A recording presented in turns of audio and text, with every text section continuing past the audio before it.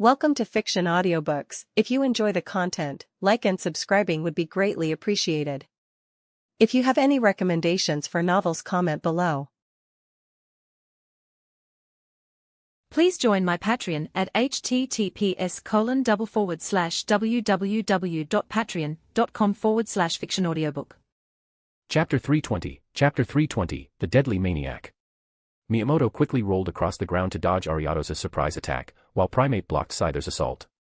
However, the impact pushed him back a certain distance. Cain didn't approach immediately, as he noticed that the woman sitting there hadn't moved at all, nor had her expression changed, indicating this wasn't the first time something like this had happened. But why did that woman obey so willingly? Wasn't she one of Jasmine's subordinates? Cain couldn't understand. One of the attackers was an Ariato's, and the other a Scyther, clearly not Jasmine's Pokémon. So, whose could they be? It wasn't long before the person Cain suspected appeared. His face bore a wicked smile, accompanied by a parasect, as he slowly emerged from the forest. Seeing Miyamoto, who was a bit disheveled after dodging the attack, his smile grew even wider. Isn't this Miyamoto? Why so scruffy? Are you interested in this woman? I'll give her to you. Ha ha ha, he said, letting out an uncontrollable laugh. Hearing his voice, the woman who had previously been motionless showed an expression of fear and dread. Paul, of course, it's you, you twisted maniac. How are you still alive? Miyamoto retorted, brushing the dirt from his face and gritting his teeth. Well, if you're not dead, why would I be? I've got to help the great Vexer secure first place. Paul responded smugly. You're a degenerate. This whole thing is clearly your doing. This woman, did you put her in this state? And you deliberately put a map fragment on her to lure others, Miyamoto accused. Upon identifying the one behind all this, Miyamoto understood the situation of the woman before him, provocatively dressed but with no emotional reaction. Paul clicked his tongue and replied. Bah, what do you know? This woman is quite smart, she knew she wouldn't survive on the trial island and wanted to find a protector. When she heard that we newcomers were pretty strong, she approached me on her own. I didn't force her. Miyamoto moved slowly, seeking shelter behind Primate. From the moment you appeared, I knew what this pervert had done. Have you broken her limbs and are torturing her bit by bit? Miyamoto asked disdainfully. No, that's not torture. This is called sacrificing for art. Get it? You guys, who only know about battles and fighting, have no idea what art is. She came to me seeking protection, so, of course, I had the right to use everything she had. It's such a wonderful find that I couldn't help myself. Ha ha ha, he said, his expression growing more deranged and his behavior bolder. Judging by your satisfaction, it seems you've eliminated quite a few people using this trap, haven't you? Miyamoto said. Eliminate. Such an ugly word. This is a search for material, you understand. But, honestly, everyone who fell for it was trash. I didn't even feel like collecting anything, and none of them were women. But luckily, you've arrived. Ha ha ha. Paul shouted with a maniacal laugh. You're a damn psychopath. Killing is killing, why make this so creepy? Anyone who can stand you must have a mind of steel or be just as depraved, Miyamoto replied, a chill running down his spine. He had killed many people and seen countless corpses, but he had never understood how someone could so enjoy mutilating their victims' limbs, torturing them to death, and then collecting the parts he liked as trophies. That woman was truly naive, willingly presenting herself as a victim. She didn't know that seeking protection from a stranger could lead to her being viewed as nothing more than prey and eliminated. But now there was no time to worry about others because that maniac's gaze was already on him. Paul's eyes wandered shamelessly over Miyamoto's body, and anyone who didn't know him might think he had other intentions. However, Miyamoto knew it was something even more revolting, a man thinking about how to keep a part of your body. Heh, a man like you would be an excellent trophy for my collection. Come on. Call out your Pokémon. Yesterday on the plane, if it hadn't been for that person's presence, I'd have already attacked. That whole plane full of people so valuable to collect made me feel so excited. Paul exclaimed with madness. I don't understand how someone like Vexer could have a lunatic like you as a subordinate. Doesn't he worry you'll disgust him to death? Miyamoto replied in disgust. But Paul wasn't offended by Miyamoto's insults, on the contrary, he seemed delighted to hear such words. Little Miyamoto, the more you resist, the happier you make me. Come on, bring out your Pokémon so I can see them. Paul said, laughing like a madman, clearly enjoying the moment. Miyamoto didn't bring out more Pokémon, while Paul's 3 insect Pokémon approached. Miyamoto wore a tense expression. If he had any Pokémon available, he would have already smashed that scoundrel.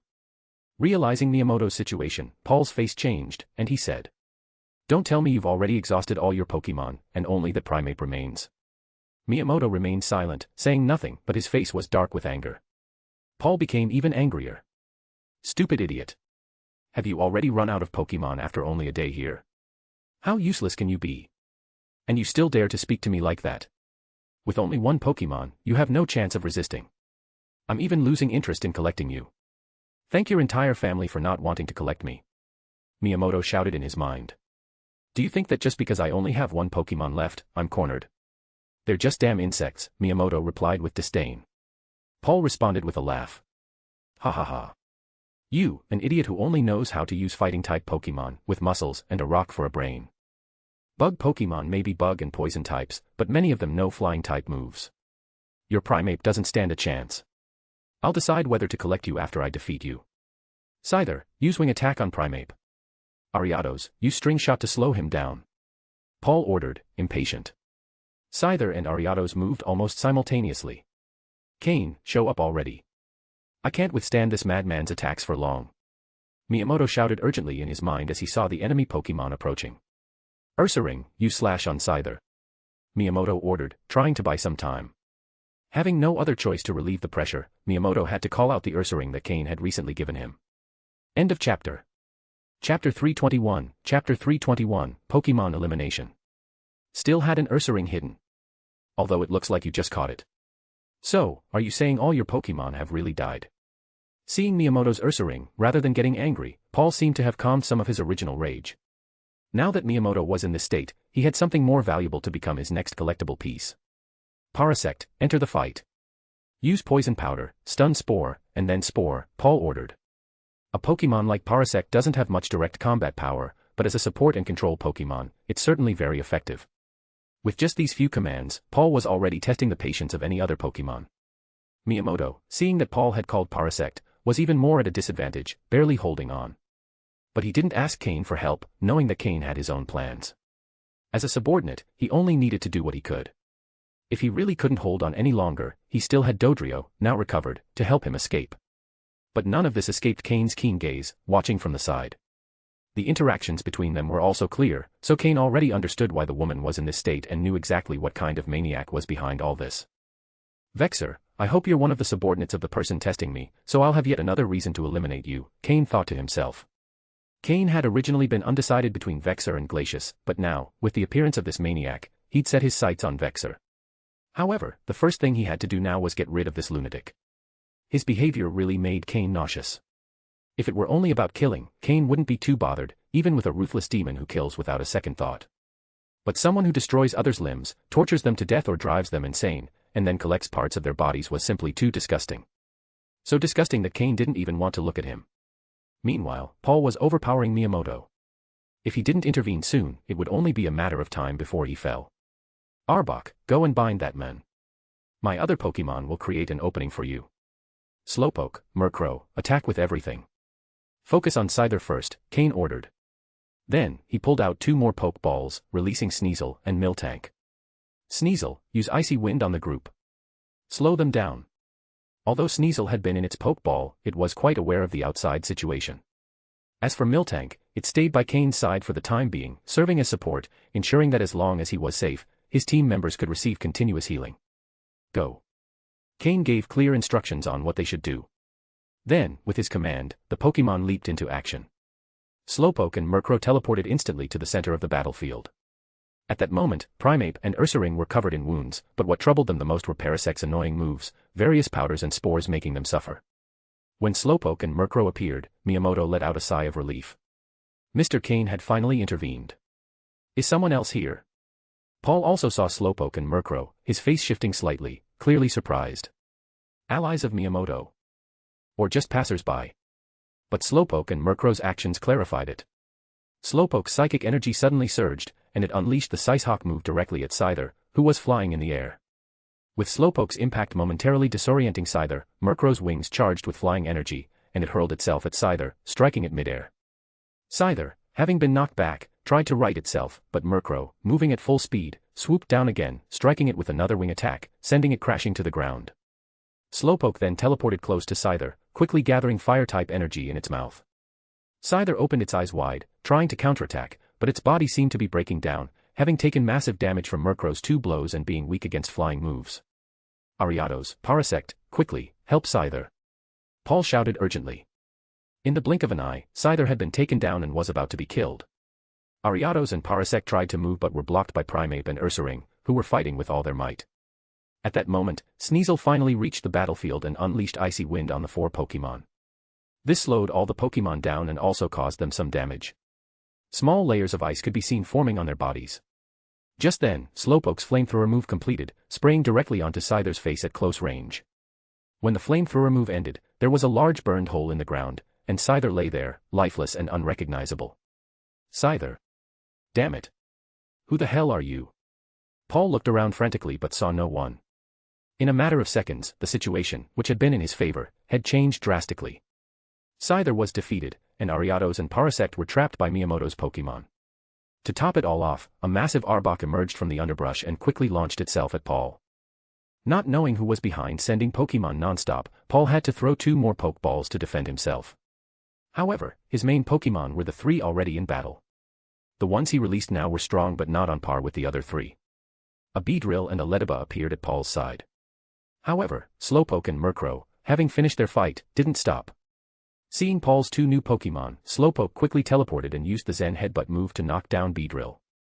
Beedrill, being Bug and Poison type, took Slowpoke's direct hit and had no chance to counterattack, immediately losing its ability to fight. Meanwhile, Ledeba was struck down and dragged into a fight by Murkrow with the Wing Attack move. It didn't seem like it could hold on for long. Paul's face turned from red to black and then pale in an instant.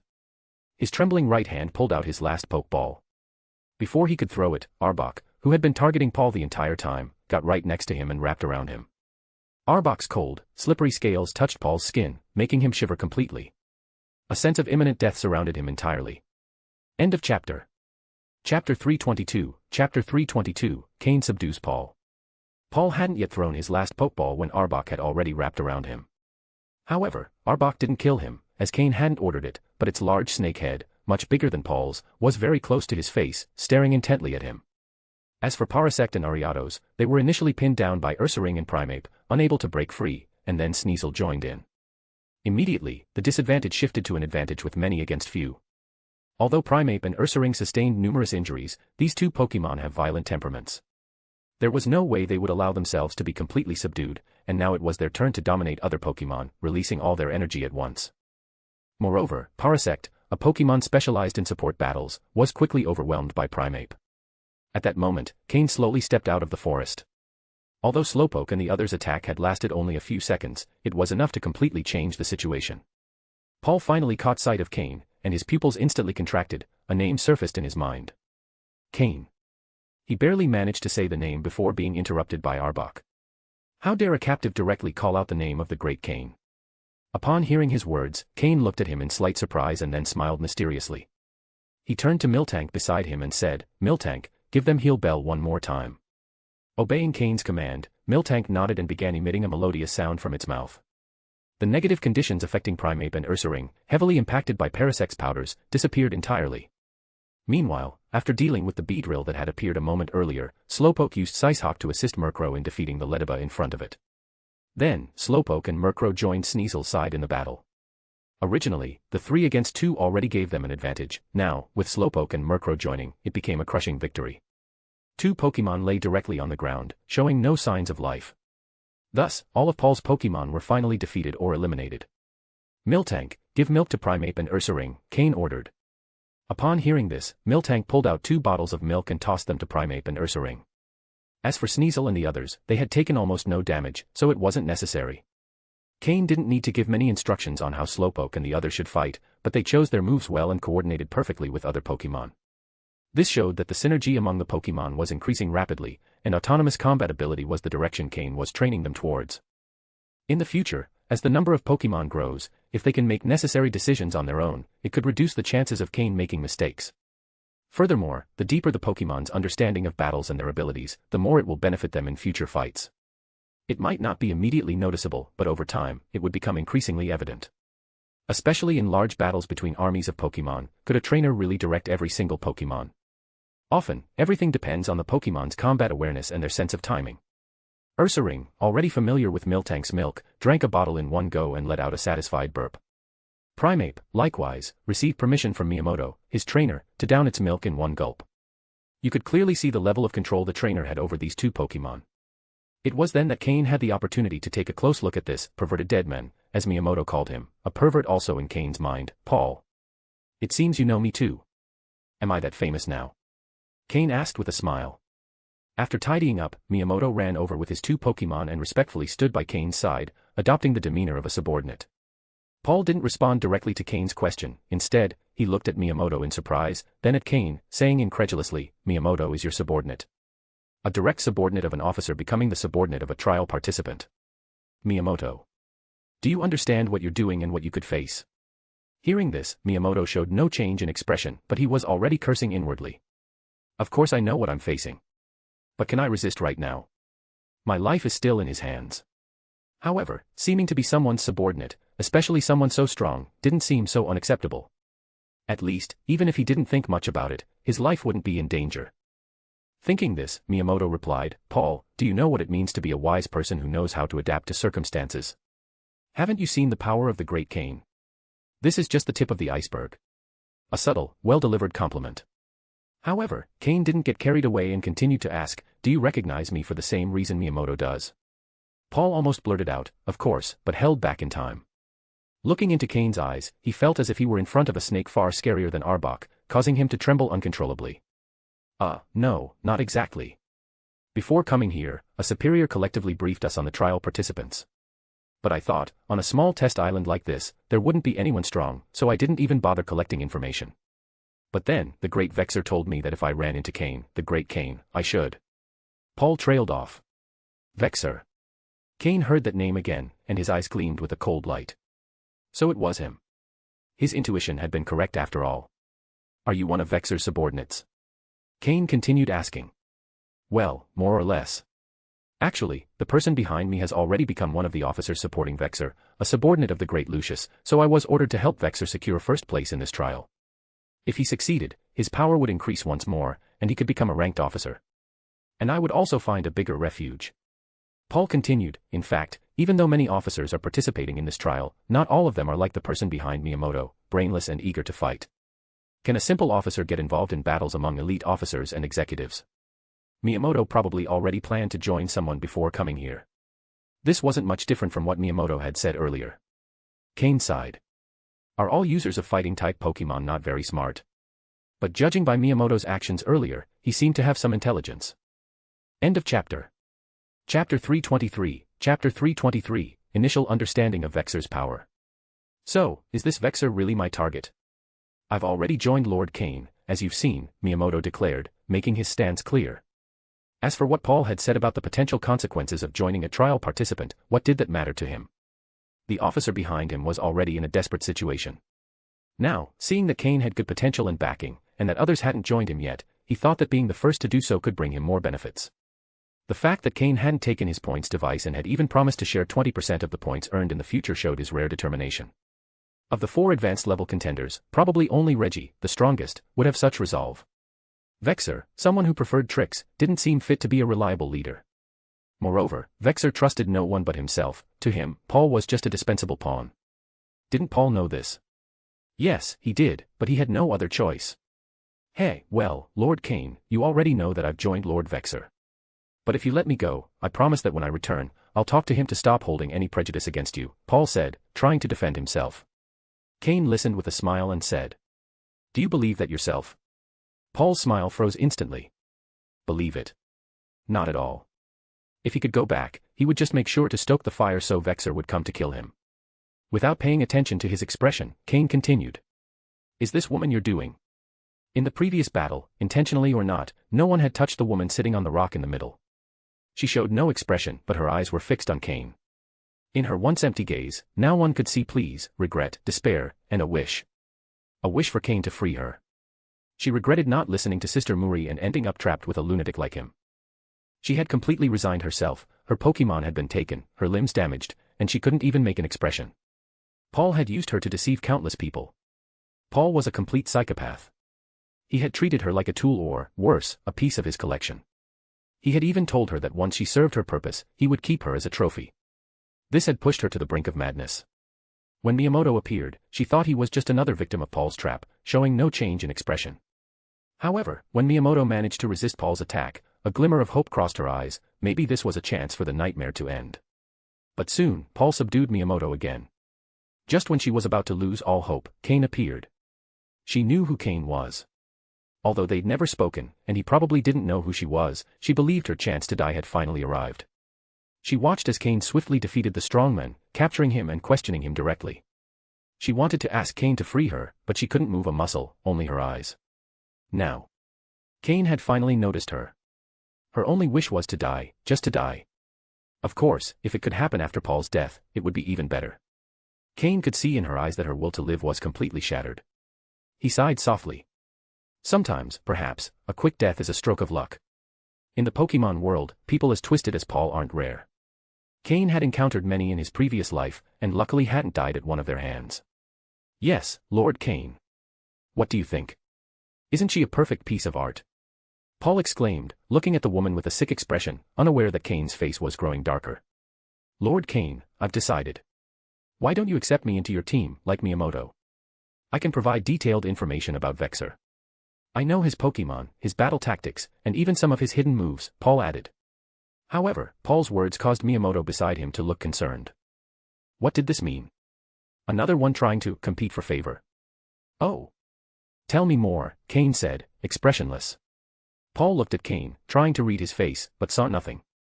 Sir, look, Paul began. Paul was so tightly bound by Arbok that he could barely breathe, his face flushed. Cain gave Arbok a signal.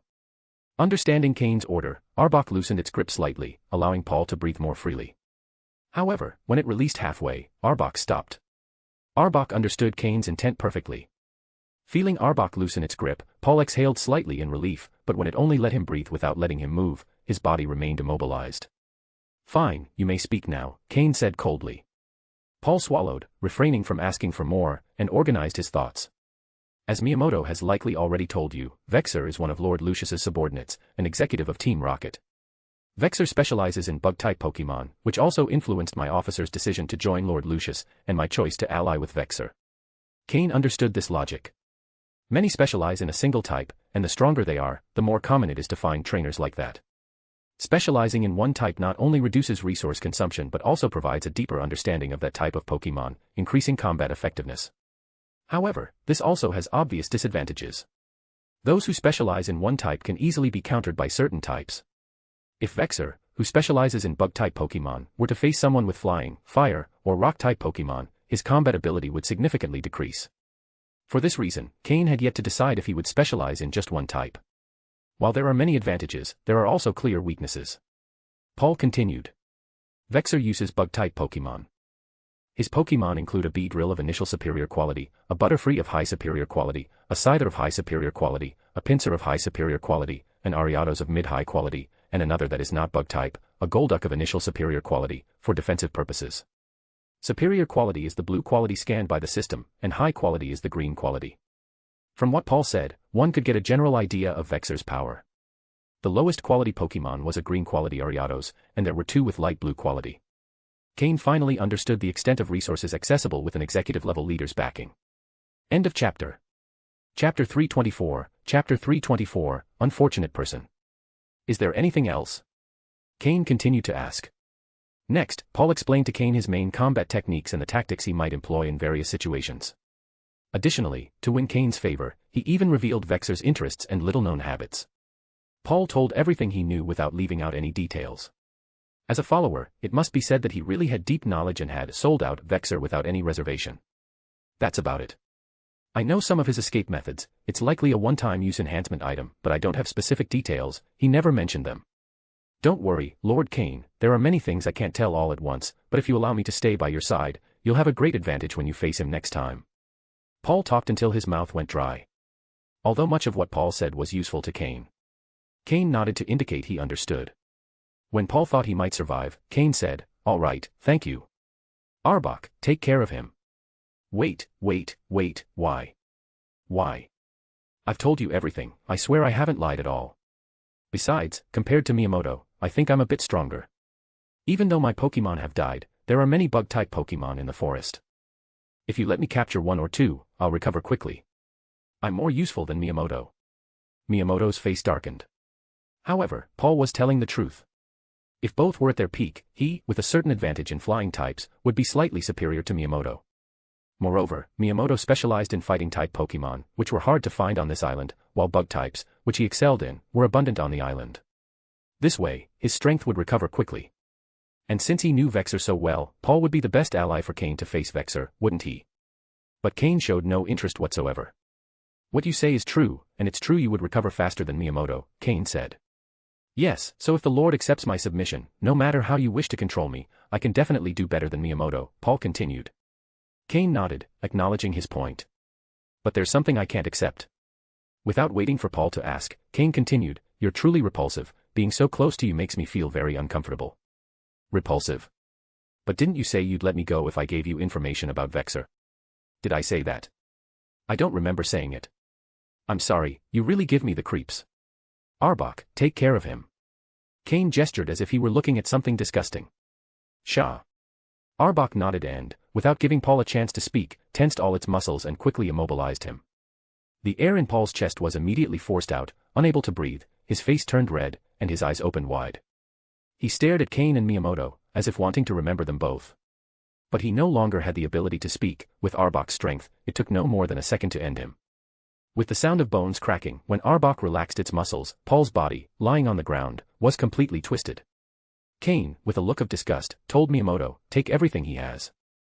His storage space might contain some valuable items, although there will probably be many repulsive things. Don't show them to me, just take what has value. Seeing Cain's look of disgust, Miyamoto breathed a sigh of relief. He was genuinely afraid Cain might want to keep Paul to face Vexor. After all, someone so disturbing both psychologically and physically was really infectious to be around. Who knows how Vexor put up with him? Cain approached the woman sitting on the rock, with a somewhat complicated expression. Jasmine, one of the strong people among the participants on Trial Island, hadn't had much interaction with Cain, and they had avoided interfering with each other's affairs. But Cain genuinely admired Jasmine for gathering the women on Trial Island and protecting their interests and physical and mental safety. If it weren't for Jasmine's presence, most women and girls without strength on Trial Island could only have survived by selling their bodies in exchange for protection from the stronger ones. But were the truly strong so easily enticed by women's bodies? In the end, they would only become unfortunate people.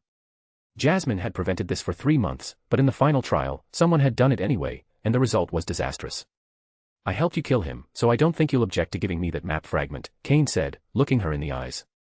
In the woman's eyes, Cain saw gratitude, regret, hatred, and a desire for death. Without her Pokémon and her body useless, she no longer had any desire to live. I understand, I won't say anything about it. You can go in peace, Cain said after a brief silence. Hearing his words, a trace of relief appeared in the woman's eyes, after which her expression showed no emotion, as if she were a plant. Haunter, hypnotize her, Cain said to the air. Haunter, who had been hiding in his shadow, slowly emerged and used the move hypnosis on the woman, who immediately fell asleep. Retrieve the map from her body and then inject the poison. Ursaring, dig a grave and bury her, Cain ordered.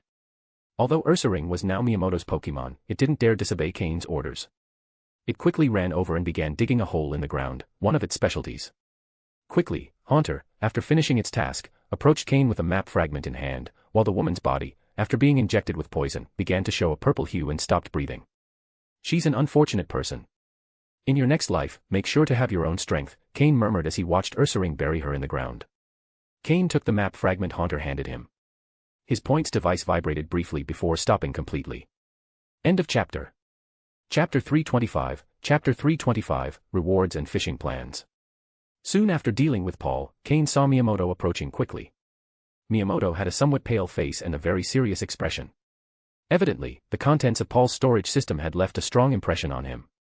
He originally thought what he had imagined was quite disgusting, but what he found in Paul's storage system nearly made him vomit. Better not to talk about it. Miyamoto handed Cain Paul's points device and several points cards, then passed him a bank card and a pill. Without waiting for Cain to ask, Miyamoto explained, this pill was Paul's trump card. It should be able to instantly boost his Pokémon's combat ability, but after using it, the Pokémon would enter a weakened state for a week. It normally wouldn't be used unless it was a situation of absolute danger. Paul never imagined that this time, he wouldn't even get to use his trump card before you eliminated him, Lord Cain. He must be deeply regretting it. After thinking for a moment, he continued, although it might not have had much effect. The power gap was too great. He probably had a chance to use it, but at that moment, his remaining 2 Pokémon weren't strong enough, so it would have been a waste. Paul's strongest Pokémon were his Scyther and Ariados. Cain nodded, he already knew that information. Although this pill was not the same color as the one Xander used, its effect was likely similar. Paul, throughout his career, had probably captured many others. In his points device, there were 30 points in total. 10 of them were originally his, and the other 20 he had obtained later. It was unclear whether he got them from other people or from points cards he found. However, considering there were several unused points cards, he likely got them from other people. And how many people did he have to deceive to achieve that? It should be noted that the points of trainers on the trial island were not plentiful. Those ranked below 50th place only had 1 point each, and those between the 20th and 50th places had 2 points each. So, 20 points mean he probably killed about 10 people. If not 10 people, at least 5 or 6. These points cards were probably found in the locations marked on that map fragment, Cain said, looking at the map fragment in his hand. Cain originally thought the map fragment would be some kind of small computer or data that could be used in the points device, but it turned out to be a simple map with some flashing red points and other points that had already dimmed, indicating that the points cards in those locations had already been collected. Adding up the different points from the cards, there were 6 in total, making 20 points in total.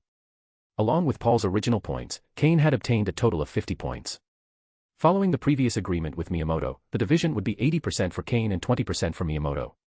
Cain transferred 40 points to his own device and left the remaining 10 to Miyamoto. Miyamoto didn't show any displeasure, in fact, he even seemed satisfied. After joining Cain, he didn't expect to earn more points. He only hoped to keep his original 10 points, which would allow him to pass the trial when it ended. But he hadn't expected Cain to keep his word and give him 10 points directly. After entering the points into his device, a pleased Miyamoto cautiously asked, "Lord Cain, what will we do next? Would they continue searching for points, or would they go directly to seek out Vexor?" But the trial island was so large that finding one person would be tricky. Cain pondered Miyamoto's question and, finally, raised the map fragment he was holding and said, "First, let's search for the points cards. The trial island is vast, and searching for someone randomly could mean not finding them at all, and if we don't have enough points in the end, not reaching first place would be a waste. The main goal of this trial is still to obtain first place. Besides, while we search for the points cards, we might find some interesting Pokémon to help you regain your strength. If we then fight against Vexor and he has any allies, you'll be the one to handle them." "Yes. Don't worry, sir. If I can recover at least 80% of my strength, I can handle 5 of the elite officer's subordinates. It doesn't matter if my Pokémon are defeated afterward," Miyamoto replied loyally. He was truly on the same boat as Cain now. If Cain failed or was defeated, Miyamoto would be in serious trouble. Among the strong ones, there probably wouldn't be anyone willing to accept him. Cain looked deeply at Miyamoto. He didn't see anything suspicious in his eyes. He seemed sincere, though who knows how many ideas he might have in mind. "This map can't be stored in the spatial equipment, so on our way, we might encounter people coming to steal it.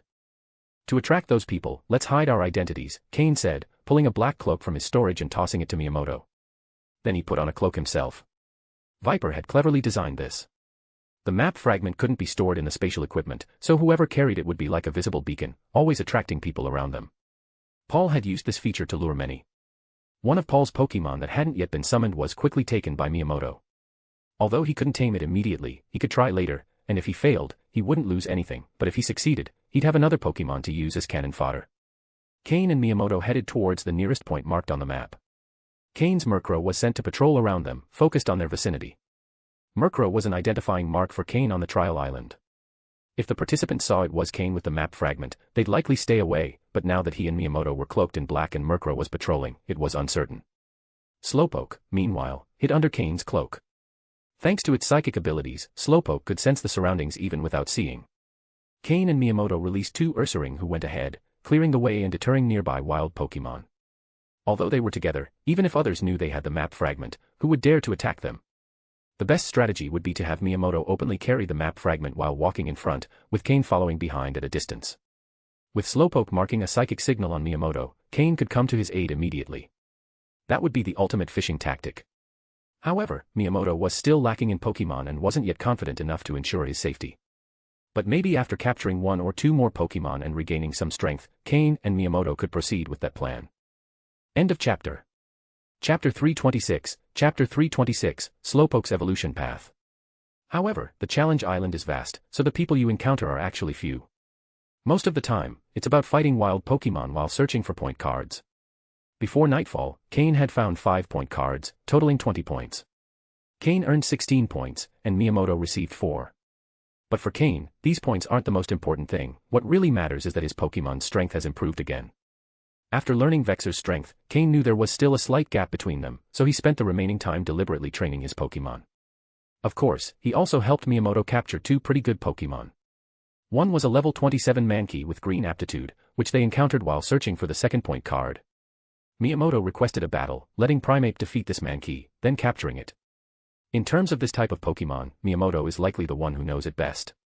It only needs to level up once more to complete its evolution. When that happens, Miyamoto's strength will increase again. Additionally, having a green aptitude is quite acceptable and even considered relatively rare on Challenge Island. Then there was a level 30 Graveler with a light green aptitude, which they also found while searching for the point card.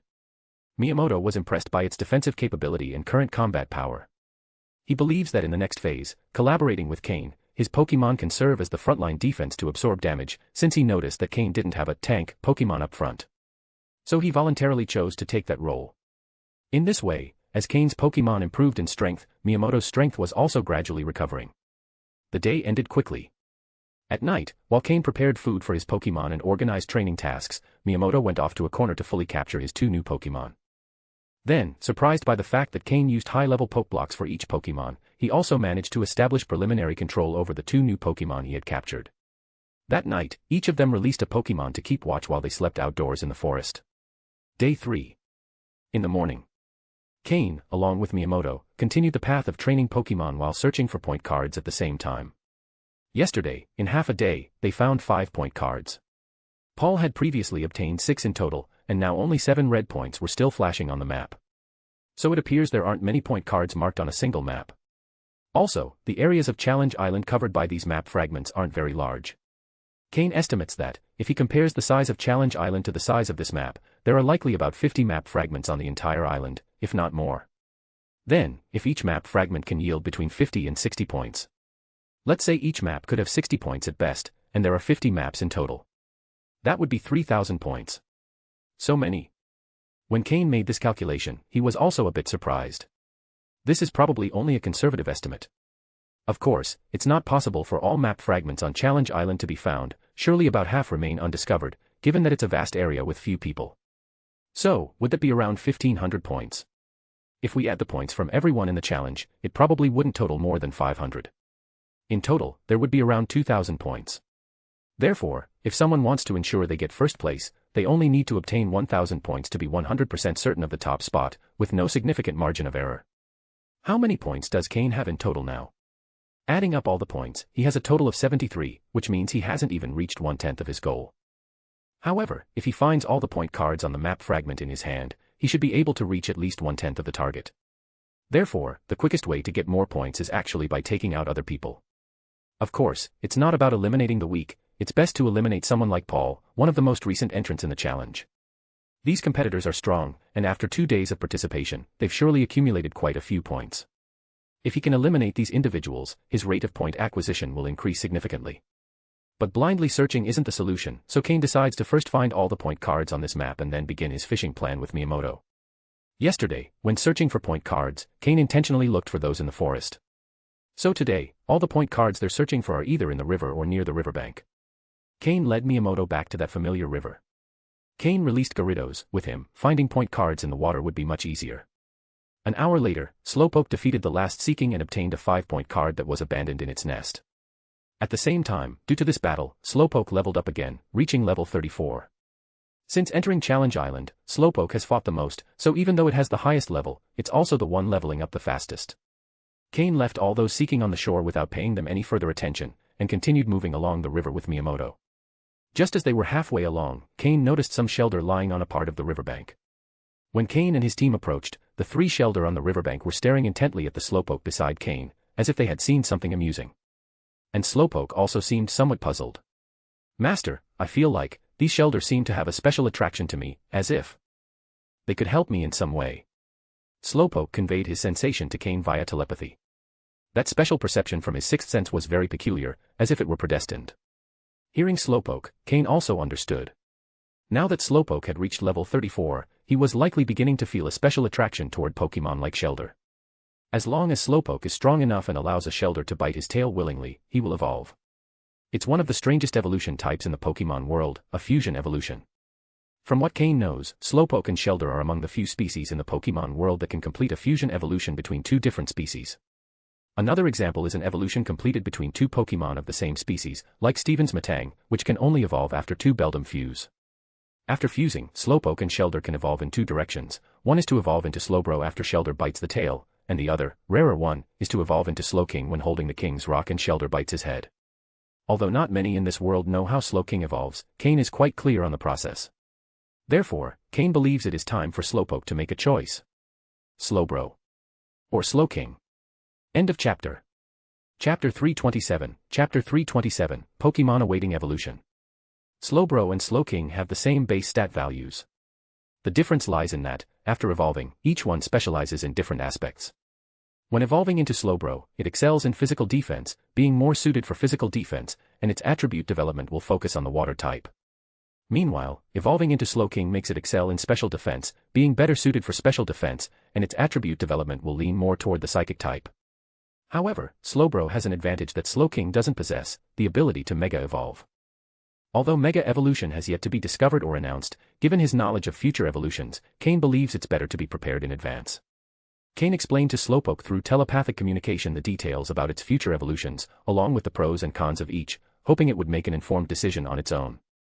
In fact, Cain's Slowpoke has always been different from the others. Normal Slowpoke are usually somewhat slow or clumsy, but Cain's Slowpoke has fully demonstrated its potential as a psychic Pokemon, especially in the development of its intelligence. Cain still remembers that this dark green quality Slowpoke was once coveted by Sabrina, the Psychic Queen.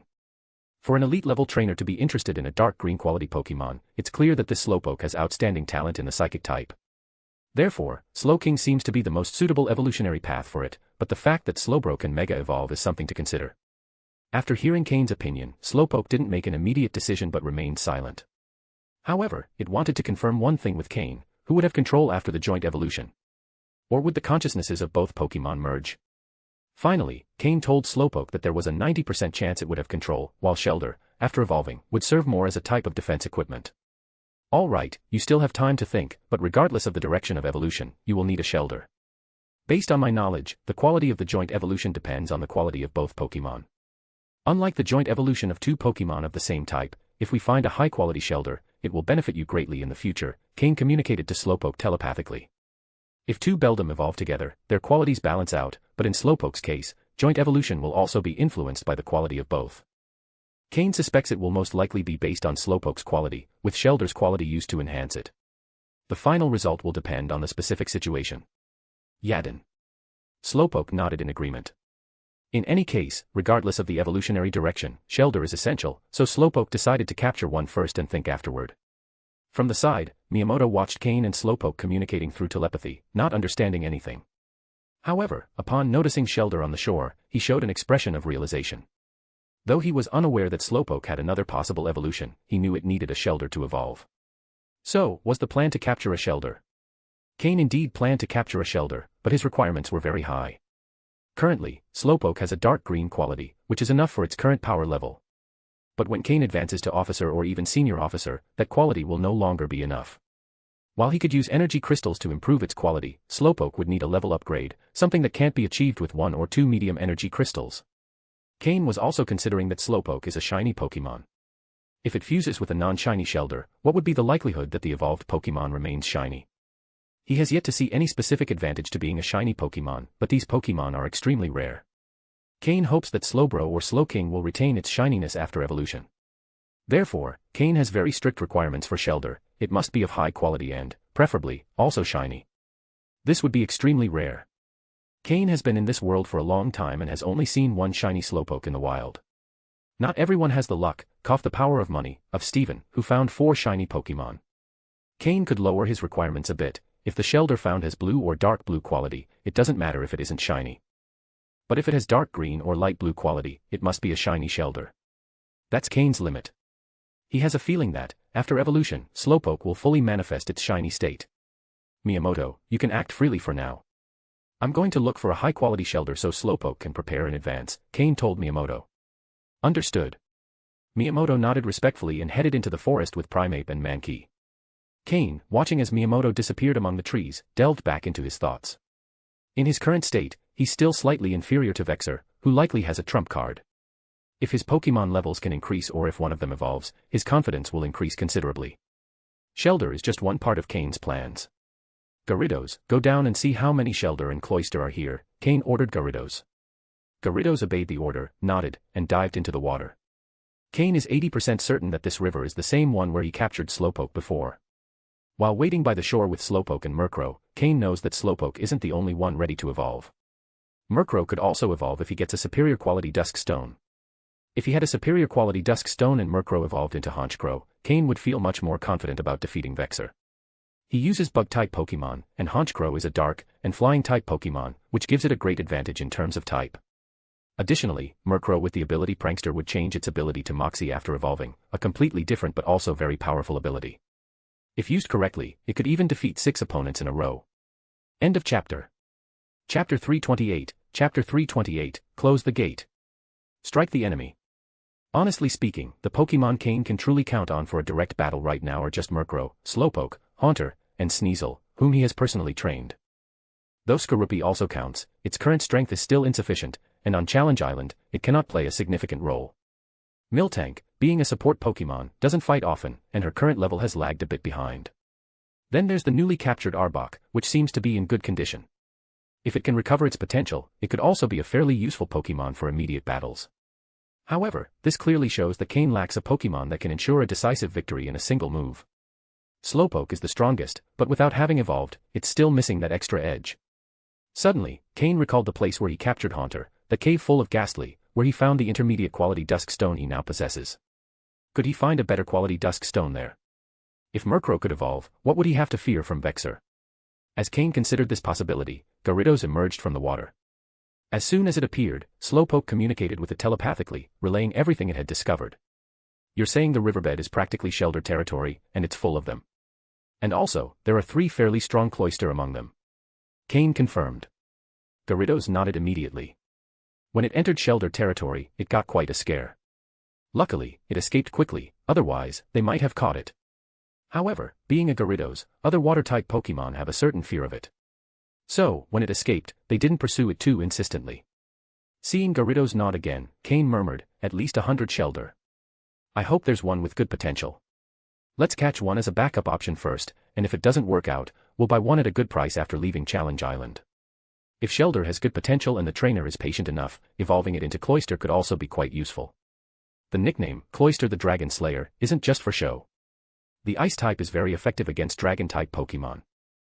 If it can learn the move Shell Smash before evolving into Cloyster, then it has the potential to face Dragon-type Pokémon. The move Shell Smash allows Shelter or Cloyster to break free of its shell, sacrificing physical and special defense to significantly boost attack, special attack, and speed. It's an all-around strengthening move, as long as defense isn't considered. Cain remembers how Lance, the Dragon-type Elite Four of Kanto, couldn't become champion because Lorelei, the Ice-type Elite Four, used her Cloyster with Shell Smash to humiliate him. It's precisely thanks to this Cloyster that Lorelei secured her position as the Ice-type Elite Four of Kanto. However, the problem of how to teach Shelter the move Shell Smash has been a dilemma for many.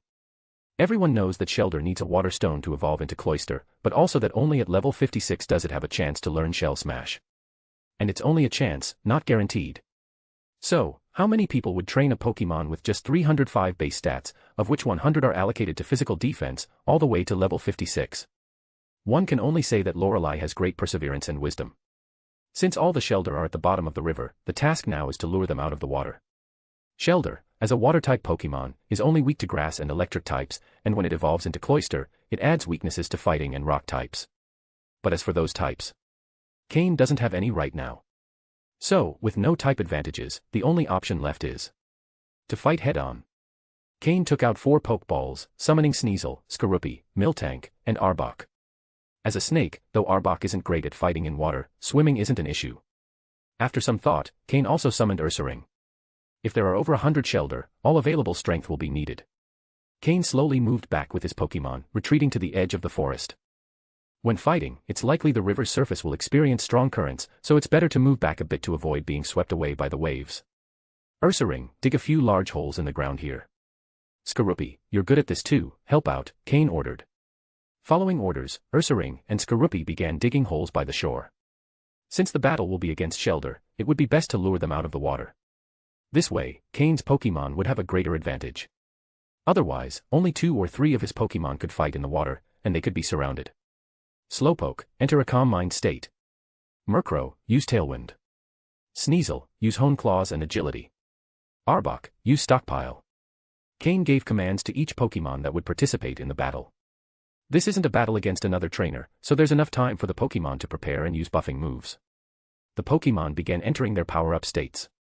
Murkrow, after Tailwind, use Snatch on Arbok and Sneasel, Cain continued. Murkrow doesn't have moves to enhance its state, but with Snatch, it can steal its teammates' boosts and apply them to itself. The Pokémon are used to this and allow it without issue. When Ursaring and Skorupi finished digging a large pit, the power-up moves were almost done as well. Alright, that should be enough. Let's start. Gyarados, go into the water and flush them out. Slowpoke, fill that pit with water so they think it's also part of their battleground. Slowpoke acted immediately, but Gyarados looked a bit worried. So many Shelder and Cloyster were intimidating, it was afraid it might not make it back. But seeing Cain's stern gaze, it shuddered slightly and quickly dove in. When Gyarados submerged, it was greeted by an enthusiastic welcome from the Shelder before it even got close. We let you go once, and you still dare to come back. Do you really think we're afraid of you just because you're a Gyarados? If you were a group, maybe, but you're alone. You're asking for trouble. And then the following happened, a Gyarados quickly burst out of the water, not stopping, flying toward the shore using its flying-type abilities. The Shelder that followed it fell into the pond that had formed by the shore. They're coming. Sneasel, use Icicle Crash to block their way back. Let's close the gate and strike the enemy. Cain smiled. End of chapter. Chapter 329, Chapter 329, Capture of Shelder. The moment Sneasel, charged with Ice-type energy, received the command, 3 massive ice pillars fell between the pond and the river, blocking the Shelder from easily returning. Murkrow, Haunter. Use Hidden Power on the pond with all your strength. The rest of the Pokémon, cover every direction, don't let any Shelder escape. Let's try to capture them all at once. Cain ordered. Murkrow quickly formed a bright yellow sphere brimming with electric-type energy. Meanwhile, Haunter condensed a dark green sphere between its hands, representing the plant-type power, equally capable of inflicting significant damage to the Shelder. The Shelder, realizing they'd been trapped, desperately tried to leave the pond. However, around the pond, Slowpoke, Sneasel, Skorupi, and Arbok were on guard. Each time a Shelder attempted to jump, it was knocked back into the water. The levels of the Shelder varied. Some were stronger, around level 30, while others were only in their teens. But without exception, they were all trapped in the small pond, unable to escape. The hidden power energy soon materialized, and Murkrow and Haunter unleashed their attacks into the water. In an instant, the yellow sphere exploded as it hit the water, and streams of blue and yellow electricity spread everywhere.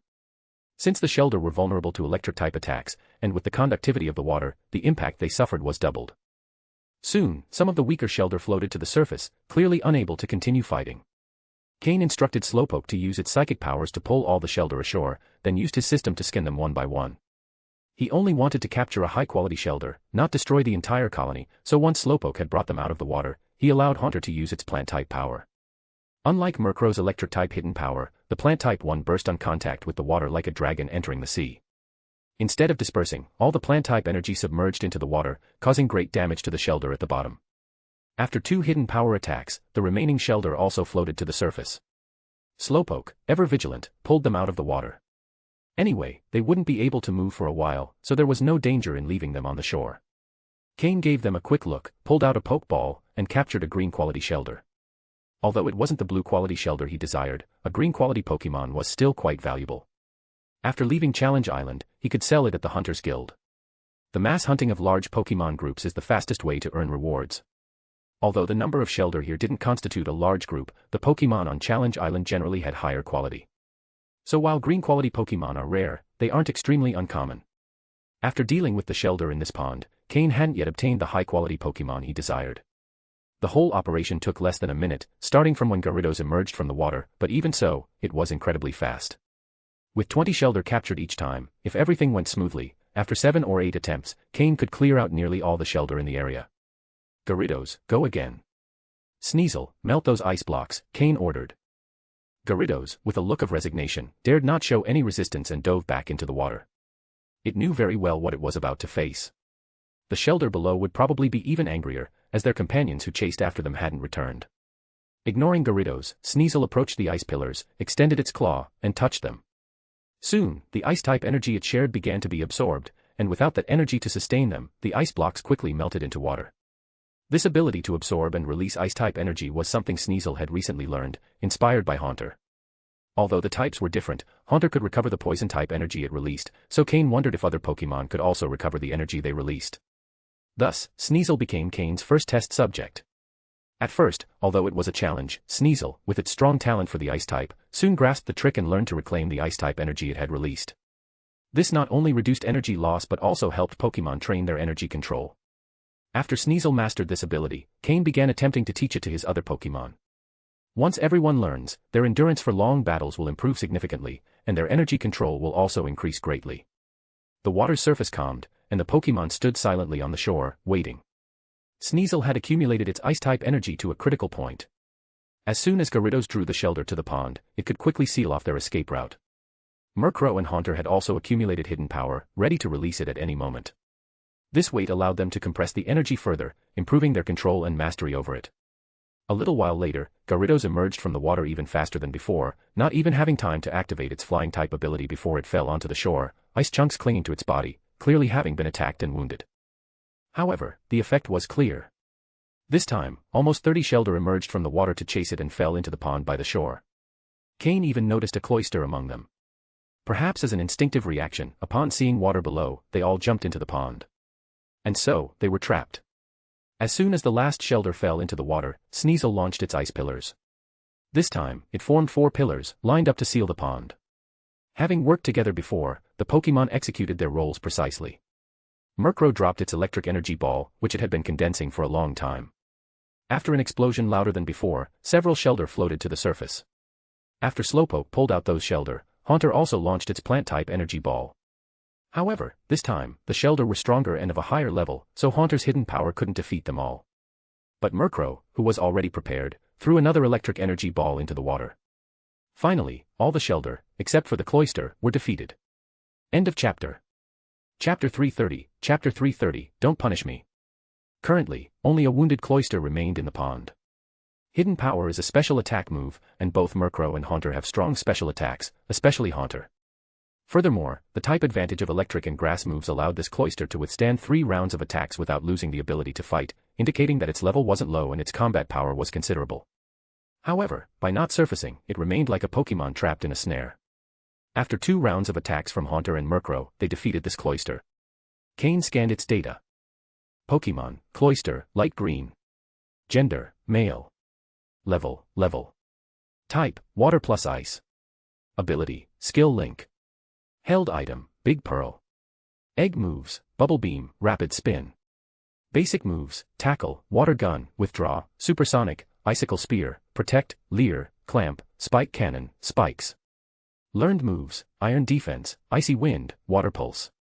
TM moves, none. A level 31 cloister with light green quality is a good Pokémon, mainly because its skill link ability is quite unique, and if used well, it can have unexpected effects. The most important thing is that Cain found something interesting. Cloister was holding a big pearl. Could the Shelder they encountered earlier have also had something like this? Previously, he'd been too focused on quality and levels, almost missing the chance to make money by ignoring this.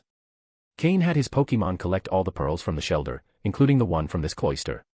He found that, in total, among almost 50 Pokémon, he had obtained 8 big pearls and 34 regular pearls. This was quite a haul. The ecological environment here was excellent, and since no one had cleared out the Shelder, many of them carried pearls or even big pearls.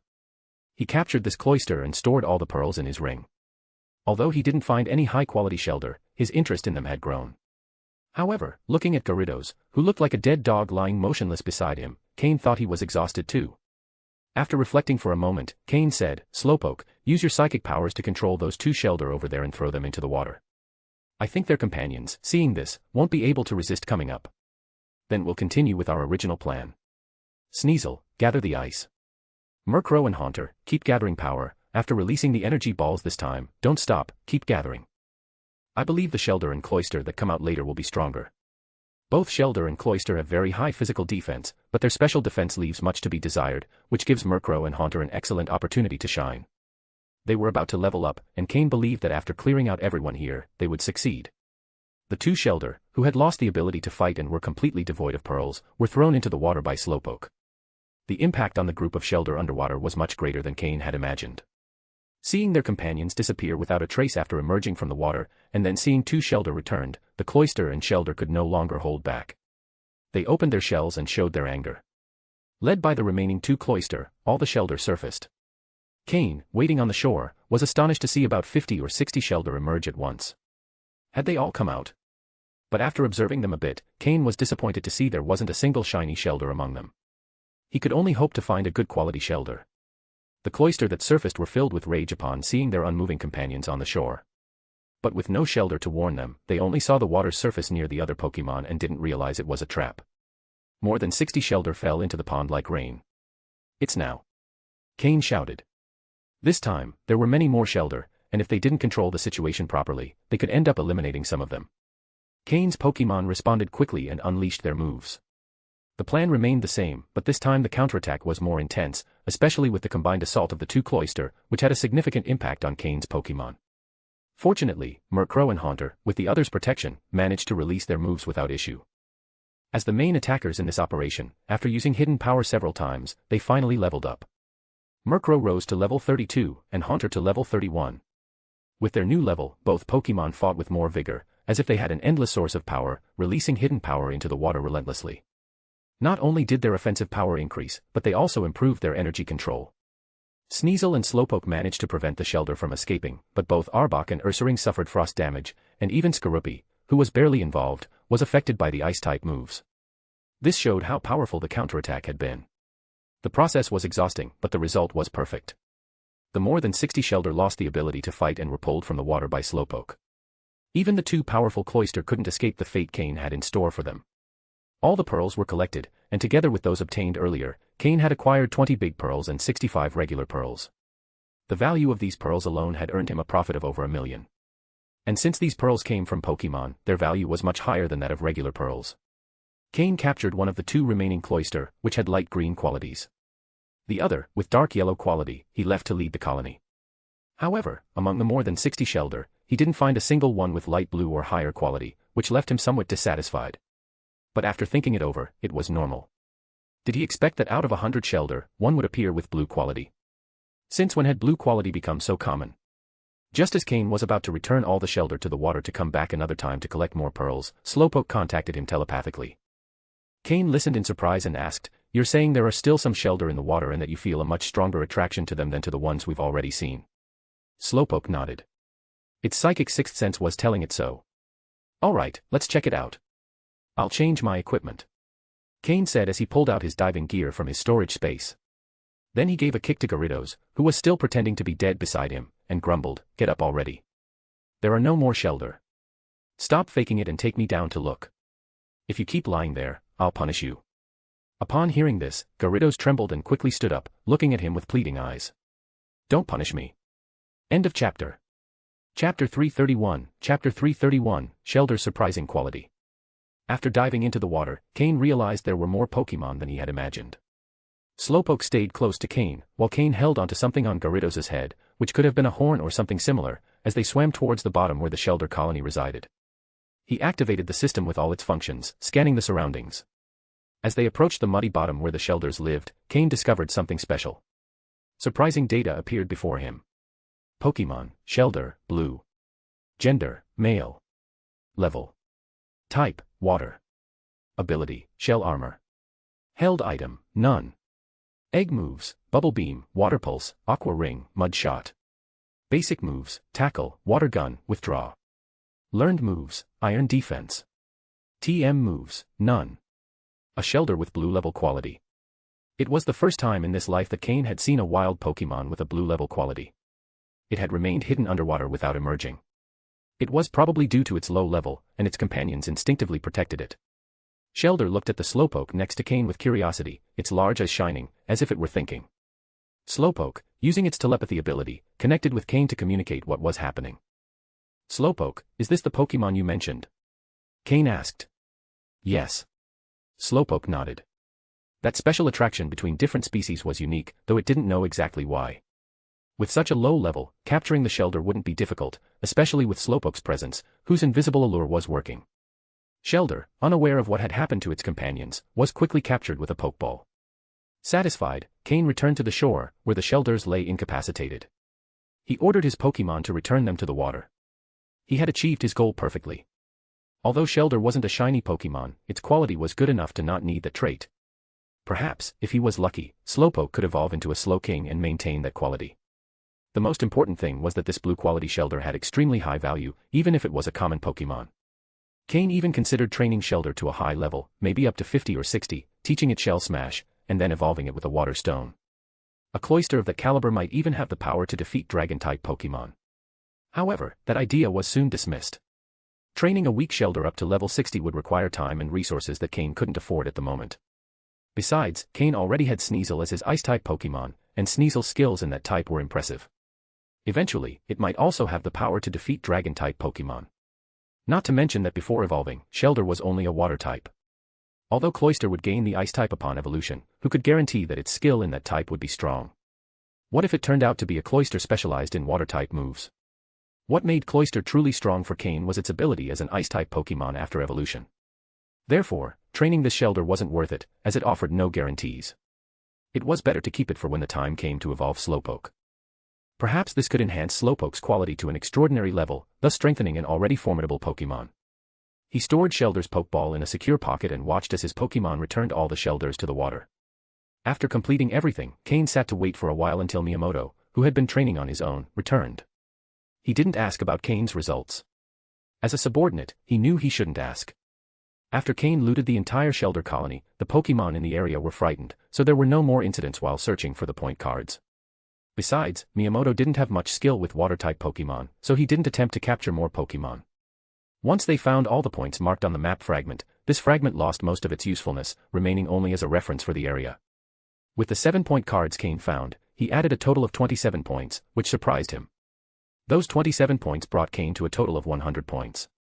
Miyamoto also received a good number of points.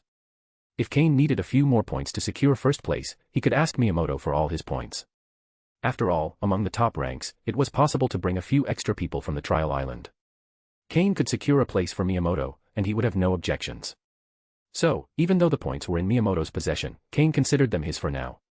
The search for point cards in the waters made the morning pass quickly. Then they lit a fire on the shore to cook. After eating, as they walked a bit further, Slowpoke communicated with Cain through telepathy. "Master, I can now detect the location of the coordinates I left earlier. I can now use teleport, although transporting many people will consume more energy."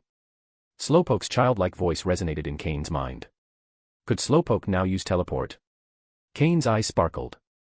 After thinking for a moment, Cain called Miyamoto. "Yes." Miyamoto responded. "We're going to separate for a while. I feel that searching for points together isn't as efficient. It's better to split up and look for map fragments separately. If you encounter anyone, deal with them. The goal is to gather as many points as possible. Since you've regained some of your strength, you can choose to capture Pokémon on your own." Miyamoto was surprised. "Free to act alone." "Understood. But regarding what I'm carrying with me, don't worry. That poison takes a month to take effect.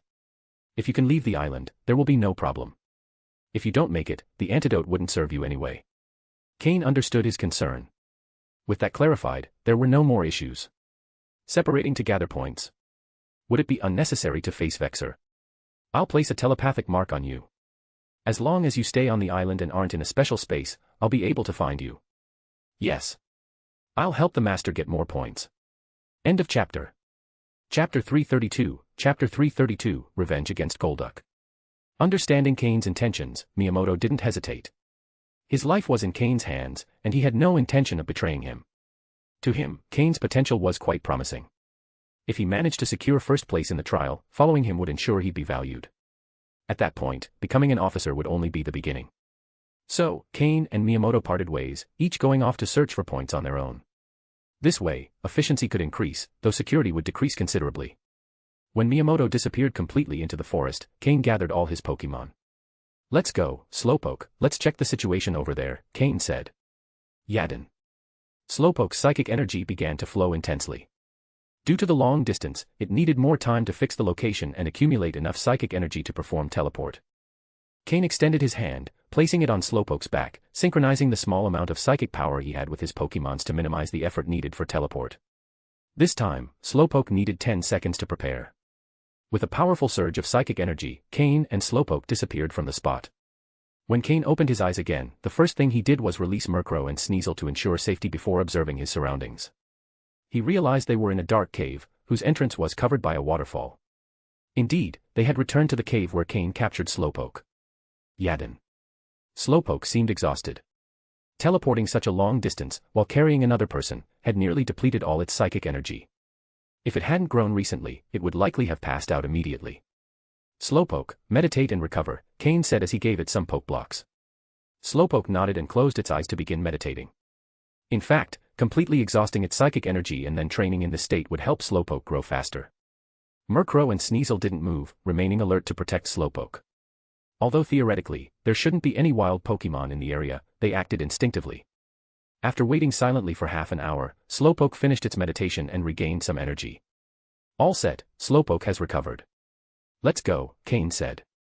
Slowpoke took one last nostalgic look at the cave before using its psychic powers to leave with Cain. Now, Cain was sure that the nearby lake was connected to the river they had followed earlier. Remember the Golduck we encountered last time? Cain asked Murkrow and Slowpoke with a smile. Back then, Cain had just captured Slowpoke. While they were walking along the river, they accidentally entered the territory of a level 38 Golduck, who emerged from the water to attack them. Only thanks to Murkrow's protect and Slowpoke's teleport did they manage to escape with their lives. At that time, they all vowed to return for revenge. Now that they were back, it was time to fulfill that promise. Murkrow and Slowpoke also remembered that incident, their eyes gleaming with a fierce aura. Back then, they were humiliated when they were weak. Now, stronger, they had returned for revenge. Although Sneasel wasn't present back then, seeing the determination of his trainer and teammates, he, too, was excited. Slowpoke, go into the water and find the Golduck. If it's still here, bring it to the shore, Cain said, a smile on his face but a cold look in his eyes. Hearing Cain's words, Slowpoke entered the water to search for Golduck. With its current level, it would have no problem handling him alone, but Cain wanted Murkrow to have its revenge as well. It didn't take long before a blue figure flew out of the water, crashing onto the shore. Immediately after, Slowpoke emerged from the water, floating above the surface with its psychic energy. With a cold expression, Slowpoke looked at Golduck, who lay on the shore with a panicked expression. Murkrow flew over and looked at him with disdain, while Sneasel approached, eager to join the action. Cain noticed that Golduck had barely changed in the 3 months that had passed, while Slowpoke and the others had grown tremendously, becoming far superior opponents. Although Golduck likely didn't recognize Slowpoke and Murkrow, they remembered him very well. Finish him. Back then he was your goal, now that you've surpassed him, end it quickly, Cain ordered. That Golduck had caused them so much stress in the past that, if it hadn't been for Slowpoke's teleport, they would have been defeated. In just 3 months, they had completely reversed the situation. Did that mean Golduck hadn't improved? No, he had grown, but at a much slower rate. The difference between his progress and that of Slowpoke and Murkrow was vast. What made the difference? Having a trainer. Wild Pokémon have to rely on their time and innate abilities to get stronger unless they have a special opportunity. But with a trainer who understands their strengths, a Pokémon can improve at an incredible rate. Golduck didn't even have time to react before Murkrow and Slowpoke took him down. Sneasel wanted to join, but Cain stopped him. This Golduck represented an important moment for Murkrow and Slowpoke, so it was better for them to finish it themselves. This victory would reinforce their confidence and determination. After defeating Golduck, the confidence and power emanating from Murkrow and Slowpoke were even more noticeable. Cain smiled and released Grimer, letting it absorb the remains of Golduck. While Miyamoto was present, Cain hadn't wanted to reveal Grimer's special nature and had missed many opportunities. But now, acting separately, there was no reason to hide it. The 2 Grimer he bought in Vermilion City, one of light green quality and the other of green quality, now the light green one had reached green quality, and the green quality Grimer was on the verge of evolving to an even higher quality, which Cain hoped to see in the coming days. When that happened, he would need to assess how much time and resources would be required for Grimer to reach a superior quality. End of chapter. Chapter 333, Chapter 333, Return to the Ghastly Cave. On the Trial Island. The place where Slowpoke was captured. The levels of the wild Pokémon here aren't very high, as Team Rocket has been systematically clearing the area. If the Pokémon around Team Rocket's bases were high level, how could participants carry out their trials? After allowing Murkrow and Slowpoke to blow off some steam, Cain asked, Slowpoke, have you recovered enough? Can you use teleport again? Slowpoke nodded. For short distances, teleport would no longer be a problem, but to use teleport for a long distance like before, it would need to rest all night. Then let's go take a look at the ghastly cave. I think Haunter would also like to go back home, Cain said, smiling. Haunter, who was hiding in Cain's shadow as a guard, heard Cain's words and slowly began to appear, showing a nostalgic expression. Soon, under Slowpoke's teleport power, Cain and his Pokémon vanished from the spot. With a Slowpoke capable of using teleport, moving around areas where it had left its mark felt like being at home. They could go anywhere with ease. In the blink of an eye, when Cain opened his eyes again, they were already at the entrance of the ghastly cave. This time, however, Cain was surprised, as he wasn't the first to arrive. In the distance, at the cave entrance, 3 people were directing their Pokémon in an attack on the cave. A seemingly endless stream of ghastly flowed out from within, blocking the entrance and preventing the 3 intruders from entering. But despite their efforts, the ghastly were no match for the 3 trainers due to their low level. Cain didn't act immediately. Haunter seemed somewhat restless, but Cain calmed him. From Cain's perspective, it was clear these 3 were trial participants, but entering right away wouldn't be wise, as it seemed the 3 were testing the waters, not yet going all out. Cain paused because he felt the points device in his pocket start vibrating, pointing directly toward the interior of the ghastly cave. It was no wonder those 3 hadn't retreated, even after being held at the entrance for so long. Cain didn't recognize any of the 3, which increased the likelihood they were part of Xander's team or independent participants. Having assessed the situation, Cain decided to act. Haunter, it's time for you to return home with honor. Take care of those 3's Pokémon, they're nothing but trash, no match for you. Slowpoke, control those 3 with your psychic powers, Cain ordered. Murkrow, go with Haunter and make sure they don't escape. The 3 Pokémon didn't hesitate for a second. With the help of Slowpoke's teleport, they appeared in the middle of the battle between the ghastly and the intruder's Pokémon. Sneasel remained by Cain's side, temporarily taking on the role of guard in place of Haunter. In the wild, it's always safer to have a Pokémon watching closely. In a flash, the intruder's Pokémon were completely defeated. They were no match for Haunter and Murkrow, who were on a totally different level. Although the ghastly recognized Haunter as their evolved form, they didn't recognize him immediately and maintained their defensive stance. But noticing that Haunter and Murkrow weren't attacking them, they remained in their positions, watching cautiously. Slowpoke, on the other hand, was more direct. It used its psychic powers to control the 3 intruders, leaving them unable to move or make a sound, allowing Haunter and Murkrow to quickly defeat their Pokémon. Without their trainer's guidance, Pokémon lose at least half of their combat capacity. Elder Ghastly, Cain has brought Haunter back. Could you come out to see him? Cain said as he calmly walked toward the entrance of the ghastly cave. The 3 intruders, seeing Cain, tried to shout, but Slowpoke's control kept them completely immobilized, except for blinking. Cain ignored them and approached the crowd of ghastly. Kakeek. Haunter also called out toward the cave.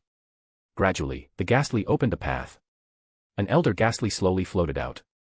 Although all ghastly looked the same, Cain couldn't help but feel this one had an aura of old age. Cain smiled and said, Elder Ghastly, it's been almost 3 months. I've brought Haunter back to see you. Now he's evolved from Ghastly to Haunter. The Elder Ghastly instantly recognized Cain. For him, 3 months was an extremely short time. Had Haunter evolved in just 3 months? When Haunter left, he could barely be considered a useful Pokémon in battle. But now, the Elder Ghastly could feel the powerful energy within Haunter. He himself was no longer a match for Haunter. Although the Elder Ghastly recognized Haunter, he couldn't help but be surprised by the great changes, in appearance, level, power, and even capacity. Could a Pokémon truly grow so much under a trainer's guidance? The Elder Ghastly felt a slight doubt in his heart. In just 3 months, in such a short period, he has reached this level. Cain, you are impressive, said the Elder Ghastly through telepathy, unable to find the words to describe such progress and opting simply to say, impressive. Haha, Haunter has worked hard. I've only given him a bit of direction and some help. All his progress is due to his own efforts, Cain replied. The Elder Ghastly nodded, clearly pleased with Haunter's progress under Cain's care. I wonder, Cain, what brings you here this time? There have been many humans in the area lately, and today, those 3 have been attacking our cave entrance all day, the Elder Ghastly said in his aged voice. Don't worry, I'll deal with those 3. However, there's something in the cave that may be causing these disturbances. It would be best to remove it, or more humans will keep coming. These 3 aren't very strong, but if someone more powerful shows up, your home could be in danger, Cain explained. Haunter also confirmed that he knew what Cain was talking about. Oh. In that case, come with me, Cain. We've been friends for some time, and we trust you, replied the Elder Ghastly without showing suspicion, especially with Haunter backing Cain. All right, let me deal with those 3, and then I'll follow you, Cain said. Slowpoke, finish those 3 off and make sure there's no trace left. I'm sure the Ghastly clan would prefer not to be disturbed. After ordering the elimination of the intruders, Cain followed the Elder Ghastly into the cave, with Haunter and Murkrow at his side. Slowpoke, once it finished disposing of the bodies, would teleport back to join Cain. End of chapter. Chapter 334, Chapter 334, The Black Stone Pillar. It's a map fragment that looks like this. If you find it, just take it, as it won't be of use to you. However, if it stays here, it will keep attracting people constantly, Cain said as he showed the map fragment he had already used, addressing the Elder Ghastly. Ah, so that's what it was. It suddenly appeared in our cave, teleported out of nowhere, and we never knew what it was for. I didn't imagine it was what attracted humans, replied the Elder Ghastly. After saying this, the Elder Ghastly immediately ordered other Ghastly to bring the item. Since it was something of no use to them and only brought unnecessary trouble, they decided to hand it over to Cain. Haunter, after entering, started communicating with the other Ghastly. Although they didn't recognize him at first, after a few words, they realized he was the same Haunter they had played with before. Soon, one of the Ghastly handed the map fragment to Cain. Thank you, Cain, for helping me solve another problem, said the Elder Ghastly with a smile. Cain smiled and nodded without saying anything. This group of Ghastly was where Haunter had been born and raised. It wasn't an ordinary wild Pokemon community that Cain could simply destroy without consequences. If he tried, it would undoubtedly affect his relationship with Haunter in an irreversible way. If you have anything else to say, Cain, please feel free to. You are a true friend of our group, and if we can help you, we will not refuse, said the Elder Ghastly, noticing Cain's hesitation. In that case, I'll be direct. Last time I was here, I saw the stone pillar at the back of the cave that constantly releases ghost energy. Although I can't fully understand it yet, there's something I need, and I might find it there. Oh. You mean our ghost energy pillar, said the Elder Ghastly, hesitating. That pillar was closely tied to the survival of their entire group. Without the ghost-type energy the pillar provided, how could so many Ghastly survive? Don't worry. I don't intend to explore everything the pillar hides right now. I just need to search for something specific that might be there, Cain explained. Even Umbra, with all his strength, hadn't dared to fully explore the pillar. Cain knew his own strength wasn't at that level yet. His primary goal was to find a superior quality dusk stone, which could allow Murkrow to evolve. The Elder Ghastly had already given Cain 2 dusk stones before, though they weren't of the highest quality. However, the dusk stones that appeared here were likely due to the energy released by the pillar. If the pillar generated low-quality dusk stones, could there be one of better quality inside? If he didn't have to face an opponent like Vexor, Cain probably wouldn't be doing this. But if he wanted to defeat Vexor, he needed a bit more power. If he managed to find a superior quality dusk stone and Murkrow evolved, everything would be different. Kakik. At that moment, Haunter, after finishing playing, floated over to Cain and also encouraged him. Haunter knew why Cain was here and trusted he wouldn't harm the pillar. The truth was that the Ghastly in this cave couldn't stop Cain, and Haunter, who knew Cain's strength well, understood Cain was mostly being polite. The Elder Ghastly looked at Cain, then at Haunter, and finally sighed. All right.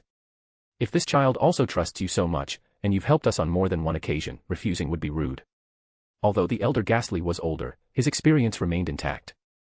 The other Pokemon next to Cain made a strong impression on him, especially the small pink Pokemon, which, though it looked adorable, possessed immense power that disturbed the Elder Ghastly. If he insisted on not letting Cain explore, could they really stop him?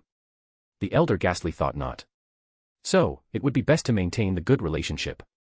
After all, Haunter was one of the key members of Cain's team. His group and Cain were connected like family in a sense. The Ghastly Cave was as complex as ever. Under the Elder Ghastly's guidance, they soon reached the deep pit filled with ghost energy. In the center of the massive cavern was a stone pillar about 2 meters high. Although the place was empty, dense ghost energy flowed freely. Sometimes, energy this dense can backfire if a Pokemon doesn't have the capacity to absorb it.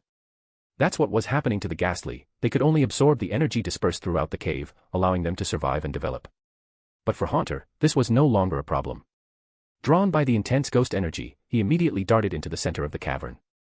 The Elder Ghastly could only smile helplessly from the entrance, unable to go further. Cain didn't feel any pressure. Slowpoke had created a psychic barrier that protected him from the ghost energy. Cain slowly approached the pillar, observing the purple energy flowing from within it. He remembered that Umbra had once used his Jengar to absorb all the ghost energy from the pillar, almost annihilating the Ghastly group. Now, Haunter could do the same. The pillar's energy was so dense that Cain was convinced it wasn't an ordinary pillar. After a while, Haunter, having absorbed enough energy, calmly returned to Cain's side. Although Haunter was playful, he was always mindful of Cain's concerns.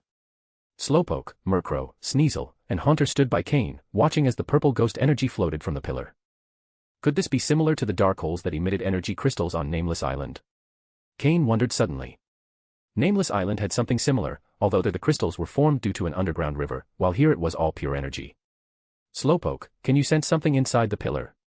Cain asked. Slowpoke closed its eyes, extending its psychic power toward the pillar. Cain placed his hand on Slowpoke's back, linking his limited psychic energy with Slowpoke's. In this way, what Slowpoke saw, Cain would also be able to see. End of chapter. Chapter 335, Chapter 335, The Mysterious Pokémon. The stone pillar was filled with ghost-type energy, which clashed with Slowpoke's psychic energy, creating substantial resistance. The deeper they went, the greater the pressure, similar to the feeling of diving in deep water. Slowpoke, using all its strength, barely managed to reach the bottom of the pillar. According to the psychic scan, there was a larger space beneath the pillar, where the ghost-type energy was almost completely stagnant. With that amount of energy, if any ghost-type Pokémon lived there, in about 3 or 4 years it could reach the elite level.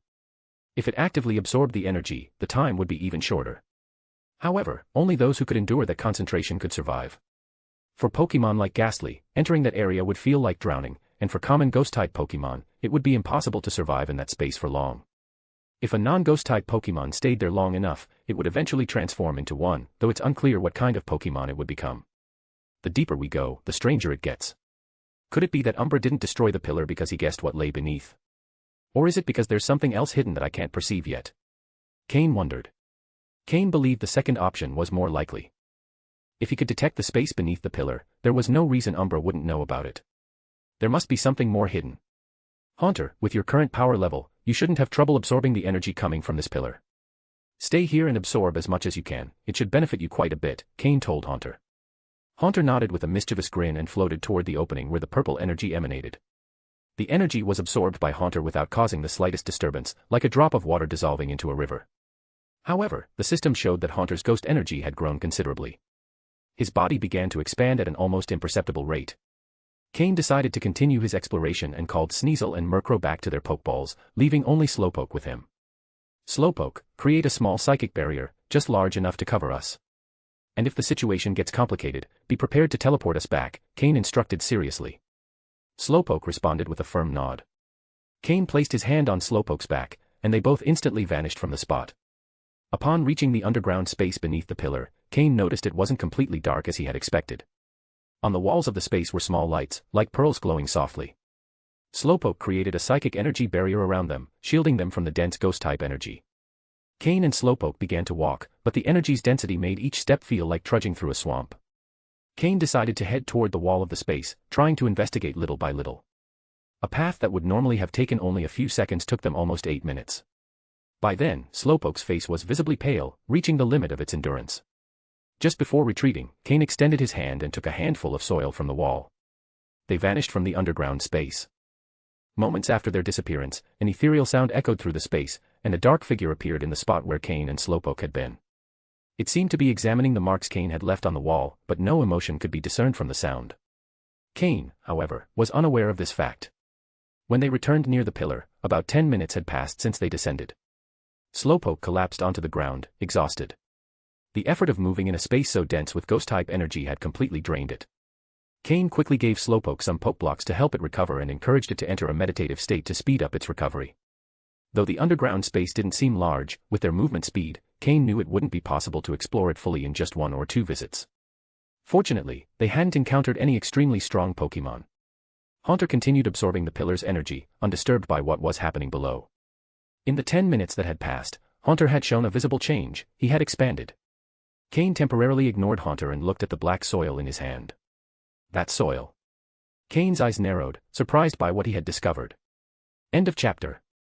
Chapter 336, Chapter 336, Appearance of the Mysterious Pokémon. Name, Unknown Soil. Function, one of the materials for forming the Dusk Stone. Cain stared in amazement at the black soil in his hands. To the touch, it felt slightly soft, not much different from regular mud, except that it was a bit wetter. But was this soil truly one of the materials for creating a Dusk Stone? In the space beneath that stone pillar, how much of this soil might be embedded in the walls?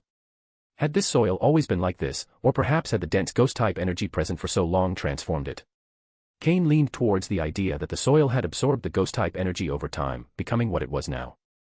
This could also explain why in this ghastly cave, the ancient ghastly had been able to discover the dusk stone. He squeezed the soil in his hand, which soon compacted into a single block. If I press this soil and place it in the opening of this stone pillar, would it turn into a dusk stone after some time? Cain murmured curiously. It seemed possible, but he had no idea how long it would take. The walls of that cave are covered with this soil. Could there already be some dusk stones formed? With this thought, Cain felt a surge of excitement.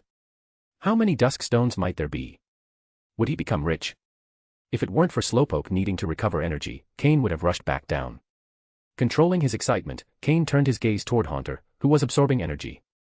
Haunter, already quite sizable, now appeared even larger. Cain slowly furrowed his brows.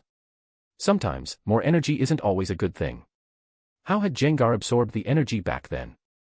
And it seemed it hadn't been affected in the same way. Haunter, slow down the rate at which you're absorbing energy. Try to compress it as much as you can.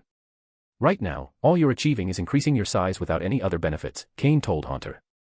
Upon hearing Cain's words, Haunter immediately opened his eyes. He looked at his current form and, indeed, his body had grown considerably. Previously, Haunter had been fully immersed in the pleasure of the rapid energy increase, unaware of his physical changes. With Cain's warning, Haunter stopped intentionally absorbing energy and began to compress it within his body. At first, compressing the energy wasn't easy. Slowly, he compressed the ghost-type energy within his body, as if trying to compress a gas into a liquid. Although his current power didn't allow him to compress the energy to that extent, he managed to reduce the spaces between the energy particles. Gradually, Haunter began to control the rate at which his body grew, and after half an hour, his size stabilized. Even as he absorbed more energy, he didn't continue growing.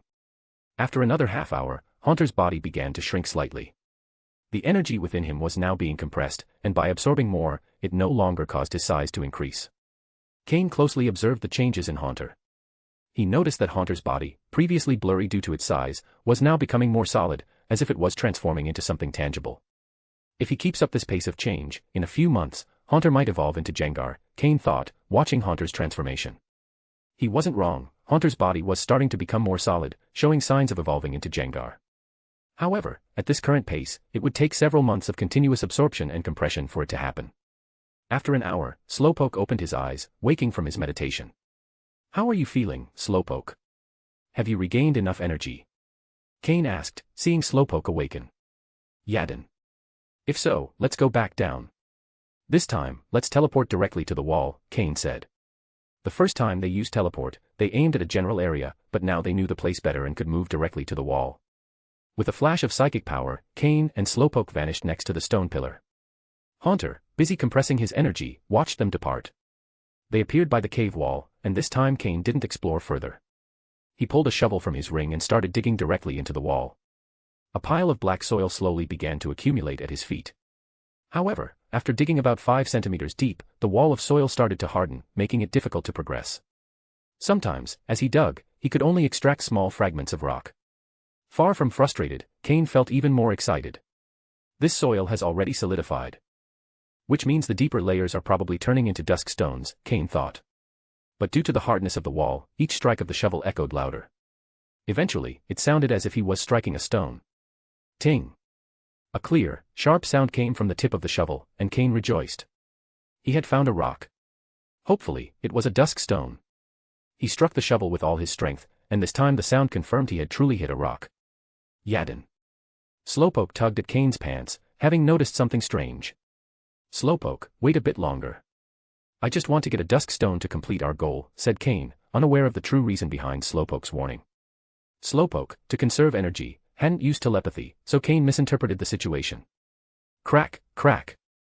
With another strike of the shovel, a spark appeared, and a rock the size of his palm fell to the ground. With quick reflexes, Cain caught it in his hand. The rock wasn't very smooth, and even the broken part had sharp edges, giving Cain the sensation of holding a blade. Myas. Suddenly, a sound arose behind Cain. In an instant, Cain froze, feeling as if something had appeared directly behind him, as if it had passed through Slowpoke's psychic barrier without causing any change. What was happening? Was this what Slowpoke had tried to warn him about? Cain realized too late. After waiting a few seconds, the attack he anticipated didn't come. Slowly, Cain turned around. He saw two eyes. They glowed with a soft red light, watching Cain with curiosity. End of chapter. Chapter 337, Chapter 337, What are you? Instinctively, he used the system to scan the data of the Pokémon in front of him. Pokémon, Mismagius, dark blue. Gender, female. Level. Type, ghost. Ability, levitate. Held item, dusk stone. Egg moves, destiny bond, imprison, wonder room, curse, skill swap. Basic moves, growl, psywave, spite, astonish, confuse ray, mean look, hex, psybeam, pain split, payback, shadow ball, perish song, power gem, mystical fire, phantom force, lucky chant, magical leaf. Learned moves, none. TM moves, none. This. Thought Cain, as he looked at the data for this Mismagius. Inside, he felt as if a stampede of toros was running through his mind. Why did this level 64 Mismagius appear here? Had Umbra discovered it last time he was here? Cain was in a desperate situation, with no chance of resisting her. Even though Slowpoke could use teleport, it wouldn't be of any use against this Mismagius. For instance, Mismagius had entered Slowpoke's energy field without making the slightest sound. Maybe Slowpoke had sensed something, which was why he tugged on his pants, but he couldn't defend himself. What did a level 64 Mismagius with a dark blue quality mean? In his previous life, Cain had been a quasi-elite trainer, so he knew this well. The level system was actually a classification method Cain had developed for himself. In the Pokémon world, there are instruments capable of measuring levels, but most people don't bother checking their Pokémon's levels. Instead, they judge a Pokémon's strength by its presence and appearance, but Cain, thanks to his system, could see levels more directly. A level 64 Pokémon was already in the initial elite level range, just one step away from mid-elite level. A Pokémon over level 30 could grant its trainer captain rank status in Team Rocket, Cain's current level. We're not talking about a single Pokémon, but 5 or 6 Pokémon at that level, which defines a captain's strength. When Pokémon reach level 40, the trainer usually ascends to officer rank in Team Rocket. Of course, the higher a Pokémon's level, the harder it is to level up, and the gap between levels becomes larger. But it's not only the level that matters, the quality of a Pokémon is also considered. A level 50 Pokémon is considered in the quasi-elite range, and in his previous life, Cain reached that level with 5 Pokémon, qualifying him as a quasi-elite level trainer. Starting at level 50, the growth rate slows down even more, and at level 59, a turning point is reached. Cain didn't know exactly what happened at that point, but he had heard some elite-level trainers talk about it. He believed this was related to the Pokémon's quality. This was his personal theory, but he would have to reach that level himself to confirm it. For that reason, although there were many quasi-elite trainers in Team Rocket, elite-level trainers were rare. A Pokémon reaching level 60 was already considered an elite Pokémon. This level 60 range applied to Pokémon with an aptitude above light blue.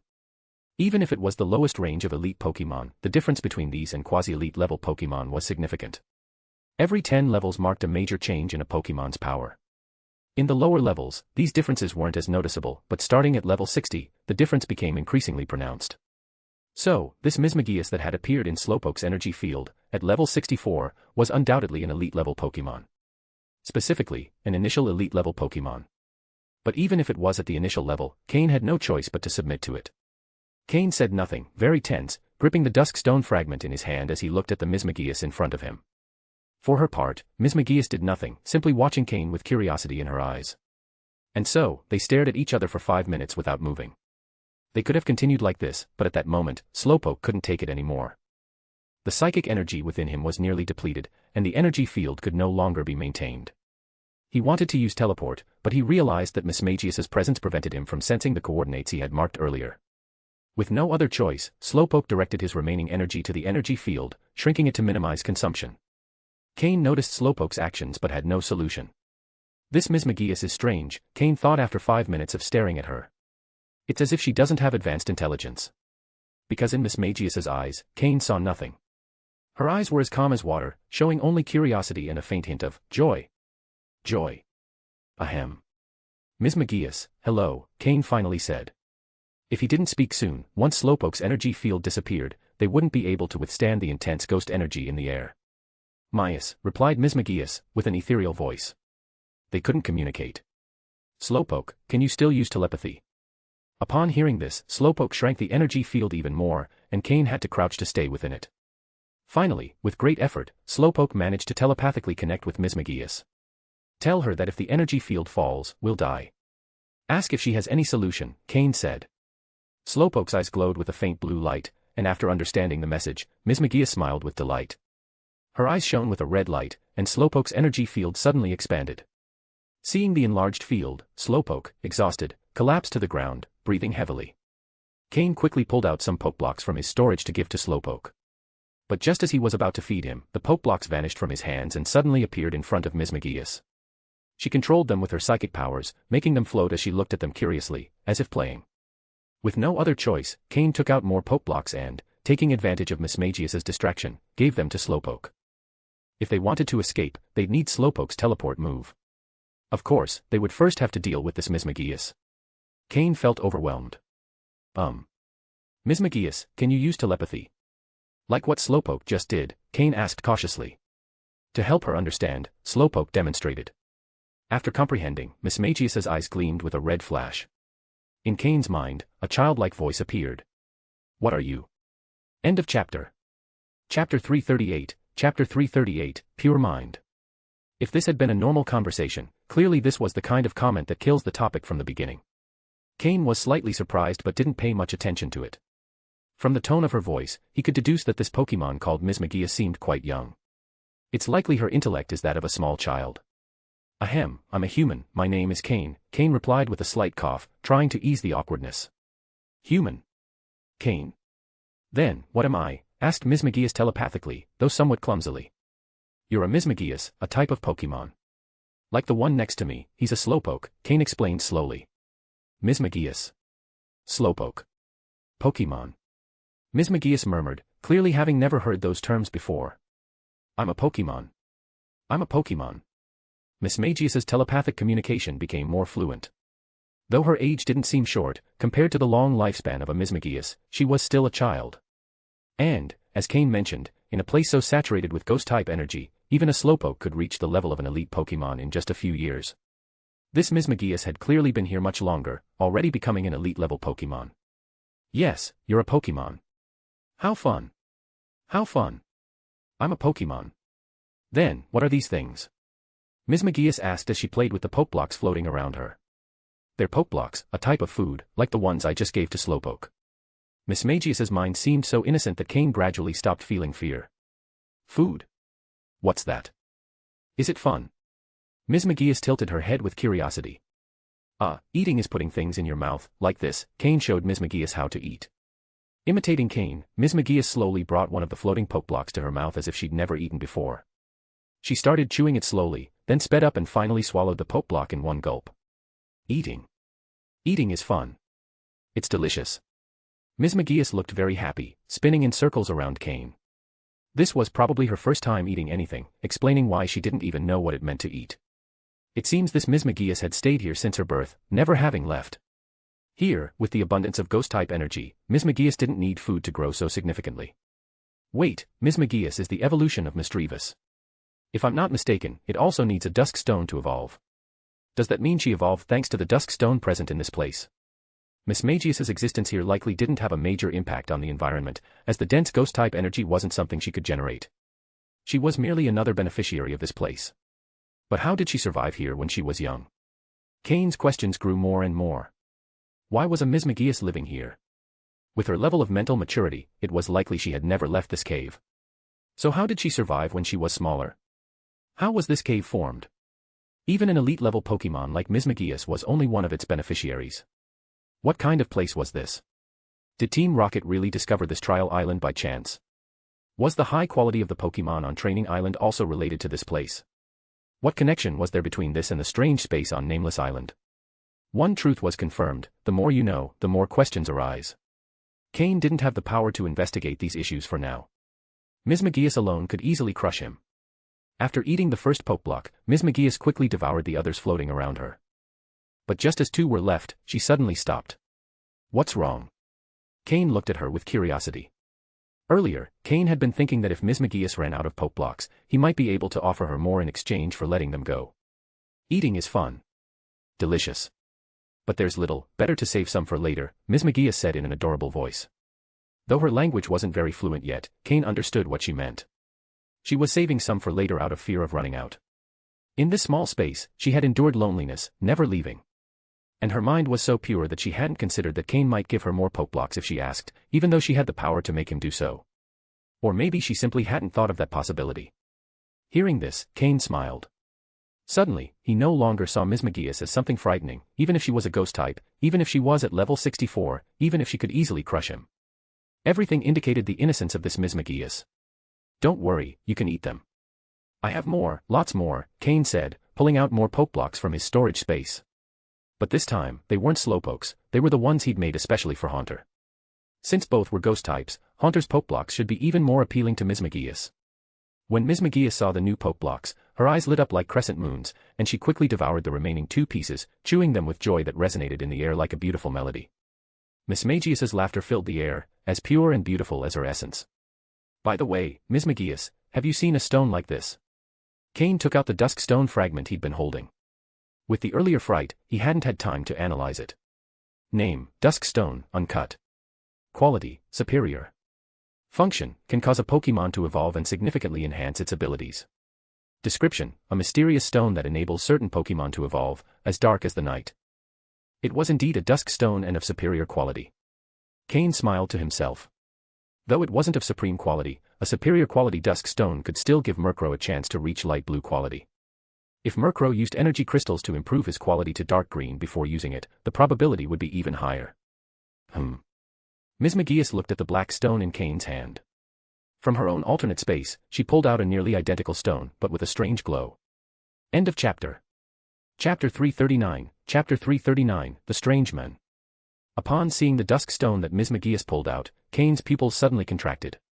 Although he hadn't yet received confirmation from the system, Cain was 90% sure that this dusk stone was of supreme quality.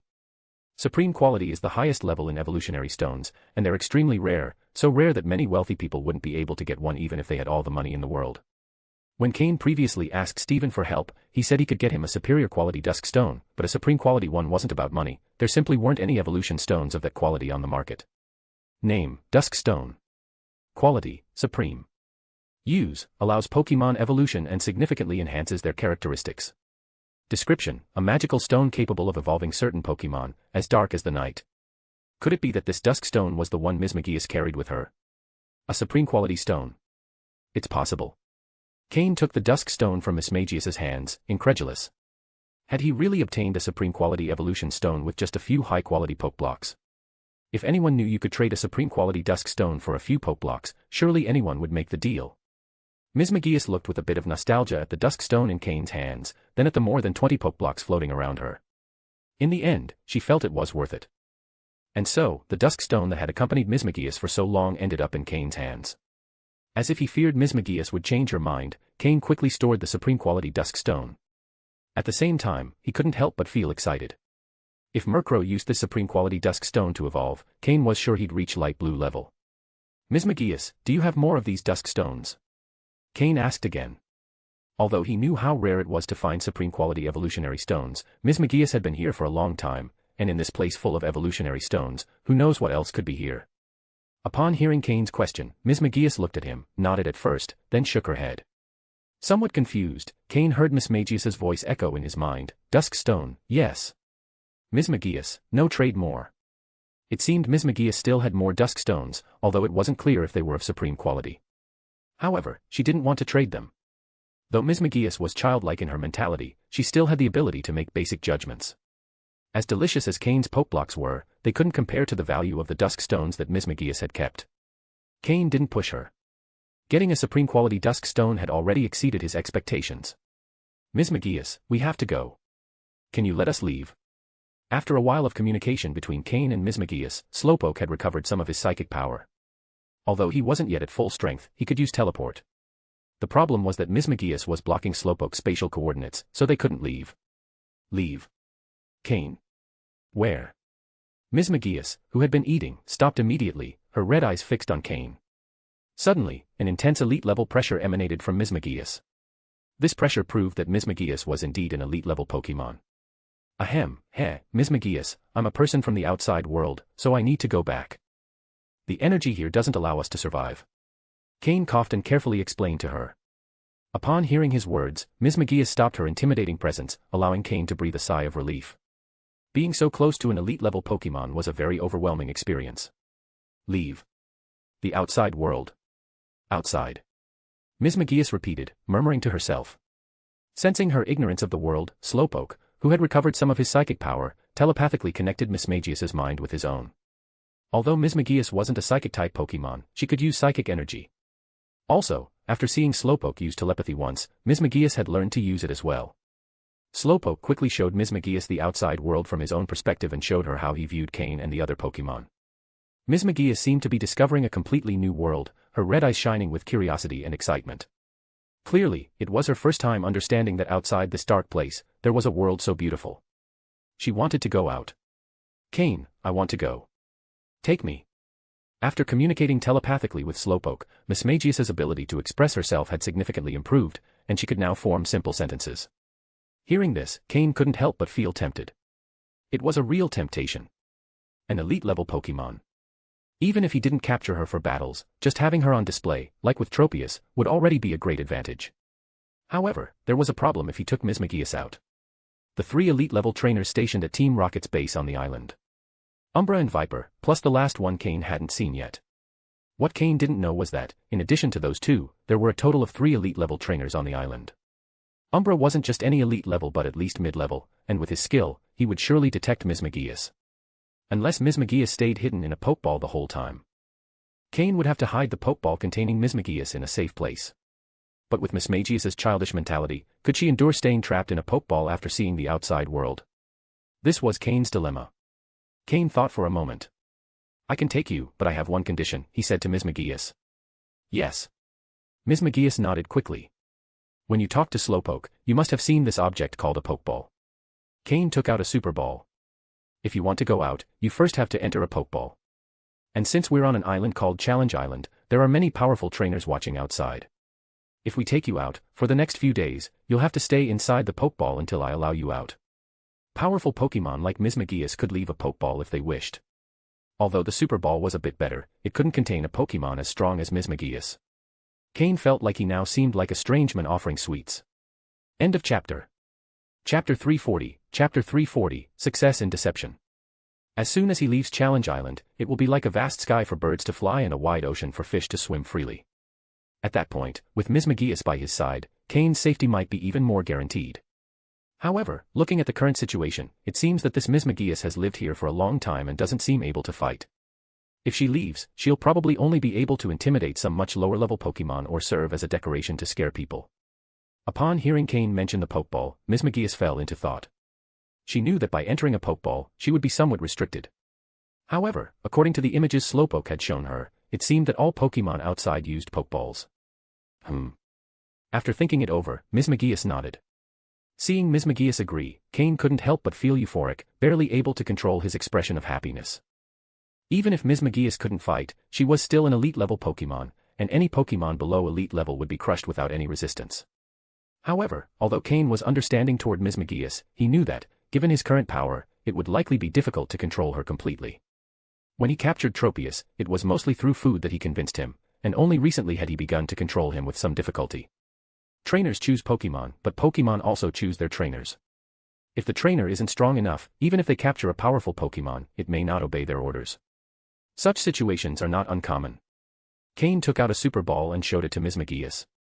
At that moment, the Super Ball was the best he had, but when he left here, he planned to upgrade all his Pokémon's Pokeballs to provide them with a better living environment. Moreover, Ms. McGeeus would need a more advanced Pokeball to prevent her from entering and exiting at will. Ms. McGeeus, after seeing the Super Ball, hesitated before gently touching the button at its center. Immediately, a red light enveloped her, and she was captured inside. Shortly after, with a click, Ms. McGeeus was officially captured. Cain felt a great sense of relief. When he first saw Ms. McGeeus, he was very worried that one wrong move could end him. But now, surprisingly, he had captured her. Even though it was partly due to Ms. McGeeus's naivety, the fact that he had half convinced her was something that, if properly cultivated, could one day lead to her fighting under his control. However, it wasn't long before the Super Ball opened on its own, and with a flash of red light, Ms. McGeeus reappeared in the cave. Ms. McGeeus tilted her head curiously. The place she had been in was very strange, although it seemed like a small sphere, the space inside was quite large. Being used to living in this cave, she didn't feel that the interior was small. The only thing she didn't like was the lack of concentrated ghost-type energy inside the Super Ball, which made her uncomfortable. Ms. McGeeus, welcome to my team. From now on, we'll be partners, we'll be friends. Cain said with a smile. He knew the Super Ball couldn't contain Ms. McGeeus, so he wasn't surprised when she immediately emerged. Partners. Friends. Is that something you can eat? Ms. McGeeus asked via telepathy. The only uncomfortable thing about capturing Ms. McGeeus was that she really didn't understand anything and was always asking questions, some so simple that Cain didn't know how to answer. Friends, partners, are the same thing. Like Slowpoke and me, we grow together, fight together, eat together, and sleep together. We're always together, trusting each other. That's what it means to be friends, to be partners, and you'll be part of us too. Cain tried to explain as best as he could. Although Ms. McGeeus probably didn't fully understand. But just hearing so many new words made her feel it was something incredible. Even though she didn't understand well, that didn't stop Ms. McGeeus from feeling happy. She had been here for who knows how many years alone, with no one to communicate with. The arrival of Cain and Slowpoke had shown her there was a vast, beautiful world outside, and now she wanted to go out and see it too. Finally, she could go out, and she was thrilled by the thought. Hopefully, she wouldn't run too wild once she's out. Cain sighed inwardly, he had no way to completely control an elite-level Pokémon. Ms. McGeeus, we're going to leave now, but I want to remind you once again, when we're outside, you have to follow my instructions. If I tell you to return to the Pokeball, you must do so. Only then can you continue eating delicious Pokeblocks. Cain used his most reliable trick, food as an incentive. Seeing Cain pull out another Pokeblock, Ms. McGeeus's eyes sparkled, and she quickly nodded. Hopefully, you understand what that means. Cain gave a wry smile. However, the excitement soon overcame his concern. This was an elite-level Pokémon. If used correctly, no one below elite level would be able to oppose him. Good, go back into the Pokeball for now. I'll let you out in a bit, Cain said. Ms. McGeeus hesitated but eventually nodded. Then, Cain used the Super Ball to put her back inside. Slowpoke, it's time to go. Slowpoke had remained silent the whole time, without making any moves. The aura of an elite-level Pokémon still pressed on him, and being of Ghost type, it was like his natural nemesis. Of course, that was just a matter of type compatibility. As for this place, Ms. McGeeus simply took advantage of what's here. The secrets of this place are too vast, better not touch anything for now. We might die without even knowing how. Cain murmured to himself. Finally, Slowpoke managed to sense the space coordinates he had left behind. In an instant, both disappeared from the place. Sigh. However, after Cain and Slowpoke teleported out, a sigh echoed in the cave, floating in the air without a clear origin. Reappearing next to the stone pillar, Cain still felt some fear. He had almost died from fright. But the rewards this time were truly great. He had captured an elite-level Pokémon, even if he couldn't use her for battles now, she'd be perfect for scaring people. And he had also obtained 2 superior quality dusk stones, one of them supreme quality, the one Cain had always dreamed of. With this stone, Murkrow would be able to evolve perfectly, and both its quality and power would increase significantly. For now, Cain wasn't in a rush to evolve Murkrow. He preferred to wait a bit longer and ensure his quality reached the dark green level. After all, he was just one small step away, and with luck, in a few days his quality would improve. At that point, with the help of the supreme quality dusk stone, he might even reach the blue level. End of chapter. Chapter 341, Chapter 341, Preparations to improve Murkrow's quality. When Cain emerged again, Haunter had completely regained its size. However, Ghost-type energy continued to be absorbed steadily into its body. Cain used his system to scan Haunter's data and discovered that its capacity to hold energy had significantly increased. Furthermore, Haunter, who had leveled up that very morning, had gained another level, reaching level 32. Haunter, that's enough. This Ghost-type energy has made you gain another level, and you've already leveled up twice today. Gaining levels so quickly isn't very beneficial for you, Cain said. Hearing this, Haunter immediately opened its eyes and stopped absorbing energy. It had felt an incredible improvement, and following Cain's guidance on compressing energy within its body, it had been able to absorb even more. However, Cain had to remind it of the level-ups, something Haunter hadn't even noticed. If it continued absorbing energy like this, it could reach level 40 in a few months, but that would ruin all the training and the foundation it had been building. It would be a bad trade-off. The best way to grow stronger is still through combat or training. It's better for you to return to the shadows for now, Cain said with a smile, seeing that Haunter had awakened. Rising just 2 levels wouldn't be too much of an issue. With a bit more training, Haunter could fully assimilate everything. Together with Slowpoke, Cain headed to the cave's entrance, where the Elder Ghastly was still watching intently. It had seen Slowpoke and Cain disappear twice but had no idea where they had gone. Now that they had returned and the black stone pillar showed no changes, with the ghost-type energy emanating from it remaining the same, the old Ghastly sighed in relief. Haunter absorbing some of that energy wasn't a concern, but Ghastly feared that Cain, in his enthusiasm, might destroy the pillar. That would be a disaster. What the elder Ghastly didn't know was that the pillar actually regulated the speed at which ghost-type energy was released. If it were broken, the liquid energy accumulated below would gush out rapidly, filling the cave in no time. Without proper control, the trial island could become a paradise for ghost-type Pokémon. Thank you for letting us in, Elder Ghastly. I've obtained what I needed, Cain said with a smile. Hee, it was the least I could do, Cain. If you don't need anything else, how about we leave quickly? The Elder Ghastly was visibly nervous. From the moment Cain entered the cave, it had regretted its decision, but it was too late to stop him. All right, let's go, Cain said, understanding Ghastly's anxiety and choosing not to mention it. After several twists and turns, the Elder Ghastly quickly led Cain and Slowpoke to the cave's entrance. The message was clear, the day was nearly over, and they should find another place to camp. This cave wasn't suitable for them. After a quick farewell, Haunter remained in Cain's shadow, focused on digesting all the energy it had absorbed. If not necessary, it preferred not to emerge for the moment. Once Cain left, the Elder Ghastly fully relaxed. However, it didn't know that the next time Cain wanted to approach the pillar, he wouldn't need its help to find the way. Slowpoke could teleport him directly to the spot without anyone noticing. Even so, Cain didn't plan to return without certainty. Who knows what kind of terrifying Pokémon might appear if he continued exploring. As they exited the Ghastly cave, the sky was already partially dark. The western sun was about to sink below the horizon, and within half an hour, night would fall completely. Together with Slowpoke, Cain decided to head into the depths of the trial island. Using the fragmented map he had obtained, he saw that the location of the point card was beyond the Ghastly cave. After walking for about 20 minutes, Cain decided to stop. It wasn't wise to explore the forest at night. In a clearing, before entering the forest's thick expanse, Cain decided to camp for the night and continue his exploration in the morning.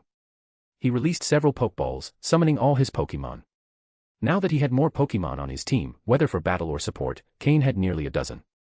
Meal preparation was becoming a big task. Fortunately, all the Pokémon knew that if they wanted to eat well, they had to do their part. Each one had assigned tasks, and the one in charge of assigning them was the team leader, Murkrow. In the clearing, there were plenty of wild Pokémon, so food wouldn't be an issue. After the other Pokémon dispersed to their tasks, Cain called Murkrow. Murkrow, I've found the highest quality dusk stone you need for your evolution, Cain said, stroking Murkrow's soft feathers. Murkrow's body had already grown larger than usual. Its long diet of Pokeblocks had made its feathers shinier and softer. Hearing Cain's words, Murkrow's eyes immediately lit up. It knew that its quality was falling behind in the team and that its strength was no longer on par with the others. Cain had assured it that all it needed to do was fulfill its tasks, and he would take care of its growth and strength. It didn't expect Cain to bring a supreme quality dusk stone today. It's not the right time to use it yet. While your physical development is almost complete, your quality still has room for improvement. It would be better if you could enhance your quality a bit more before using this dusk stone, so you'll get better results, Cain said. Murkrow was Cain's first Pokémon, so he understood how it felt. When he caught Murkrow, its quality was already green but in a deteriorating state. With great effort and intermediate Pokeblocks made from yellow berries, Cain managed to keep Murkrow's quality at the peak of the green level. Cain suspected that before its quality started deteriorating, Murkrow had reached dark green quality. However, intermediate Pokeblocks weren't enough to restore it fully. That's why Cain planned to improve Murkrow's quality to dark green before allowing it to evolve, which could further boost its power. Hearing this, Murkrow nodded without hesitation. It had no objections. For Murkrow, Cain's orders were absolute, a sign of the utmost trust a Pokémon could have in its trainer. Alright, I'm going to increase the amount of energy crystals in your Pokeblocks. Your body might feel a bit strange, but if you endure it, you'll overcome it, Cain said. End of chapter. Chapter 342, Chapter 342, Brainwash. The Pokeblocks always used by Cain contained energy crystals. Although the amount was based on the range calculated by the system, Cain usually chose to use a lower quantity. This time, to help Murkrow quickly regain its dark green quality, Cain decided to maximize the amount within the calculated range. He hoped this wouldn't negatively affect Murkrow. After dinner, while the Pokémon rested nearby, Cain pulled out his tools to craft new Pokeblocks for Murkrow. The primary ingredient remained energy crystals, so no special ingredients were required. Following the original steps to make Pokeblocks, he simply increased the energy crystal quantity to its limit. Once finished, Murkrow was watching closely from the side. Give it a try, Murkrow, Cain said, smiling as he held out a Pokeblock. Murkrow quickly flew over, ate the special Pokeblock from Cain's hand, and, following his instructions, consumed a considerable amount. At that moment, Cain felt a pokeball in his pocket trembling. When he took it out, he saw it was the one containing Mismagius, which he had recently captured. After some hesitation, Cain released Mismagius. As soon as it emerged, Mismagius let out an ethereal sound and began happily flying in circles. The other Pokémon, sensing its presence, quickly gathered around Cain in a defensive stance. They immediately recognized the powerful energy emanating from Mismagius. Even though they didn't understand why such a strong Pokémon had appeared, as Cain's companions, they were determined to protect him despite the overwhelming pressure they felt. Relax, it's fine. Mismagius is a new member of our team. There's nothing to worry about. However, she has a childlike mind, so you'll need to get along with her, Cain said with a wave and a reassuring smile. He knew the appearance of Mismagius would surprise his Pokémon, but he hadn't expected such an intense reaction. The only one unaffected was Slowpoke, who already knew about Mismagius. It continued lounging by the fire with a mischievous grin, watching its companions. I was scared out of my wits when I first met her. Now it's your turn to feel it, Slowpoke thought smugly. Meanwhile, Tropius, who had been resting next to Slowpoke, immediately got up, tense, with the leaves on its body fully extended. The stronger the Pokémon, the more it could sense Mismagius's overwhelming intensity. When Mismagius appeared, Tropius nearly fled in terror. This is horrifying. This human is unbelievably scary. Summoning a Pokémon of this level without warning. How am I supposed to handle this, thought the terrified Tropius. Fortunately, as Cain mentioned, Mismagius had a childlike personality and displayed no aggressive intentions. Gradually, the Pokémon began to relax. After playing around for a while, Mismagius floated over to Cain and eyed the high-dose Pokeblocks he had made for Murkrow. Do you want to eat this? Cain asked with a smile, holding up a Pokeblock. Myas. Mismagius nodded happily. It could sense the Pokeblock contained more energy than anything it had eaten before, and it loved it. With a single bite, it consumed the Pokeblock Cain handed over, showing a satisfied smile. At the same time, Cain used his system to analyze Mismagius's body data. For Murkrow, these Pokeblocks were high dose, but for Mismagius, they had minimal effect. It's probably just interested in the energy, Cain thought. After eating a few Pokeblocks, Mismagius, now full, began spinning in circles on the grass. This startled the other Pokémon resting nearby, leaving them trembling and frozen in fear. Even Cain's own Pokémon barely tolerated Mismagius's presence. Did our trainer capture a Pokémon this strong? Cain, however, knew that Mismagius wasn't as useful as it appeared. Tropius, at least, could serve as a flying mount. Mismagius seemed more like a decoration or a tool for intimidation. After a while, Mismagius grew tired of spinning and noticed Slowpoke lounging on the ground. Its eyes lit up, and it quickly floated over to it. Using telepathy, it began communicating with Slowpoke. Although still slightly wary, Slowpoke followed Cain's orders and taught Mismagius some basic concepts.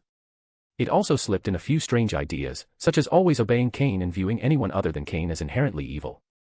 Mismagius, a blank slate, absorbed everything it was taught, taking it very seriously. As the other Pokémon noticed Mismagius wasn't as terrifying as they had thought, they slowly began approaching. Before long, everyone was playing together.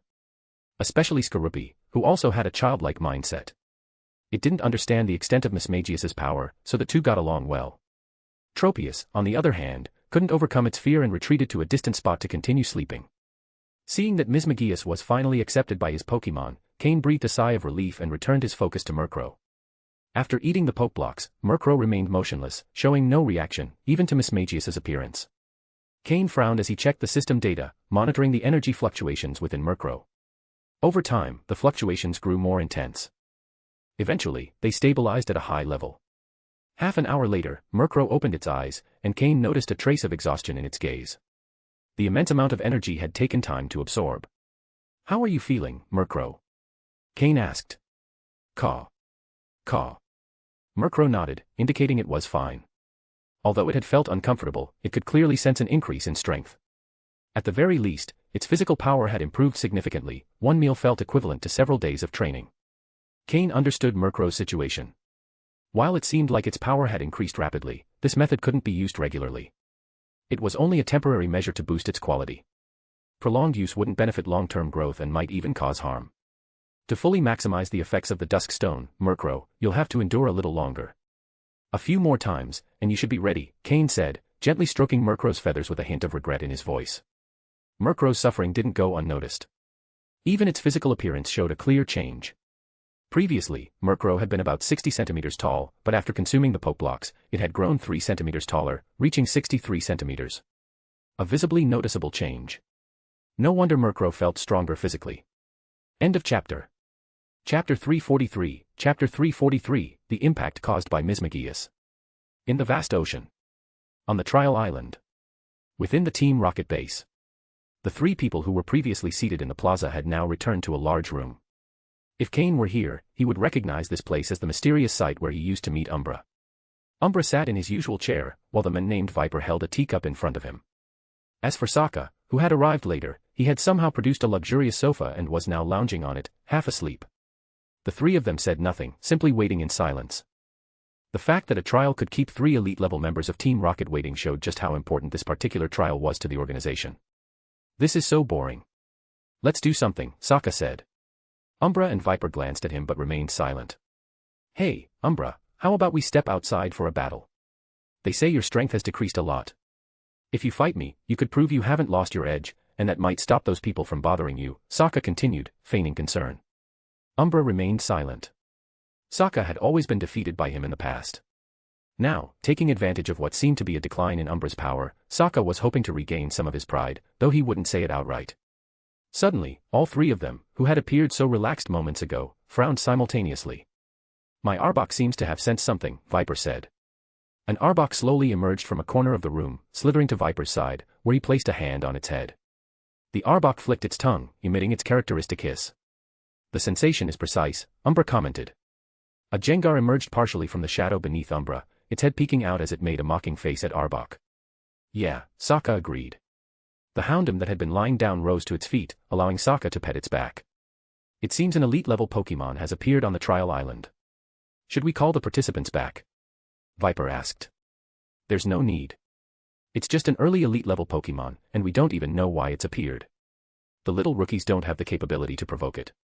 It's likely a native Pokémon of the island that has grown to this level and is simply asserting its territory, Sokka said, yawning as he stroked Houndoom. Umbra said nothing, narrowing his eyes.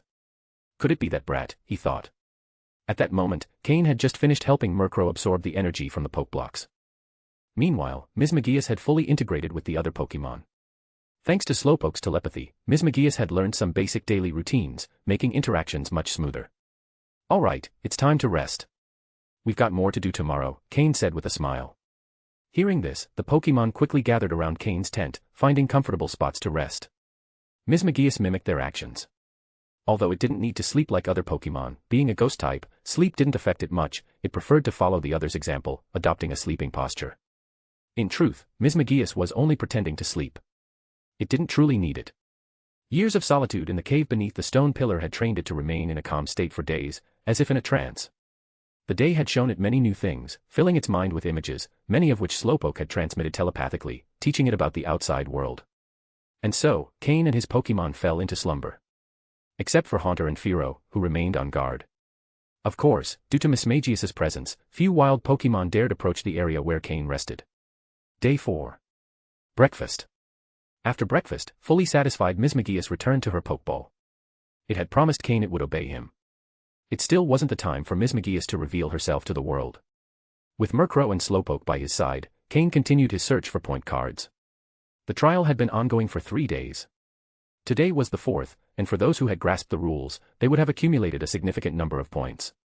If Cain could find someone strong enough, gathering points would be faster than hunting down scattered cards. However, the trial island was vast, and the chances of encountering someone weren't high. Thus, the most reliable source of points remained finding cards. After defeating a Persian blocking his path, Cain obtained his 5th point card, as indicated by his map fragment. Instead of using it immediately, he chose to store all the cards he found in his storage space. Let's move on to the next spot, Cain said as Grimer devoured the defeated Persian. From that day on, Cain began deliberately training Murkrow. After absorbing the newly prepared poke blocks, it ate again that morning, growing another 3 centimeters in size. The energy accumulating within its body also increased, and it needed to expend it as quickly as possible. Thus, in every battle, Murkrow gave it its all, striving to control its growing power. After advancing a bit further, Cain noticed some strange footprints in the muddy ground. Frowning, he crouched down, lightly touching the prints with his fingers. They're still wet, which means whoever left them hasn't gone far. Let's follow and see, Cain said. He then had Slowpoke create an energy barrier around his feet to avoid leaving tracks and reduce noise. With Murkrow and Slowpoke, Cain picked up his pace, following the trail. After about 20 minutes of swift progress, he finally caught sight of the trail's owners. There were two of them. Two individuals in Team Rocket uniforms. He didn't know their names, but their faces seemed vaguely familiar. They were likely participants in the trial as well. Following them silently, he kept his presence concealed. If they truly were participants, Cain wouldn't have too much trouble. However, the two seemed to be heading somewhere with a specific purpose, piquing Cain's curiosity. After walking a bit further, the two, unable to bear the silence, began to talk. The taller one spoke first. "Do you really think Boss Xander will take us off this island?" The other, hesitating a bit, responded after a moment of thought, "Probably, yeah. Didn't you see how Boss Xander asked everyone to record the points they contributed? He said he'd select the ones with the most points to take them off first. That's what they say, but it doesn't seem very real. Do you really think giving enough points will be enough to leave? Some have even donated all their points, and in the end, they might not even make it into the top 50. What if Boss Xander doesn't take us off then?" End of chapter. Chapter 344, Chapter 344, Tracking Xander. Are you stupid?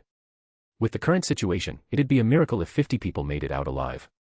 And even if there are a few more, Boss Xander would have no problem taking them, said the shorter man. Besides, over the last month, Boss Xander offered high-reward missions for drawing maps of the trial island, outside the base. The farther and more detailed the map, the greater the reward. The night before the trial started, he told us that as soon as we appeared on the island, we should regroup immediately. The ones who joined later are very strong, and only by sticking together can we face them. Boss Xander's goal is to take first place, and with his brother's backing, he's provided us with lots of good resources. Without that, do you think you'd have the chance to make it into the top 50? He spent so much to get us to help him gather points, the shorter man continued. Many had joined Xander because of the power behind him and his generosity in distributing resources, which greatly enhanced the abilities of many participants. That's what they say, but are the ones who joined later really that strong? I heard Boss Xander has trained more than 5 Pokemon, and they're all pretty powerful. Having a strong backing really is an advantage, the taller man remarked. I don't know, but if they're making Boss Xander that cautious, they must be strong. At least strong enough to be in the top 3. Also, it seems that Cain, the one Xander can't stop thinking about, has returned. We saw him on the day the trial began. Shut up. Don't mention that name in front of Boss Xander. Don't you know it's a taboo? Many have died because of it, the shorter man responded nervously, showing how deeply Cain had embedded himself in Xander's mind, almost like an obsession. Yeah, the taller man said, hurriedly closing his mouth. Both continued walking in silence, unaware that Cain was right behind them. Murkrow, use Tailwind and enter speed mode. Take care of their Pokemon first, then kill the tall one. Leave the short one, I have questions for him, Cain instructed his Murkrow. By now, Murkrow had grown so much it no longer fit on Cain's shoulder. With a nod, Murkrow generated a gentle current of air around itself and took off, rustling the grass in its wake. The two men clearly belonged to Xander's group. As experienced participants, both had Pokemon with them as they walked. The taller man had a Golbat, while the shorter one had a Coughing. Both Pokemon were common among those distributed by Team Rocket. Murkrow's speed was incredible. After consuming special Poke Blocks, its body had been further enhanced, increasing both its strength and speed. With its wings charged with flying-type energy, Murkrow rammed into Golbat, slamming it into a nearby tree, which cracked under the impact. Without pausing, Murkrow launched Dark Pulse at Coughing, which hadn't even reacted. After releasing the Dark Pulse, Murkrow ignored the Pokemon and, with its sharp claws, slashed the tall man's throat, then stopped in front of the shorter man, who had just pulled out his Pokeball, frozen in place. As for Coughing, it fell to the ground after Murkrow stopped, completely lifeless. In a single strike, Murkrow had taken out both Pokemon, demonstrating that it now had the strength to overwhelm most participants. The only one left, clutching a Pokeball, was too terrified to move, staring at the Pokemon in front of him. Moo. Murkrow. And you're Cain, the shorter man stammered, unable to believe Cain was there. Cain slowly emerged from the forest, walking toward the shorter man. With a sarcastic smile, he said, I heard you were talking about me. Mr. Cain, we were just chatting, nothing serious, the shorter man quickly replied. Tell me, where is your meeting point? How many have gathered already? And how many points has Xander accumulated? Cain asked directly. The man nearly cried upon hearing the questions, fully understanding why Cain was asking them. Speak quickly, or I'll kill you right now. The meeting point is on the map. Trembling, he pulled out a hand-drawn map from his Team Rocket belt. It was well detailed, with clearly marked paths. Well, Xander does have some brains after all. He knows he can't win alone, so he's gathered a bunch of fools to work for him. No surprise he's trying to assemble as many as possible, even on the last day, Cain said, examining the map. There are about 20 of us now, and we've all gathered at the location marked on the map. I'm not sure how many points Xander has now, but it must be several hundred since people bring him points every day, the shorter man explained, speaking more fluently as he went. With a submissive attitude, he seemed to have accepted that escape was impossible and decided that cooperating was his best chance to survive. Cain smirked, fully understanding his intentions. However, he said nothing more and continued asking, "What are you all doing?" Xander assigns different places to groups each day, always in pairs. The locations he sends us to have point cards. If we bring them back, our contributions are recorded, and those who contribute the most supposedly get special rewards. Seems like Xander has gathered many map fragments. Yes. Aside from us, the pawns, Xander has 3 trusted lieutenants, all in the top 10. Their daily task is to collect map fragments and assign us places to retrieve point cards. Wow, this is almost like a mass production line. I almost feel bad about going after Xander now. Maybe I should let him gather more points before I take him down, it'd save me the effort. The shorter man wiped sweat from his face frantically, forcing an awkward smile. He knew he was caught in the crossfire of Titans. End of chapter. Chapter 345, Finding Cain. Still, we have to go. Wouldn't want someone else beating us to it. Right now, he's like a fat sheep, Cain said, laughing. And it was true. What Xander was doing had turned him into easy prey in the eyes of many, especially for those 4 with impressive strength. The shorter man could only nod, too afraid to speak. All right, you're of no use to me anymore. Go join your good friend, Cain said, waving his hand. Under the stunned gaze of the men, Murkrow, who was already prepared, slashed his throat in one swift motion. Someone of that level wasn't worth the effort of capturing for Cain. Besides, the men lacked loyalty, having caved so easily under pressure. Leaving him alive would only cause trouble. Cain released Grimer, which quickly cleaned up the bodies and any traces from the ground. As a poison-type Pokémon, Grimer could completely decompose any evidence, from blood to footprints, making it ideal for outdoor survival operations. After comparing the 2 copies of the map he'd obtained from the men, Cain found no differences. He began heading toward the marked location on the map. Between the 2 men, they had only provided 5 trial points, a pitifully low amount. It was likely the 3 individuals Cain had encountered near the ghastly cave entrance had also been sent by Xander, as they'd only yielded 5 trial points in total. Though Cain hadn't thoroughly checked their storage devices, the probability was high. In any case, it was time to visit Xander. He would surely have a much larger stockpile of points. Cain continued moving slowly into the forest. There was no denying that Xander was a cunning individual. He had strength and potential, but his arrogance had driven him to enmity with Cain, all because he couldn't stand someone being above him. As Cain approached the camp, he began to conceal himself and move more carefully. He put on a disguise designed for better camouflage. Although Cain didn't fear facing Xander, there were about 20 people at the camp. If they all gathered, it could become problematic. It was also possible they had practiced some kind of combined attack technique. Though unlikely, it was better to be cautious. Cain climbed a tree near Xander's camp and observed for a while. The location was surprisingly large for being in the middle of a forest. Moreover, Xander was clearly on alert, with several Pokémon patrolling both in the trees and on the ground. The center of the camp housed a large tent, presumably Xander's. Cain couldn't be sure if Xander was there at that moment. He watched as 2 men left the camp in different directions, but Cain didn't act immediately. Instead, he decided to follow one of the teams. After both groups had been away from the camp for about 20 minutes, Cain struck. He quickly eliminated the Pokémon of the men, leaving one alive for interrogation before killing him as well. Thanks to this, Cain obtained crucial information. Xander was in the camp, but he wasn't alone. A close ally, the 9th-ranked participant from the last trial, was also with him. Before the final trial began, Xander had recruited 5 trainers from the top 10. Apart from the 8th, who had been eliminated by Miyamoto, the 7th, 9th, and 10th remained. The 7th and 10th had been sent to search for map fragments, while the 9th stayed to guard the camp and supervise the others. After returning to the camp, Cain decided not to attack immediately. He followed another team leaving the camp. In any case, those men were destined to die, so the order of events didn't matter. First, he would eliminate the minor nuisances. No team could escape Cain's strategy. No matter who they were, they all fell to Murkrow's swift attacks. Even those in the top 10, without the backing of a superior, were no match for Murkrow's power.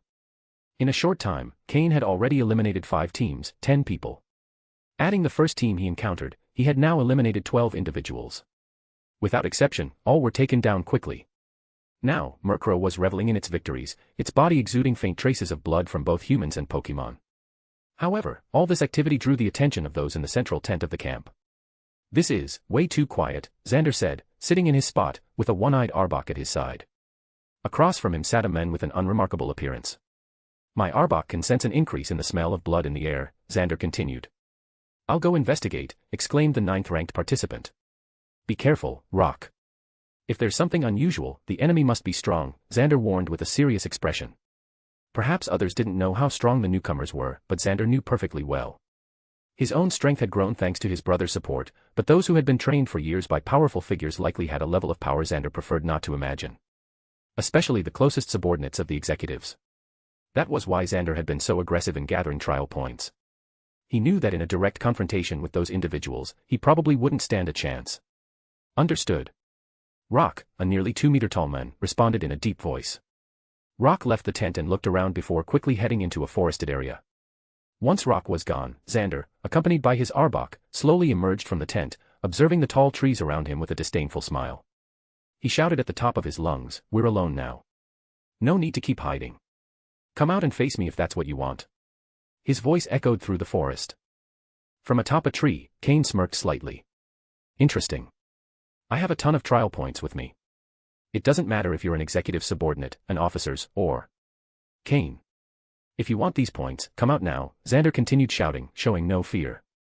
After all, with so many points accumulated, it was only a matter of time before someone came for them. If there was going to be a fight, it was better to gauge the opponent's strength first. Just as Xander was about to shout again, Cain leapt from the tree. Murkrow and Slowpoke followed closely behind. As Cain approached the ground, Slowpoke used its psychic powers to allow him to land softly. "Murkrow. I knew it was you." "Cain." Xander shouted through gritted teeth, his eyes bloodshot. Cain had been his obsession for so long, to the point of becoming his inner demon. Or rather, Cain was already his demon. Since his defeat at Cain's hands, Xander had lived in torment. Cain had vanished, leaving him no chance for revenge. His only hope had been to face him in this final trial and reclaim his honor. He had humbled himself, seeking his brother's help, all to gain the strength to face Cain. But he never imagined the day would come so soon. End of chapter. Chapter 346, Chapter 346, The Second Battle Against Xander. Cain slowly removed his hood, revealing a smile that, while somewhat sinister, carried a certain charm. "What a coincidence, Xander. We meet again." "Cain." Xander spat the name through gritted teeth. With eyes wide open, Xander stared at him intently, veins bulging and his face reddening. He was all too aware of the mark Cain had left on his mind. If he couldn't defeat or kill him, Cain would become the greatest obstacle on his path to power. And now, Cain stood before him. To Xander, this was the perfect moment to settle the score. Xander pulled out all the Pokeballs he held in his hand. This would end today. They would see how much each had grown in this time. "Come out, Nidoking. Golbat. Victreebel. Ariados. Beedrill. And you too, Arbok." They were all poison-type Pokemon. It seemed that Xander's brother was also an expert in this type, otherwise, Xander wouldn't have specialized in them so much. What surprised Cain was that, in addition to the newly summoned Nidoking, which had great potential, he also saw the Arbok he himself had gravely injured in a previous battle, now at an even higher level. The rest of the Pokemon, though powerful, weren't as impressive as that one. "It seems your brother has invested quite a bit in you, Xander," Cain remarked with a smile, though his eyes betrayed a murderous intent. Back then, Cain had wounded Arbok, believing Xander would be defeated for good. But he hadn't expected the proud Xander to lean on his brother, who had helped his strength and potential grow even more. This time, he wouldn't let him live. No matter who tried to stop him. "Stop talking," Xander yelled. Nidoking, Horn Attack. Arbok, Thunder Fang. Golbat, Poison Fang. Victreebel, Sleep Powder and Stun Spore. Ariados, Sucker Punch. Everyone, attack the human. Xander wasted no time and struck first with a massive assault. After all, they were in the wild, where only the strong survive. Cain didn't flinch at the overwhelming attack. Slowpoke, Teleport. In a flash of psychic energy, Cain and Slowpoke appeared in another location. Cain then released more Pokeballs. If this was going to be an all-out battle, so be it. "Come out, Haunter, Sneasel, Miltank, Arbok, Ursaring." Although Cain had other Pokemon like Tropius and Gyarados, he preferred to reserve them for specific situations. Miltank stayed close to Cain, while the other Pokemon launched directly into battle. Murkrow, use Tailwind to speed everyone up. Your target is Beedrill. Hit it with Wing Attack. Slowpoke, meditate and then use Sicehawk on Golbat. Haunter, attack Ariados. Use Skill Swap, then Fire Punch. Sneasel, use Agility and follow up with Ice Punch on Victreebel. Miltank, use Heal Bell to remove the team's status conditions. Arbok, face his Arbok head-on. Use Fire Fong. Ursaring, hold off Nidoking with Crunch. Keep it busy. Each Pokémon had a clear target, and Cain's strategy allowed the battlefield to split into individual matchups. Xander frowned at the sight of Cain's Pokémon. He had never imagined that a trainer without a prestigious lineage like Cain, instead of falling behind after the Trial Island, would have advanced so quickly, assembling such a powerful team. Moreover, many of them seemed to have type advantages over his own Pokémon. Cain's team speed increased with Murkrow's Tailwind. Murkrow had mastered this move, empowering the entire team in an instant. Slowpoke quickly entered a meditative state and, within seconds, unleashed a powerful psychic attack on Golbat. Being a poison type, Golbat suffered devastating damage from the psychic assault. Haunter swapped its ability with Ariados, gaining Sniper, which greatly increased its precision. With the Fire Punch move, the damage was devastating, especially when landing critical hits. Sneasel, taking advantage of Tailwind and its own agility, dashed to Victreebel in the blink of an eye. The Ice Punch hit squarely, dealing massive damage due to Victreebel's Grass-type weakness. The two Arboks tangled in a fierce battle, biting and exchanging Poison-type moves. While Cain's Arbok hadn't yet regained its full potential, it remained a formidable opponent. Cain's Ursaring was struggling against Nidoking, which was delivering powerful strikes. Nidoking's strength was formidable, and Ursaring fought to hold its ground. Boom. The battle erupted in full force. Both trainers commanded multiple Pokémon simultaneously, testing their strategic skills and leadership abilities. Damn it. Nidoking, fall back and take this. Xander threw a small purple pill toward his Nidoking. It was the same pill he had used in his previous battle with Cain, but this time its effects were even stronger. His brother had made a significant sacrifice to obtain this enhancement, intended for use against the most powerful subordinates of the executives. However, Xander had decided to use it against Cain. Seeing the pill, Cain frowned. He remembered all too well the devastating effect it had had on Xander's Arbok last time. If Nidoking consumed that pill, Ursaring would be in serious danger. Murkrow, forget Beedrill and stop that pill. Slowpoke, use Sicehawk to attack Xander directly. Cain ordered swiftly. End of chapter. Chapter 347, Chapter 347, Sniper. Xander knew full well that Cain would try to stop him, so instead of throwing the pill, he let Nidoking approach and eat it directly. Murkrow's swift flight didn't reach Xander in time, as it was intercepted by Nidoking's Thunder Punch. Nidoking's massive fist, crackling with electricity, struck Murkrow directly, forcing it to retreat. Slowpoke's Sicehawk was also blocked by Nidoking. Although the psychic type advantage dealt significant damage, it couldn't stop Nidoking from swallowing the pill Xander held in his hand. So, he ate it after all. Xander's Arbok from the past hadn't been strong enough to fully absorb the toxic energy of the purple pill, which caused an overflow of energy around it. However, this Nidoking was different, its physical condition was far better, and its level and strength far exceeded that of the old Arbok. Now, this Nidoking could showcase the pill's true power. In that case, I'll take out your other Pokémon first. Murkrow, Wing Attack. Help Haunter finish off Ariados first. Slowpoke, Continuous Sicehawk. Target, Victreebel. Ursaring, use Belly Drum and hold off Beedrill and Golbat for now. Since he could no longer prevent Nidoking from consuming the pill, Cain decided to eliminate Xander's other Pokémon before Nidoking could fully absorb its power. The primary reason Cain had captured Ursaring was its Belly Drum move. This move allowed Ursaring to sacrifice half its health to drastically increase its attack power. Roar. With its attack now significantly boosted, Ursaring roared like an unstoppable warrior, leaping into the air and grabbing Beedrill and Golbat, forcing them to fight at its level. Meanwhile, Murkrow joined Haunter in attacking Ariados, while Slowpoke continuously launched Sicehawk against Victreebel. Xander's expression darkened. Nidoking only needed a few more seconds to fully absorb the pill's power, but Cain had chosen to abandon a direct confrontation with Nidoking in favor of eliminating his other Pokémon first. Ariados, use Signal Beam. Victreebel, Seed Bomb. Beedrill, Golbat, finish off Ursaring quickly. Ariados and Victreebel launched a final counterattack. Ariados fired a distorted, multicolored beam toward Murkrow, but since Murkrow was a flying type, the bug-type attack had limited effectiveness, only briefly halting its advance. This gave Haunter the opportunity to strike with Fire Punch, landing a direct hit and activating the sniper ability it had acquired by swapping skills with Ariados. The critical hit was devastating, knocking Ariados out with a single attack. The sniper ability amplifies critical hit damage by 2.25 times. Combined with Haunter's type advantage over Ariado's, the total damage was 5 times greater, resulting in an instant KO. Meanwhile, Victreebel launched a barrage of seed bombs from its massive mouth, aiming at Slowpoke and taking advantage of its grass-type advantage. But Slowpoke remained steadfast, repeatedly using Sicehawk against Victreebel. Though Victreebel tried to block Slowpoke, it couldn't escape Sneasel's relentless attacks. Sneasel closed in with sharp claws, leaving several wounds on Victreebel's body. Green sap began to drip from Victreebel with every move. Before the seed bomb could hit Slowpoke, Miltank intervened, using Substitute to shield Slowpoke and absorb the damage. Immediately afterward, Miltank drank her own milk to recover the health lost from Substitute. In mere seconds, the battlefield shifted dramatically. Ariados and Victreebel were down, lying on the ground with their conditions unknown. Although Cain had the upper hand, Ursaring, after using Belly Drum, was brutally attacked by Beedrill and Golbat. Ursaring collapsed, incapacitated, its condition also uncertain. Even so, Cain maintained the advantage. Haunter, keep using Fire Punch. Target Beedrill. Murkrow, wing attack on Beedrill.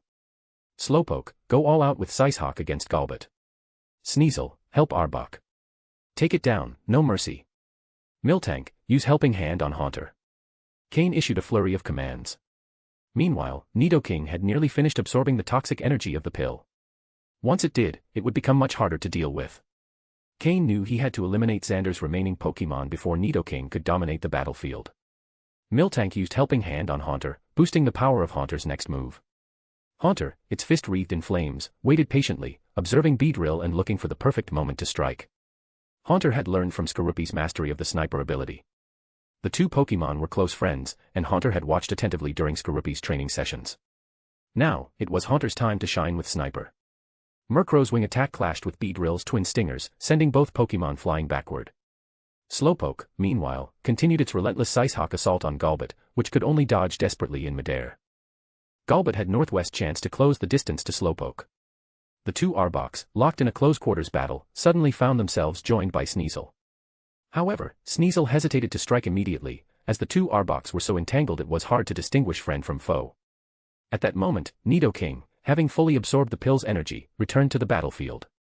The already massive Nidoking seemed to have grown even larger, as if it had undergone a second growth spurt. Sneasel, use Icy Wind on Nidoking, Cain ordered, frowning. He knew Nidoking's presence posed a significant threat, so he directed Sneasel to attack immediately. With any luck, Icy Wind could slow Nidoking down. But before Nidoking could act, Haunter, boosted by Miltank's Helping Hand, seized the moment. With a precise Fire Punch, it struck Beedrill at its weak point, activating the sniper ability. The damage was overwhelming, and Beedrill collapsed, following Ariados into unconsciousness, taken down in a single blow. With the sniper ability in play, Haunter had become a true force of destruction. End of chapter. Chapter 348, Chapter 348, The Power Boost of Nidoking. At this point, Xander's Beedrill, Ariados, and Victreebel were already lying on the ground. Cain had only Ursaring down, in an unknown condition. Meanwhile, Golbat was being frantically attacked by Slowpoke and looked like it wouldn't hold out much longer. Sneasel launched the move Icy Wind at Nidoking, intending to reduce its speed. Xander cracked a maniacal smile. Even if all my Pokémon fall, I'll drag you down with me. Nidoking, finish off that Arbok. Free my Arbok. Although Sneasel's Icy Wind move created some shards of ice on Nidoking, having completely absorbed the purple pill, it was utterly unaffected. Its eyes glowed with a purple light as it strode powerfully toward the spot where the two Arbok were battling. Grabbing both Arbok by their tails, it effortlessly pulled them apart. Despite both Arbok being Pokémon with extremely developed muscles and entwined in a tight struggle, Nidoking separated them as if it were nothing. This demonstrated its tremendous current strength. After quickly identifying the two Arbok, Nidoking dropped Xander's Arbok to the ground and held Cain's Arbok in its hand. Cain, seeing the changes in Nidoking, shouted urgently, Murkrow. Haunter. Sneasel. Quickly, save Arbok. At that moment, both Murkrow and Haunter were already completely free, and Sneasel had also managed to break free. Xander grinned cruelly. Nidoking, hit it with all your strength. Arbok, stop Sneasel and Murkrow from interfering. Xander's Arbok, just freed from the fight, gave a terrifyingly cold look and lunged directly at Sneasel, blocking its attempt to rescue its companion. Before Murkrow and Haunter could intervene, Nidoking, under the terrified gaze of Cain's Arbok, swung it like a whip. Crack! Crack! Nidoking whipped the Arbok against the ground as if wielding a whip. Seeing Nidoking's behavior, like a destruction machine, Cain couldn't help but feel stunned. He hadn't expected the purple pill to increase Nidoking's power so much. Even though his Arbok hadn't been specially trained, it was still a level 33 Pokémon. Moreover, it wasn't a low-quality Pokémon. Cain's Arbok was at the top of the green tier, just a bit short of reaching dark green quality. This showed just how terrifying the effect of the purple pill was. Pokémon, Nidoking, dark green, abnormal state. Gender, male. Level, 32, 35. Type, poison plus ground. Ability, poison point. Held item, none. Egg moves, sucker punch, poison tail, iron tail. Basic moves, leer, peck, focus energy, double kick, poison sting, fury attack, horn attack, helping hand, chip away. Learned moves, thunder punch, ice punch, fire punch. TM moves, protect, Venoshock, earthquake, thunderbolt, hidden power, water. Seeing Nidoking's moves, Cain was taken aback. He hadn't expected Xander to have invested so much in this Nidoking. The value of the TMs used alone amounted to millions, not to mention the cost of teaching moves like the 3 elemental punches. More importantly, Nidoking was in an abnormal state. Although the purple pill had granted it a massive power boost, it remained an unnatural state, and according to the system, this state was more of a debuff than a benefit. However, Cain couldn't see the reduced stats, only the increased power. Furthermore, although Nidoking was originally level 32, after taking the purple pill, its level had risen to 35. No wonder Arbok had been used as a whip without resistance. That purple pill must have been even more potent than the one Xander had given his Arbok in the past. Fortunately, while Sneasel and Murkrow were being held back by Xander's Arbok, Haunter had no obstacles and reached Nidoking directly. Haunter, use Shadow Ball consecutively. Clearly, Nidoking had greatly increased physical power, but Haunter, being a ghost-type Pokémon, had no fear of physical attacks. Haunter launched a series of dark orbs that directly struck Nidoking. Finally, Nidoking released Cain's Arbok's tail, but the latter was nearly incapacitated. Nidoking, ignore it. Use Earthquake. Xander grinned cruelly, not hiding his madness as he gave the command. His plan was to incapacitate several of Cain's Pokémon. Roar. At the order, Nidoking pounded its chest with one hand and roared furiously. Fueled by its rage, it stomped the ground forcefully. Immediately, cracks appeared in the ground, and a violent earthquake began spreading from Nidoking in all directions. The Arbok lying at its feet took the brunt of the impact. Arbok instantly lost its ability to fight. At this point, both Cain's Ursaring and Arbok had been defeated. On the other hand, Xander's Golbat, which had been under continuous attack, also lost its ability to fight. Dark blood trickled from its wide mouth as it lay motionless on the ground. There's no doubt that Nidoking's power boost is overwhelming. But, this is the end. Cain smirked faintly. Although he'd lost 2 Pokémon, the others were still in good shape, and his main team remained active. In contrast, Xander was left with only a Berserk Nidoking and a gravely injured Arbok. Slowpoke, retrieve Arbok and Ursaring to see if they can still be saved. Then use Sicehawk on the one-eyed Arbok to disorient it. Miltank, use Heal Bell on Arbok and Ursaring and give them milk to recover. Haunter, use Toxic on Nidoking. Sneasel, use Ice Shard on Arbok, shaped like an ice blade.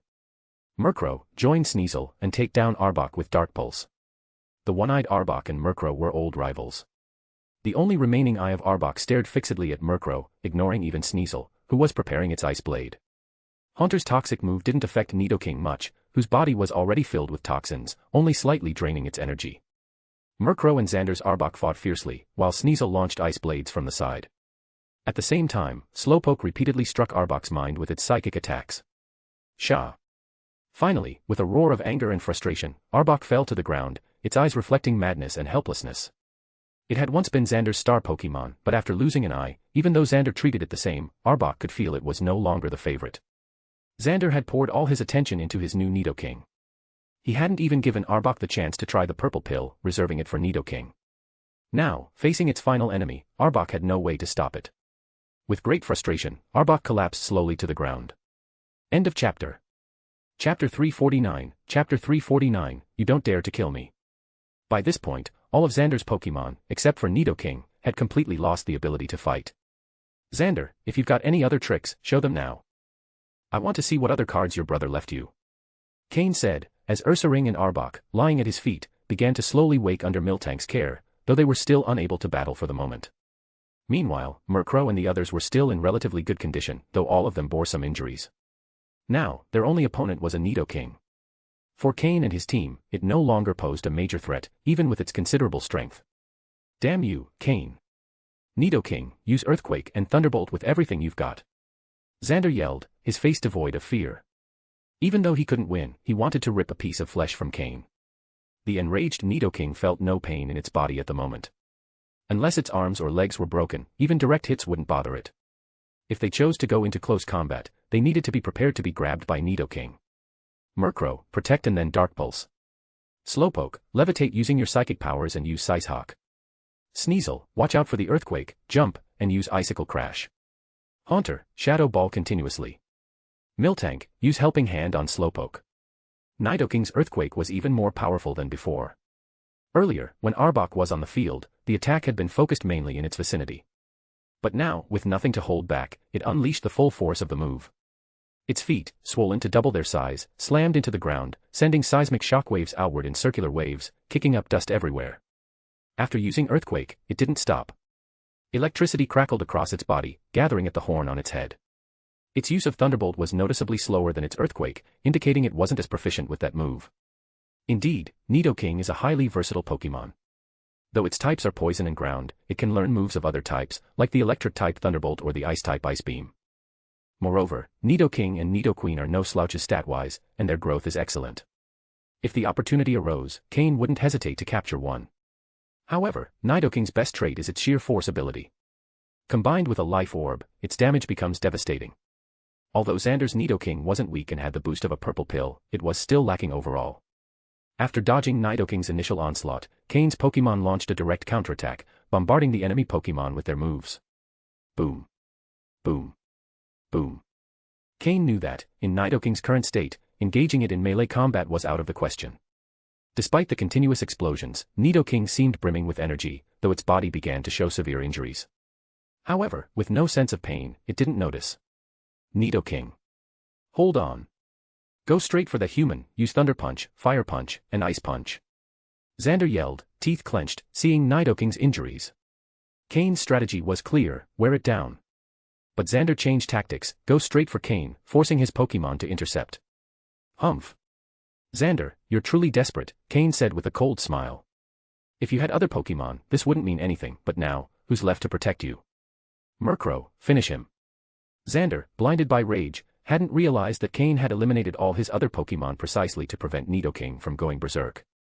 Now all he had was Nidoking. Protect himself or attack Cain, that was the decision he had to make.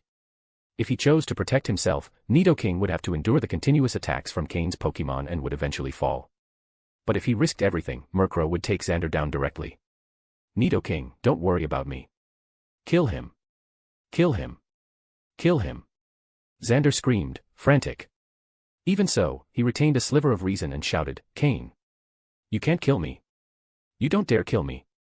I already told my brother that if I don't come back alive, it's because you killed me. He'll come after you. A near-elite level expert. You can't handle him. You can't handle him. Ha ha ha. You don't dare kill me. He screamed and laughed, appearing utterly insane to anyone watching. But Cain, with a smile on his face, was unfazed. Who was the real fool? Even if he spared Xander's life, his brother would come after him regardless, and then both brothers would be together. So why not solve the problem here and now?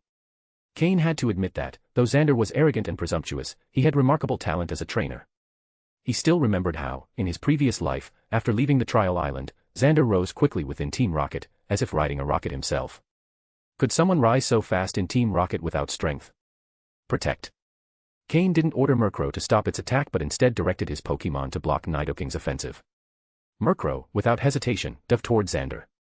Nidoking, like an enraged purple rhinoceros, launched a Thunder Punch, only for it to be blocked by Haunter's Protect, its Fire Punch was stopped by Sneasel's Protect, and finally, its Ice Punch was intercepted by Slowpoke's Protect.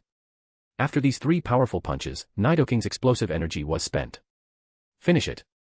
Slowpoke, use Water Pulse with Psychic Assistance. Haunter, Psychic. Sneasel, Icicle Crash at maximum power. Miltank, Helping Hand for Slowpoke. Following Cain's commands, his Pokémon acted immediately. Miltank used Helping Hand to amplify Slowpoke's combined water and psychic attack. Being poison and ground type, Nidoking was highly vulnerable to water and psychic type moves, making Slowpoke's attack devastatingly effective. Then Haunter, though a bit inexperienced, launched a direct psychic attack on Nidoking's head. Sneasel focused all its ice energy, conjuring 4 massive ice spears in the air, which struck Nidoking one after another. Each attack slowed its movements until it finally collapsed just 2 meters from Cain. But that 2-meter distance was like an insurmountable chasm. Meanwhile, Murkrow, dispatched by Cain to target Xander, had also reached its mark. Xander paid no attention to Murkrow's approach. His eyes were fixed on Nidoking's movements, and when he saw it fall, a look of despair and emptiness appeared in his eyes. Even the madness on his face disappeared, leaving only complete defeat. Trial Island, first place, Xander. Dead. End of chapter. Chapter 350, Chapter 350, Little Brother. Cain didn't give Xander a chance to speak or express his opinion. The grudge between them had been planted long ago, so it was best to finish him off immediately. All of Xander's Pokémon were eliminated.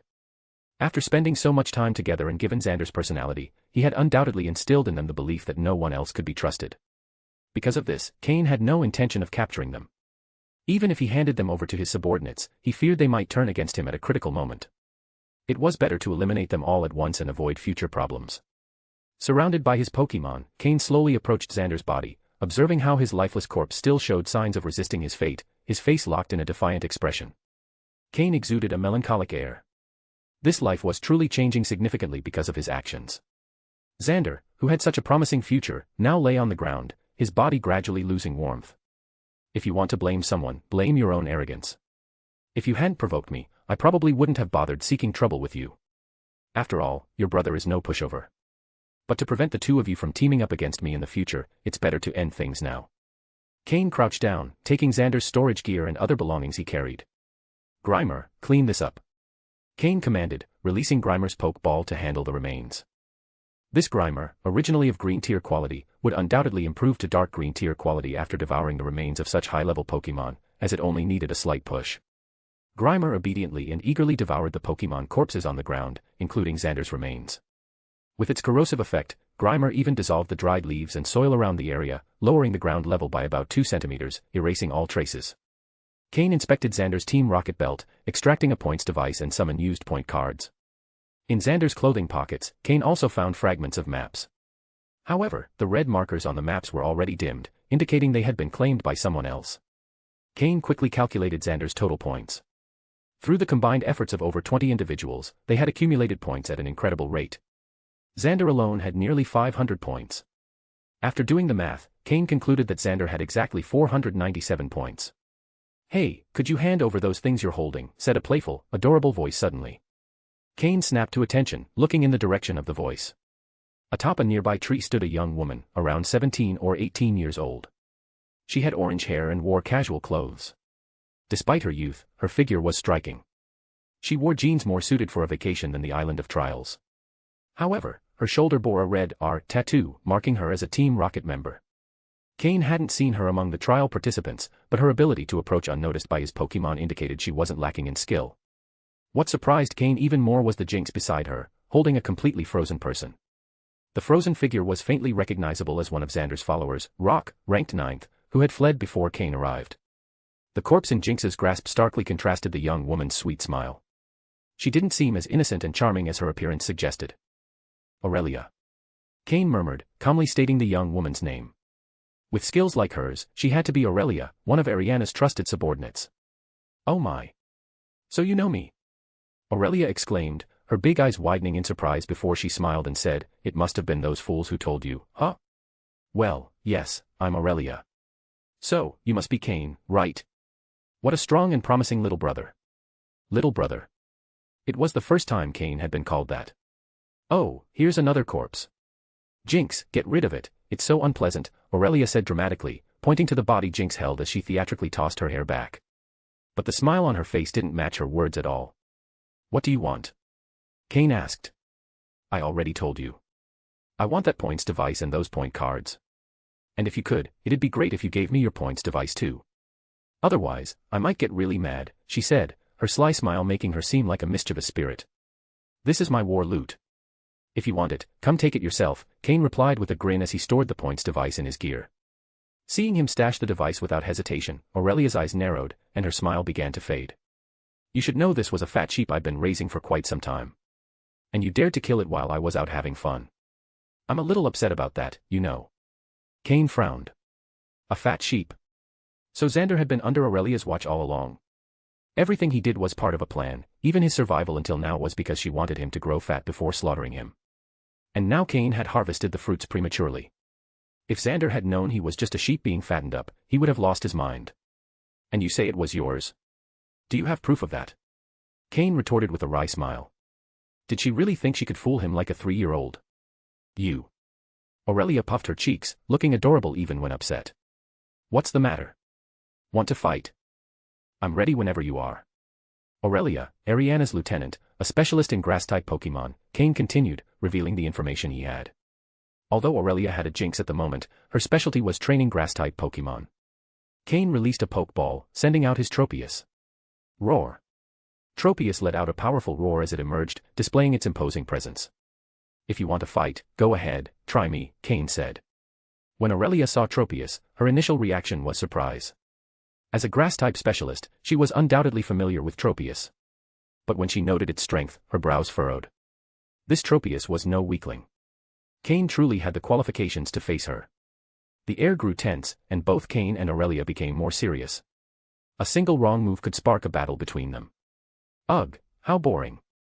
Never mind then. Keep those points for now. I won't bother you anymore.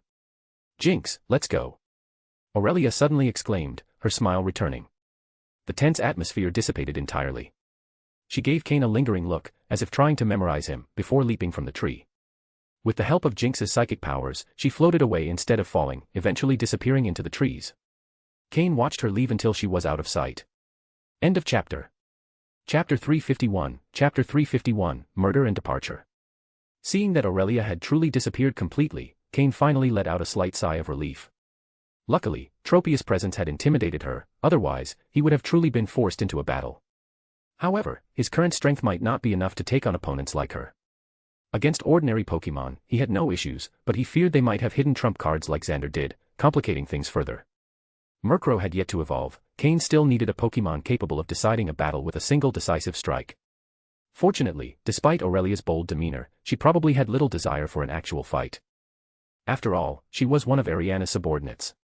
Cain vividly remembered Ariana's battle with Price at the Lake of Rage, a clash between two elite-level trainers where Ariana was pressured from start to finish. It was likely Ariana's current strength hadn't fully recovered. So, could it be possible she had joined this territorial expansion mission in her current state? It didn't seem likely. Thus, Aurelia was perhaps the least ambitious of the four monsters vying for dominance. Cain looked at the frozen corpse on the ground and shook his head. Aurelia hadn't brought her best grass-type Pokémon, likely as a way of testing herself. Had Cain attacked without hesitation, Aurelia would have summoned all her grass types immediately.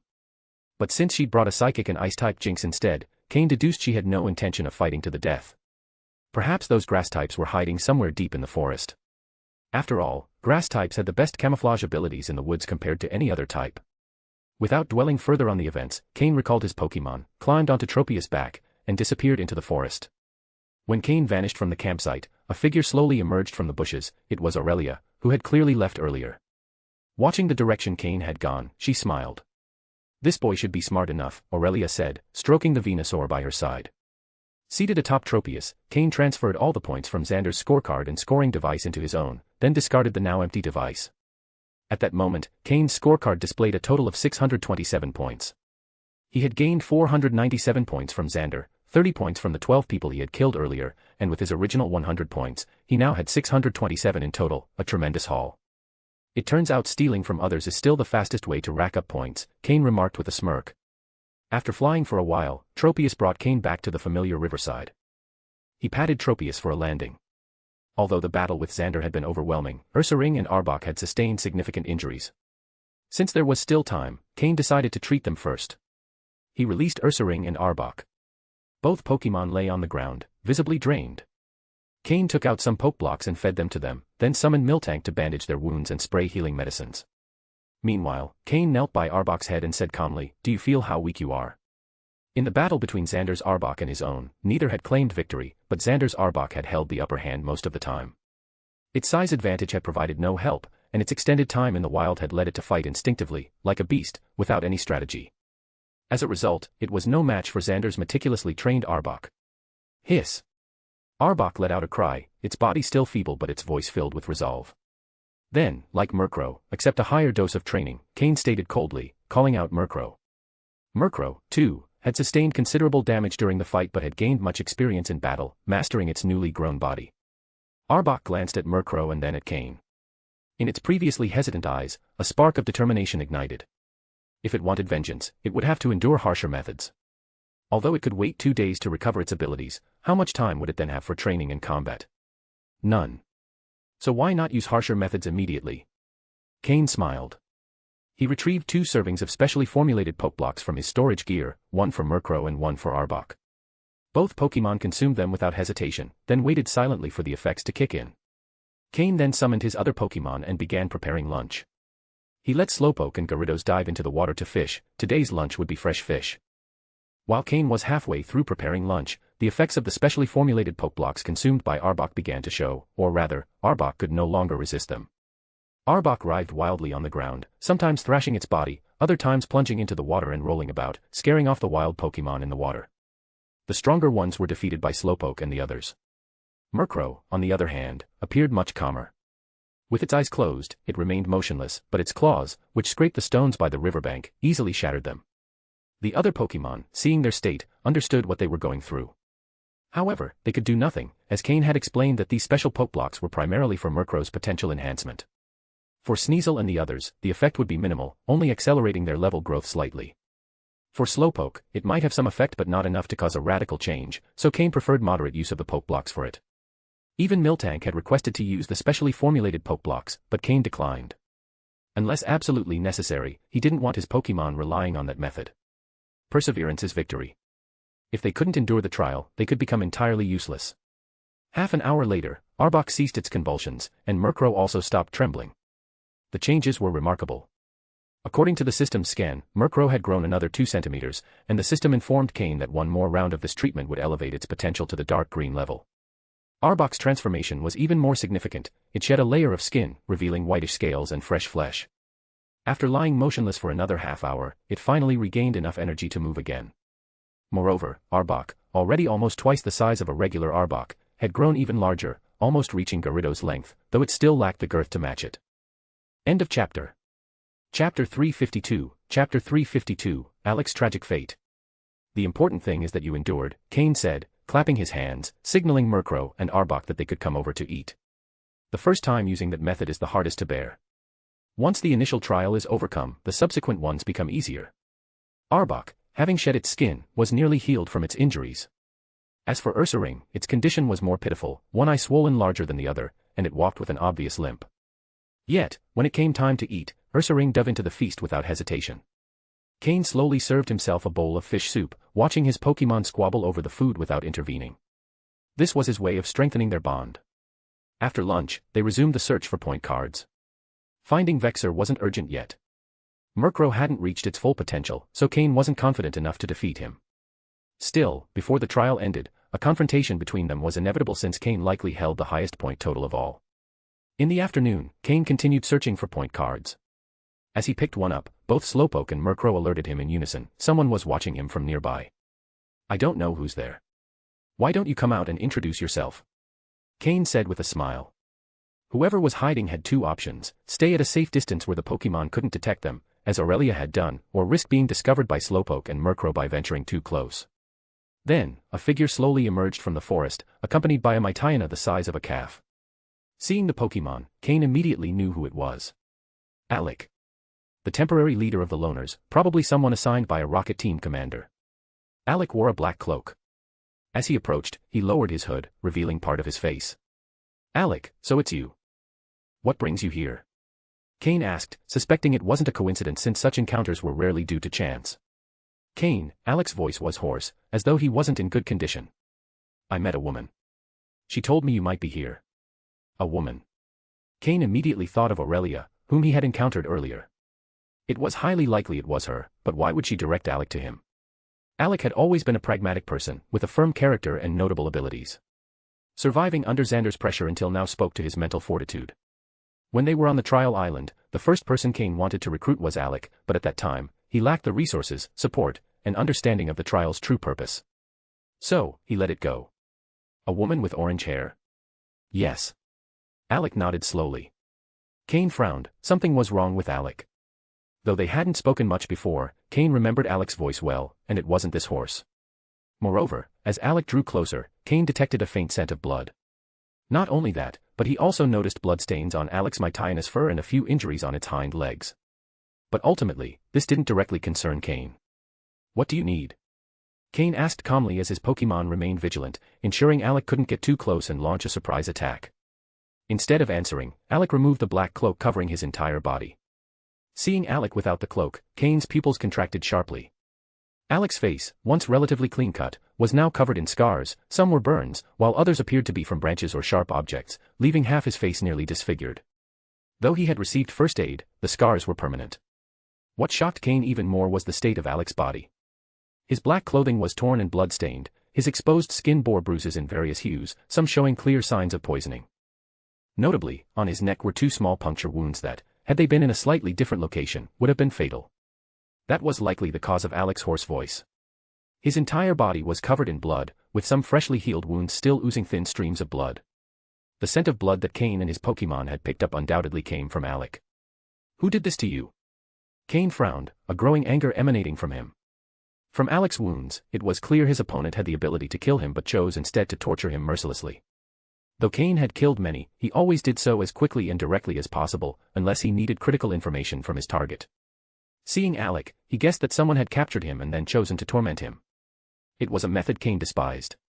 That's why Cain had eliminated people like Paul, that so-called artist of bodies, who did things Cain found revolting. Thinking about it, only one name fit. Vexor. The name came to Cain's mind. Vexor. Alec murmured weakly but with a voice full of hatred. Clearly, Alec hated Vexor to his core. Vexor had gone beyond what Paul had ever done. Paul, in the end, always killed his victims. Vexor, on the other hand, left Alec alive but destroyed all his Pokémon except for Mytiana, doing it right before his eyes. This left Alec feeling powerless, humiliated, and despairing. It was no wonder Vexor got along so well with people like Paul. End of chapter. Chapter 353, Chapter 353, Alec's surrender. So, why have you come looking for me? Though Cain despised those who avoided direct kills, he wasn't a savior out to avenge Alec. That orange-haired girl said you'd cause trouble for Vexor. If I want revenge, I have to seek you out, Alec murmured. Cain raised an eyebrow. Did Aurelia say that? Was she so certain he'd go after Vexor? Or had someone mentioned it to her? Miyamoto, perhaps. Or could Aurelia be exactly what he suspected? Were Ariana's subordinates always so cunning? And then? Cain neither confirmed nor denied anything. At his words, Alec seemed to lose strength. Each movement caused some of his wounds to reopen, spilling blood. His face grew even paler. Plop. Alec fell heavily to the ground, uncaring of the rocks, branches, or anything else beneath him. But the impact caused many of his wounds to fully open. The Mytiana at his side whimpered, sticking out its tongue to lick Alec's wounds as if trying to stop the bleeding. Don't worry, Mytiana, Alec forced a smile. The pain from his burned face made even the smallest movement of his facial muscles excruciating. Then he looked directly at Cain. The physical pain hadn't dulled his resolve, rather, the humiliation Vexor had inflicted on him was seared into his mind. If you can kill Vexor, from now on, I, Alec, will follow only your orders, Cain. I will serve you as my leader. Alec spoke in a calm tone, but the determination in his words left no room for doubt. Oh, aren't you worried the officer behind you will cause you trouble? Cain asked with an ironic smile. Alec remained silent for a moment before replying. He has already been eliminated by the person backing Vexor. An officer had already been taken out by Vexor's superior, Lucius. Were those superiors really this impatient? Cain didn't deny his intention to confront Vexor. There was no need to deceive himself or others. He didn't have a good impression of Vexor or the one backing him. They had tested him without care. If not for his own strength, he might have been eliminated long before returning to the trial island. Furthermore, he wanted to take first place in the trial to prove his worth and utility to Umbra, otherwise, he wouldn't survive. Vexor also aimed to claim the top spot in this trial, making a showdown between them inevitable. How much strength do you have left? Why do you think you'd be useful to me in the future? On the trial island, though you've kept a low profile, you've gathered some loyal followers and provided them with enough resources to survive. That shows you've always intended to recruit followers. You're not someone who settles for mediocrity, you don't seem like a simple trainer. Everything you do has a plan and purpose. You, Cain, will not go unnoticed within Team Rocket. Since you want to climb the ranks, you'll need loyal followers with great potential. And I, Alec, possess both that loyalty and potential. Alec said all this in one breath, his breathing labored from the effort. You have a clear vision, anyone in the top 5 on the trial island isn't a fool. Even if you had support, not just anyone gets chosen for this mission, Cain praised him. Additionally, Alec paused before continuing, my starter Pokemon is my Tiana. Doesn't that strike you as curious? Hearing this, Cain looked at him in surprise. It seemed Alec knew more than Cain had assumed. Tell me more. My Tiana, as you probably know, isn't a Pokemon from the Kanto or Johto regions but from Hoenn. I'm the only participant on this trial island with a Pokemon from Hoenn, and many have found that strange, surely you did too. His breathing grew heavier. That's because the officer backing me was one of the first sent by Team Rocket to the Hoenn region. One of the first to be sent to Hoenn. Team Rocket had attempted to infiltrate Hoenn more than once. Was Alec's backer among the earliest? Those secrets, known to only a few, Alec understood because he had been that officer's direct subordinate. And the first place in this final trial will receive Team Rocket's support to infiltrate the Hoenn region, establish a base of operations, and eventually launch a coordinated assault, helping Team Rocket gain a foothold in Hoenn. It's precisely because of this reward that those superiors have flocked here, and even some officers have decided to risk everything. But those officers are either desperate or have backing from superiors, while the officer supporting me had no choice. He was simply the first to attempt to invade Hoenn. That's why he was also the first officer eliminated by one of those superiors. And that's the main reason Vexor treated me as he did. He wanted information about Hoenn from me. If you kill Vexor, I can tell you everything I know. I can even help you infiltrate Hoenn faster, develop more quickly. Although my officer couldn't complete the invasion, some resources and contacts were already established. Before entering the trial island, he suspected things might not end well for him, so he told me everything in advance. Those resources are what Vexor desires so much. Give me 1 day to recover, and I'll help you eliminate Vexor. I know your goal is to take first place. Alec had revealed much. No wonder Vexor had treated him so cruelly. So you used that information to negotiate your life? Cain asked. Hey, I gave him half-truths. He didn't dare kill me because he feared that if he did so before verifying the information, he'd never get it. So I seized the opportunity and escaped. Cain nodded, he believed most of what Alec said. If there were lies, they were few. This also explained why Alec had shown no interest in forming a faction on the trial island. He was simply looking to protect himself, not compete for first place. Take this pill and take it easy. I warn you, it's a poison. If you don't take the antidote I'll provide at regular intervals, you'll die of organ failure. Think carefully. Cain pulled out the same pill he had given Miyamoto. Alec had convinced him. Without hesitation, Alec took the pill from Cain's hand and swallowed it. End of chapter. Chapter 354. Chapter 354, detailed information about Vexor. Was your gear also confiscated by Vexor? Cain noticed that the Team Rocket belt Alec once wore was gone. On the trial island, trainers typically stored their items in belts provided by Team Rocket. With Alec's belt missing, it was clear Vexor had taken it. This explained why Alec, despite his injuries, hadn't received any treatment or medical care. Yes, aside from my Tiana's Pokeball, which I hid well and he couldn't find, all my other Pokeballs and storage gear were confiscated by him, Alec explained as he petted my Tiana beside him, a hint of melancholy in his expression. As his starter Pokemon, and a canine species to boot, my Tiana would obey Alec's orders even without its Pokeball. This pill also has some healing properties. Take it along with this one to stabilize your condition. Also, here's a medical spray for humans, use it to treat your wounds. Can you manage it? Cain handed Alec a few supplies. On the trial island, everyone who survived in the wild bore some scars.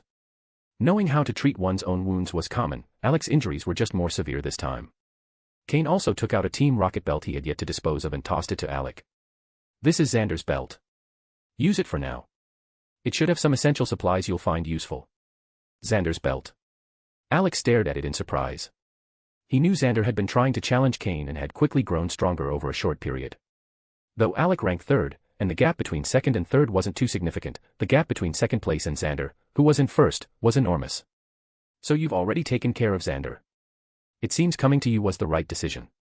Among the participants, only you can face Vexor. Or rather, only you, Cain, can stand against the subordinates of the 4 executives, Alec remarked. Cain smirked faintly at that. If eliminating someone benefits me, I'll do it. And if someone shows hostility toward me, I'll deal with it without hesitation.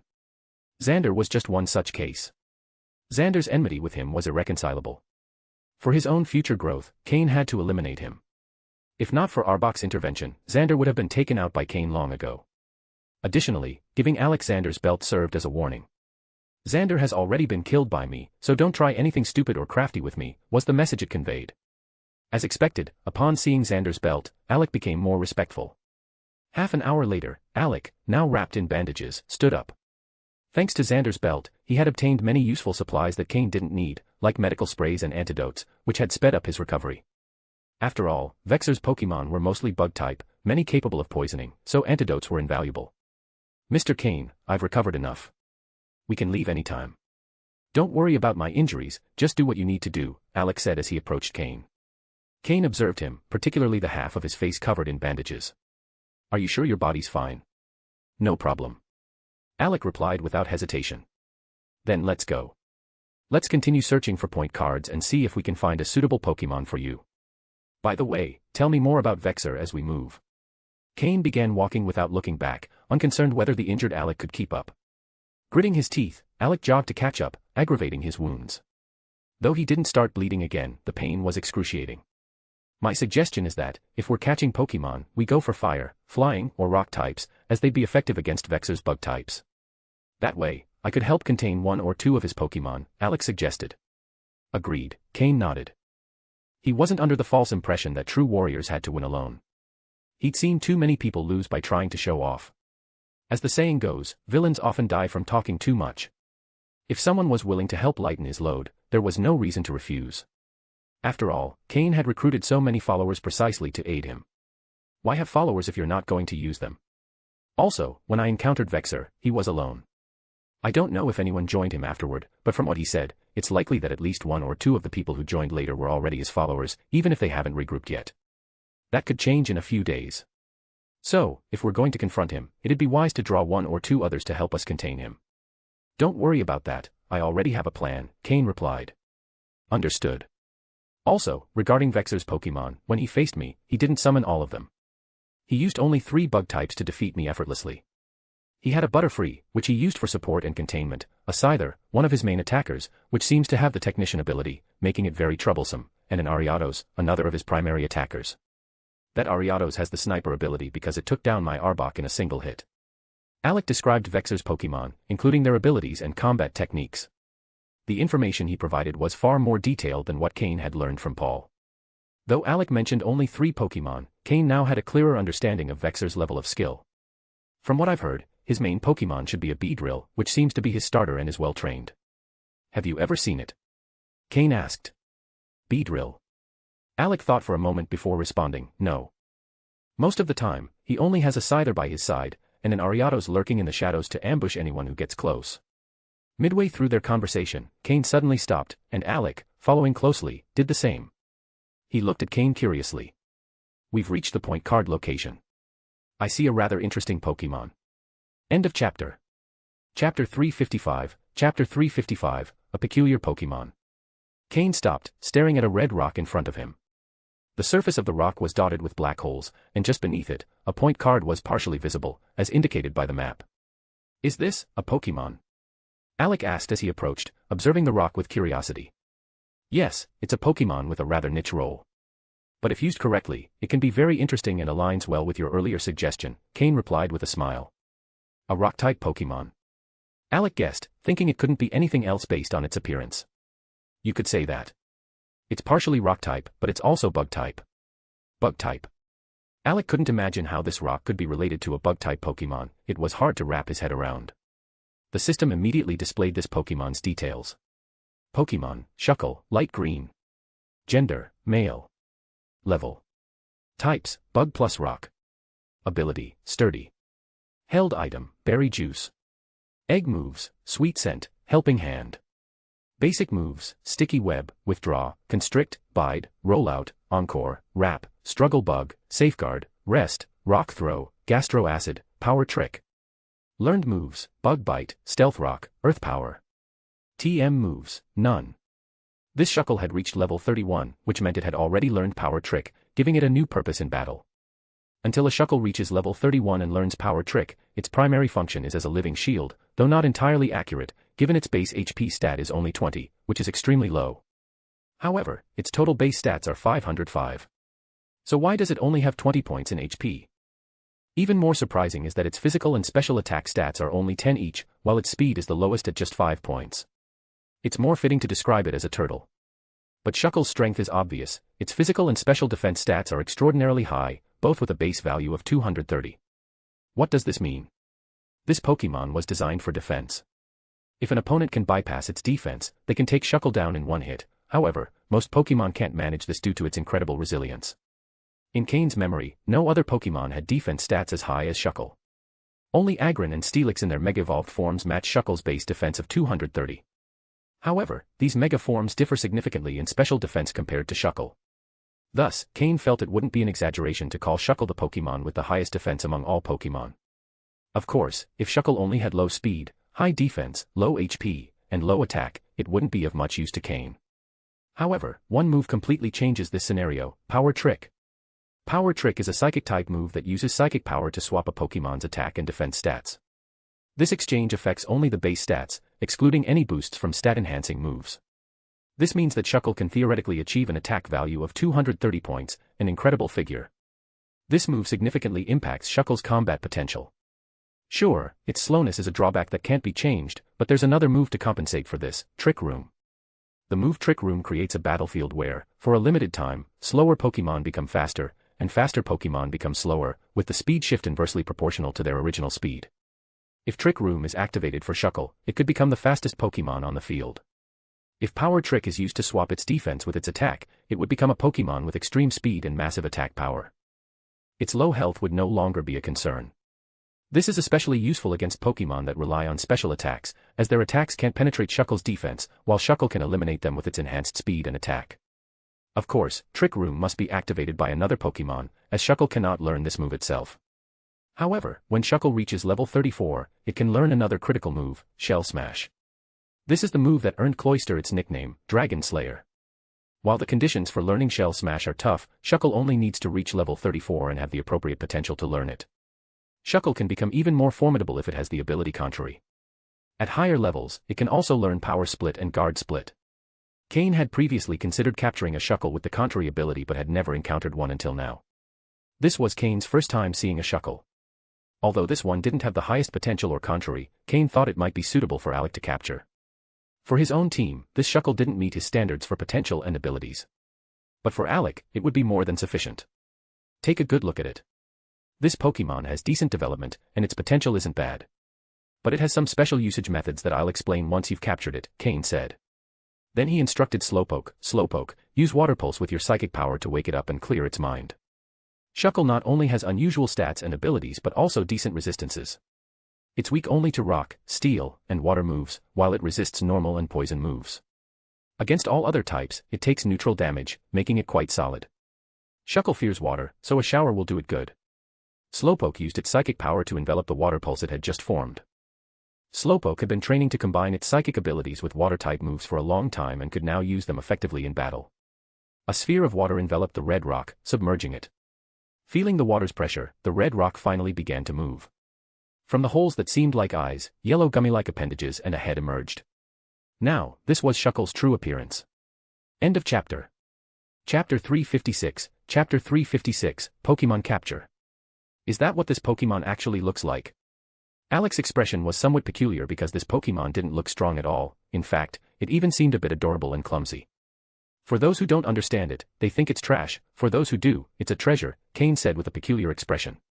This Shuckle clearly didn't understand its way of battling, so when it was caught by the Water Pulse move enhanced by Slowpoke's psychic power, it couldn't break free or counterattack. This highlights the importance of a trainer, as many wild Pokémon, before being captured, don't understand the most suitable way to fight. That's why there's a saying, a Pokémon without a trainer to guide it can see its battle power reduced by half or more. This phenomenon is even more evident in Shuckle's case. Of course, when wild Pokémon reach higher levels, they develop their own fighting styles, which, while perhaps not optimal, are at least the ones they know best. That's why many trainers, unless absolutely necessary, prefer not to capture Pokémon whose power is already developed. It's hard to correct a battle style they've been using for years. In the end, trainers must spend significant time retraining them, so they prefer to capture a weak Pokémon and train it from scratch. Soon enough, Shuckle, being doubly weak to water types, couldn't put up much of a fight despite battling in the water for quite some time. When it fell to the ground, it had already lost the ability to move. Capture it, and I'll explain what kind of Pokémon it is, Cain said. Alec nodded, took a Pokeball from his belt, and captured the Shuckle without any incident. Cain picked up the point card that was on the ground and continued walking with Alec and their Pokémon. Meanwhile, he explained to Alec. You're probably more familiar with Pokémon from the Hoenn region, and this Pokémon is quite rare in Johto. After all, few people use it. Its name is Shuckle, Cain explained gradually. Alec, who had a significant background, possessed extensive Pokémon knowledge. Even though this was his first time seeing a Shuckle, after Cain's explanation, he quickly understood its battle style. This is truly a peculiar Pokémon. Knowing how to use it or not makes a huge difference, Alec remarked, amazed after hearing Cain's explanation. He had never thought that combining certain moves with this Pokémon would create such a radical transformation. Of course, Cain only explained Shuckle's basic battle style to Alec, not revealing its most ideal combat strategy, as that kind of Shuckle is very hard to find. If you use it well, you could keep one of Vexor's Pokémon busy. And if the Pokémon you capture afterward are also good, you might even manage to take on 2 of his Pokémon, Cain suggested. Initially, Alec didn't have much confidence, but after capturing Shuckle, his confidence in occupying one of Vexor's Pokémon grew significantly. Who knows? Maybe I can even get my revenge. Alec thought to himself, hoping to defeat one of Vexor's Pokémon and partially settle the score. That afternoon, the 2 of them spent their time searching for point cards so Alec could capture some Pokémon with decent traits and type advantages. Since Vexor had taken Alec's point device, all the points obtained belonged to Cain. Moreover, Alec was no longer interested in collecting points, as long as Cain finished first, he could get him out of there with just one word. Alec never considered the possibility that Cain might win and leave him behind. Given his current level of loyalty and future potential, Cain had no reason to abandon such a promising subordinate. After finding all the point cards in the map fragment, Cain accumulated a total of 80 points. Combined with what he already had, he now had 707 points. He was very close to the 1,000 points needed. Earning 80 points in one afternoon might seem impressive to others, but for Cain, it was normal. Killing is faster. Whoever kills and burns always profits. However, that afternoon, he also helped Alec capture 3 Pokémon, the Bug/Rock-type Shuckle, which Alec was already starting to get the hang of. A light green Golbat at level 29, which at first glance seemed like a fairly ordinary Pokémon. During the day, they encountered quite a few flying-type Pokémon, but all of them had levels or traits that were less than ideal. Alec settled for capturing this Golbat as a backup. Finally, they captured a level 30 Ponyta with a green hue, which was a pleasant surprise. A green-quality Pokémon is quite rare, even on the trial island. The last point card in Cain's map fragment was with a small herd of Ponyta. Alec had almost given up after a day in the forest without finding any fire-type Pokémon but was surprised to find a group of Ponyta there. To his surprise, Cain also noticed that one of the Ponyta was of green quality, so he quickly helped Alec capture it. Capturing it was one thing, taming it was another that Alec would have to handle. By the end of the day, Alec, having captured 3 more Pokémon, was regaining his strength. There's no denying that in a place like Trial Island, where Pokémon are everywhere, a weaker trainer grows quickly if a strong trainer helps them capture Pokémon. Of course, this assumes the weaker trainer can fully tame the captured Pokémon. Wild Pokémon aren't opposed to becoming a trainer's companion, but often, whoever defeats them wins their loyalty. However, this process of one person capturing and another receiving them creates some resistance. Cain wasn't worried about this. He's not a babysitter. Helping Alec capture Pokémon was only to ensure he could provide some support during the battle against Vexor. Otherwise, Cain would leave them to grow on their own. Just like Sky and Fox. Cain never considered helping them. If everything has to be handled by the leader, then what's the point of having subordinates? Being a leader means delegating tasks to others, only then can work be efficient and leave the leader time for personal growth. It's no different for those building their own forces on Trial Island. End of chapter. Chapter 357, Chapter 357, The Evolution of Murkrow's Aptitude. At night, Cain and Alec set up camp in a corner of the forest. Due to Alec's presence, Cain refrained from letting Mismagius appear. At this time, Mismagius should not be seen by anyone, not even by someone who had already been brought under his control. Even the slightest chance of someone discovering that he had an elite-level Pokémon with an innocent mind would tempt even Umber to try and take it from him. No matter how valuable Cain's abilities were, to an elite-level trainer, having such a Pokémon under their control was priceless. If anyone discovered Mismagius's existence, Cain would have to eliminate them, or be eliminated himself. There was no other option. After dinner, Alec took Mytiana, which had recovered some of its strength, into the forest. He now needed to fully tame the 3 Pokémon he had obtained that day and analyze their battle styles as much as possible. Fortunately, Shuckle, due to its nature, was nearly fully tamed, and Golbat wouldn't pose much trouble. Only Ponyta, with its proud personality, would be difficult to handle. Cain had no intention of helping further. Capturing and taming Pokémon is something a trainer must do on their own. In the darkness, Cain called Murkrow and Arbok to his side and brought out 2 specially prepared Pokeblocks. These are your special Pokeblocks for tonight. Since you've chosen this path, there's no room for regret. Eat as quickly as you can, Cain said indifferently. However, before Murkrow and Arbok began eating, Cain added, Arbok, eat first and then go rest. After enduring the first torture, the second shouldn't be as dangerous for you. Cain allowed Arbok to eat first and withdraw to digest because that night, when Murkrow finished eating its special Pokeblocks, its aptitude would improve according to the system's calculations.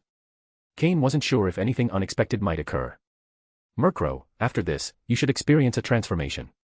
I've never used this method to enhance a Pokemon's ability before, so I don't know what will happen. But I trust you'll endure it. You've done this many times already, and there's not much left until the final step, Cain said, stroking Murkrow's feathers. Craw. Murkrow squawked determinedly. It had eaten these Pokeblocks 3 times before, which had increased its size from the original 60 centimeters to 68 centimeters. Both its physical strength and speed had improved noticeably. It was confident that this final time would lead to a complete transformation. It began eating the special Pokeblocks Cain had prepared for it, and as it felt the overwhelming energy surging within its body, a happy expression appeared on its face. What joy! It was about to complete its aptitude evolution. Soon, it would no longer be the Pokémon with the lowest aptitude in Cain's battle team. It could contribute even more to Cain and finally be used more frequently. Though eating these Pokeblocks had been very painful each time, Murkrow was genuinely happy inside. It was truly happy. That feeling of being valued had returned once again. In the future, it vowed to grow even stronger and do more for Cain with its abilities instead of merely coordinating the rest of the team. After eating, Murkrow closed its eyes and began to slowly sense the changes in its body. Cain closely observed the system's data on Murkrow, monitoring every fluctuation in its stats. From gradual changes to a complete transformation, Murkrow accumulated enough energy within its body to undergo this evolution. The fluctuations in the data were more intense than before. At their peak, Murkrow's stats reached a dark green level, at their lowest, they dropped to a light green. There were dozens of variations every second. One side angel, one side demon, it all depended on Murkrow's willpower. The intense energy stirring inside made Murkrow grip the earth beneath its talons tightly, leaving deep marks in the ground. With its wings folded close to its body, its muscles were tense and trembling. A faint amount of blood began seeping from its body, slowly staining its black feathers red. It looked as if it were bathing in blood. The other Pokémon, who had been training, noticed Murkrow's situation and began to gather around. Slowpoke, Sneasel, Haunter, Skorupi, Miltank, and even Tropius, Gyarados, and Ursaring grouped together. Cain gestured for them to remain silent. Murkrow was at a critical moment, and any disturbance could affect it. The expressions of the Pokémon turned serious as they surrounded Cain and Murkrow, taking defensive stances to prevent any wild Pokémon from suddenly interrupting the process. In the distance, Arbok endured the pain in its body, clenching its teeth, not daring to make a sound or move for fear of disrupting Murkrow's evolution. Having experienced these special Pokeblocks once, Arbok felt a deep respect for Murkrow. How had Murkrow endured such intense pain so many times? This determination was why, although not the strongest in the team, Murkrow had become the respected leader of the group. Only Murkrow and Arbok understood the intensity of the pain caused by these Pokeblocks. Thus, Arbok held deep respect for Murkrow. Moreover, Murkrow's evolution would also serve as an example for Arbok. If Murkrow succeeded, Arbok would gain more confidence. Murkrow's evolution was affecting all of Cain's Pokémon. The camp's atmosphere grew increasingly tense. The usually lazy Tropius now had a sharp gaze, scanning the surroundings, fully displaying its presence as a level 40 Pokémon with dragon blood. It was as if it were warning nearby Pokémon to stay away. All the Pokémon were on high alert. Finally, 30 minutes passed, then an hour. After an hour of consuming the special Pokeblocks, Murkrow's energy gradually stabilized, and the blood oozing from its body stopped. Cain carefully monitored the system's data, recording every change in Murkrow's stats. Craw. Suddenly, Murkrow let out a sharp cry. Its energy peaked, then gradually settled at a middle point. Murkrow had successfully improved its quality to dark green level. End of chapter. Chapter 358, Chapter 358, Preparations before the battle. Cain watched as the energy graph's data stabilized at deep green and let out a long sigh. This forced increase in Murkrow's potential had brought him considerable pressure. If it weren't for the threat of Vexor, he might not have chosen such a risky method.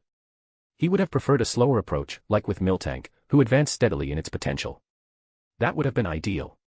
Fortunately, Murkrow succeeded and became the second Pokémon in Cain's team to improve its potential. Just like Slowpoke, its potential had reached deep green. Caw. The excited Murkrow cried out once again, releasing its joy. The other Pokémon thought Murkrow was simply overwhelmed with emotion, but only Cain understood the reason behind the two cries. The first was for the happiness of improving its potential. The second was because it knew it could now be of greater help. With mixed feelings, Cain stroked Murkrow's blood-stained feathers, completely unconcerned about dirtying his hand. Eat these Pokeblocks, just the regular dose, and recover some energy. Miltank, give Murkrow a bottle of milk. Slowpoke, clean Murkrow, Cain instructed the other Pokémon. After witnessing Murkrow's improvement, the other Pokémon seemed relieved, as if a weight had been lifted off their shoulders. Except for Miltank and Slowpoke, the others returned to their training. Murkrow was now stronger. They, too, had to push themselves. The tired Murkrow enjoyed the attentive care from Miltank and Slowpoke. It had always been the older brother looking out for them, and now it was their turn to care for him. In the distance, Arbok was shedding its skin. Seeing Murkrow's success brought it inner joy, speeding up its molting process. After finishing, it rested on the ground for half an hour before returning to Cain's side. Quietly, it began speaking with Murkrow, asking how it felt after the improvement. In truth, Cain could see more detailed data in the graphs provided by his system. First, Murkrow, which originally stood at 68 centimeters tall, now measured 70 centimeters, a full 20 centimeters taller than an average Murkrow. Next, the energy storage capacity within its body had changed. It was as if a bottle had turned into a kettle, doubling its limit. Finally, there was a change in its level. The high concentration of energy had pushed Murkrow to level 33. It was now just one level behind Slowpoke, who was at level 34, making it the second strongest Pokémon in Cain's team. Rest well. Starting tomorrow, we'll begin specific training for you, Murkrow, and you'll need to quickly adapt to your new potential. There are still more important missions ahead. Arbok, you must also adapt quickly to your body and pick up the pace. Remember, you don't have much time, Cain said. Both Pokémon nodded and fell asleep with different thoughts in mind. The special Pokeblocks tested not only their bodies but also their minds. Soon, both Pokémon were in a deep sleep, while the others continued training. Murkrow's progress had motivated them to push even harder. Half an hour later, Alec returned from the forest, covered in dust. His clothes and some bandages showed burn marks.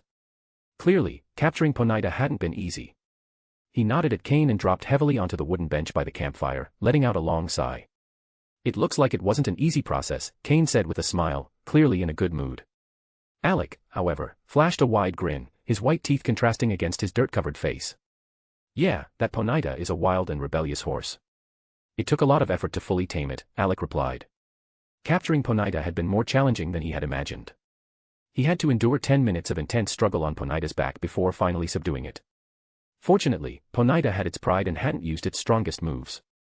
Even so, Alec had felt the heat of its flames enveloping him. Earlier, he had captured Shuckle and had only recently been finalizing the process, helping Shuckle get accustomed to battles. The truth was that, once he found the right fighting style, Shuckle's combat abilities improved drastically. Even Alec's Mityana was no longer a match for it. During the capture of Golbat, Shuckle also played a crucial role. However, capturing Ponyta had been entirely Alec's accomplishment. When attempting to command Ponyta in battle, Alec discovered its exceptional talent, even surpassing that of the Pokémon he had previously owned. Clearly, Cain had a good eye for choosing Pokémon. Even Alec thought that once he fully mastered Shuckle and Ponyta, he could become stronger than ever, despite having only 4 Pokémon. It seemed that being around Cain was accelerating his growth. During dinner, he noticed Cain's Pokémon eating high-level Pokeblocks, a luxury. Additionally, he realized Cain was also a Pokémon breeder. What a terrifying talent. Prepare yourself. Tomorrow, we'll start looking for Vexor, Cain said seriously. Tomorrow? Tomorrow. Alec repeated, first uncertain and then with determination, clenching his fists. If he could take revenge, he didn't want to wait a second longer. But he also didn't want Cain risking his life without a plan. It was best to be prepared. But just the two of us. Even though I now have 4 Pokémon, I'm still not proficient in handling them. First, tomorrow we'll find someone. Then, based on your memories, we'll track Vexor's location. I don't want to wait until the last day to face him when there could be more people around, some of whom might be tempted to act opportunistically if they saw my score, Cain replied calmly. As for the number of people around Vexor, don't worry. The person we find tomorrow will take care of them. Tomorrow, they would look for Miyamoto, and then they would deal with Vexor, the thorn in their side. Now that Murkrow's potential had improved, it only needed a Dusk Stone to evolve into Honchkrow at any time. Cain felt more confident. Tomorrow, you'll have to push yourself in battle. Train the Pokémon you've just captured and make sure not to run from a fight, because you know what that means, Cain said coldly to Alec. He didn't want any unexpected incidents during their confrontation with Vexor. If he sensed any risk, he would eliminate it in advance. Understood. Alec replied, his heart racing. End of chapter. Chapter 359, Chapter 359, Retrieving Miyamoto. Fifth day. On the trial island. Cain was accompanied by Alec as they began their search for Miyamoto. Before parting ways with Miyamoto, Cain had Slowpoke leave a psychic mark on him. Unless another psychic-type Pokémon removed it, Slowpoke could track Miyamoto's location. Although the trial island was vast, even if Slowpoke couldn't teleport everywhere, it could sense Miyamoto's location without any issues. Slowpoke, can you sense Miyamoto's location? Cain asked. Slowpoke closed its eyes, concentrated for a moment, and then nodded. Cain instructed Alec to place his hand on Slowpoke's back, and the two disappeared from the forest. Slowpoke couldn't teleport them directly to Miyamoto but transported them to the nearest psychic point. Cain handed Slowpoke some Pokeblocks. Slowpoke, rest a bit inside your Pokeball. Then, he summoned Murkrow and Arbok. Murkrow, now 70 centimeters tall, no longer looked like just an ordinary Murkrow. As for Arbok, its size was comparable to that of a Gyarados. Alec also summoned Ponyta, Golbat, and Shuckle. Today was a day to train them. Ponyta, standing a meter tall, had developed well enough for Alec to ride it without issue. Golbat carried Shuckle in its claws as it soared through the sky. Cain, on the other hand, rode on Arbok's back, just as he had once ridden Onix. Arbok's massive size allowed Cain to travel with stability. And so, the two and their Pokémon moved swiftly through the forest. Whenever they encountered wild Pokémon, Murkrow was the first to jump into battle. Only when there were multiple opponents did Ponyta, Shuckle, and Golbat get the chance to fight. The three Pokémon didn't complain, as Murkrow displayed incredible strength and impressive ferocity in every battle. Murkrow was strong. Alec watched how Cain commanded Murkrow in battles with simple instructions that the Pokémon understood perfectly. The synergy between Cain and Murkrow was remarkable. Alec thought that if he could achieve a similar level of connection with his own Pokémon, his combat power would increase by at least 2 levels. After an hour of rapid movement through the forest, they finally neared Miyamoto's location. Slowpoke reappeared beside Cain, almost fully recovered. Cain, is it safe to approach him directly? Alec asked as he stroked Ponyta. Yes, that guy's resting. Let's see how he's been faring these past few days, Cain replied with a smile. He then patted Arbok, signaling it to move forward. Miyamoto was sitting under a tree, resting, with 2 Primeape by his side. One was the original he had always had, and the other had evolved from a Mankey he had captured.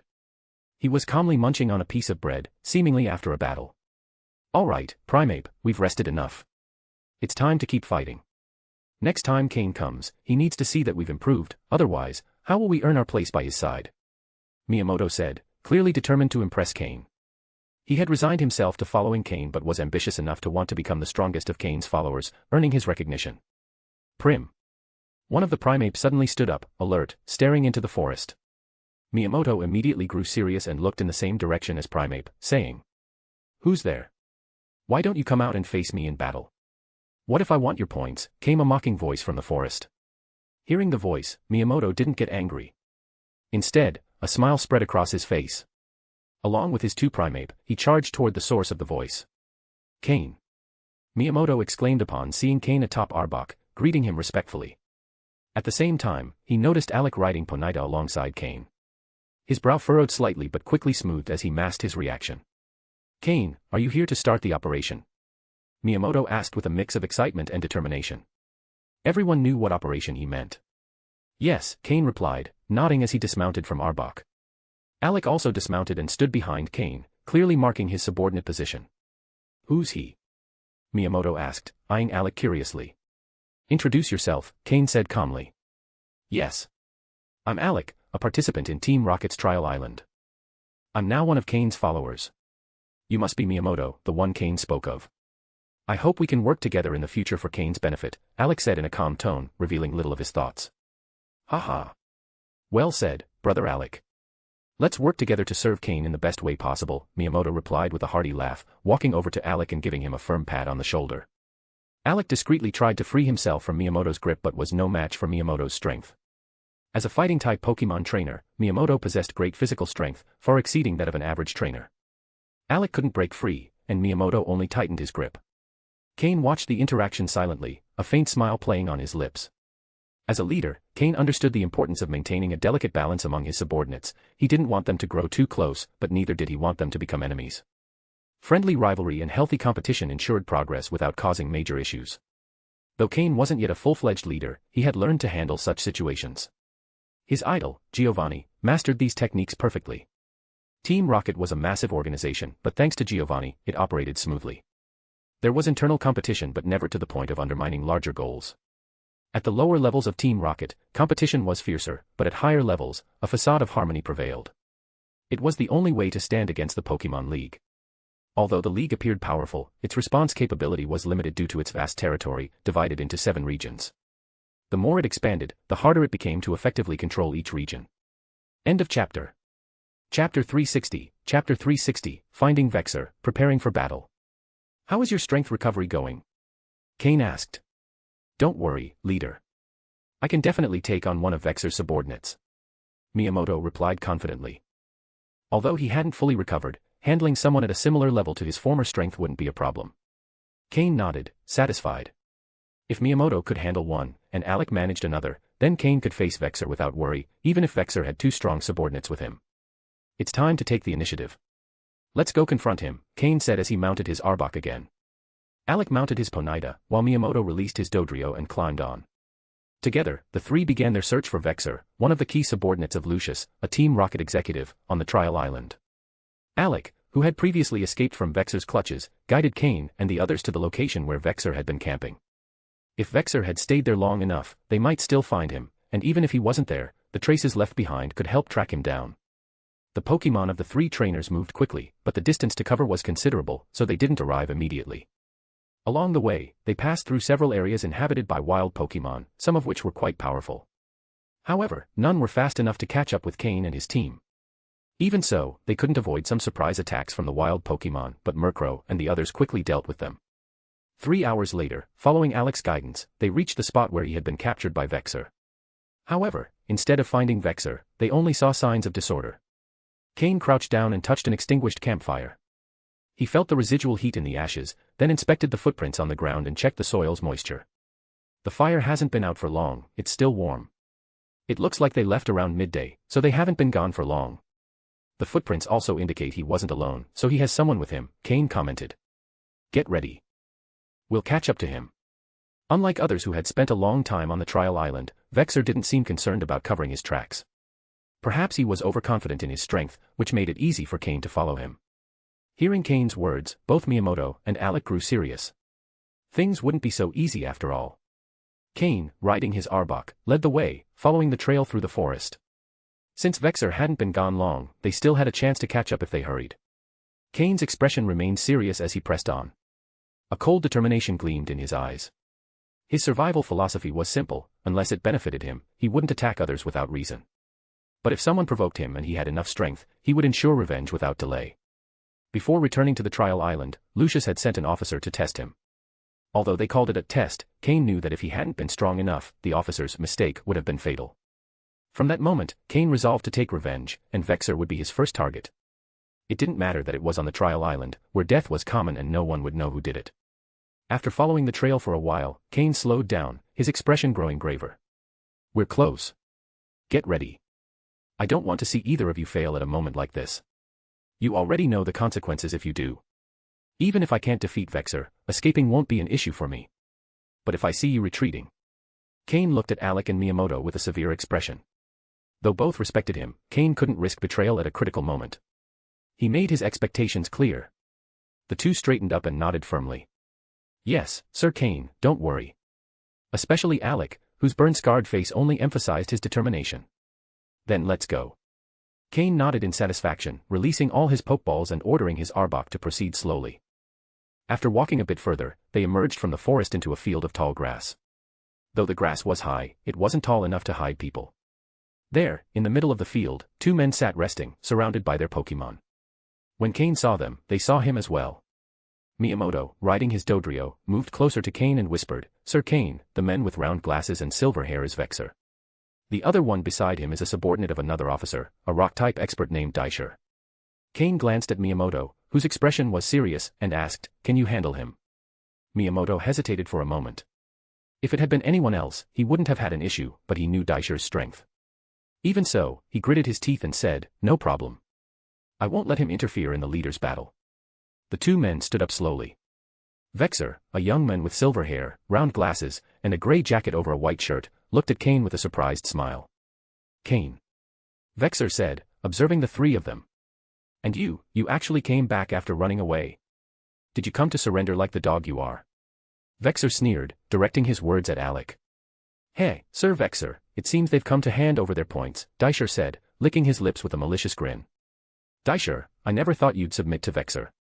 "You know full well that your officer and Sir Lucius don't get along," Miyamoto shouted. "Bah. That old man is finished. When this trial is over, he'll be done for. Why should I stick with him when I can join Sir Lucius and survive?" Daisher retorted. Then, looking at Miyamoto, he added mockingly, "And you? You've submitted to some random participant from the island. Seems like all that strength has left your brain dull." Ha ha ha. The two seemed to know each other well, and as they exchanged words, they began moving to one side of the field, ready to fight. This confrontation was inevitable. End of chapter. Chapter 361, Chapter 361, The Battle Begins, Beedrill. "Cain, have you come all this way just to fight me?" Vexor asked with a confident smile, not taking Cain or Alec seriously. No, Cain waved his hands and then displayed a bloodthirsty grin. "I've come to kill you. You're courting death." Vexor's face flashed with anger but quickly calmed. "With what?" "With the two of you who've survived 3 months on Challenge Island." "Oh, wait, you left the island, but does that give you the confidence to defeat me?" "I already told you, I'm not here to defeat you, I'm here to kill you. Don't you understand?" Cain spread his hands with an expression of feigned resignation. As one of an executive's trusted subordinates, Vexor couldn't stand being provoked by someone who seemed weaker, so he said no more. "If you're so sure, then try me. And as for you, the homeless dog beside you, I'll show you what I can do." Vexor licked his lips with an equally bloodthirsty grin. "You talk too much." Cain tossed all his pokeballs at once and then dismounted from his Arbok. This time, he called out his Tropius, though not for combat, but to shield against potential ambushes while his other Pokemon, like Haunter, focused on offense. Murkrow, Tailwind for the whole team and Dark Pulse. Slowpoke, start using Calm Mind. Sneasel, use Agility and Hone Claws. Haunter, Shadow Ball. Skorupi, Miltank, stay by my side and protect me. Arbok, use Acid. Ursaring, prepare to defend. Cain, already poised for action, didn't hesitate to launch the first attack. Alec, standing beside Cain, also summoned all his Pokemon. Mytiana, Shadow Ball. Shuckle, Power Trick. Golbat, Supersonic. Ponyta, Fire Spin. All the Pokemon directed their attacks at Vexor, who stood in the distance. Vexor didn't seem concerned by the incoming barrage. Instead, his gaze fixed on Cain, who stood atop his Tropius. Cain's strength surprised him a bit, especially Tropius, which, despite not attacking, exerted an intimidating presence. Cain's other Pokemon also displayed significant power in their attacks. Vexor's Scyther, standing by his side, was ready to act at any moment. Vexor gave a slight pat on Scyther's shoulder, which it understood as a command. Scyther lifted him into the air, carrying him out of reach of Cain and Alec's attacks. The ease with which Vexor dodged the attacks showcased the gap in strength between him and his opponents. "Interesting. It seems you have some strength. I suppose I'll have to take this seriously," Vexor said as he landed gracefully. "Let's go, Beedrill, Butterfree, Golduck, Pinsir, Ariados, show them what we're capable of." Vexor released 5 Pokeballs, calling forth his team. Cain immediately analyzed the data of Vexor's Pokemon, focusing particularly on Beedrill, which appeared to be the strongest. Pokemon, Beedrill, Light Blue. Gender, Male. Level. Type, Bug plus Poison. Ability, Sniper. Held item, Poison Barb. Egg moves, none. Basic moves, Twineedle, Fury Attack, Rage, Pursuit, Focus Energy, Venoshock, Assurance, Toxic Spikes, Pin Missile, Poison Jab. Learned moves, Tailwind, Bug Bite, Knock Off, Giga Drain, Drill Run. TM moves, Protect, Hidden Power, Fire, Double Team, Aerial Ace, X-Scissor, Giga Impact. Vexor's light blue quality Beedrill was exceptionally well trained and the highest level Pokemon on his team. "If I'm going to fight, I must give it my all. There's no other way to ensure my safety," Vexor said, smiling as he retrieved 2 yellow-green pills from his storage space. Cain's eyes narrowed as he saw the pills. If he wasn't mistaken, those pills were the type that could temporarily boost a Pokemon's power, though with serious side effects. Without hesitation, Vexor tossed the pills to his Ariados and Pinsir, which devoured them without a second thought. Immediately, their power levels began to rise. However, Cain noticed something different. These pills didn't seem to be the same as those used by Xander. Their effects were quicker but less intense. It appeared these pills were not as potent, but in exchange, their side effects were likely milder. So, you choose to sacrifice your more common Pokémon for a power burst. Even if these Pokémon are exhausted, it won't hurt your overall team much. But with this temporary boost, they can rival your Beedrill. You're a cruel trainer, treating your Pokémon as disposable tools, Cain thought. Not that it bothered him, Cain had done the same in his past life. If you've come here to die, I'll make sure to grant your wish, Vexor said with a crazed smile.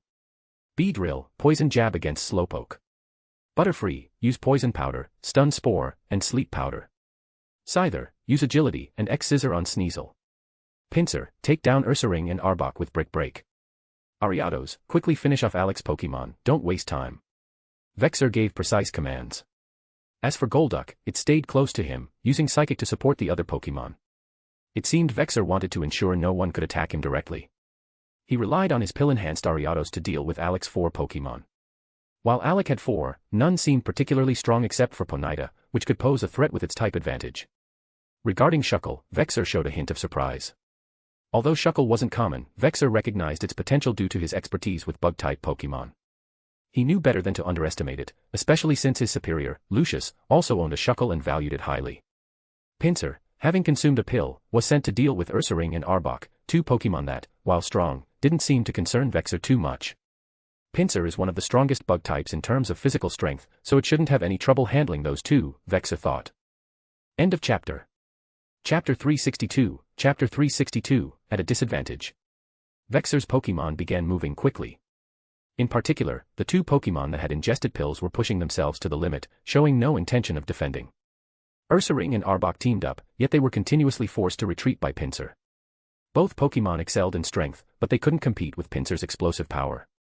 Butterfree flapped its wings, scattering tiny scales into the air and directing them toward Cain's group of Pokémon with the aid of the generated wind. Beedrill pushed its speed to the maximum, swiftly closing in on Slowpoke with stingers charged with venomous energy. If it landed a single hit, the chances of poisoning Slowpoke were high, and with Beedrill's sniper ability, a critical hit would be devastating. Scyther also used agility, engaging in a frantic battle with Sneasel. Both Pokémon, known for their speed, clashed in an intense duel. Although Sneasel had better natural abilities than Scyther, the latter's higher level made the fight closely contested. Haunter, use Skill Swap on Beedrill, first weaken it. Then, use Fire Punch. Slowpoke, use Protect and then unleash your best Sicehawk to push it back. Murkrow, Wing Attack. Help Sneasel with that Scyther first. Beedrill's extreme speed gave Slowpoke no chance to evade, forcing it to rely on Protect to withstand the attack. Nearby, Haunter quickly used Skill Swap, replacing its Levitate ability with Beedrill's Sniper. Then, with one of its ghostly hands, Haunter gathered fire energy and launched a Fire Punch at Beedrill. Beedrill, retreat. Pinsir, attack with everything. Use X-Scissor and Brick Break. Let's take one down first. Butterfree, use Confusion to assist Beedrill's retreat. Scyther, Fury Cutter. Ariados, use Spider Web, Swords Dance, and then hit with Megahorn. Eliminate one first. Vexor gave precise orders to his 6 Pokémon. However, facing the combined forces of 2 people left him at a disadvantage, as Alec only needed to occupy one of his Pokémon, forcing Vexor to keep one Pokémon near him for protection. Otherwise, Vexor was certain Cain wouldn't hesitate to eliminate him first and then pick off his Pokémon one by one. How interesting. Your skill has exceeded my expectations. Also, why hasn't the Tropius beneath you attacked yet? Vexor teased Cain without showing any signs of defensiveness. Hey, dealing with you doesn't require Tropius to get involved, Cain replied with a cold smile.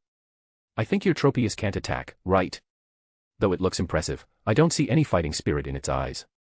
You're just using it as a decoy, aren't you? Vexor seemed to see through Cain's plan. As long as Tropius was present, it represented a constant threat, forcing Vexor to reserve some energy in case it attacked suddenly. However, after observing it for some time, Vexor noticed Tropius's lazy demeanor. If that's what you think, then come and test it, Cain replied calmly, neither confirming nor denying. Vexor gave a sinister grin. Don't let me catch you. The battle between the Pokémon raged on. Beedrill dodged both Slowpoke's Sicehawk and Haunter's Fire Punch. Although it had lost the sniper ability, its speed was enhanced by Levitate, and with Butterfree support, it easily evaded their combined attacks. Then, come at us. Vexor pulled out 3 more pills from his pocket and tossed them to Beedrill, Butterfree, and Scyther. The 3 already powerful Pokémon experienced a significant surge in strength. Cain's expression turned serious. Slowpoke, Flamethrower. Hit them all. Murkrow, use Gust to amplify Slowpoke's fire. Haunter, Shadow Ball, aim for Butterfree. Miltank, Heal Bell. Sneasel, Metal Claw. In an instant, the 3 Pokémon that had ingested pills launched a ferocious offensive, showing no intention of retreating. Scyther, wielding its scythes, faced Sneasel's metal claws directly, gaining the upper hand due to its superior strength. Golduck, Water Gun. Show that Slowpoke how water-types should behave and stop playing with fire. Beedrill, close in and use Giga Drain on Slowpoke. Butterfree, use Confusion on Haunter, show it the true power of psychic attacks. Before Slowpoke's flames could reach Vexor's Pokémon, Golduck's Water Gun extinguished them instantly, even with the gust from Murkrow. Beedrill, its speed enhanced, quickly appeared before Slowpoke. This time, without Protect, Beedrill's Giga Drain landed successfully. The Grass-type attack dealt double damage to Slowpoke. Butterfree's Confusion also directly struck Haunter. While Haunter's Shadow Ball hit Butterfree, Psychic-type attacks inflicted double damage on Haunter, whereas Shadow Ball dealt normal damage to Butterfree. Of course, Haunter's attack was of its same type, while Butterfree's was not, reducing its power. However, Butterfree, highly trained by Vexor, showcased exceptional talent in using psychic moves, inflicting significant damage on Haunter. Cain frowned deeply. He had anticipated Vexor having enhancement pills but didn't expect him to have so many, enough to power up all his Pokémon. For now, Ursaring and Arbok were clearly unable to withstand Pinsir's attacks. The situation was delicately balanced. Once one Pokémon fell, the entire equilibrium would break. What worried Cain the most was Alec. Though his 4 Pokémon were holding off a single Ariados, with its pill-enhanced strength, Swords Dance boost, and Sniper ability, one mistake could cost Alec one of his Pokémon. Moreover, 3 of those Pokémon had been recently captured, so their coordination in battle was still lacking, forcing them into a purely defensive stance against Ariados. Vexor grinned with satisfaction. With just 4 Pokémon, he had managed to pressure Cain's 6, despite Ursaring and Arbok being weaker, and 3 of Cain's Pokémon still inactive. But for Vexor, once he defeated those currently in battle, Cain would be finished. The rest were merely for show. Most importantly, Cain thought he was going all out, right? Vexor hadn't yet played his trump card. For now, though, Cain was already at a disadvantage. End of chapter. Chapter 363, Chapter 363, Evolve, Murkrow. Vexor wore a smug expression of assured victory. Alec noticed it and grew desperate, knowing that if Cain was defeated, there would be no way to escape today. More importantly, his vengeance might never come to fruition. Miyamoto, battling in the distance, was also worried. Although he had managed to hold off Daishur, his team consisted of Pokémon recently captured on the trial island, while his opponent used Pokémon he had trained for a long time. He found himself in a similar predicament to Alec. His Pokémon obeyed his commands, but their execution lacked precision, and his command of the battle wasn't sufficient. Miyamoto's defeat was inevitable. However, the key to victory remained the clash between Cain and Vexor. Regardless of what happened to the others, the main battle would determine the final outcome. The situation was at a deadlock. Murkrow and Slowpoke barely managed to fend off the ferocious attacks of the enhanced Beedrill.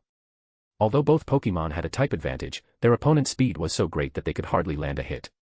Sneasel remained locked in a fierce battle with Scyther, both speed specialists, and it seemed there would be no clear outcome anytime soon. Haunter and Butterfree also continued their struggle, with Haunter's Fire Punch clashing against Butterfree's Confusion. Both attacks were super effective against the other, but since they weren't their primary type moves, neither could gain a decisive upper hand, making it unlikely for a victor to emerge soon. However, now that Haunter had the Sniper ability, landing a critical hit could potentially take Butterfree out in one blow. Sniper was an extremely powerful ability. But Butterfree fought evasively, refusing to engage Haunter directly. It preferred dodging over trading blows, making it difficult for Haunter to find an opening in Butterfree's defenses. The decisive point lay in the fight between Ursaring, Arbok, and Pinsir. Ursaring, having used Belly Drum, finally managed to hold off Pinsir's attacks, but with its energy halved, it wouldn't last long. Although Arbok was in better shape than Ursaring, its survival habits in the wild were deeply ingrained, and Cain's recent training hadn't been enough to change them. Cain decided not to interfere too much in Arbok's fight. Rather than forcing it to adopt an unfamiliar combat style, it was better to let it stick to its original one, at least for now. However, the flaw was evident, and under Vexor's orders, Pinsir was gradually gaining the upper hand. Using newly captured Pokémon against me. I must admit, the others are decent, but these two are only good for feeding my Pinsir, Vexor laughed arrogantly, confident of his victory. Pinsir had the Moxie ability. Once it defeated a Pokémon, its confidence would grow, causing its attack power to skyrocket. Even Arbok wouldn't be able to stop it in that state. The battle was reaching its climax. Suddenly, Cain smiled. Although things turned out a bit differently than I expected, this is the perfect moment. Murkrow, evolve now. Cain shouted loudly. He retrieved a small black stone from his storage space and raised it above his head. Under the sunlight, the stone emitted a strange glow. Vexor also noticed Cain's actions, surprised to see him preparing Murkrow's evolution with a dusk stone. But how much power could a newly evolved Pokémon have? Moreover, how could Murkrow's evolution help Cain turn the tide of battle? Pinsir was about to finish off Ursaring before Murkrow could evolve, and once Moxie activated, it would be unstoppable. Murkrow, feeling the strong pull of the dusk stone Cain held, had been waiting for this moment for a long time. Cain had always told it to wait. To wait until they found a dusk stone of sufficient quality. And then he told it to wait a little longer, until Murkrow reached its maximum potential. Finally, that moment had arrived. Murkrow deftly avoided Beedrill's attacks and flew toward Cain. This can't be. That's a dusk stone of supreme quality. It must at least be superior grade. What a waste. Damn you. Beedrill, stop it. Vexor shouted, finally realizing that the dusk stone Cain held emitted an unusual radiance, even with rainbow-like hues. Ordinary dusk stones were completely black, absorbing even the light around them. But this dusk stone emitted light. What did that mean? It meant the stone was so saturated with energy that it could no longer contain it, causing it to emit the peculiar glow. Beedrill, following Vexor's orders, stopped attacking Slowpoke and swiftly flew after Murkrow. Slowpoke, use Sicehawk and Confusion. Stop Beedrill. It's an easy target now, attack with everything you've got, Cain ordered firmly. As Beedrill tried to intercept Murkrow, it flew in a straight line to catch up, making it a perfect target for Slowpoke. Slowpoke's psychic attack struck Beedrill continuously. Not only did it fail to reach Murkrow, but it also suffered severe injuries. Seeing this, Vexor's face darkened. Beedrill, dodge Slowpoke's attacks and finish it off first. Use Aerial Ace. Even if Murkrow evolves, it won't be a game changer. We just need to eliminate the others before it completes its evolution. Beedrill abruptly turned, cloaking itself in flying-type energy as it charged swiftly at Slowpoke. By then, Murkrow had reached Cain. Cain threw the dusk stone toward Murkrow and said, "Evolve, Murkrow. This is your stage." Slowpoke, use Teleport to evade. Let it tire itself out a bit more. With Beedrill distracted, no other Pokémon could interfere with Murkrow's evolution. In midair, Murkrow caught the dusk stone with its beak. As if it had done this all its life, Murkrow began channeling the Supreme Quality Stone's energy. In an instant, the dusk stone cracked, releasing a black mist that enveloped Murkrow. Rather than dissipating into the air, the mist was directly absorbed into Murkrow's body. Although it seemed like a long process, everything happened in a single second. Murkrow transformed into a dark cocoon, floating in the air. End of chapter. Chapter 364, Chapter 364, Honchkrow. Under the system's scan, Murkrow's stats were skyrocketing at an incredible pace. This wasn't just a fluctuation, Murkrow's data indicators were climbing exponentially. Murkrow was evolving. But on the other hand, Ursaring and Arbok could no longer hold their ground. Pinsir, use X-Scissor. Take down Ursaring first, then finish off Arbok. Once you get 2 boosts, your power will be overwhelming, Vexor laughed maniacally as he spoke.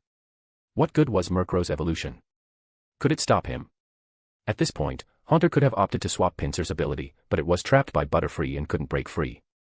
Meanwhile, Ariados, powered up by Swords Dance, had defeated Alex Golbat, and the other 3 Pokémon were also in dire straits. However, thanks to Ponyta's Fire-type moves and the presence of Shuckle, who had used Power Trick, these 2 Pokémon were holding the line. Golbat was secondary. They could still hold on. But Slowpoke, under Beedrill's relentless attacks, had no speed advantage and could only escape using Teleport. However, it couldn't teleport near the other Pokémon, as Beedrill would abandon its pursuit and attack the others instead. Pinsir let out a mighty roar, using X-Scissor to defeat the exhausted Ursaring, leaving a large cross-shaped scar on its chest. Not only its eyes but also its body bore numerous scars. With its Moxie ability boost, Pinsir felt its power surge once again, and Arbok could no longer hold it back. Vexor adjusted his glasses slightly and smiled. Beedrill, stop chasing Slowpoke, let it rest for a bit. First, team up with Pinsir and finish off Arbok. The battle's balance was tipping. But at that moment, the black cocoon surrounding Murkrow began to reveal its form. No, it could no longer be called Murkrow, it had to be called Honchkrow. Pokémon, Honchkrow, Blue. Gender, Male. Level. Type, Dark plus Flying.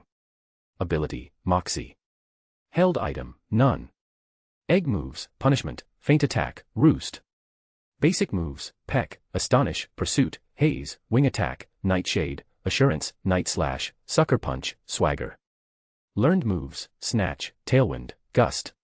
TM moves, Dark Pulse, Protect, Substitute, Screech, Hidden Power, Electric, Taunt. Gra. Honchkrow felt the immense energy coursing through its body, something it had never experienced before. It was as if an endless reservoir of power had been unlocked within it. The weight device it used to carry now meant nothing to it. A typical Honchkrow's size should be around 90 centimeters, but Cain's Honchkrow, after evolving, had reached a height of 150 centimeters. Its extended wings made it even more imposing. It was even larger than a Pharaoh. Not only had its size changed, but its plumage had transformed as well. A sleek black top hat-like crest naturally appeared on its head, giving it a dignified appearance. Its once purely black feathers now included new colors. Red feathers adorned its wings and tail, and its chest was now marked by a large patch of white feathers, making it even more striking and unique. Its eyes, narrow and hawk-like, looked sharper than ever.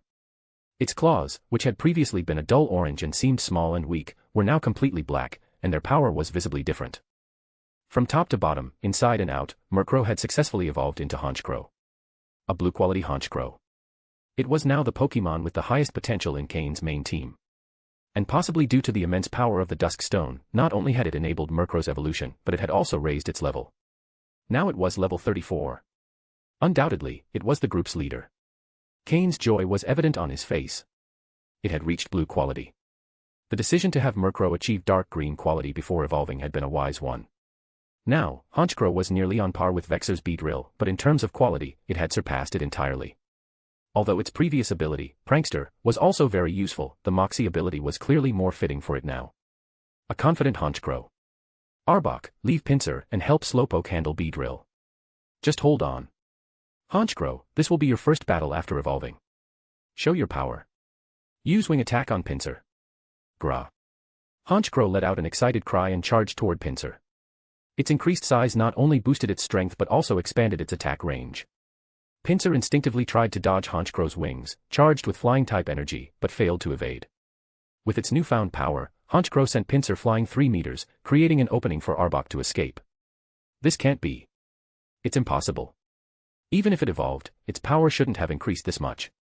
Its strength surpasses Pinsir's. Vexor exclaimed in disbelief. This was Pinsir. A Pokémon known for its incredible physical strength, which had also received a power boost after defeating Ursaring thanks to its Moxie ability. And yet, it had been sent flying by Honchkrow. Cain smirked coldly. There was nothing impossible about it. Pinsir was strong, boasting a base attack stat of 125, a remarkable figure for any Pokémon. But the newly evolved Honchkrow also had a base attack stat of 125. With the level gap closed, Vexor's dark green quality Pinsir was at a clear disadvantage. Even with the aid of performance-enhancing pills and the Moxie boost, Honchkrow, with its type advantage, would dominate. Honchkrow, don't stop attacking. Keep using Wing Attack. Engage in close combat. Miltank, use Helping Hand. Cain commanded. Miltank, by Cain's side, used Helping Hand on Honchkrow, who, following Cain's orders, continued assaulting Pinsir with a barrage of wing attacks. Pinsir. Damn it. Butterfree, Beedrill, Scyther. Quickly, go help it. Vexor shouted desperately. But none of those Pokémon could break free, as Cain's team, seeing Honchkrow's evolution, was in a state of euphoria, keeping their opponents occupied. Damn it. Pinsir, take 2 more. Vexor, seeing his Pokémon unable to assist, cursed and pulled out 2 more pills to give to Pinsir. But this time, Cain wouldn't allow it. Finish it, Honchkrow. Honchkrow's fierce wing attacks didn't let up. Boom. With a final strike, Vexor's Pinsir was defeated, becoming the first Pokémon Cain had eliminated. Gra. Honchkrow cried triumphantly, activating its Moxie ability once more. End of chapter. Chapter 365, Chapter 365, Overflowing Confidence. The balance has been broken, hasn't it, Vexor? Cain, standing on Tropius's back, smiled as he spoke to Vexor. Vexor initially thought it would be him who would break the balance, but to his surprise, Cain was the first to do so. The decisive moment was upon them. Vexor wore a grim expression as he lightly adjusted his glasses with his index and middle fingers. Since the balance has been broken, there's no point in holding back. Do you think defeating my Pinsir means you've won? I hadn't planned to use this yet, especially with 3 people watching me closely, but it seems that if I don't use it now, I might lose, and I don't like losing. As he spoke, Vexor's Pokémon slowly returned to his side. If one boost isn't enough, then I'll max it out. After all, Bug-type Pokémon don't have long lifespans, so as long as they can be useful in their remaining time, that's fine. He then pulled out several pills from his storage space. Surprisingly, Vexor had a large supply of these pills, capable of enhancing Pokémon strength. From what Vexor said, using these pills appeared to shorten the lifespan of Pokémon. However, the pills seemed to have a special allure for Bug-type Pokémon, as the moment Vexor brought them out, his Pokémon lunged at them eagerly. The power of Vexor's remaining 4 bug types increased. Take Beedrill, for instance, it consumed 6 pills, and the effects far exceeded those used by Xander. Pokémon, Beedrill, Light Blue. Level, 35 plus 4 levels. Beedrill's level increased by 4, as indicated by the system. The other Pokémon also experienced level increases, albeit smaller ones. Fortunately, despite consuming so many pills, none of them could surpass level 40, indicating that crossing that threshold was significantly harder. Alec couldn't stop Ariados from returning and ran over to Tropius' side to speak with Cain. "I'm sorry, Mr. Cain, I couldn't stop Ariados." Cain gestured dismissively, indicating it didn't matter. "If it could have been stopped, I would have done it myself." "Alec, to win, you may need to make a small sacrifice," Cain spoke in a neutral, emotionless tone. "Sacrifice? I'm willing to serve you, sir. I'll do whatever it takes to defeat Vexor." Alec hesitated for a moment but then answered firmly. What was a sacrifice?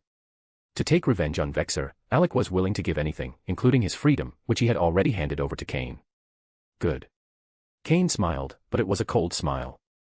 Order your Pokémon not to resist. It will only be uncomfortable for a moment. Afterward, I'll take care of healing them. Without giving Alec time to react, Cain said, "Honchkrow, take down Shuckle, Mytiana, and Ponyta. You need to build power." Cain ordered Honchkrow to defeat Alec's Pokémon. Alec felt a chill. Did Cain intend to kill him right there? But he quickly understood. This Honchkrow also had the Moxie ability, which meant that winning battles would increase its power. While Vexor's Pokémon were still recovering, Honchkrow wasted no time and defeated the 3 Pokémon Alec had ordered not to resist. Honchkrow had accumulated 3 stacks of the Moxie ability. Gra. Honchkrow swelled with power. "Take this. Heal your Pokémon. I'll handle the rest." Cain tossed a box to Alec, containing Pokeblocks and milk to quickly help his Pokémon recover. There were no tactics Cain wasn't willing to use to defeat Vexor. Slowpoke, use Confusion to attack Ariados. Control it. Honchkrow, go.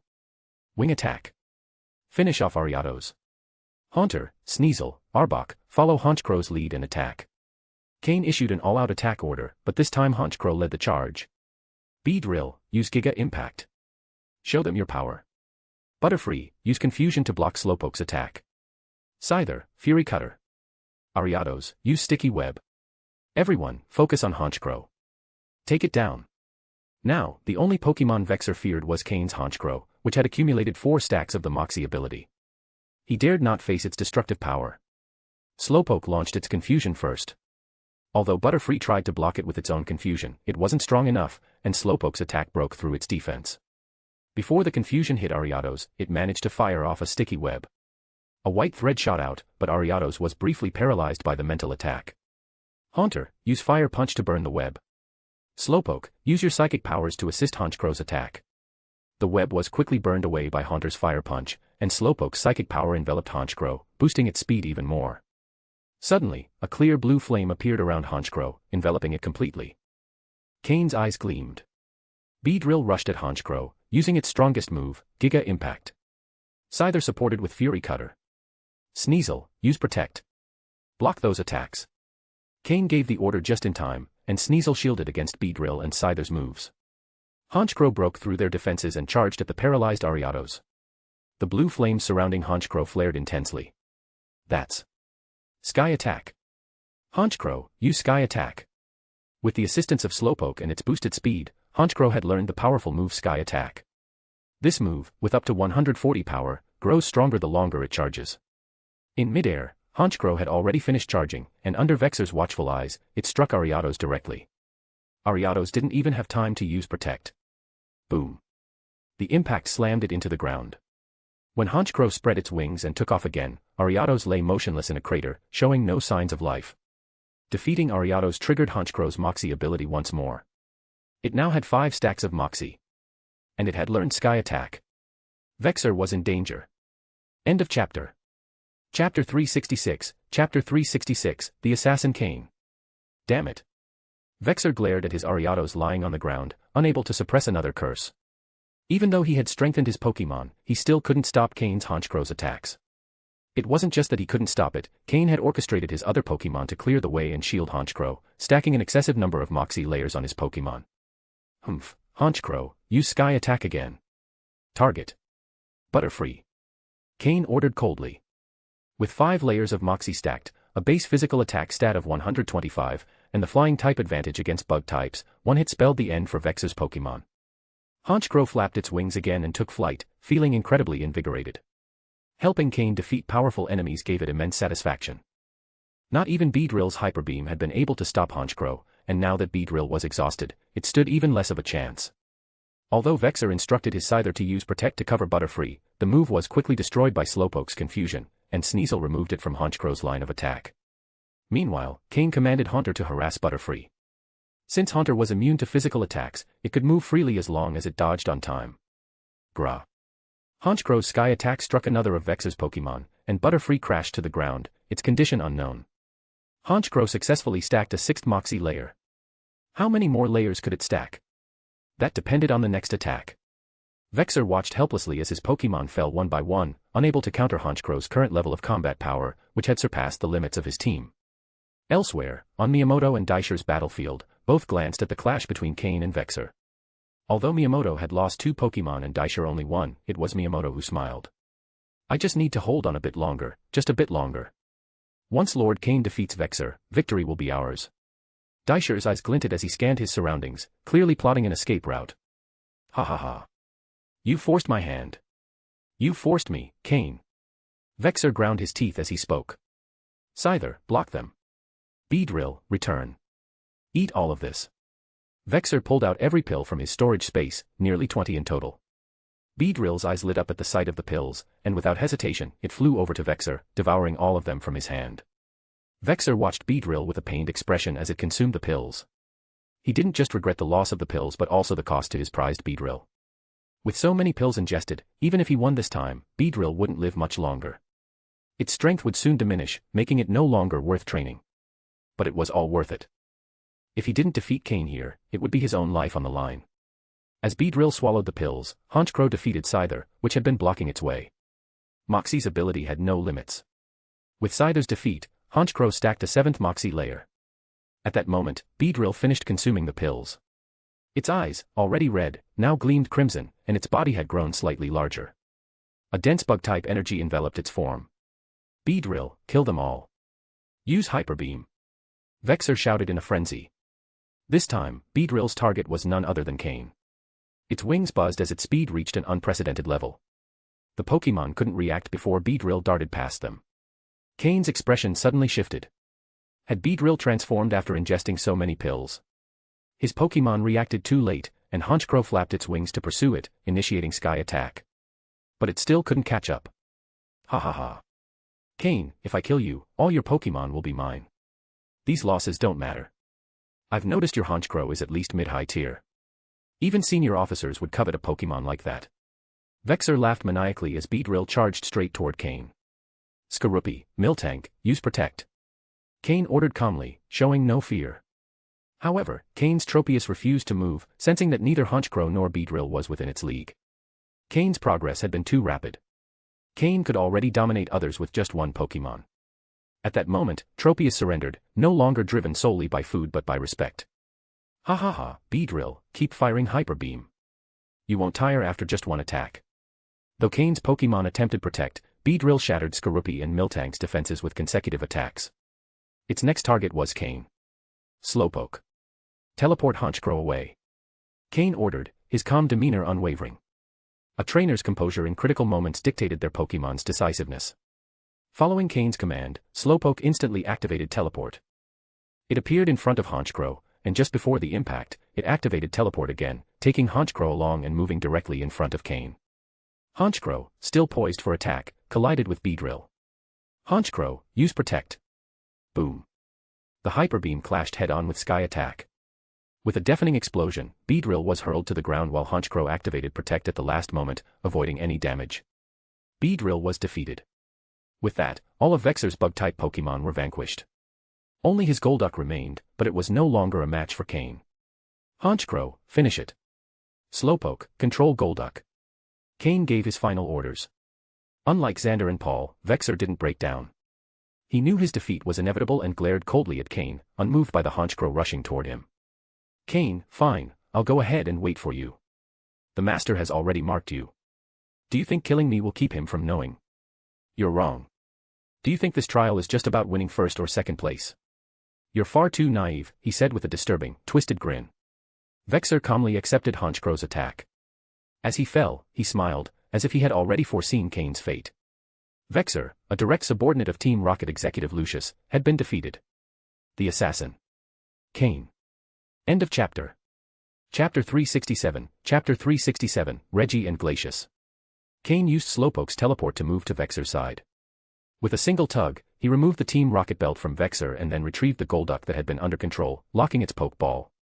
This Golduck wasn't weak, but Vexor had only used it as personal protection, a complete waste. As for the other Pokemon, they had all been taken down by Honchkrow. Even if any survived, having consumed so many potential draining pills, they were no longer worth training. Bug-type Pokemon already have short lifespans. If they further shorten their lives with pills, they can't reach their full potential. Before they can peak, they begin aging and losing strength. Among Pokemon, Dragon types are the ones that can maintain their peak power for the longest. Though Dragon types are hard to train and require a lot of time and resources, they sustain their prime state for the longest period. Oh, and Ghost types too. After taking out Vexor and seizing all his belongings, Cain turned his gaze to the other side of the battlefield. Now, Daishur, who was fighting Miyamoto, seemed desperate to shake him off and escape. After providing emergency medical attention to his Pokemon, Alec approached Cain. Honchkrow, deal with him, Cain said, then turned to Alec. Are you okay? Alec nodded and kicked Vexor's lifeless body. I'm fine. My Pokemon were only incapacitated. Honchkrow wasn't too harsh. Thank you, Cain, for avenging me, Alec said, kneeling on one knee to show his loyalty. Cain waved his hand, signaling Alec to stand. I did it for myself, not for you. Only what you do for yourself truly belongs to you. Don't blame me, winning required it, he added, referring to when he weakened Alec's Pokemon to boost Honchkrow's strength. Alec felt a bit uneasy but decided to let it go since Cain seemed to be indirectly apologizing by bringing it up several times. Cain released Grimer to devour the corpses scattered on the ground. Now that Grimer had reached a dark green quality level, it had excellent stats and abilities, even if it lacked much battle experience. With a bit of training, it could become an extremely valuable Pokemon.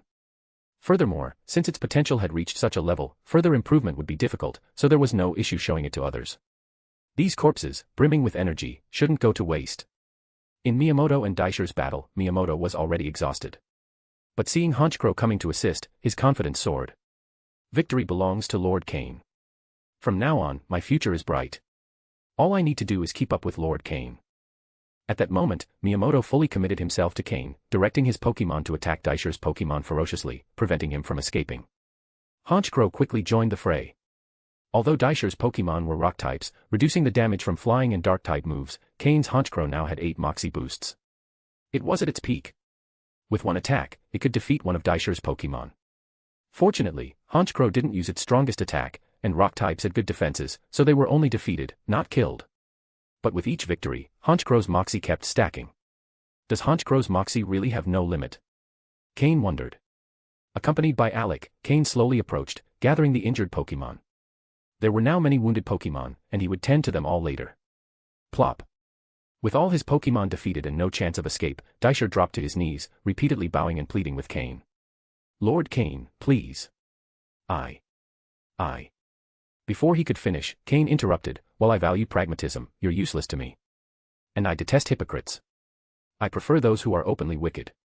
You're just like Vexor, always scheming in the shadows. Finish him, Honchkrow. He then instructed Miyamoto to take all of Daishur's belongings and gather the surviving Pokemon to deal with later. Thus, Vexor and his group were completely eliminated on the trial island. Let's go. Slowpoke, take us somewhere safe, not far, just safe enough, Cain said. Although Slowpoke was also injured, it could handle a short-range teleport for 3 people. Slowpoke, teleport. With the expansion of Slowpoke's psychic power, the three disappeared. Moments after Cain left, two figures appeared at the battlefield where he and Vexor had fought. Surveying the devastation, the grass torn apart, one of them, a young man with a red R tattooed on his forehead, wearing a punk-style leather jacket and several ear piercings, let out a sigh. Did they loot everything? Not even a blade of grass left, the young man remarked. The other, with icy blue hair, wore a light blue shirt, one hand in his pocket and the other holding a book. He also bore a red R tattoo on his hand. Vexor is dead, Reggie, said the blue-haired youth. The punk was Reggie, the strongest among the new recruits and a direct subordinate of Surge, one of Team Rocket's 3 senior executives. TCH, that useless Vexor only knew how to play dirty, and look where it got him, scheming himself to death, Reggie said with disdain. Speaking of which, Glacius, if you keep wandering around without collecting points, aren't you afraid Lord Darius will scold you? Reggie continued. Glacius, the blue-haired youth, was a direct subordinate of Darius, another Team Rocket executive, and one of the 4 powerhouses in this trial, specializing in Ice-type Pokémon. Aren't you doing the same? Glacius retorted, casting a cold glance, his face expressionless. Bah, so boring, Reggie muttered, scratching his head as he headed into the forest. Glacius lingered for a moment, his eyes gleaming. Cain, interesting, he murmured before following Reggie in the same direction. End of chapter. Chapter 368, Chapter 368, Total Loyalty. Night fell. On the trial island, by the same lake as always, Cain and his 2 companions set up camp for the night. Their Pokémon were released, all bandaged and showing clear signs of severe injuries. In particular, Cain's Ursaring and Arbok had taken significant damage. While Arbok was in slightly better shape this time, Ursaring was worse off than before. Miyamoto's Ursaring had also sustained considerable injuries. Although both Ursaring had been forcibly captured by Cain, as noble Pokémon, they still obeyed their trainer's orders, even when faced with dangerous situations. Cain gave one of the Ursaring to Alec. For Cain, both Ursaring were no longer useful. Their levels and potential had reached their limits, so he decided to give them to his subordinates. What they did with them was no longer his concern. He then prepared a special Pokeblock for Arbok to absorb on the side.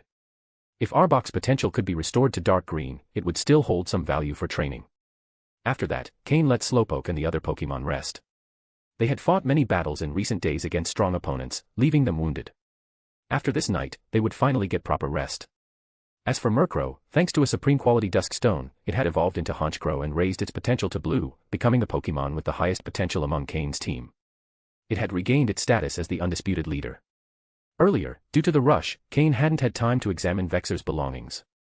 Now, he took out everything Vexor had left behind. First, he checked the scoring device. It showed that Vexor had only 213 points. While not a particularly high score, it was understandable. Only people like Xander could mobilize over 20 individuals to collect scoring cards for them. Vexor had operated solo most of the time, and accumulating over 200 points was already a considerable achievement. His strategy was likely similar to Cain's, accumulate points gradually and, just before returning to Team Rocket's base, intercept those with higher scores and rob them. That's when he would truly compete for first place. Cain transferred the points to his own device, bringing his total to 930 points.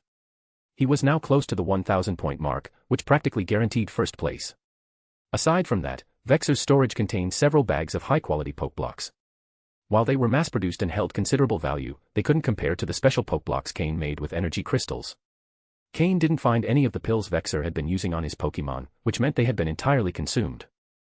If there had been even 1 or 2 pills left, Cain could have scanned and analyzed them with his system, identifying the materials and possibly replicating them. Even if he didn't use them himself, he could have kept them for his subordinates or sold them. He thoroughly examined Vexor's belongings again and found a few valuable materials, but nothing else that caught his interest. Seriously, did he have nothing valuable on him? Cain muttered in dissatisfaction. What Cain didn't know was that Vexor used to carry many valuable items. However, before the trial, he had exchanged everything for the green pills he used on his Pokémon. Without them, he wouldn't have been in such dire straits. Vexor had bet everything on this trial. If he didn't secure first place, he would have no further opportunities for advancement. What Vexor longed for was to become a key member of Team Rocket, an executive-level position. Everyone knew that having an executive willing to invest significant resources in you allowed for meteoric growth, quickly reaching the rank of captain or even officer. But no one wanted their subordinates to surpass them. If a subordinate posed a threat, executives would eliminate them before they could grow too powerful. For Vexor, Lucius, while an executive of Team Rocket, was among the weakest executives. With Lucius's abilities, reaching the rank of executive was his peak. Thinking about advancing further was mere delusion. Thus, Vexor could never become an executive under Lucius's command. In fact, Lucius had already warned him that if he didn't secure first place in this trial, he would be sent to a suicide squad, where extremely dangerous missions were the norm. Survival in that unit would be purely a matter of luck. That's why Vexor had staked everything on this trial and ended up with nothing valuable in his storage. Cain casually tossed Vexor's storage belt into the campfire and called Miyamoto and Alec over. "Are your Pokémon recovered yet?" Cain asked. The two sat by the fire as Cain directed. Miyamoto was the first to respond. "Thanks to the Pokeblocks you gave us, they've mostly recovered. They'll be ready to fight again tomorrow." Cain nodded and handed them the high-quality Pokeblocks taken from Vexor's storage. "These are from Vexor. I have no use for them, you can keep them." "Are these high-quality Pokeblocks?" Alec asked, a touch of disbelief in his voice. High-quality Pokeblocks, given away so easily. Although there were only 5 or 6 bags, their value was immense. Cain was momentarily surprised before smiling. "Yes, they're high-quality Pokeblocks. You've followed me for several days now, and you should know I'm also a breeder. For others, these Pokeblocks are highly valuable, but to me, not so much. While you're with me, you won't have to worry about Pokeblocks." Pokeblocks. They were nothing to Cain. Both were delighted to hear this. In Team Rocket, not many could afford to use high-quality Pokeblocks for all their Pokémon. Only high-ranking officers could do so. Well then, with Vexor eliminated, my trial is essentially complete. Although I haven't reached my target points, I'm close to securing first place.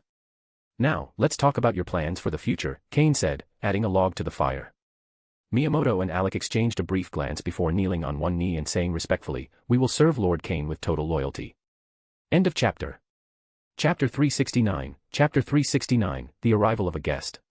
"That's enough, I'm not into all that protocol," Cain said, motioning for them to stand.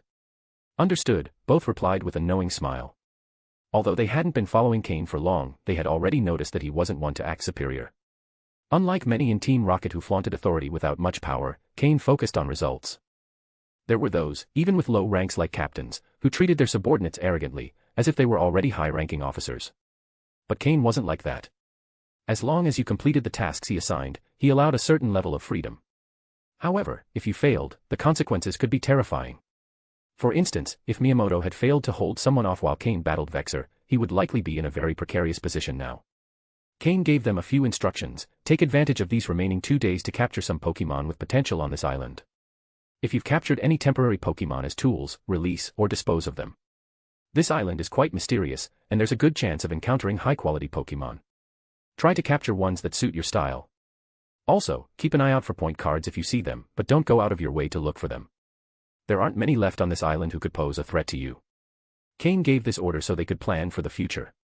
If all goes well, I'll head straight to the Hoenn region after this trial. If you decide to stay in Kanto or Johto, you'll probably receive plenty of offers from others, but you can also come with me to Hoenn. He continued, "I know you're aware of the rewards for first place, but with my current strength, I can't handle all those resources. I'll likely trade most of them for protection to buy myself time to develop in Hoenn. But what I lose now, I'll reclaim later." Alec was the first to speak. "Cain, I'd like to follow you to Hoenn. You know I have connections there, and with my help, you'll be able to establish yourself quickly." Alec explained about a small village in Hoenn called Leafy Town, situated between Verdanturf Town and Mobile City. Although it was a small place, his uncle, a former officer, had purchased a large plot of land there before passing away, which now belonged to Alec. Cain listened and replied, "We'll see. I haven't heard of Leafy Town, but I'll look into it when I get to Hoenn." Miyamoto also decided to follow Cain to Hoenn. Since his protector in Kanto had likely been eliminated, he didn't see a safer option. Cain concluded, "I'm not forcing you to follow me, but if you do, everything will be under my command." Both responded firmly, "Yes." After these discussions, Cain allowed them to rest and informed them that the next day, they would operate separately, with the goal of regrouping at the base on the final day. He might need their points to secure first place. The 6th day of the trial. At dawn, Miyamoto and Alec bid farewell to Cain, each heading in different directions to achieve their objectives. They felt the pressure to grow stronger before traveling to Hoenn, a new region full of challenges. Meanwhile, Cain continued his usual routine, preparing breakfast for his Pokémon and training them. After a night's rest, their wounds had almost fully healed, allowing them to train without issue. However, while supervising their training, an unexpected visitor appeared at his camp. A young man wearing a punk leather jacket and a playful smile was slowly approaching. Cain noticed him immediately, spotting the R emblem on his forehead. Is he one of the 4? Cain thought. Except for Glacius and Vexor, the other participants wore Team Rocket uniforms. Only these 4 individuals wore different outfits, though they all had the Team Rocket emblem somewhere on their body. "Are you Cain?" the young man asked, stopping about 10 meters away. Cain's Pokémon also noticed the stranger, grouping around their trainer on high alert. "Reggie?" Cain asked with some doubt. The young man's smile widened at the mention of his name. "Looks like you've heard of me. That'll make things easier. What do you want?" Cain continued. "Now, don't be so rude. When a guest arrives, shouldn't you offer them something to drink? Although, I suppose that's not really feasible here. But at least some water and a chat, don't you think?" Cain frowned, observing the scruffy young man.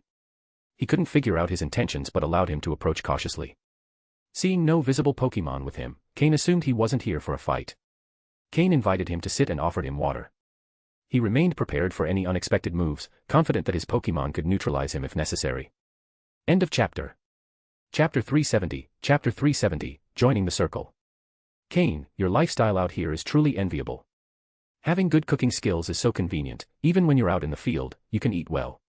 Not like us, looking like savages whenever we're away, Reggie remarked, taking a sip of water as he observed Cain's camp setup. Pots, plates, and utensils of all kinds were neatly arranged, and Reggie sighed in admiration. "What do you need?" "Just get to the point, we're not close," Cain said, frowning. "Ugh," Reggie clutched his chest as if deeply wounded. "You talk in such a hurtful way. If I were the hot-tempered type, I'd get mad. Maybe there'd even be a fight," he said with an ambiguous smile.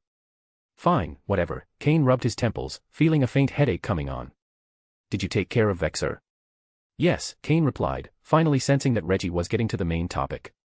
"Do you want to take first place in this trial?" "Yes." "Are you planning to head to another region?" "Yes."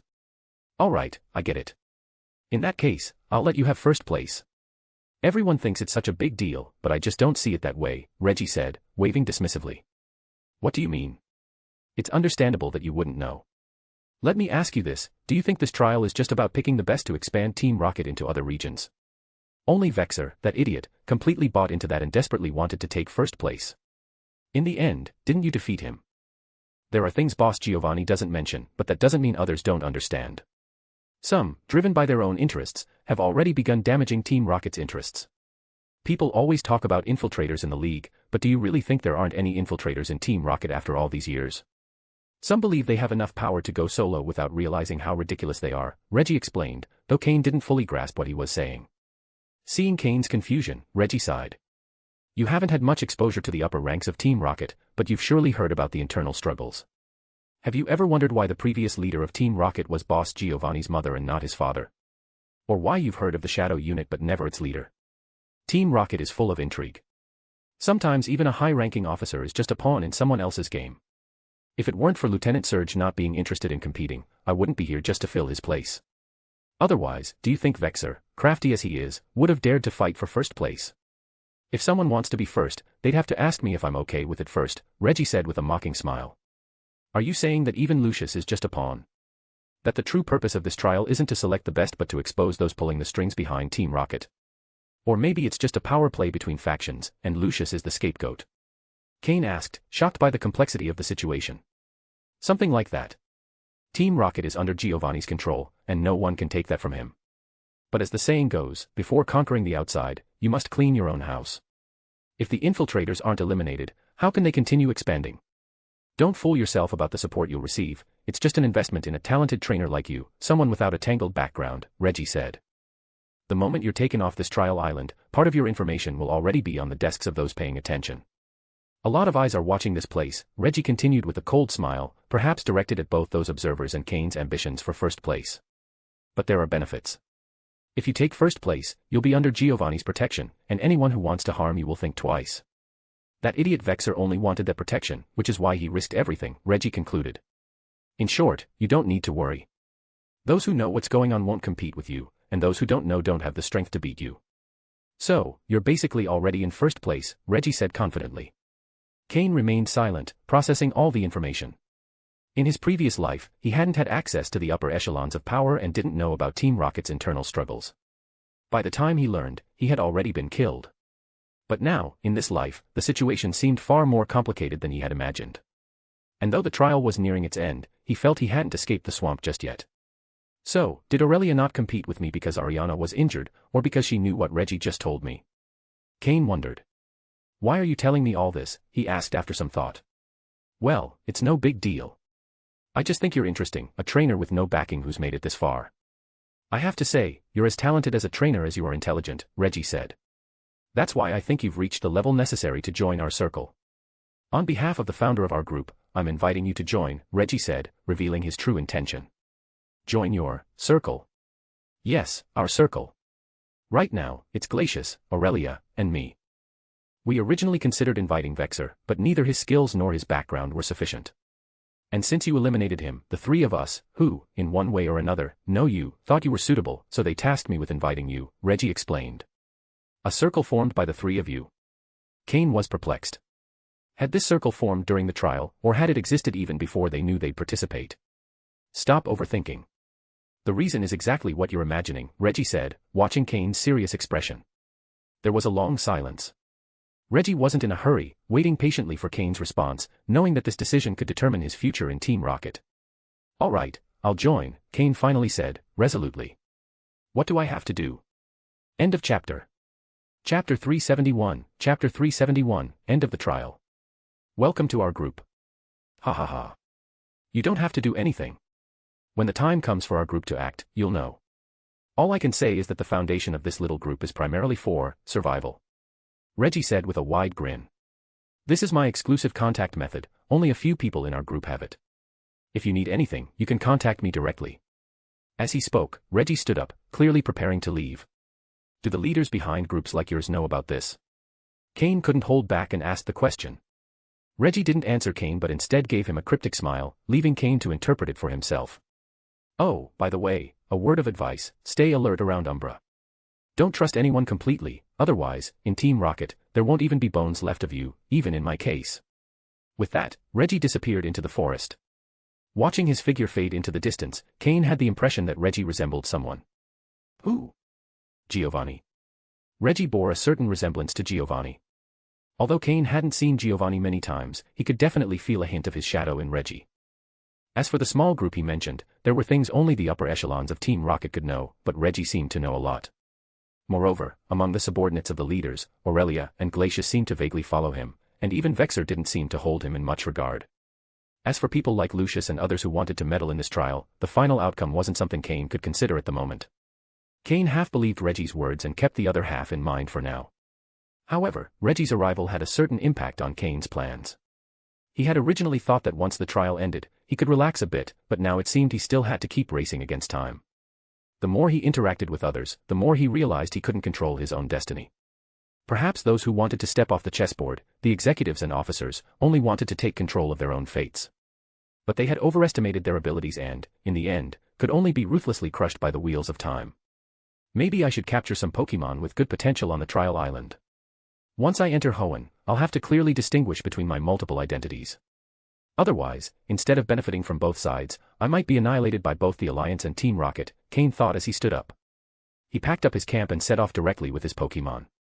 He stood on Arbok's back, with Slowpoke by his side, and Honchkrow, now fully evolved, flying nearby. Does the Moxie ability really have no limits, or are there certain requirements? Cain wondered as he encountered interference from wild Pokémon shortly after leaving and let Honchkrow handle the battle. Cain was pondering Honchkrow's Moxie ability. Although he had owned other Pokémon with this trait before, he had never studied it closely. Soon, Honchkrow won the battle. However, Cain noticed that Honchkrow's Moxie ability didn't activate. If it didn't activate after a victory, that means there are some requirements. Let's test it again. After some battles, Cain discovered that Honchkrow's Moxie ability had no limit on stacking, but it did have a requirement: the level of the Pokémon Honchkrow fought could not exceed his own by more than 5 levels. In other words, Honchkrow, at level 34, could only stack Moxie by defeating Pokémon at level 29 or higher. If the level was too low, the victory was considered a one-sided win, and Moxie wouldn't activate. After evolving and gaining the Moxie ability, Honchkrow also needed to adjust its fighting style. Cain would have to help it make those adjustments gradually. After dealing with Vexer, the trial became much easier for Cain. The remaining 2 days were spent training his Pokémon. By the 6th day, Arbok's abilities had recovered to a dark green quality. After a conversation with Cain, Arbok decided to stay on the trial island but didn't allow Cain to sever their bond through the Pokeball. In other words, Arbok became a Pokémon Cain left on the trial island. No one else could capture it, and if Arbok were to die, Cain would know through the link with the Pokeball. Although Arbok's dark green quality wasn't bad, it was already in its final evolved form, making future quality improvements very difficult. This left Cain hesitant. Fortunately, Arbok also recognized its own limitations. During the last 2 days, Cain helped it correct bad combat habits. As long as it continued training according to Cain's instructions, it could eventually defeat the Pokémon that had killed its mother. In the end, the only Pokémon Cain kept from the trial island was a blue-quality Shelder. He released all the others, which also helped reduce the strain of daily meals. Cain also released Firo before returning to the Team Rocket base, hoping it could live well on the trial island. When Cain returned to the Team Rocket base, others were already starting to arrive. Most of them returned injured.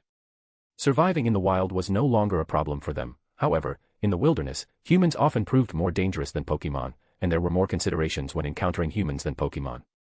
Sometimes, collecting point cards required fighting strong Pokémon, making injuries inevitable.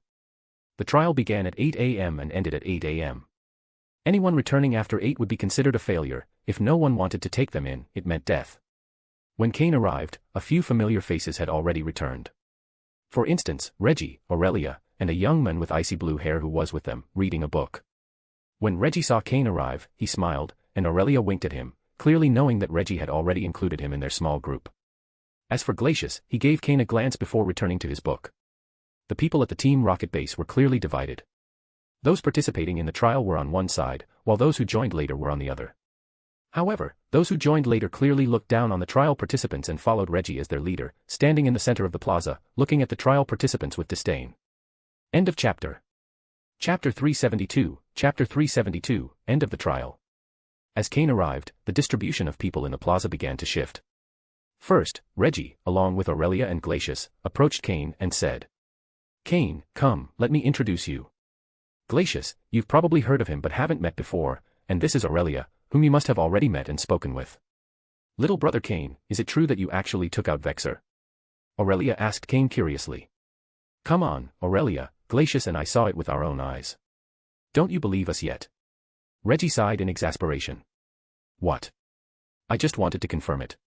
Do you think it's impressive just because you saw it?" As the four of them gathered, the gazes in the plaza began to change. Both the trial participants and the newcomers looked at Cain with a mix of curiosity and a bit of fear. Everyone on Trial Island now knew what Reggie and his 3 companions represented. It was something more impressive than Xander's backing. And there they were, chatting amicably with Cain. Cain noticed someone following Aurelia. It was Jasmine, the female leader of one of the groups on the trial island. Was she now under Aurelia's command? "Don't look at me like that, little brother Cain. Jasmine isn't my subordinate, she's a distant relative. We're just on different teams. Her previous support is gone, so as her sister, I have to look out for her a bit," Aurelia said with a smile, noticing Cain's glance at Jasmine. "Mr. Cain," Jasmine greeted him respectfully. Cain now had enough authority to be addressed as Mr. by her. Then, Alec and Miyamoto also arrived. Although Alec's disfigured appearance shocked many of the participants, what struck them even more was seeing Alec respectfully position himself behind Cain and address him as Sir. Had Cain also subdued Alec? As for Miyamoto, he originally wanted to approach as well, but with a subtle glance, Cain signaled him to stop. Miyamoto remained among the newcomers. Sky and Fox, along with another companion, also returned unharmed. Though they appeared seriously injured, their lives were not in danger. "All right, let's go. We'll stay in touch. Time is running out," Reggie said, checking his watch. Then, the 3 returned to their original positions, while Cain rejoined the group of trial participants. However, when Cain joined the group, many instinctively stepped aside, especially those who had been Xander's subordinates. By this time, Xander still hadn't returned, which likely meant he had met an unfortunate end. On the other hand, Cain, who had clashed with Xander, was now chatting amicably with followers of several executives. How could they not be astonished?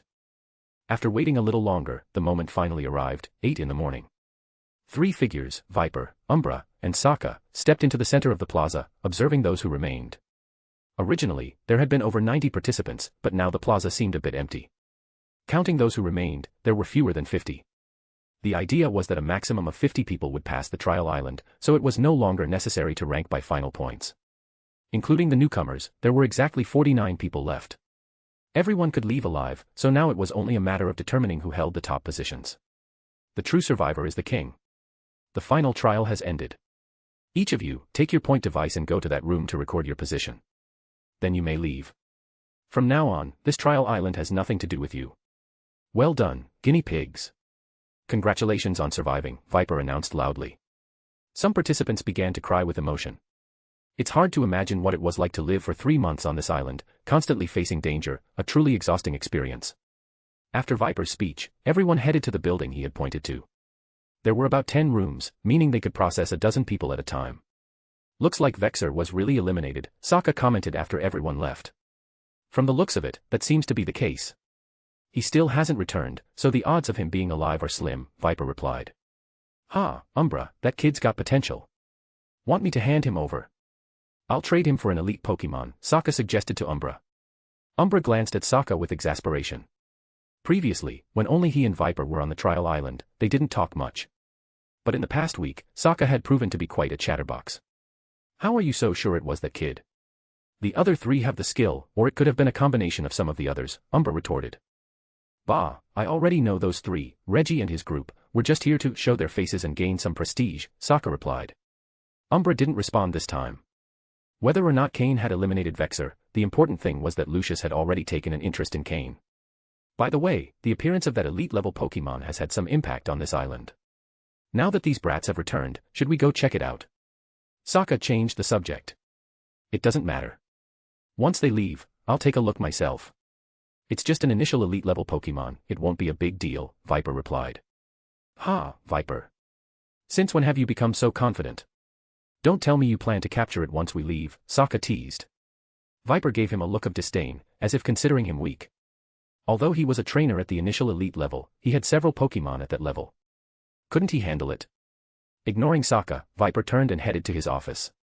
Umbra, with your strength diminished, would you like to check it out?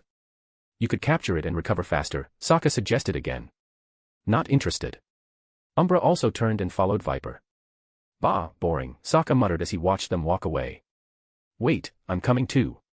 Cain and the others entered one of the rooms in the building. The room was small, with a counter similar to a shop, and a rocket employee behind it. The employee, seeing Cain enter, smiled and said, "Welcome, Mr. Cain. Please place your point device in this container." Following the instructions, Cain placed his point device into a sealed container. The display showed 1,087 points. How they would verify the points and determine the rankings was no longer Cain's concern. End of chapter. Chapter 373, Chapter 373, Seeing Beyond Without Saying It. Mr. Cain, congratulations on achieving first place in this final trial. According to the trial rules, you may choose one of 3 starter Pokémon as your reward, the employee said with a smile. Cain didn't pay much attention to how they determined points or rankings, he was simply informed directly. However, as a psychic power user, he noticed a very fine psychic energy line connecting to the employee's head before they spoke. Telepathy. It seemed that a psychic or a Pokémon with psychic abilities was communicating with them. No wonder they didn't need computers or scanners to determine points and rankings. After saying this, Cain noticed the psychic line behind the employee's head vibrate again, and their expression suddenly changed. Excuse me. Excuse me. Mr. Cain, please wait a moment. I have something urgent to attend to. I ask for your patience, they said, quickly opening the back door and rushing out. After they left, a shadow began to slowly materialize where they had been. Umbra. Cain saw the approaching figure and tried to speak, but Umbra stopped him with a gesture. Then, a Jengar emerged from the shadow, suddenly releasing ghost-type energy that enveloped both Cain and Umbra. Well, those psychics and their Pokémon are convenient, but when they're watching you all the time, there's no privacy, Umbra said, letting out a relieved sigh. No surprise, being a friend of Sabrina, the most powerful psychic. Mr. Umbra, Cain said respectfully. You did well this time, not only did you achieve first place, but your score was more than double the second place score. Of course, that's partly because Reggie and the others weren't interested in competing, Umbra continued. I promised you that if you earned first place in the final trial, we'd upgrade your previous reward. This time, the starter Pokémon you'll be able to choose will have even greater potential, you'll select it shortly, Umbra explained. Cain nodded, feeling satisfied. Umbra went on, first place in the final trial also comes with an item reward. You may request an item worth up to 1 million. However, I've arranged a special exception for you, and you can select something worth up to 3 million. Pick whatever you want. Hearing this, Cain realized he hadn't known about this additional reward for first place. Since something was better than nothing, he began to consider his options. After a moment of thought, Cain replied, could it be a king's rock? Umbra looked surprised and asked curiously, "You want a king's rock?" "Yes, why? Does it exceed 3 million in value?" Cain asked. No, the king's rock has a market value of around 5 million, and it's often more expensive due to its rarity. But within Team Rocket, we have some in stock. I can make an exception and get one for you, but are you sure that's what you want? Umbra insisted. Cain felt a bit uneasy under Umbra's gaze, but the idea of obtaining a king's rock was too tempting. "Yes, I want the king's rock," Cain confirmed. "Very well, it will be sent along with your starter Pokémon," Umbra said. Since Cain was resolute and Umbra had given his word, he would honor the promise. "Did you visit Ghastly's cave?" Umbra asked, his expression serious. Cain tensed, as though his heart had stopped. Had they detected Miss Magius's existence? Fortunately, in the past 2 days, Cain had done everything he could to convince Ms. Magius to control her energy. As a result, while inside her Pokeball, no other Pokemon could detect her. "Yes, I did. There was a map fragment there, so I went to retrieve it," Cain replied honestly. "Did you see anything strange? Or notice any unusual Pokemon? Did you investigate that black stone pillar again?" Umbra asked 3 consecutive questions, showing how important the matter was. "Something strange?" "The only odd thing was that black stone pillar.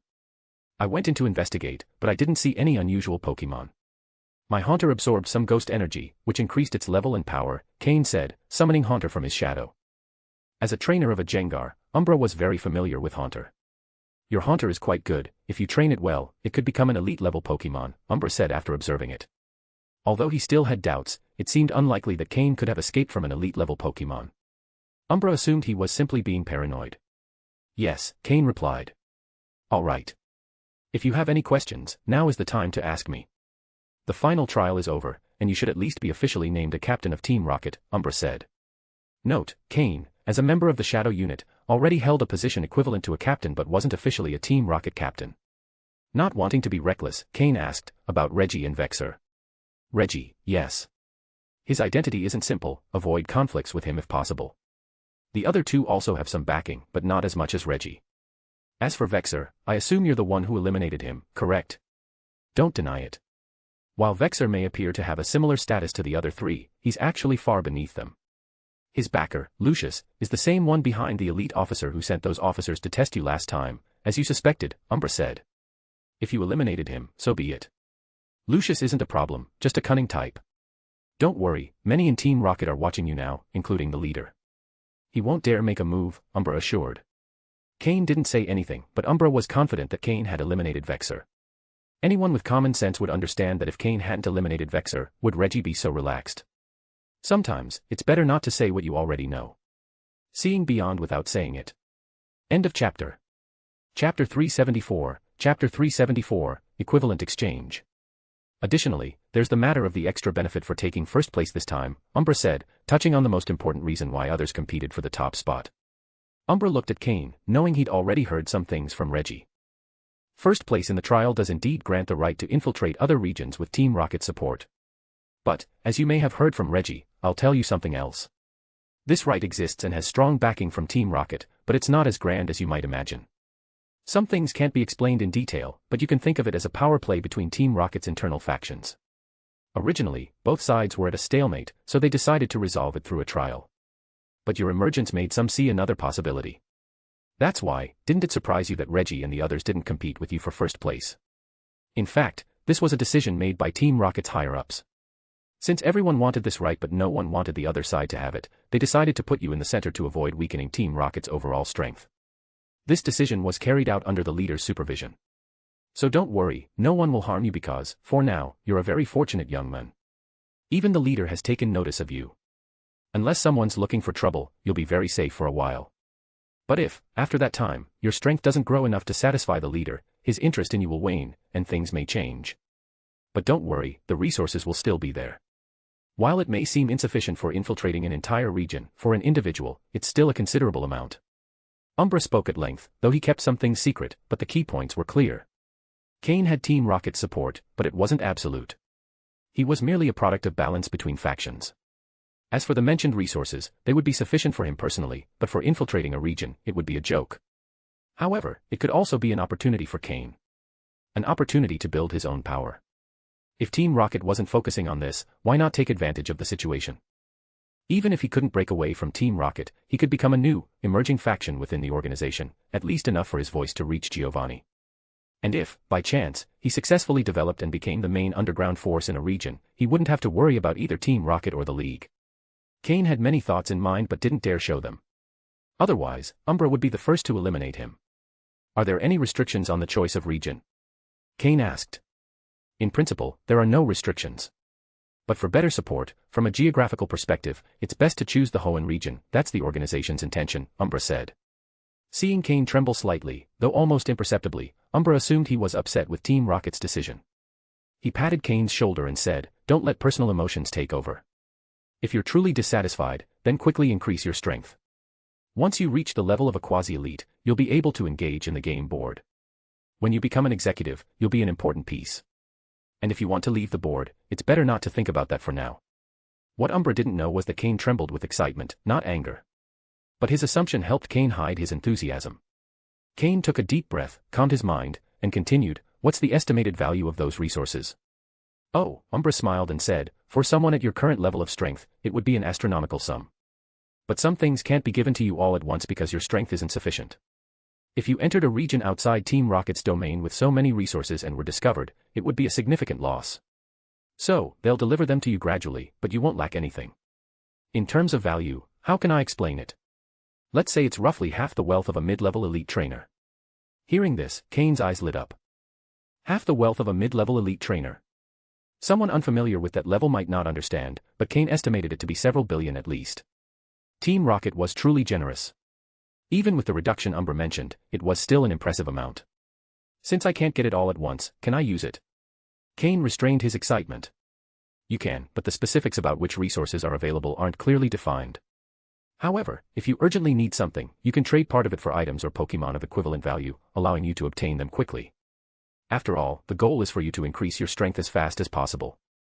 Initially, they didn't plan to give you this much, but the leader decided that, as a young man with potential, you should receive strong support. Team Rocket still needs strong trainers, so it was ultimately decided that you'd receive this much. "This shows that the leader is truly paying attention to your growth," Umbra explained. Cain felt slightly uneasy. Knowing Giovanni's capabilities, if he really was paying attention to him, would he notice some of his moves? It seemed Cain would need to be more cautious. However, when he relocated to the Hoenn region, it would be harder for Giovanni to monitor him so closely. "Could I exchange half of those resources for 3 doses of the evolution elixir?" Cain hesitated but finally said it. The 3 doses of the evolution elixir, according to the system, should be enough to incubate Larvitar's egg. Hearing Cain's request, Umbra narrowed his eyes before nodding. It can be done. After all, he'd used 3 doses to recover his strength, and the remaining 3 were no longer as useful to him. It was better to exchange them for other resources to train other Pokémon, maintaining balance after using the catalyst. But I must warn you, while the catalysts are effective, they have significant side effects. If you rely on them to enhance your Pokémon, you'll deplete their potential. When that happens, the leader may no longer see you as a valuable investment. Understood. I just want to try something, Cain replied. Umbra said no more. Everyone must take responsibility for their own decisions, whether right or wrong. All right. When you leave, I'll send the items after some time and withhold half of your resources. In Team Rocket, no one supports someone for free. If you want something, you must give something of equal value. That's the law of fair exchange. If someone offers you something without reason, it's best to be cautious. Either they want something from you, or they're your parent. End of chapter. Chapter 375, Chapter 375, Choosing the Starter Pokémon. Do you have any other questions? After arriving in the new region, will it be my responsibility to recruit personnel, or will Team Rocket send someone? Cain asked, addressing his final concern. If Team Rocket insisted on sending their own people, there was no point in putting much effort into this mission.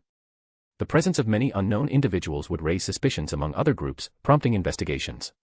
Therefore, if Team Rocket sent someone with him, Cain planned to approach the mission superficially, especially since they weren't providing him with many resources. Umbra looked at Cain oddly, then smiled. Don't worry about that. If you need people from Team Rocket, you can recruit them yourself, no one will stop you. But if you'd rather not use our personnel, you can recruit locally, just don't reveal any information about Team Rocket. If you're confident enough, you could even take one of Team Rocket's officers with you, as long as you can control them. Understood.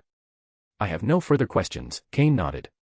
Umbra also nodded and, with a wave of his hand, dissipated the space created by Jengar's ghost-type energy. The psychic energy covering the room returned. Now you can tell me which starter Pokémon you'd like. Team Rocket has most of them from various regions. Of course, there are differences in their quality, so the choice is yours. Umbra opened a book, flipped a page, and showed it to Cain. The page contained images of starter Pokémon from several regions. Cain examined it carefully and noticed that most were from Kanto and Johto. Since Team Rocket was based in Kanto and Johto, despite the League's oversight, they could obtain those starter Pokémon. Cain suspected Team Rocket probably had their own breeding facility for starter Pokémon. As for other regions, they were less common. For example, from the recently discovered Alola region, Team Rocket had almost no starter Pokémon, only one water type, Poplio. Cain was actually quite interested in Poplio's final form, Primarina. This Pokémon had high special attack and special defense stats and was a water/fairy type with outstanding resistances. It could integrate well into any water-type team. However, since Team Rocket only had one, and its quality wasn't guaranteed, Cain didn't consider it as his primary choice. Cain's main targets were the starter Pokémon from Kanto and Hoenn, because the starter Pokémon from these two regions had mega evolutions. As for Johto's starters, Cain considered them the least remarkable overall. Since he planned to head to Hoenn, his primary target was a starter Pokémon from that region. The Pokémon he was most interested in was Mudkip, the water-type starter. Mudkip was a water type, and its final form, Swampert, was water/ground. Swampert had exceptional resistances among all Pokémon. It was only weak to grass-type moves, 4x, while other types inflicted normal or less damage, and it was immune to electric-type moves. This showcased Swampert's excellent typing. Additionally, Swampert could Mega Evolve, and its ability would change to Swift Swim, making it perfect for rain teams. Thus, Cain's first target was Mudkip. Next was the Fire-type starter, Torchic. Torchic's final form, Blaziken, was a fire/fighting type. Although its resistances weren't as strong as Swampert's, they were still decent, though it had more weaknesses. However, Blaziken's ability, Speed Boost, was extremely powerful, just like Swampert's Swift Swim. Blaziken's Speed Boost increased its speed each turn, without any additional conditions. When Blaziken Mega Evolved, its ability automatically became Speed Boost. Blaziken had excellent special and physical attack stats and notable speed. Unlike Swampert's balance, Blaziken was more offensive. Additionally, there was an important point: Cain currently didn't have any fire or fighting type Pokémon, and Blaziken would fill this gap. So Torchic was also a primary target for Cain, depending on the quality and abilities of both Mudkip and Torchic. Cain's second target was Trico, Hoenn's grass-type starter. If Mudkip and Torchic didn't meet his requirements, Trico would be his next choice. Trico evolved into Sceptile, a grass-type Pokémon that became Grass/Dragon when it Mega Evolved. Mega Sceptile wasn't ideal as a main attacker but could be a good support Pokémon, specializing in countering specific types.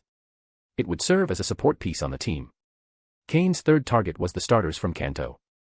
If he didn't find what he was looking for among Hoenn's starters, he would choose one from Kanto. Since Kanto was Team Rocket's base, there were plenty of starter Pokémon available from this region, ensuring he could find a suitable one. Cain preferred Charmander first, then Bulbasaur, and lastly Squirtle. Each had their strengths and weaknesses, but all were good Pokémon. Cain was also interested in another starter, Froakie, the water-type starter from Kalos. Froakie evolved into Greninja. Although it didn't have a Mega Evolution, in the anime, Ash's Greninja had a special form, Ash Greninja. Cain wasn't sure if this Mega Evolution was exclusive to Ash or if anyone could activate it, so he hesitated to choose Froakie. If the opportunity arose in the future, he would consider it, but using his current option to choose Froakie felt wasteful. In reality, all starters were good, with no significant differences. The choice depended more on personal preference and future development plans.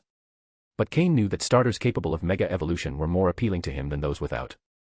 "Can I see those Pokémon first?" Cain asked. "That's not a problem. Tell me your preferences, and we'll bring some for you to see," Umbra replied, nodding. End of chapter. Chapter 376, Chapter 376, To Bet or Not. "I would like to see the Hoenn region starters first, Mudkip, Torchic, and Trico," Cain said, mentioning the Pokémon he was most interested in. "All right." Umbra then spoke to the air, "Alakazam, bring the high-quality Pokeballs with the Hoenn region starters." It had been promised to Cain that if he delayed his reward for the starter Pokémon until after the final trial, the level of the starter Pokémon would be higher. Then, a wave of psychic energy was felt. 5 Pokeballs appeared on the table, and through the transparent windows of the Pokeballs, the Pokémon inside were visible.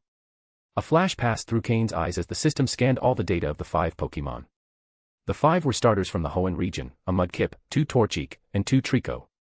Cain pretended to observe them carefully while secretly comparing the data of the 5 Pokémon. He quickly discarded the 2 lower-quality Pokémon, leaving him with 1 Mudkip, 1 Torchic, and 1 Trico, all of which were blue quality.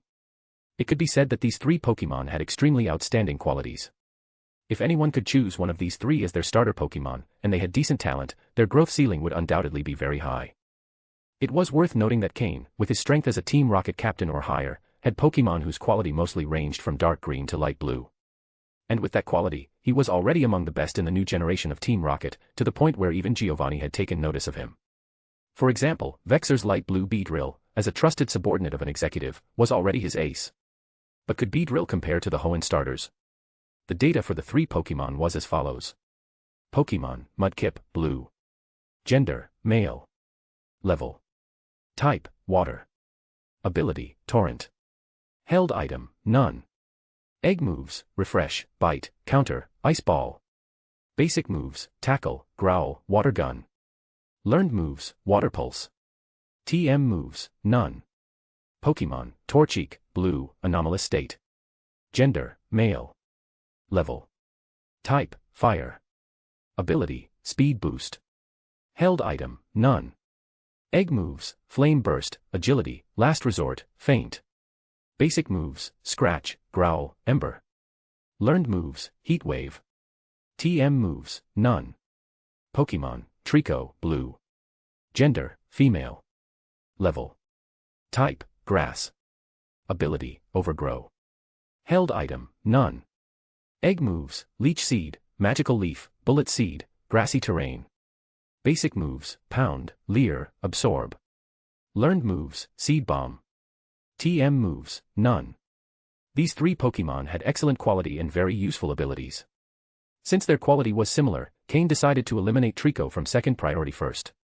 He didn't have any grass-type Pokémon at the moment, but he didn't consider it urgent. Additionally, Trico wouldn't bring much to his team.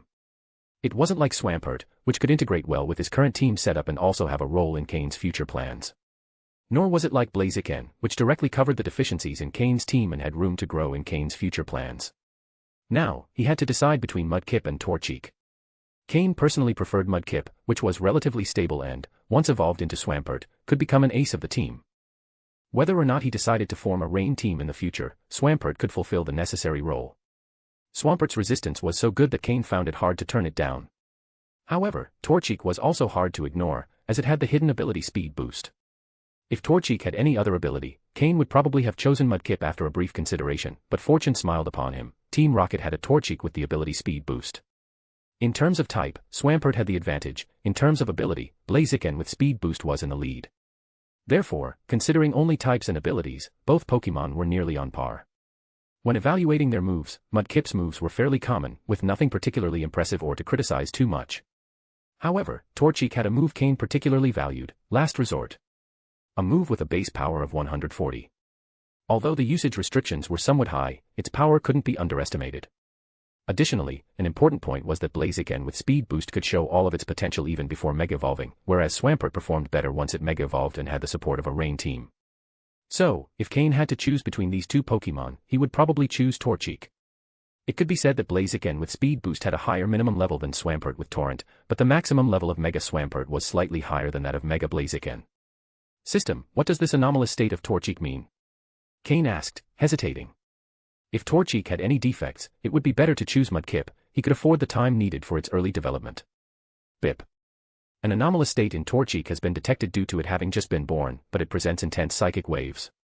Its potential and quality are not clearly defined yet, and if not controlled, its quality may decrease, the system replied with its mechanical tone in Cain's mind. Intense psychic waves causing an anomalous state. Has it been affected by something? Cain murmured to himself. His expression changed, and he continued asking, System, if Torchic shows fluctuations in its quality due to the psychic waves, is there a chance to improve its quality to stabilize it at dark blue? BIP. That possibility exists, but the system cannot guarantee it.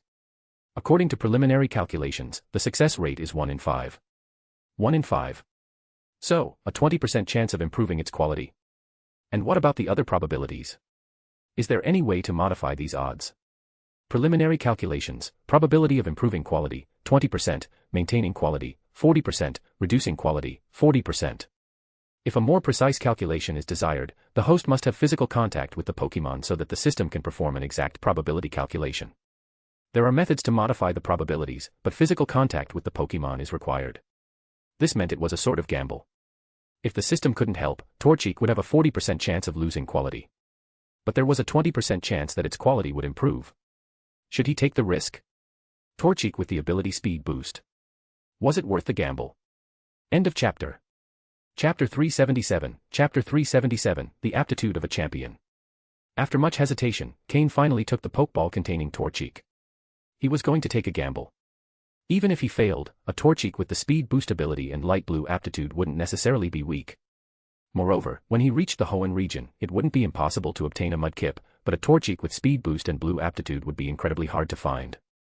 If the gamble succeeded, a Torchic with speed boost and dark blue aptitude, with 2 evolutionary possibilities, would give Cain the chance to train it to purple aptitude. It's worth remembering that, in his previous life, even though Cain had the skills of a high-level trainer and plenty of support resources from Team Rocket, he had never obtained a purple aptitude Pokémon. In fact, he had barely seen a few. Pokémon with purple aptitude are known in this world as having champion aptitude. This means that a Pokémon with this aptitude has a certain chance of reaching the champion level with proper training. Of course, it's not that light blue aptitude Pokémon can't reach the champion level, but it is much more difficult. Under normal circumstances, blue aptitude Pokémon represent the elite level. For most, the elite level is the limit, which is why this aptitude is also called maximum aptitude. Over time, this term replaced elite aptitude. However, purple aptitude Pokémon are extremely rare and are only found in the hands of highly powerful individuals, which is why they are referred to as champion aptitude. If a light blue aptitude Pokémon has only a 1% chance of reaching champion level, a blue aptitude one would have a 10% chance or more. Different types of Pokémon also vary. For example, a pseudo-legendary Pokémon with dark blue aptitude would have a much greater chance of reaching champion level than a Beedrill with the same aptitude. That's why Cain decided to gamble on the possibility of obtaining a purple aptitude Pokémon, even if it was just light purple. Umbra, seeing Cain pick up the Torchic's Pokeball, didn't think much of it. All the Pokémon in this group had similar aptitude, with minimal differences, so from Umbra's perspective, any choice would be beneficial. Are you sure? Umbra asked. I'm sure. Cain nodded firmly. Even if the aptitude degraded to light blue, he knew how to restore it. As long as blue aptitude was secured, he would only lose some time. Very well. Umbra waved his hand, and the remaining 4 Pokeballs disappeared in a flash of psychic power. Then, a red wooden box appeared on the table. Umbra pushed the box toward Cain and said, "Here's the King's Rock you wanted. You can open it and take a look." The King's Rock.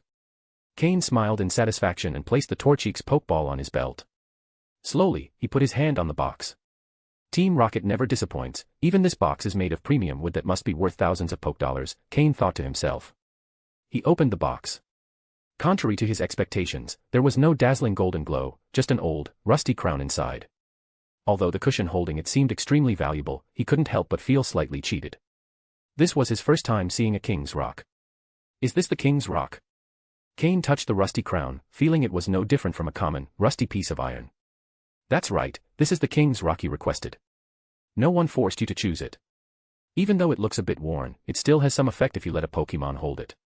However, most of the time, nobles use it as a collectible, Umbra said, shrugging as if to say, you chose it, not me. Could it be that the use of the King's Rock in Pokémon hadn't been discovered yet? Cain scanned the rusty crown with his system and got the following description. Item name, King's Rock. Effect, causes the holder's moves to become more intimidating, potentially making opponents flinch. Description, an ancient and worn crown, a symbol of royalty in ancient times. It contains a mysterious power whose full use has yet to be discovered. Note, it's not aesthetically pleasing and has a regular effect. Collectors, hurry up and find a King's Rock, as they are limited in number. It seems I wasn't wrong, this is the King's Rock, and its true use probably hasn't been discovered yet, Cain thought. As Cain suspected, in the Pokémon world, the real use of the King's Rock had yet to be uncovered.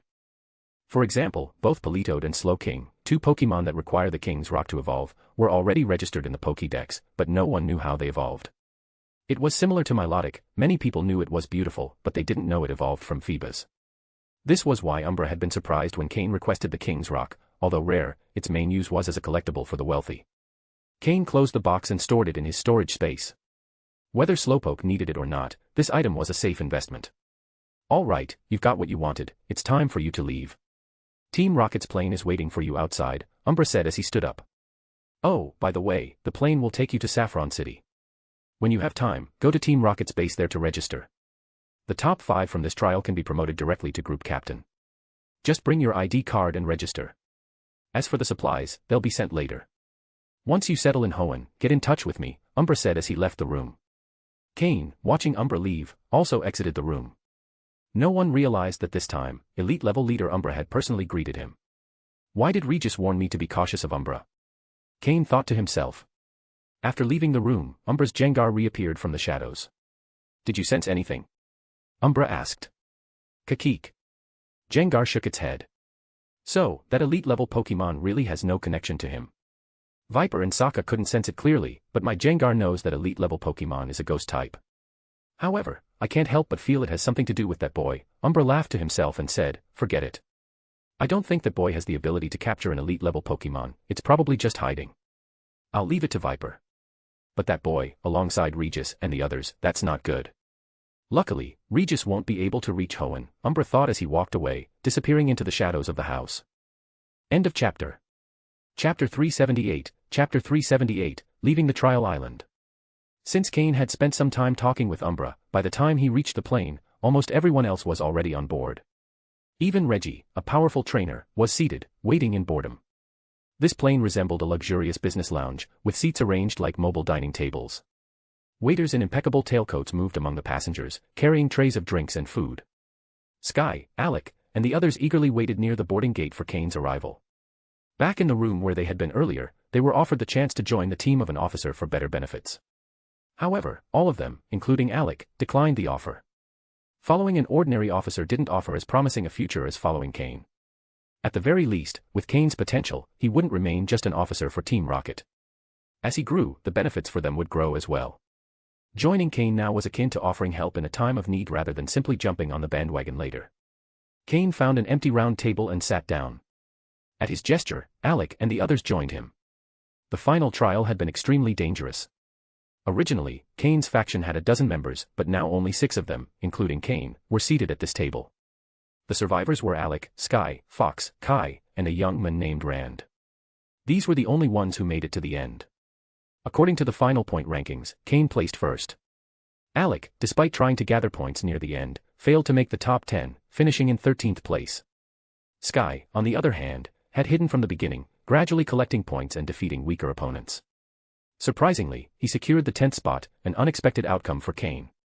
Ranking 10th among the subordinates, or soon-to-be subordinates, of Team Rocket's officers was quite an accomplishment. However, in terms of sheer strength, Alec still far surpassed Sky. This showed that the rankings didn't always reflect skill, luck played a significant role as well. Was Cain stronger than Reggie? If they fought, Cain estimated he'd have only a 20% chance of victory, and that was being optimistic. Fox and Kai placed in the 30s, while Rand played it extremely safe.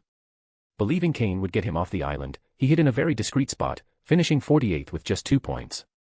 He could be called the master of prudence. Cain wouldn't abandon him. After all, anyone who could survive for 3 months in this trial had some ability. However, something surprised Cain. Those he had marked as potential traitors in his system, those who had been intimidated by him, didn't survive. Looking at Sky, who seemed quite obedient, Cain suspected he might have dealt with them whenever an opportunity arose, given that Cain had made it clear before the trial began that he didn't favor them. For now, all of Cain's subordinates were completely loyal to him. Another individual, Miyamoto, had also expressed interest in joining Cain. However, Cain asked him to remain infiltrated in another group, as he was more valuable there. Surprisingly, Miyamoto had some luck, finishing in 7th place and earning a decent reward. Cain glanced at Reggie across the room and saw Miyamoto discreetly gesture a sign of respect. However, as Cain shifted his gaze, he met Reggie's eyes. Reggie raised his glass toward Cain, hinting at their connection. Cain also raised his glass, showing he hadn't forgotten. Then, Reggie smiled and turned away. Even though Cain had achieved 1st place, the reward wasn't as significant as expected. Much of the supplies allocated to him had been confiscated by higher-ranking leaders. In contrast, Reggie gained more in terms of personnel. Many of the surviving participants without prior affiliations chose to join Reggie, who had the strongest backing. Reggie accepted everyone. After all, he needed to recruit subordinates, and those with good potential would be more useful in the long run. Aurelia also did well, as Jasmine's presence in her team attracted many of Jasmine's subordinates. Together, they managed to bring 4 or 5 people off the island. These individuals had good potential. Only Glacius seemed out of place due to his personality. He sat near Reggie, head down, reading a book while sipping coffee, clearly distinct from the rest of Team Rocket's members. Among the newcomers, few were truly incompetent. Most understood why they were there and what outcomes to expect, so they wisely chose to align with Reggie, the biggest winner. Only the followers of the pseudo-executives refrained from joining either faction, showing some hostility toward Reggie and the other three. However, the gap between the two groups was already significant, and it would only grow over time. If those they supported faced a major defeat, their fate wouldn't be much different. Cain looked at the 5 men before him and asked with a smile, how did it go in the end? Who secured the captain position? This group would form his operational base in the future. Though they didn't seem remarkable now, with the system's help, Cain believed he could help them grow. Of course, that was as long as they stayed loyal enough. Sky glanced at the others before speaking. In the end, Alec and I secured the captain positions. It said the top 5 in this trial received group captain ranks, and the top 15 earned captain ranks. The rest will start as grunts. Sky had been one of the first to join Cain. Though Alec was slightly better in terms of skill, that was because Alec initially had the backing of an officer. Now that they were on equal footing, it was better for Sky, who had joined earlier, to speak first. The two had discussed this privately before Cain returned. However, Alec didn't mention Miyamoto's involvement to Sky without Cain's permission, to avoid disrupting the plan. Then, you two apply to join my team when the opportunity arises. I'll speak with the higher-ups to approve it, and you 3 will be integrated under Sky's command since you've spent more time together. As for any vacant positions, we'll fill them as we stabilize, Cain said. Yes, the 5 replied respectfully. When we reach Saffron City, everyone will disembark. Take care of your affairs and then head to the Hoenn region together. Alec, you'll oversee this. I might arrive a bit later, but I expect a stable setup when I get there, Cain said with a serious expression, as this would affect his future plans. Yes, sir. Don't worry. Alec replied. It was clear that Alec was now fully committed to Cain's vision. Cain's growth would determine his own future. End of chapter. Note, a group captain leads other captains, while regular captains command grunts, also known as cannon fodder. They share the same strength classification but differ in rank, with group captains holding a superior position. Chapter 379, Chapter 379, Stephen and Old Matsuda. Finally, after more than 5 hours of flight, the plane reached the airspace of Saffron City in the Kanto region. It landed at Team Rocket's private airport. That's right, Team Rocket has its own private airport in Saffron City. While they don't openly display the Team Rocket emblem, it's still an impressive setup. That's how bold they are. After deboarding, the group, led by Team Rocket members, entered Team Rocket's base in Saffron City. Although Cain had been to Saffron City several times before, this was his first time arriving here in this life. The staff swiftly registered their identification cards. From this point onward, they were all official members of Team Rocket. As for Cain, already holding the rank of Team Rocket squad captain, he received special treatment, including personal assistance. After Sky and Alec were registered as Team Rocket captains, they applied to join Cain's unit.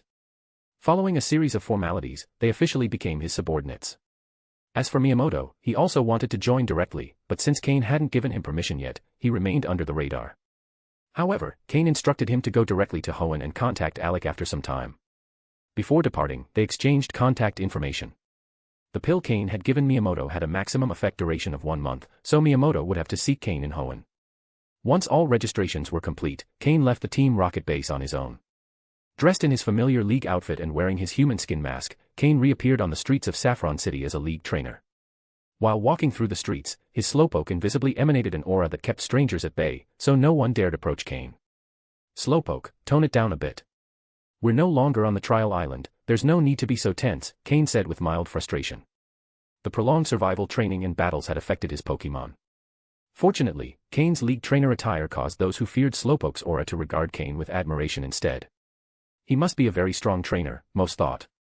To avoid unnecessary trouble, Cain hailed a taxi and headed to a well-known luxury hotel in Saffron City. As for the Pokémon Center, given the number of Pokémon he had and his current identity, it was best to steer clear of that place. After leaving the trial island, Cain decided to gradually separate his different identities. This way, whether in the League or Team Rocket, he could operate more comfortably. For now, the only people aware of his League identity were Umbra and perhaps some higher-ups. This didn't pose a threat to Cain. He checked into the most luxurious room in the hotel. After so much time in the wilderness without a proper bath, Cain settled into his room, ensured it was secure, released all his Pokémon, and took a long, thorough shower, finally feeling comfortable. Dressed in a bathrobe, he plugged his phone into the charger and lay on the bed to rest. It had been a while since he'd slept in such a soft, comfortable bed. Now that he was there, he didn't want to get up. When he turned on his phone, he saw several messages. There were texts from Stephen, Whitney, and Old Matsuda. Whitney's messages were mostly casual chatter, so he set those aside for now. Old Matsuda's message was just one line asking him to call back upon reading it. The message was from 3 days ago. Steven's messages were the most detailed, filled with various issues and multiple requests for Cain to call him as soon as possible. Cain sighed, got up, and used the hotel's phone to dial Steven's number. After a few seconds, the call connected. Steven, as elegantly dressed as ever, wasn't at home but outdoors, evidently using a more advanced portable phone than Cain's. Cain. You finally called back. I thought you'd disappeared and was about to send someone to find you, Steven said, clearly excited. Cain was one of his few friends. Cain rubbed his forehead and replied wearily, what's the rush? I told you before that I'd be out of contact for a while. Ha ha ha, I just got a bit excited. You know, the poke blocks you gave me last time worked wonders with Matang, but they're almost gone. Could you get me more? Steven asked, somewhat embarrassed.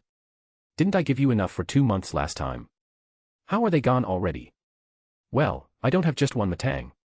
Steven said it so casually that Cain didn't know how to respond. All right, fine. I'll be heading to Hoenn in a few days. I'll find you and bring more. Where are you now? Looks like you're in a forest. Oh, I heard about a strange stone in this area, so I came to investigate. Perfect. If you're going to Hoenn, great. I'll arrange to meet you in Rustboro City. Oh, and about that errand you wanted, I'll take you to my mine to see if you can find one. I'll pretend you're not bragging. All right, see you in Rustboro City. Also, about what I asked for last time, we'll discuss it when we meet. Sounds like you're busy over there. Cain heard some battle noises in the background. Got it. Talk later, I've got some trouble here. Steven said before quickly ending the call. Afterward, Cain called old Matsuda. A few seconds later, the call connected, and old Matsuda greeted him with a scolding. Kid. Calling me back only now. You didn't even reply to my messages. Where the hell have you been? Master, calm down. Haha, I was training in the wilderness. As soon as I got back, I called you. Did something important happen? Cain scratched his head, genuinely respecting old Matsuda. You brat, always causing trouble. Matsuda grumbled before raising his voice. Even though I agreed to let you focus on being a trainer, you can't neglect your studies as a breeder. Your knowledge is fine, but you need to organize it better. I've prepared an outline and summary of the key points you need to learn, I'll send it to you now. Next time we meet, I'll test you, and you'd better pass. Haha, master. Don't worry, I'll study hard. You'd better. Goodbye. Old Matsuda grumbled before hanging up. Cain felt warmth in his heart. Though he was partly leveraging the relationship, he couldn't deny that old Matsuda was an excellent teacher. End of chapter. Chapter 380, A Small Goal. After finishing the call, Cain received the information old Matsuda had sent him. He immediately stored it in the system without reviewing it, trusting the system to automatically organize it. However, the amount of data exceeded his expectations. Unconcerned, he went straight to bed. He slept until nightfall before finally getting up. Then, he left the hotel and headed to Saffron City's black market. Although it had been some time since his last visit, the black market remained the same, unchanged. He went straight to the Pokemon sales section, where he sold the light blue quality Golduck he had captured from Vexor, along with 3 Meowths he had caught on the Challenge Island, to a shop. When the employee learned that the visitor was selling a light blue quality Pokemon, they even alerted the store manager. The manager personally came out to handle the transaction. For them, a light blue quality Pokemon represented the entry level of a higher tier. Finding one in an entire month was rare, making this a very important customer. After some negotiation, Cain received 10 million Pokedollars. In reality, if properly valued, that Golduck could have fetched a bit more, but since its origins weren't entirely legal, Cain didn't want complications and sold it quickly. Generally, a green quality Pokemon is worth less than $1 million, while dark green quality ones can range between 1 to 5 or 6 million. However, when the quality reaches blue, the price increases significantly. This particular Golduck should have been worth over 10 million, but the manager suspected it originally belonged to someone else, so they hesitated to raise the price. Cain wanted to dispose of the Pokemon quickly to avoid the possibility of anyone tracing it back to him. Additionally, Cain was in need of money and hadn't given any to his subordinates. They should be able to grow on their own, without fully relying on the Pokemon he provided them. Upon arriving at the Hunters Guild, cloaked as usual, he noticed that Rosa and the Sun Badge wielder who had chased him were no longer there, likely reassigned to another branch. Cain went directly to the Pokemon exchange section and opened the trade list. Cain's primary objective for visiting the black market this time was simple, to see if he could find a Pokemon that suited his current plans. Poliwag. A common Pokémon in the Kanto region, but one Cain needed for his current strategy. This Pokémon was tied to one of his upcoming goals. Although he had devised this plan after his calls with Steven and old Matsuda that same day, Cain considered it highly feasible. The plan was to become a gym trainer in the Hoenn region. First, set a small goal, become a gym leader. It might sound amusing, a member of Team Rocket wanting to become a league gym trainer or even a gym leader, but it was actually plausible. At least, Cain saw it as highly viable. First, he had a very influential friend in the Hoenn region, Steven Stone. The future president of Hoenn's largest company, Devon Corporation, whose status far surpassed that of an average gym leader. With Steven's support, there wouldn't be much local opposition in Hoenn. Then, there was Cain's master, a renowned high-level breeder and elite-level trainer, Matsuda Takashi. An almost legendary figure in the league, even Drake treated him as a peer. Therefore, as long as Cain's Team Rocket identity remained hidden, he could be considered a legitimate league trainer, even though he hadn't received one of the league's starter Pokémon. Considering this, Cain wondered if it would be possible to ask old Matsuda to help him obtain a league starter Pokémon. A Mudkip, perhaps. It was a possibility. Thus, from this perspective, Cain's plan to become a gym trainer in Hoenn wasn't far-fetched. The only limitations now were his strength and the Pokémon he owned.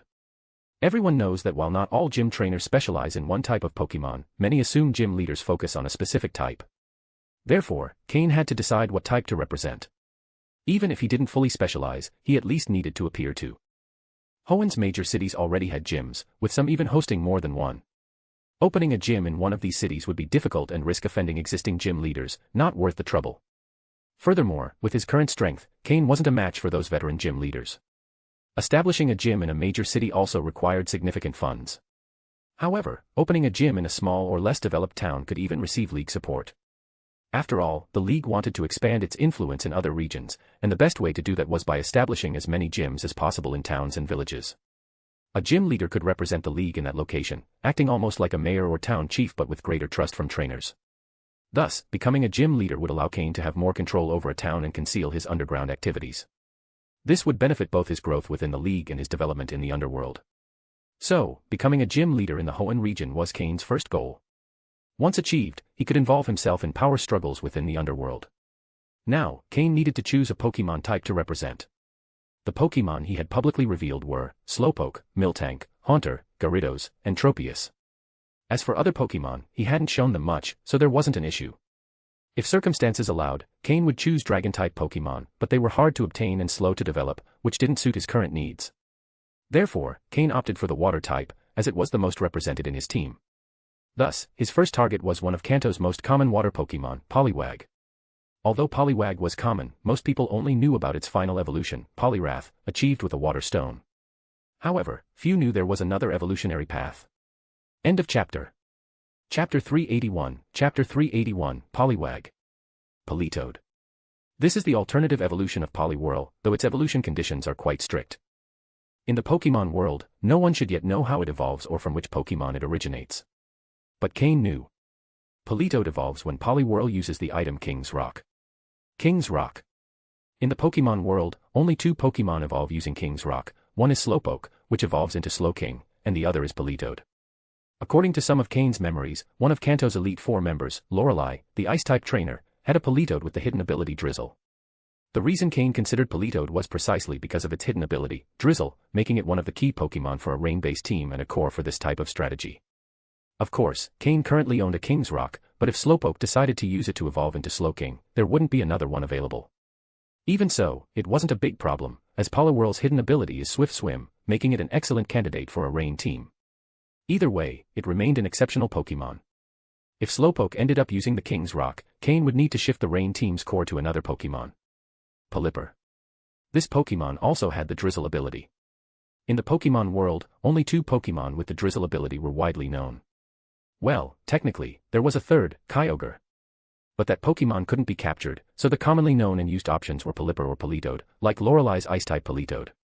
Cain preferred to focus on Politoed. As a pure Water-type Pokémon, Politoed had better resistances and stats than Pelipper. After looking up Poliwhirl's identification code on the computer, Cain went with his hunter's card to the Pokémon exchange room at the Hunters Guild. Following the signs, he arrived before a massive tank filled with Water-type Pokémon. Most of the water Pokémon owned by the Saffron City Hunters Guild were likely housed in this tank. He even spotted a Squirtle swimming calmly in the tank. Many other Pokémon avoided getting too close to it, probably because it was the leader of the area. However, after reviewing the data on that Squirtle, Cain showed little interest. Its potential was green. If Cain had just returned from Judgment Island, he might have considered buying it. But now, Cain. He had become picky. Pokémon with potential below light blue no longer piqued his interest. In his search for a Poliwag, Cain focused on those with light blue potential and, preferably, the hidden ability Swift Swim. He ignored the Goldeen, Seeking, and Magikarp without giving them a second glance. Using his system to scan, he reviewed all the information on the Poliwag in the tank. Poliwag was by far the most common Pokémon in the tank, holding a relatively low status, only slightly above Magikarp. One by one, data sheets appeared before Cain. System, filter all Poliwag with light blue potential or higher, Cain ordered. Though many Poliwag had been captured for sale, none had potential below light green. However, setting the light blue potential as the filter eliminated over 95% of the Poliwag. In the end, 3 data entries remained in front of Cain. With a quick glance, he noticed that 2 of them had the hidden ability Swift Swim. The probability of finding hidden abilities was already low, so having 2 of the 3 Poliwag possess it was a stroke of luck. The data for the 2 Poliwag were as follows. Pokémon, Poliwag, light blue. Gender, male. Level. Type, water. Ability, Swift Swim. Held item, none. Egg moves, Water Pulse, Refresh, Bubble Beam. Basic moves, Water Sport, Water Gun, Hypnosis, Bubble. Learned moves, Snore. TM moves, none. Pokémon, Poliwag, light blue. Gender, male. Level. Type, water. Ability, Swift Swim. Held item, none. Egg moves, Refresh, Endure, Mud Shot. Basic moves, Water Sport, Water Gun, Hypnosis, Bubble, Double Slap, Rain Dance. Learned moves, Water Pulse, Snore.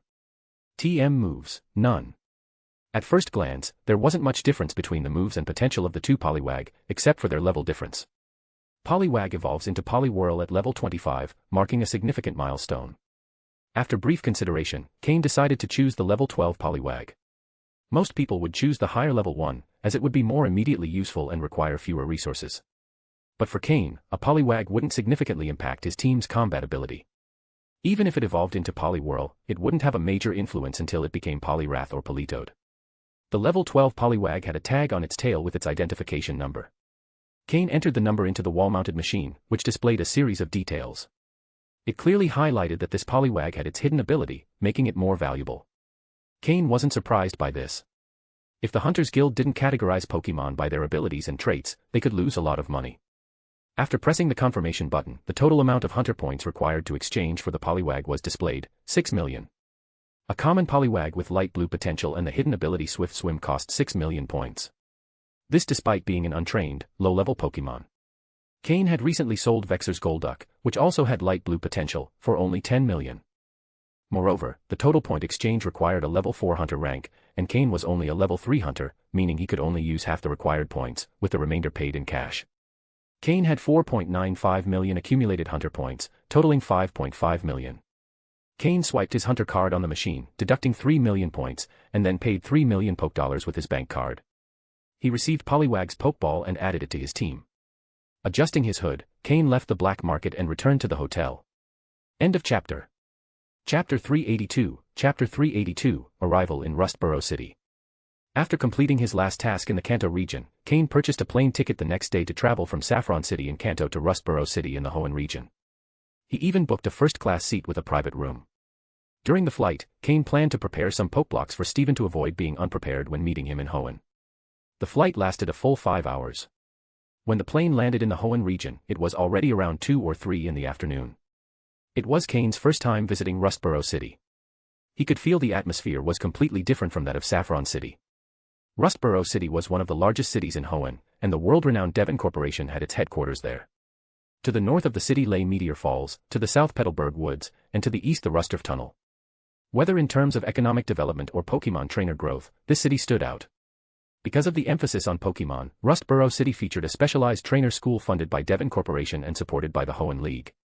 This school was primarily intended for the descendants of the League's most important members, as well as a select group of talented trainers from more modest families. The children of prominent League members could freely decide their futures upon graduation. However, those talented trainers from humble backgrounds were required to offer 6 years of free service to the league after graduating. Though free didn't mean without financial compensation, it did entail fulfilling strict tasks and objectives. Despite these conditions, many strove to enter the school because it offered a promising future as respected trainers with stable incomes.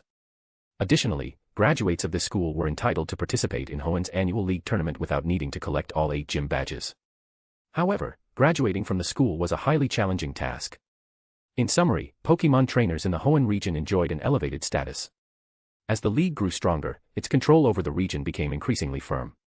This control was reflected in the cooperation between Devon Corporation and the league. It was no coincidence that Steven eventually became league champion. The relationship between Devon Corporation and the league played a key role. Unlike Kanto and Johto, where the league and Team Rocket were the main forces, Hoenn's situation was more complex. Although the league appeared to be the dominant power, several local forces secretly resisted its influence. Cain, as a member of Team Rocket, was particularly attuned to the movements of clandestine forces. After walking through the streets of Rustboro City for an hour, he detected the presence of several of these hidden groups, at least 3 or 4 distinct ones. Security in Hoenn wasn't as good as it seemed. For nobles or descendants of league members, Hoenn might seem peaceful and safe, as they rarely encountered serious incidents. However, this was because the clandestine forces avoided meddling with them. For ordinary citizens, the situation was different. Hoenn's security left much to be desired. It seems that until Steven takes control, Hoenn's security won't improve, Cain thought.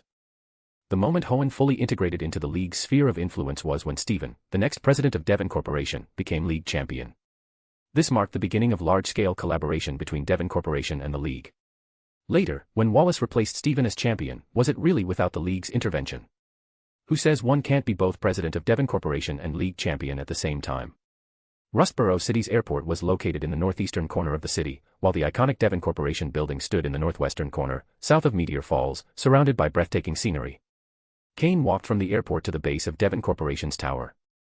Seeing the massive structure, over 100 stories tall, he couldn't help but exclaim, "So rich."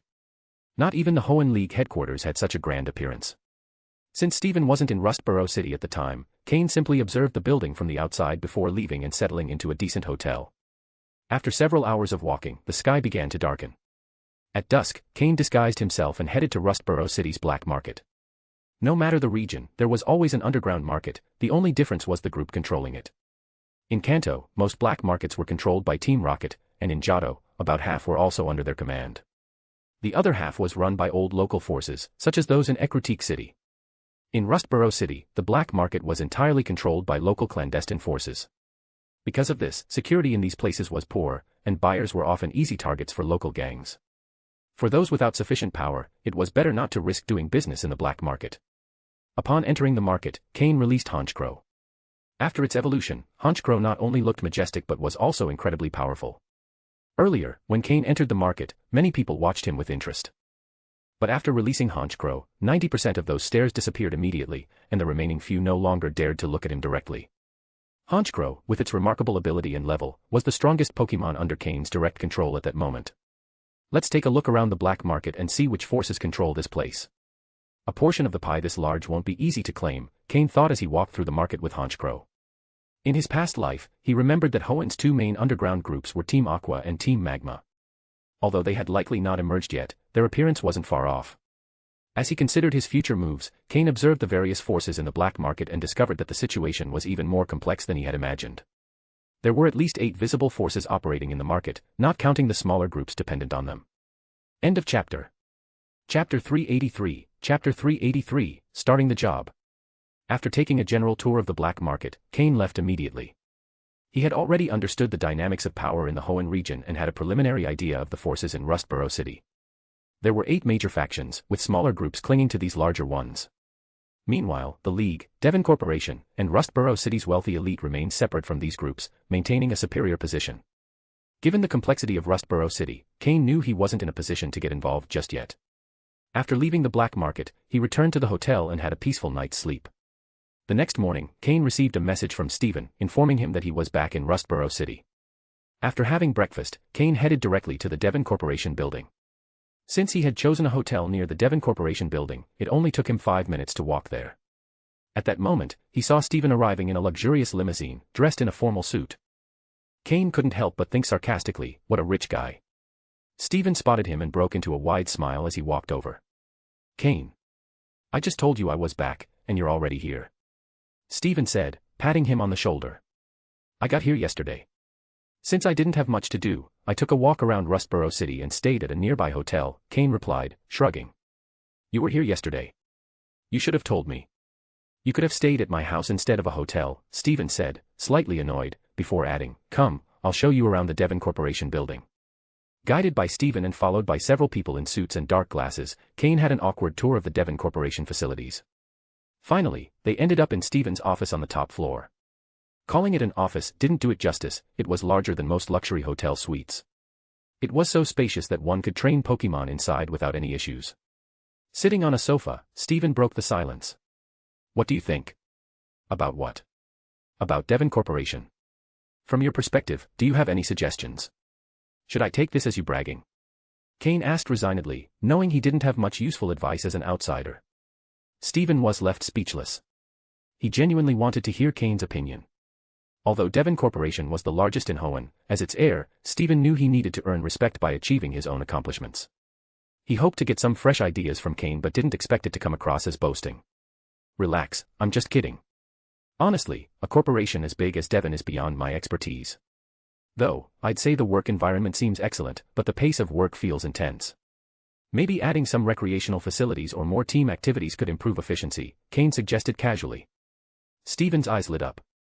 Go on, tell me more. Although Cain lacked personal experience, he had read about such topics in his past life. Recalling the management practices of large corporations on Earth, he started sharing some of those ideas. Stephen listened attentively, enthusiastically taking notes. Although Devon Corporation was enormous, this was a world where most people dedicated their time to Pokémon, so few focused on business management.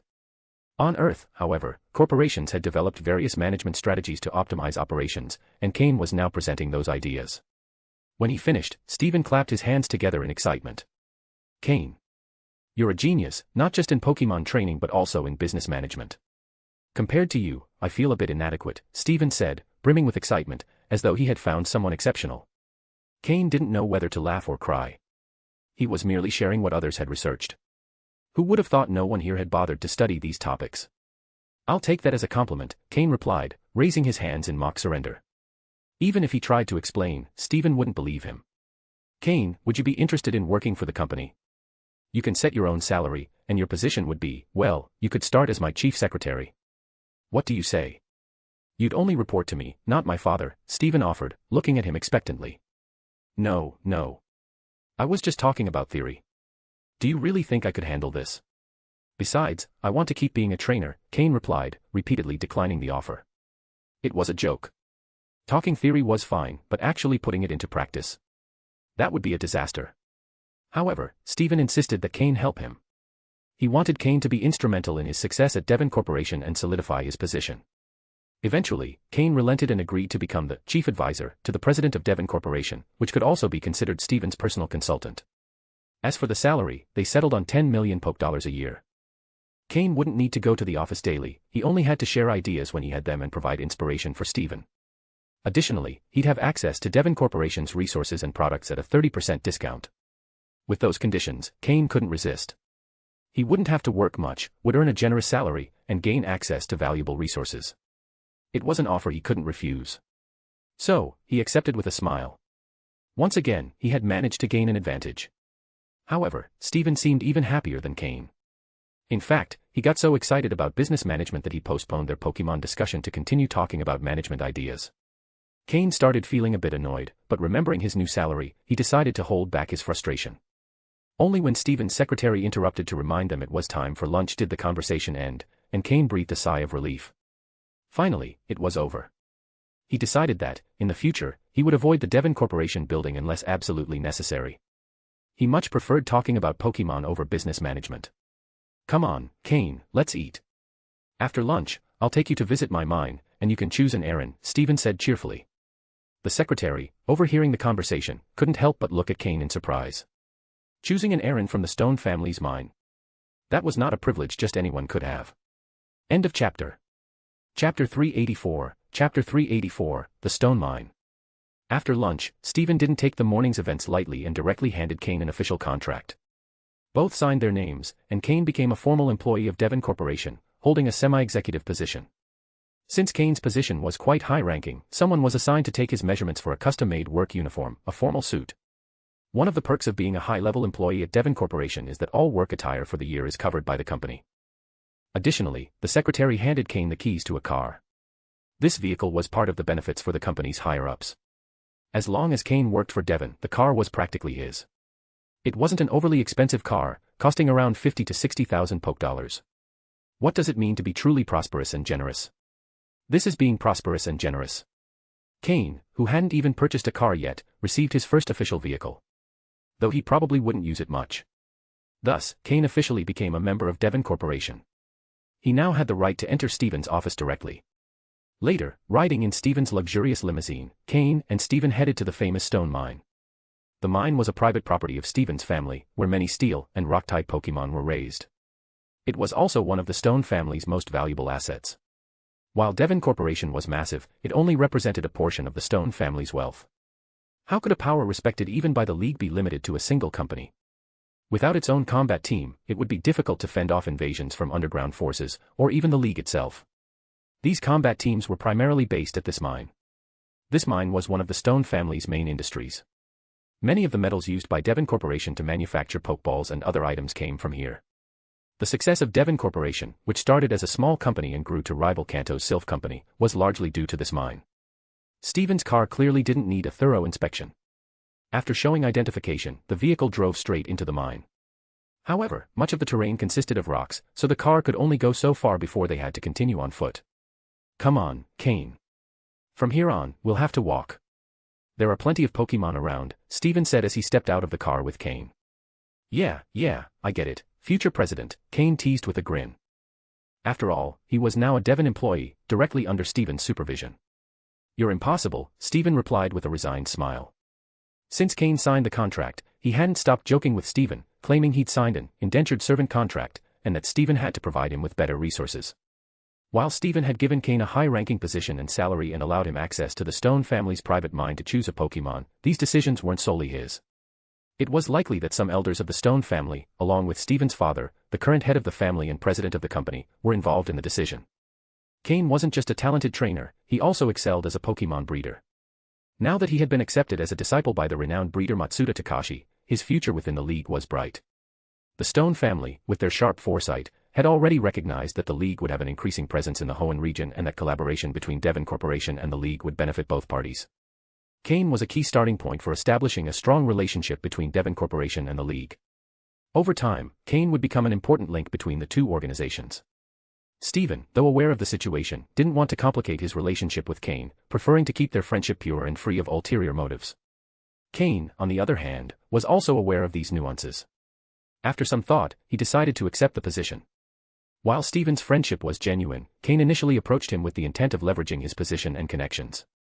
The two walked across the rugged terrain of the mine, with the uneven path posing no issue for them. As they ventured further, various Pokémon began to appear. The Stone family's mine wasn't just vast, it had clearly been meticulously managed over time.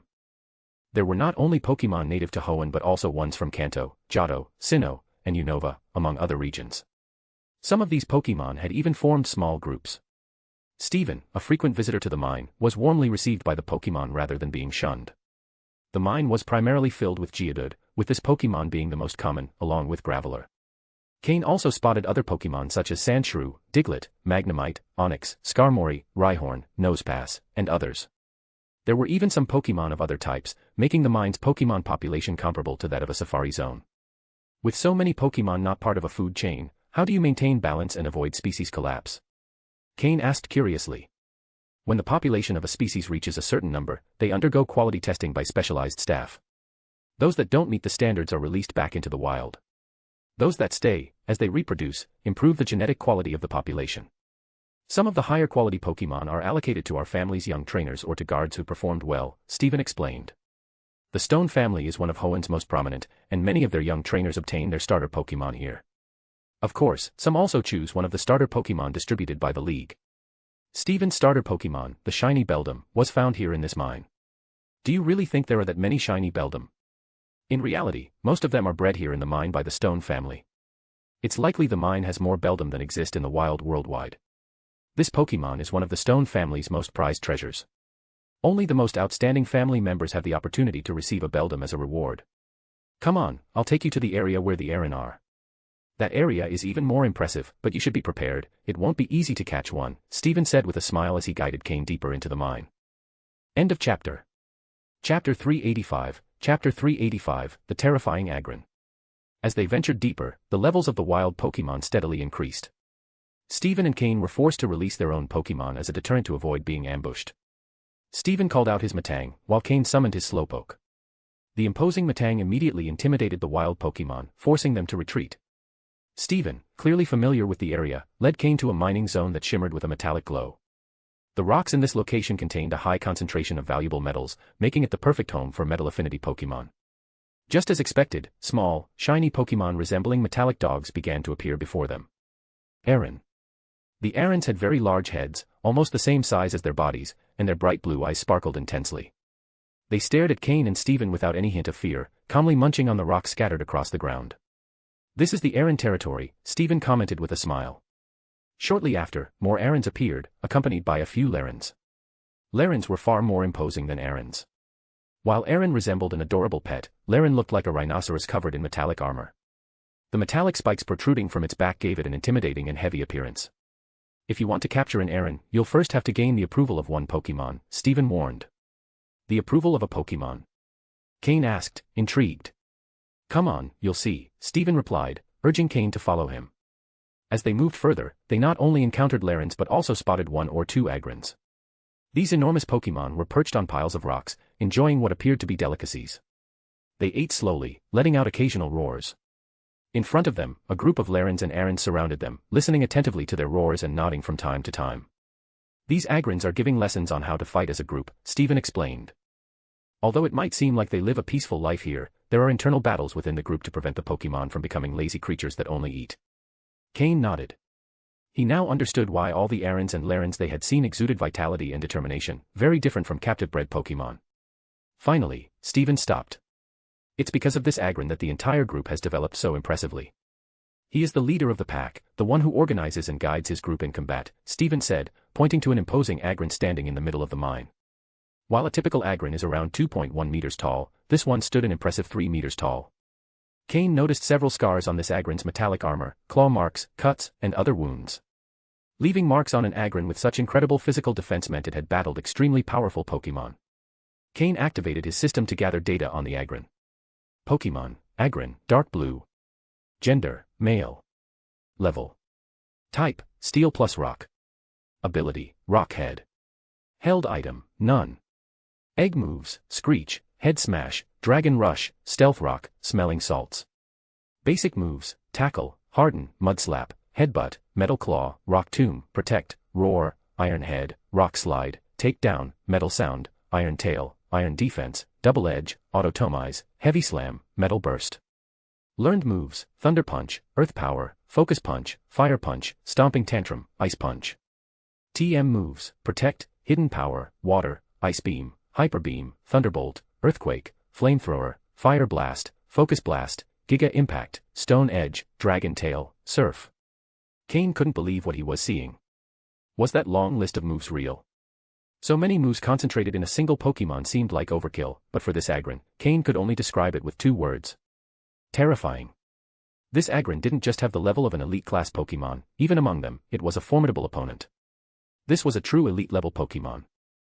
The Mismagius Cain had captured on Trial Island was nothing more than a pseudo-elite. But facing this Agron, everything about it was top-notch, its abilities, level, and combat talent.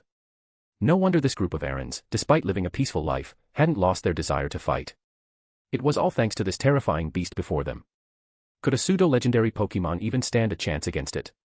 Even at the same level, a battle would be the only way to find out. Noticing Cain's gaze, the Agron turned its head and stared directly at him. Roar. The intimidating aura of an elite-level Pokémon unleashed in full force, making Cain feel insignificant and vulnerable. The Slowpoke accompanying him collapsed to the ground, unable even to resist. The difference in power was overwhelming. Hey, big guy, calm down. He's my friend. Steven quickly exclaimed. With complete familiarity, Steven approached the Agron and patted one of its enormous legs. Compared to the Agron's size, Steven looked like a child.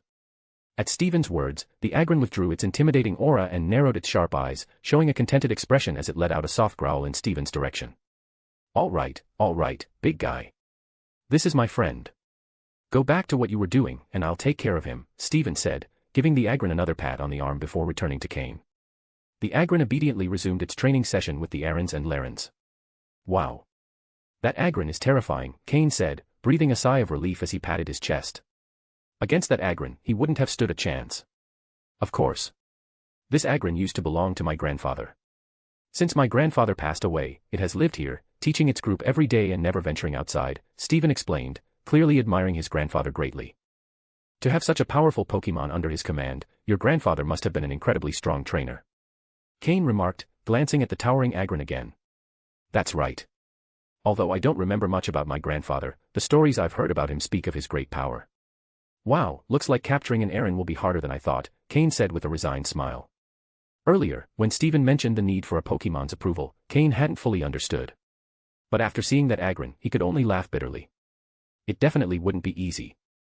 Steven nodded, recalling his own struggles when capturing his Aron. End of chapter. Chapter 386, Chapter 386, Aron. Alright, we've already greeted them. Now go find an Aron you like, Steven said, waving a hand toward Agron. It turns out capturing an Aron involves several steps. Cain followed Steven as they walked through the mining area. There was no denying that the Stone family was incredibly wealthy. Using his system to assess the quality of the Pokémon, Cain noticed that not a single Aron had a quality rating below light green.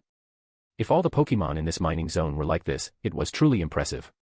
If they were to sell them all, it would probably add another substantial asset to the Devon Corporation. No wonder people say the Devon Corporation is just one of the Stone family's many industries. It really is. Amazing. Compared to the Miltank farm in Goldenrod City, Johto, the Stone family could probably outclass dozens of those farms. After all, while Miltank farms have many Pokémon, their quality isn't as remarkable. Moreover, Miltank isn't particularly suited for battle, whereas the Pokémon in this mining zone are different, they can really hold their own in a fight. It's no surprise the Stone family has stationed so many guards here. If poachers were to take even a portion of this mine, the losses would be unimaginable. However, if any poachers did come across an Agron like the one they'd just seen, they'd likely be wiped out. It's a double-layered safety net. With that in mind, Cain felt at ease searching through all the Arons. Having the system gave Cain an innate advantage in selecting Pokémon. Once Aron evolves into Agron, Cain believed the most useful ability would be Rockhead. However, the sturdy ability wasn't bad either. So when choosing, Cain didn't fixate too much on the ability. The main priority was quality, followed by inherited and taught moves. Thanks to the system, he could see detailed information about Aron's development and physical growth. Eventually, Cain focused his attention on an Aron quietly eating rocks among a pile of minerals.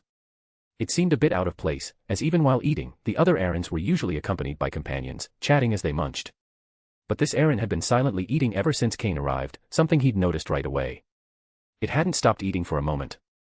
It was as if it wasn't eating out of hunger but out of sheer determination. Steven, what about this Aron? Cain asked, pointing to the Pokémon. You like that one? Steven's expression turned peculiar. Why? Cain was curious, Steven's reaction was odd. Oh, nothing.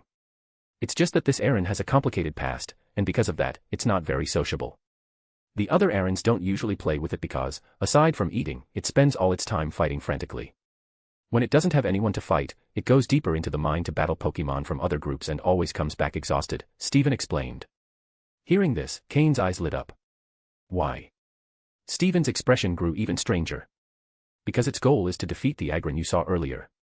The Agron from before? A Pokémon of elite level strength. Steven continued, this Aron, strictly speaking, is the grandson of that Agron. But its parents died in battle, and it wants to leave to avenge them. However, Agron stopped it, and it seems they made some kind of promise. I don't know all the details, but it's something like that. Its parents died in battle. You know, the Arons here don't mind becoming a trainer's Pokémon and going off to fight. In battles, accidents can always happen.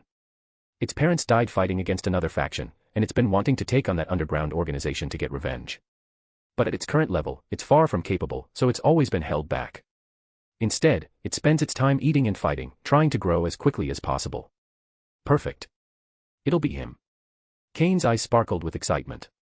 A love for fighting was ideal. So this Aron was the grandson of the elite-level Agron. No wonder it was so talented. Pokémon, Aaron, dark blue. Gender, male. Level. Type, steel plus rock. Ability, rock head. Held item, none. Egg moves, Dragon Rush, Head Smash, Stealth Rock, Screech, Body Slam. Basic moves, Tackle, Harden, Mud Slap, Headbutt, Metal Claw, Rock Tomb, Protect. Learned moves, Iron Head, Earth Power, Iron Tail, Snore. TM moves, none. Examining Agron's abilities revealed traces of dragon-like traits, which explained how it could learn so many powerful dragon-type moves. And this Aaron was one of the few in the mine to inherit Dragon Rush. Its quality was exceptional.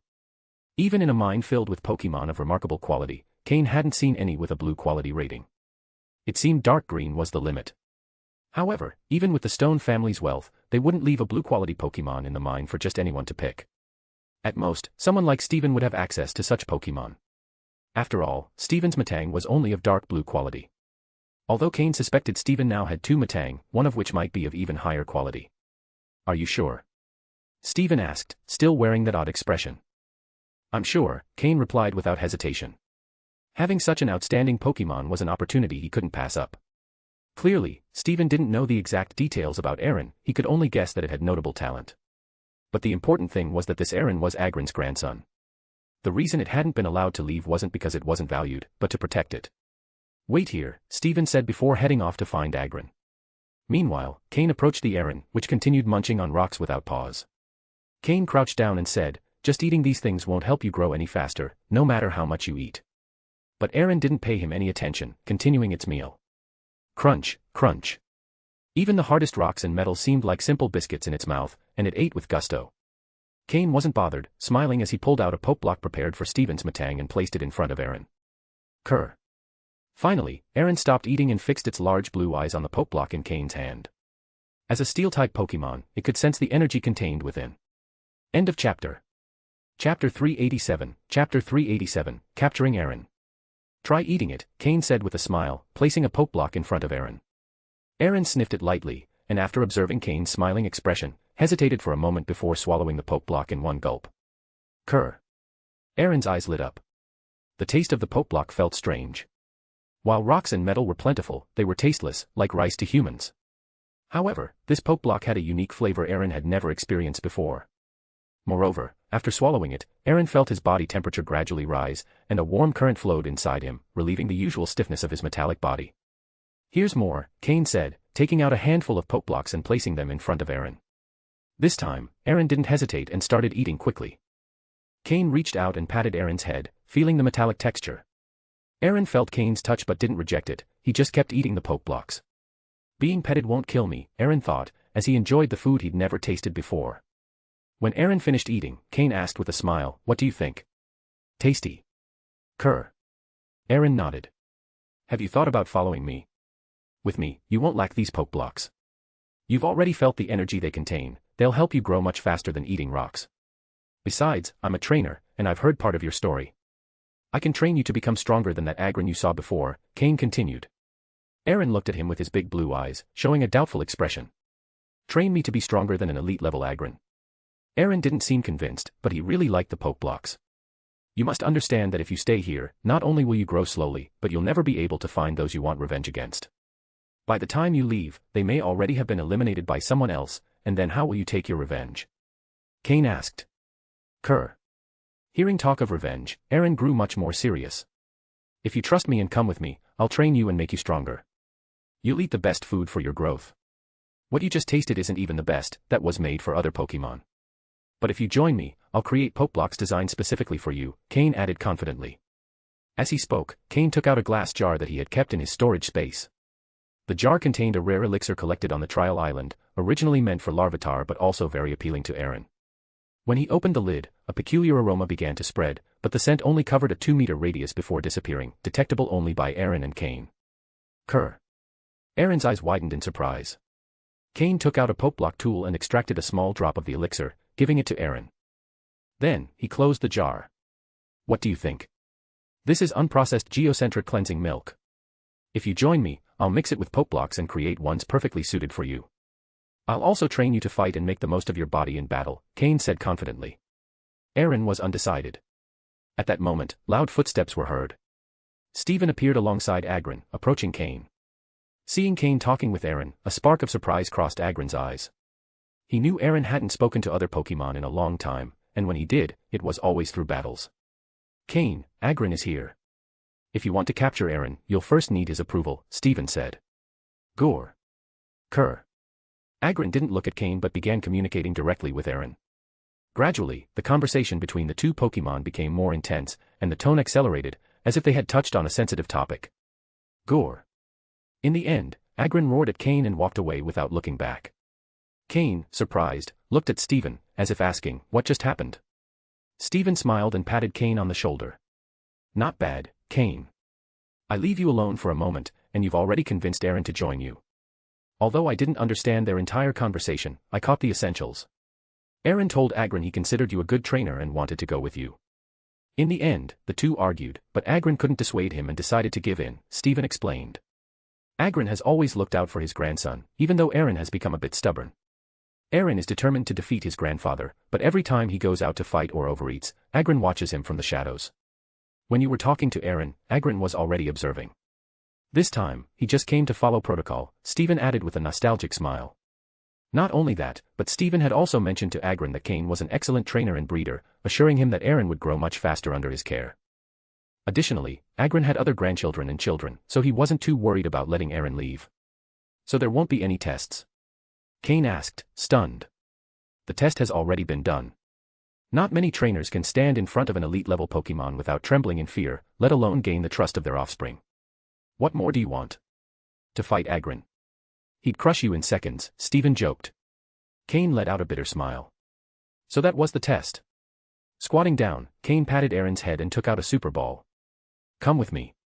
I'll help you grow, he said. Aaron touched the button on the super ball with his head and was absorbed by the red light.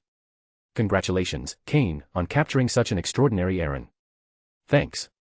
Cain knew Stephen had done a lot to make capturing Aaron easier. End of chapter. Chapter 388, Chapter 388, Secret Battle.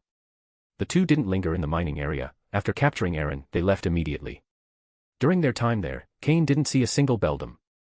It was clear that, although the Stone family was immensely wealthy, they still guarded pseudo-legendary Pokémon like Beldum very closely. With Aaron successfully captured, Cain now officially had 9 main Pokémon for battle. However, if Miltank, who served as support, wasn't counted, the number was 8. Additionally, if he managed to hatch the Larvitar egg, he would have a total of 10 Pokémon. The burden of training so many Pokémon increased drastically, more than Cain had anticipated. After all, both Aaron and Larvitar were known for being capable of devouring entire mountains. Suddenly, the pressure on Cain doubled. However, where there's great effort, there are also great rewards. The Pokémon Cain had recently captured had superior aptitudes, surpassing the light blue level. With proper training, their strength would increase exponentially. They left the mining area and got into Stephen's stretched car, heading to his house. Cain, you said last time that when we met again, we'd have a battle. Stephen had a slightly teasing expression. Although Cain had improved rapidly, it had only been less than 2 months since their last meeting, making it hard to imagine that Cain had reached Stephen's level in such a short time. Thinking about Stephen's Matang, Cain felt a small headache. Initially, he had thought their next meeting would be in a few months, and by then, even if he couldn't win, he wouldn't lose so overwhelmingly.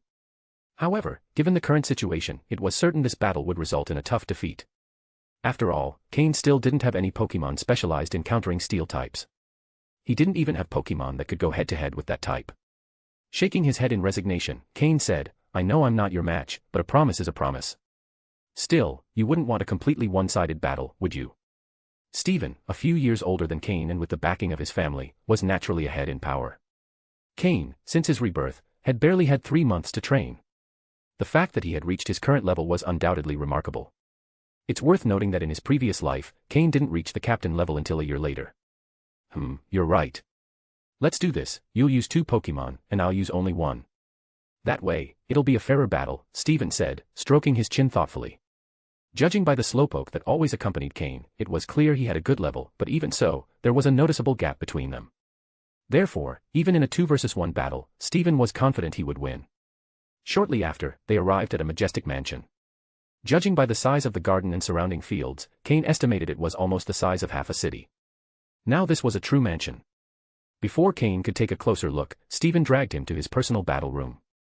After closing the door, there were no spectators present.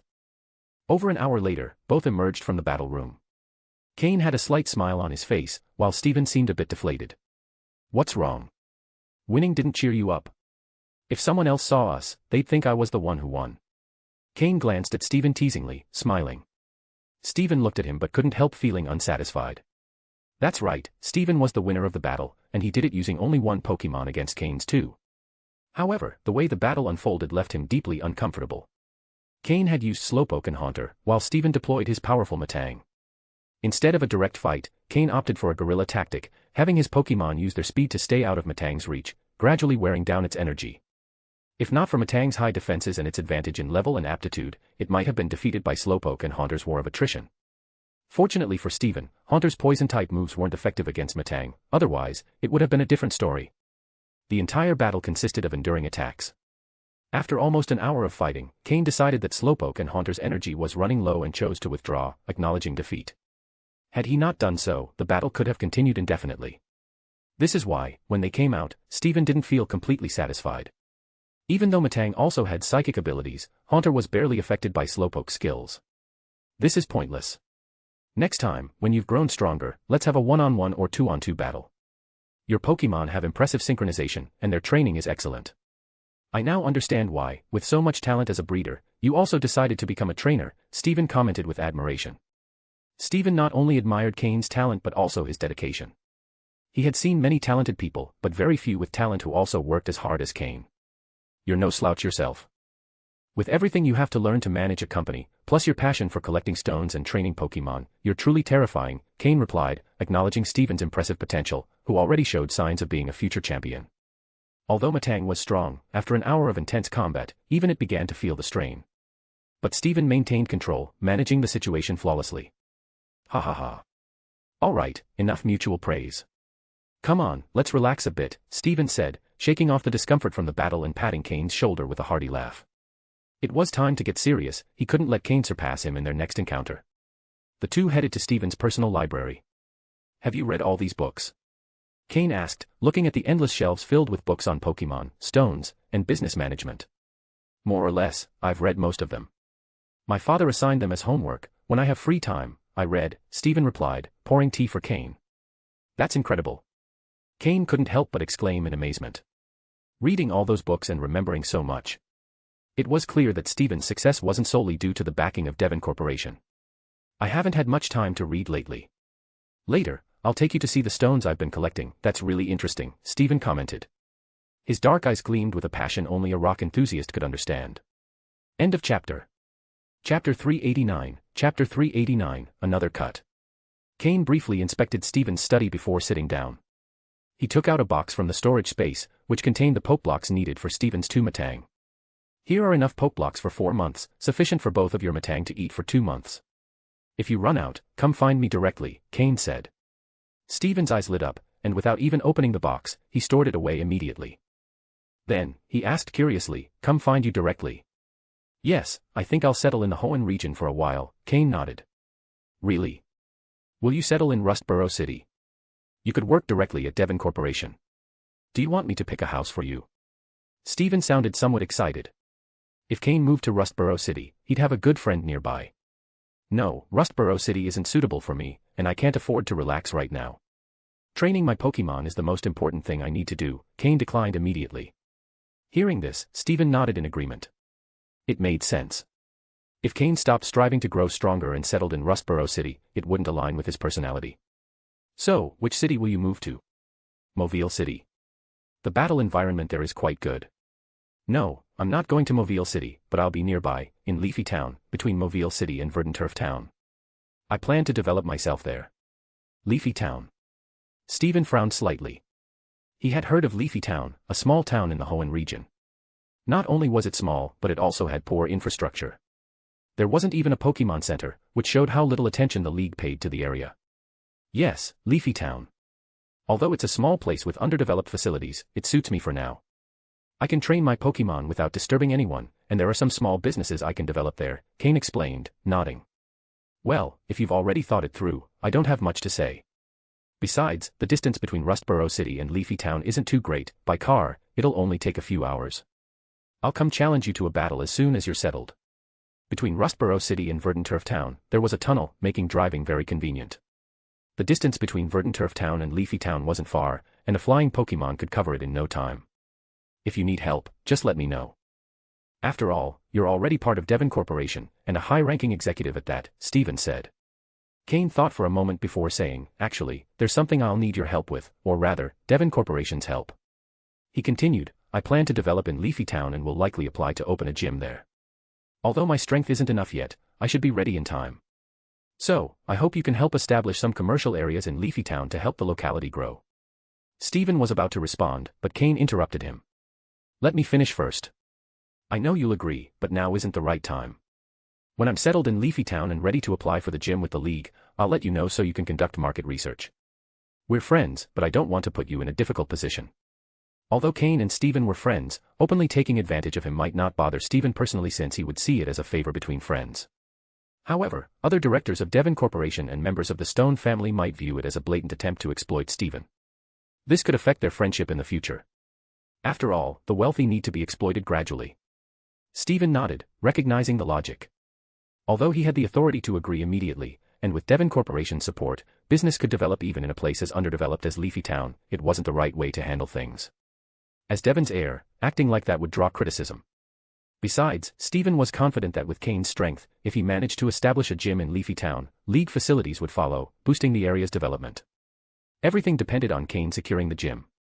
Luckily, Cain's master, Matsuda Takashi, while uninvolved with league affairs, commanded enough respect for others to give him some leeway. As long as Cain demonstrated sufficient strength, opening a gym wouldn't be impossible. Once again, if you need anything, tell me directly, Steven said. He then pulled a wooden box from a drawer in his study. Here's the dusk stone and King's Rock you requested. I couldn't find a high-quality dusk stone, so I only got one of intermediate quality. If you still need a superior one, I'll keep looking. As for the Razor Claw, I already have a lead, but you'll need to wait a bit longer. And about the King's Rock? Steven hesitated, as the King's Rock was incredibly expensive, and he still didn't fully understand its use. However, when Cain heard that Steven had obtained the King's Rock, he was thrilled. 2 King's Rocks. Originally, Cain only had one and was wondering how, if Slowpoke evolved into Slowking, the Poliwag he had bought could only evolve into Poliwrath. Thus, the core of his Rain team would have to rely on Pelipper with the Drizzle ability. But now, with Steven's King's Rock, his team's flexibility increased tremendously. Politoed. The perfect core for his Rain team. As for the Dusk Stone, since Murkrow had already evolved on Challenge Island, it wouldn't be necessary. He could sell it later. Don't worry, intermediate quality is good enough, Cain said, waving his hand. How much did they cost in total? I might not have enough money right now. Don't worry about it. Although the price was high, it's not essential. You can pay me gradually with poke blocks. Besides, you have a salary, I'll just deduct it directly, Steven laughed.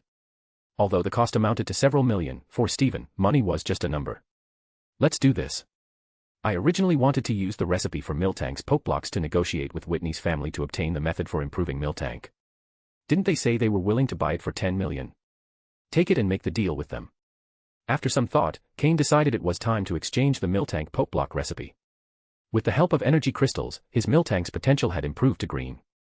With continued use, it would likely reach dark green quality. As for advancing she to light blue quality, Cain didn't have such high expectations for his Miltank. Although the recipe wouldn't cover the entire debt, as Steven said, he could pay the rest with poke blocks in the future. Cain no longer held back with Steven. If there's a chance to exploit it. After all, it's not his own money. End of chapter.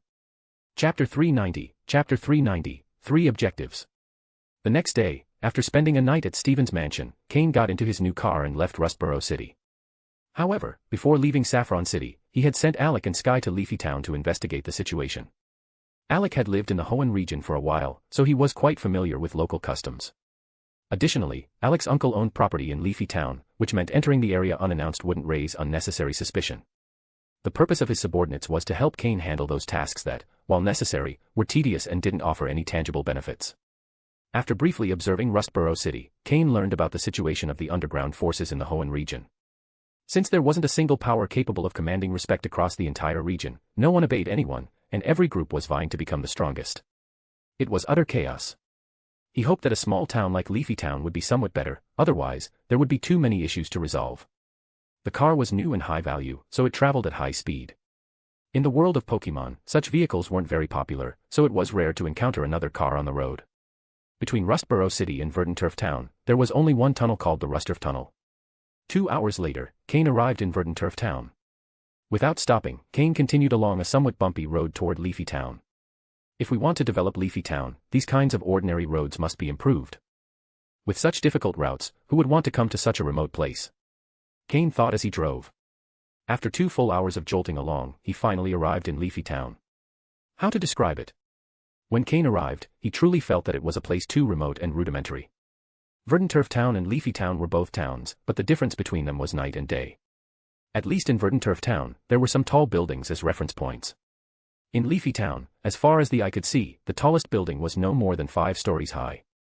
Many houses were small 2- or 3-story homes, built by their owners. The streets of the town weren't easy to navigate either.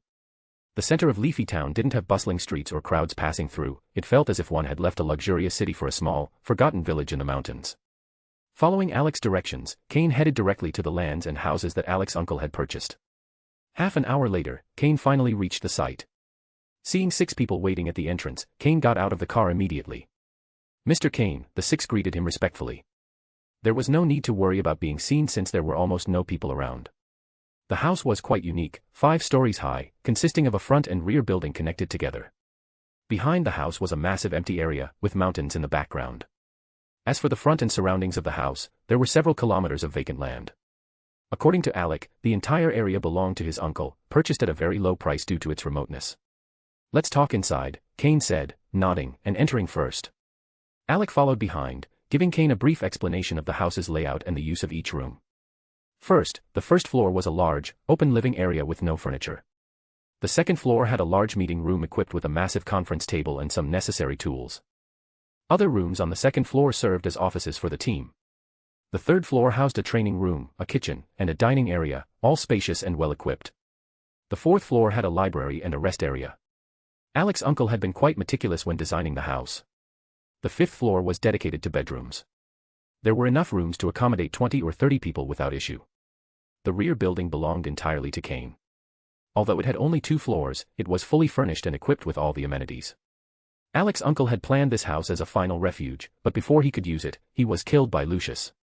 Overall, Cain was quite satisfied with the place, as it had all the necessary facilities, saving a lot of time. Let's go to the meeting room on the second floor, Cain said. The 6 followed him to the second floor, where they sat around the elongated conference table. Cain took the head seat, while Sky, Fox, Kai, and Rand sat on one side in that order. Alec and Miyamoto sat on the other side. First, I need to say something. From today onward, I want you all to get rid of any Team Rocket symbols you have, whether on your bodies or elsewhere, Cain declared. Hearing this, the 6 exchanged glances, their expressions changing. What did Cain mean by this? Was he planning to leave Team Rocket? That would put them at risk of being hunted down, even in the Hoenn region. I have no intention of leaving Team Rocket, Cain clarified. The Hoenn region is quite resistant to outside influences. If people find out we're from Team Rocket, do you think they won't hunt us down immediately? Although Hoenn's underground forces are fragmented, all it would take is external pressure for a leader to emerge and unify them. After all, nobody likes foreign forces. So it's absolutely essential to remove any symbols or references to Team Rocket, Cain concluded. The others breathed a sigh of relief, realizing he wasn't planning to leave the organization. Now, I'll talk about what we need to do moving forward. First, tomorrow, everyone must register as hunters with the Hunter Guild. If you don't know how, you can ask Miyamoto, who is familiar with the process. Second, regardless of the current state of Leafy Town's underground forces, we must bring them under our control and establish absolute dominance. Third, I'm going to establish a gym in Leafy Town to give us a public, respected identity. Those are the 3 main tasks we must accomplish in the near future. Of course, everything must be done step by step, and I will assign tasks to each of you accordingly. Upon hearing Cain's 3 objectives, everyone was stunned. Registering with the Hunter Guild was fine. Catching Pokemon and earning some money would allow everyone to improve their skills more quickly. Taking control of Leafy Town's underground forces would be difficult, but if this was Team Rocket's starting point in Hoenn, it made sense for Cain to take charge of those forces. Though challenging, they were willing to do it. But a gym. They were from Team Rocket, they didn't even have an official identity within the Pokemon League. Let alone establish a gym, something only trusted League members could do. How could that be possible? End of chapter. Chapter 391, Chapter 391, The Situation in Leafy Town. As for the matter of opening the gym, don't worry. I'll handle it. Your main focus should be on the first two tasks, Cain said, aware of his team's surprise. If they knew that one of Cain's closest friends was the only son of the Devon Corporation president and that his mentor was a veteran breeder associated with the league, they might not see it as such a tall order. After all, even though he started late, he had already become an ally of the league. However, a Team Rocket member opening a gym. So far, no one had managed to do it without reaching at least the elite level. Cain continued, "Now, how is the investigation I asked you to conduct going? Allow me to report. In these past 2 days since arriving in Leafy Town, we conducted a preliminary investigation. We discovered that not only are the visible forces here weak, but the underground forces aren't particularly impressive either. The most powerful man on the surface is the mayor's son, who is around 30 years old and equivalent in strength to a Team Rocket captain. He is currently the town's chief of police, responsible for maintaining order," Alec explained. Alec went on, "Additionally, there are 2 underground factions. One is the Black Snake Gang, which primarily funds itself by collecting protection fees. About 80% of the shops and merchants in Leafy Town have to pay a monthly fee if they want to keep doing business, which has been a significant barrier to the town's commercial growth. The other faction is a hunter group called the Sky Hunter Guild, registered with the Hunters Guild. They use Leafy Town as a base of operations and hunt Pokémon in the surrounding forests for profit." After hearing about the 3 main forces in Leafy Town, it became clear that, while the League had a presence, only one of these forces was affiliated with it. Fortunately, the hunter group didn't interfere much with the daily lives of residents, preventing the town from devolving into a ghetto. "Have you investigated the actual strength of these 2 factions? And, Miyamoto, what have you found about the black market in Leafy Town?" Cain asked. "Given the short time, we haven't delved deeply into the exact strength of these factions, but since the mayor's son can keep them under control, we estimate they're at a similar level," Alec explained. "As for the black market, I conducted a preliminary investigation and discovered that it's essentially a front for the Black Snake Gang. It's in a very fragile state, and calling it a black market would be generous. Additionally, Leafy Town doesn't get many outside visitors, so it doesn't have much real impact," Miyamoto added. Among Cain's subordinates, Miyamoto was the only one experienced in handling matters related to black markets.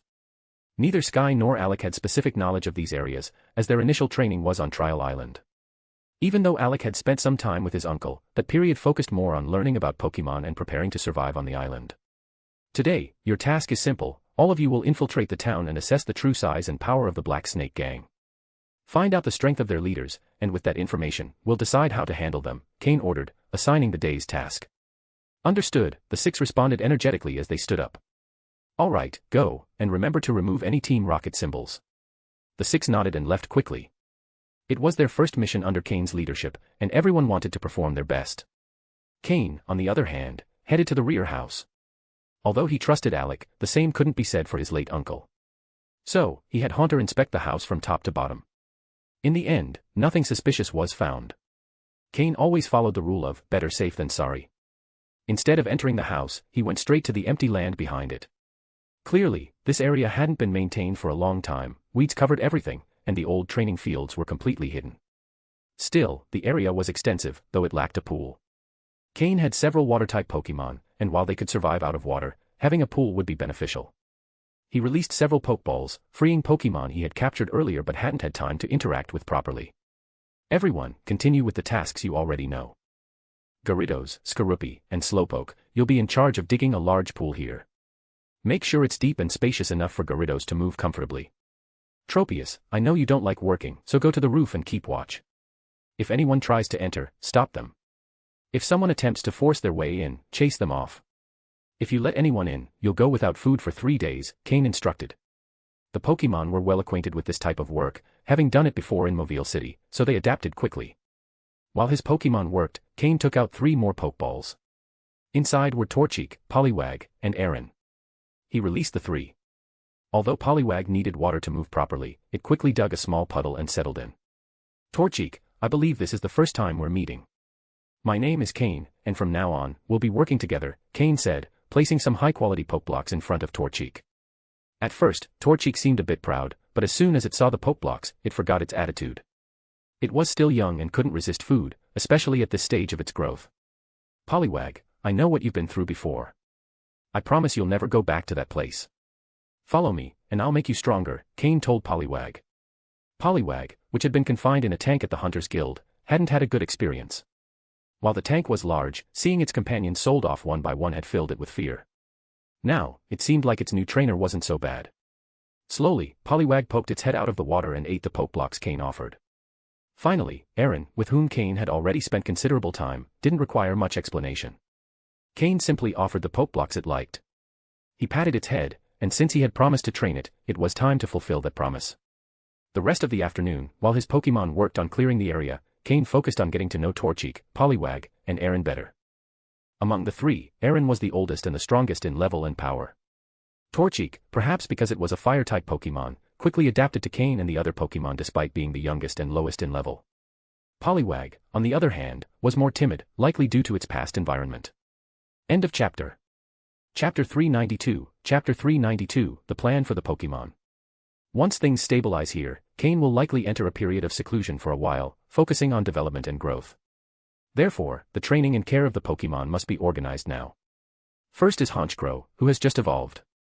Its body has grown more than twice in size, which has caused a decrease in its physical control.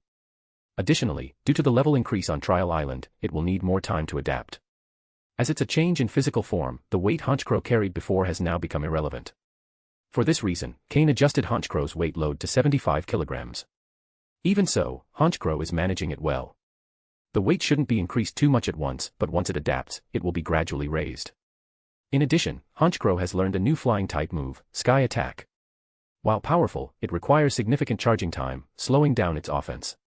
Reducing the charge time is something Cain will need to address.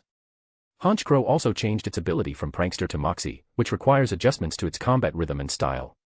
Previously, its role was support and distraction, but now it could become a main attacker or a finisher. Moxie is a highly potent ability when enough consecutive victories are achieved. Next is Slowpoke. Slowpoke has been with Cain almost as long as Honchkrow, making it one of his oldest team members.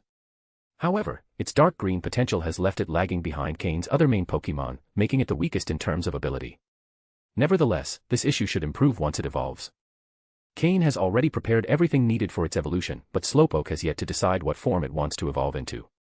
It's been hesitant, as changing forms is a significant step for Slowpoke, and adapting to a new body could be challenging.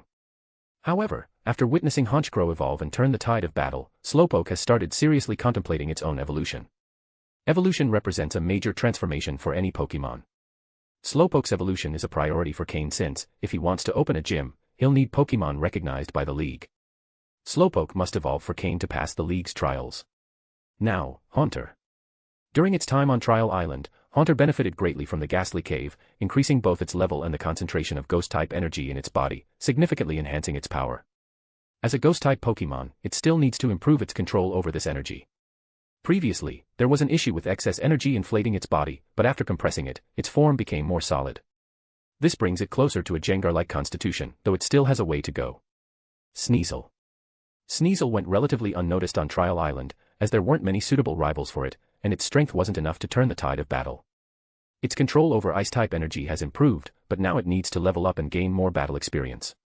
In the upcoming tasks to stabilize Leafy Town, Sneasel will be one of Cain's key Pokémon working in the shadows. It's crucial that Sneasel doesn't fall behind the main team in terms of level. Then there's Skorupi. Its level has reached an awkward position within Cain's team. While it's stronger than newcomers like Aaron, it still has a considerable gap compared to the main team. As the first Pokémon Cain hatched, he has high expectations for Skorupi. It hasn't had many opportunities so far, but in this upcoming period, Cain plans to develop its poison-type abilities. If suitable enemies appear, Skorupi and Sneasel will be key players in Cain's battles. As for Miltank, despite her improved potential to green, Cain has decided she won't be a main battle Pokémon since Miltank isn't fond of fighting. She will likely be relegated to the support team, acting as a caretaker for Aaron and other Pokémon. Miltank's milk and nurturing nature make she the perfect nanny for growing Pokémon. With its milk, Aaron and the others will grow stronger and healthier, as Skorupi is a good example of this. Cain's main team is temporarily organized this way. Now, about the three newcomers. Aaron is the least concerning for Cain. As long as it has enough food, it will train on its own without being asked. However, if Cain doesn't earn money quickly, Aaron might drain his resources. Despite its small size, its appetite is voracious, far greater than a large Pokémon like Tropius. When it has nothing to do, it follows Cain's instructions for training or challenges other Pokémon like Skorupi. Torchic is Cain's biggest concern. It's in an abnormal condition that Cain has been trying to resolve. Tonight, a new solution might emerge, and Cain hopes it will have a high success rate. If Torchic's situation isn't resolved, Cain won't be able to train it intensively and will have to stick to light physical training. Lastly, Poliwag. The pond is still under construction, so its movement space is limited. Despite its short life in a tank with other Pokémon, Poliwag has developed an unusual maturity for its size, making it very popular with Aaron and Torchic.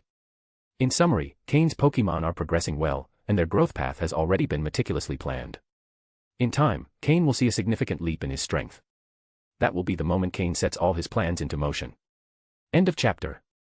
Chapter 393, Chapter 393, Preparing to Act. By nightfall, the work in the backyard was almost complete. All the weeds were removed, clearing some pre-existing training areas. The space was now large enough for all of Cain's Pokémon to train. In the future, Cain planned to add some more specialized equipment. The pond had also been preliminarily dug. Although it still didn't meet Cain's requirements, it was expected that the Pokémon could finish the excavation by the next day. Once it's ready, both Poliwhirl and Shelder will be able to live in the water. Slowpoke and Gyarados could also rest in the pond. If Cain decided to expand his rain team in the future, this pond would be further enlarged. Additionally, he had plans to develop the mountain behind the yard.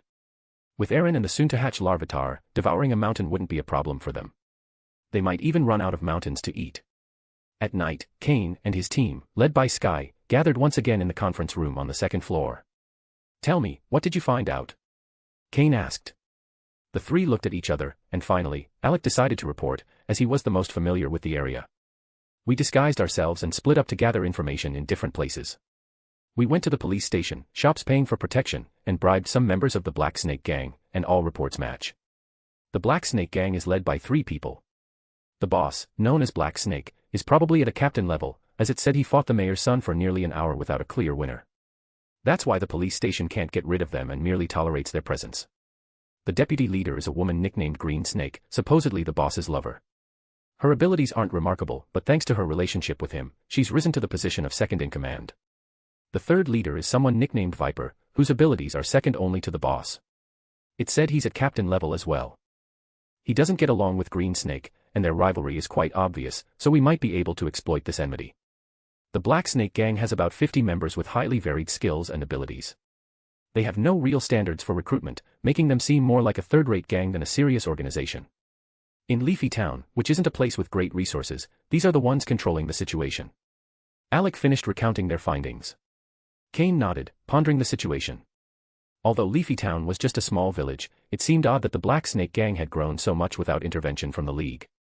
Generally, the Pokémon League acted quickly when its authority was threatened, no matter how small the town or city. Unless the situation hadn't been reported to the League. Since the gang wasn't causing major harm to Leafy Town, only collecting protection fees, albeit frequently and at high rates, the citizens likely endured it silently. Additionally, Leafy Town had neither a Pokémon Center nor an official Pokémon store.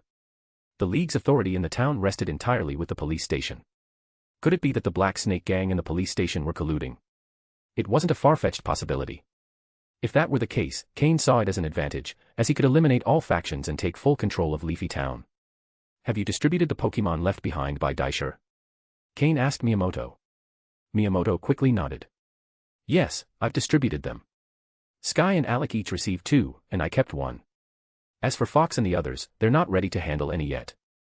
The distribution seemed logical. Daisher's Pokémon were strong and of high level, and Fox and the others weren't yet capable of handling them. Even Sky, the first to join Cain, barely received his share, but Miyamoto decided to give him 2 due to his loyalty. Alec, having lost almost everything on Judgment Island and with little time to catch Pokémon, also received 2. Miyamoto, who specialized in fighting-type Pokémon, wasn't particularly interested in Daisher's rock types but needed to cover his gaps, so he kept 1. With this distribution, the 3 now had the power of a captain, Miyamoto leading, followed by Alec and Sky. The other 3 were still far from reaching that level. Prepare tonight, especially with medicines and healing potions. Fox and the others, follow Sky's orders. Miyamoto and Alec, you'll act independently. I'll handle the 3 leaders. We'll wipe out the entire Black Snake Gang tonight, Cain said decisively. To Cain, the gang was just a minor obstacle, and in his past life, he had dealt with many similar groups. The others responded enthusiastically. Even Alec and the others seemed a bit nervous. They were excited. This would be their first battle, and also the first step in their expansion throughout the Hoenn region. It had to be a flawless victory. Cain was beginning to show his true leadership. In the future, he wouldn't just be a Team Rocket captain. His next goal was to establish a gym in Leafy Town and take full control of the town. With a base like this, his growth would be much faster. Remember, eliminate all the useless and immoral ones. Those with enough potential can be recruited, but we can't rely solely on this gang to control the town.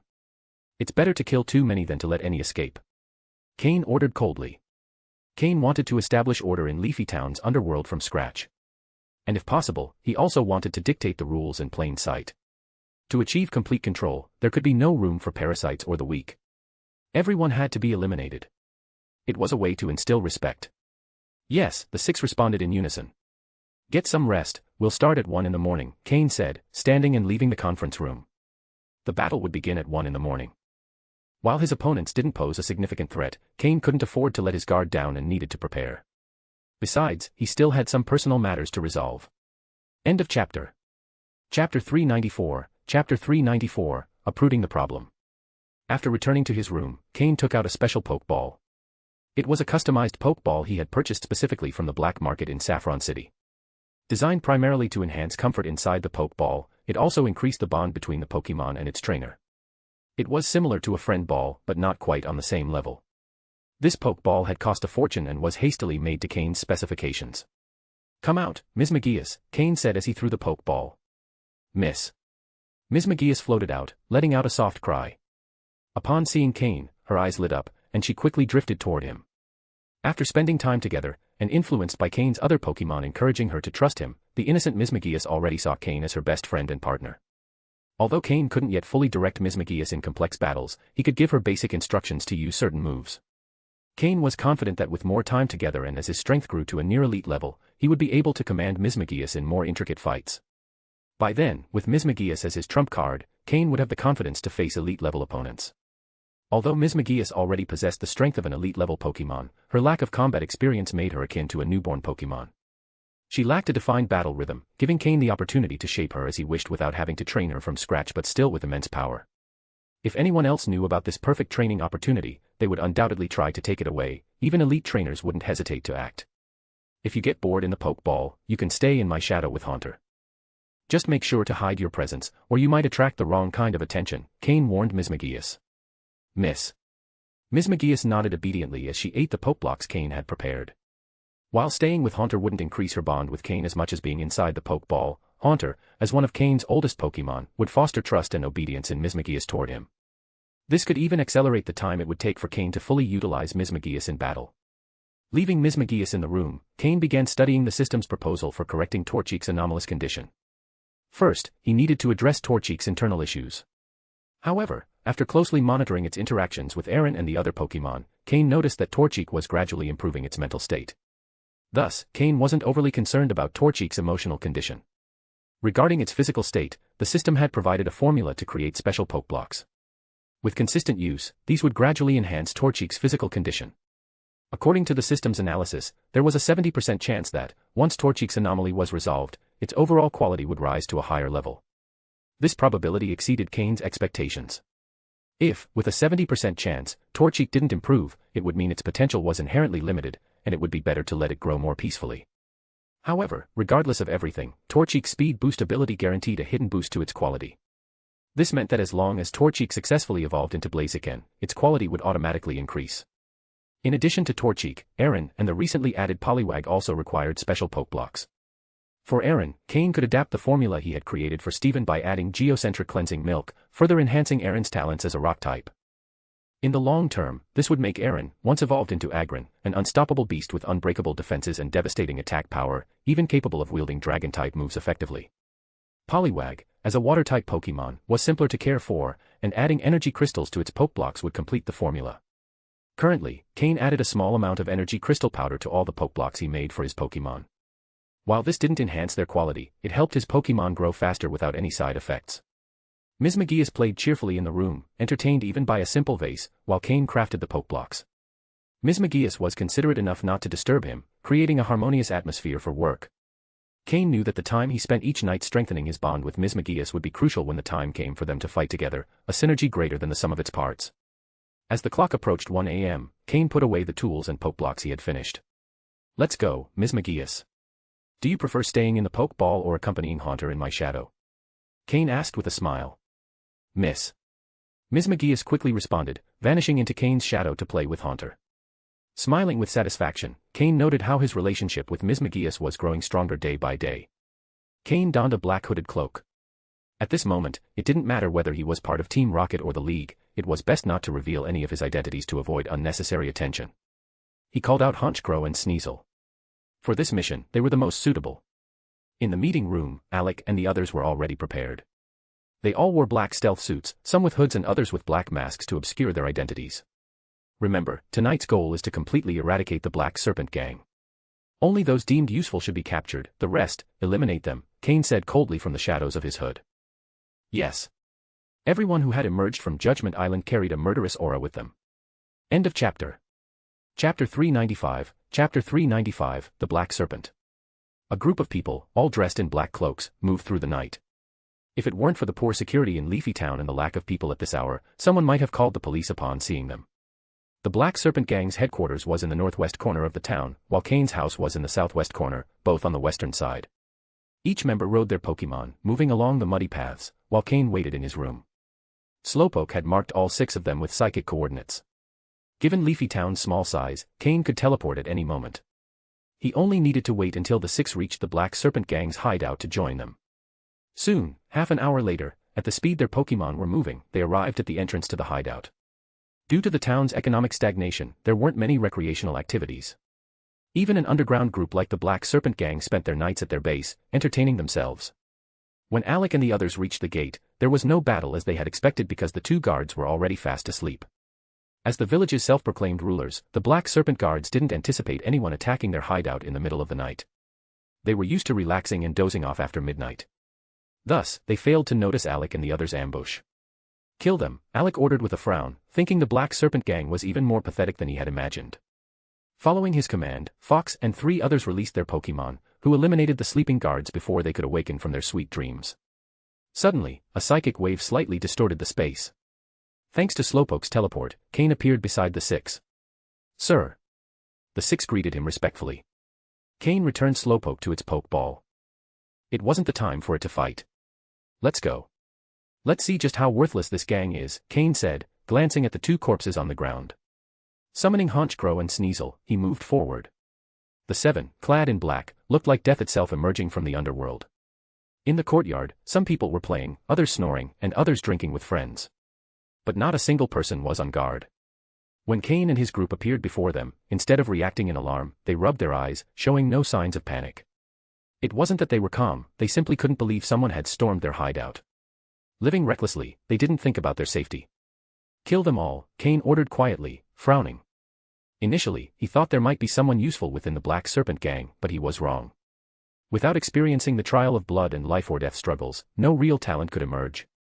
The 6, following Cain's command, released all their Pokémon and attacked those who hadn't yet reacted. Immediately, the smell of blood filled the air, and screams echoed everywhere. The slaughter had begun. Cain ignored it and kicked open the building's door, stepping inside. The screams finally woke those inside. A middle-aged man hurriedly dressing ran out with a woman, only to find Cain in the lobby. The man's face darkened. Not only had they interrupted his affairs, but judging by the sounds outside, his gang wasn't even putting up a fight. Damn it.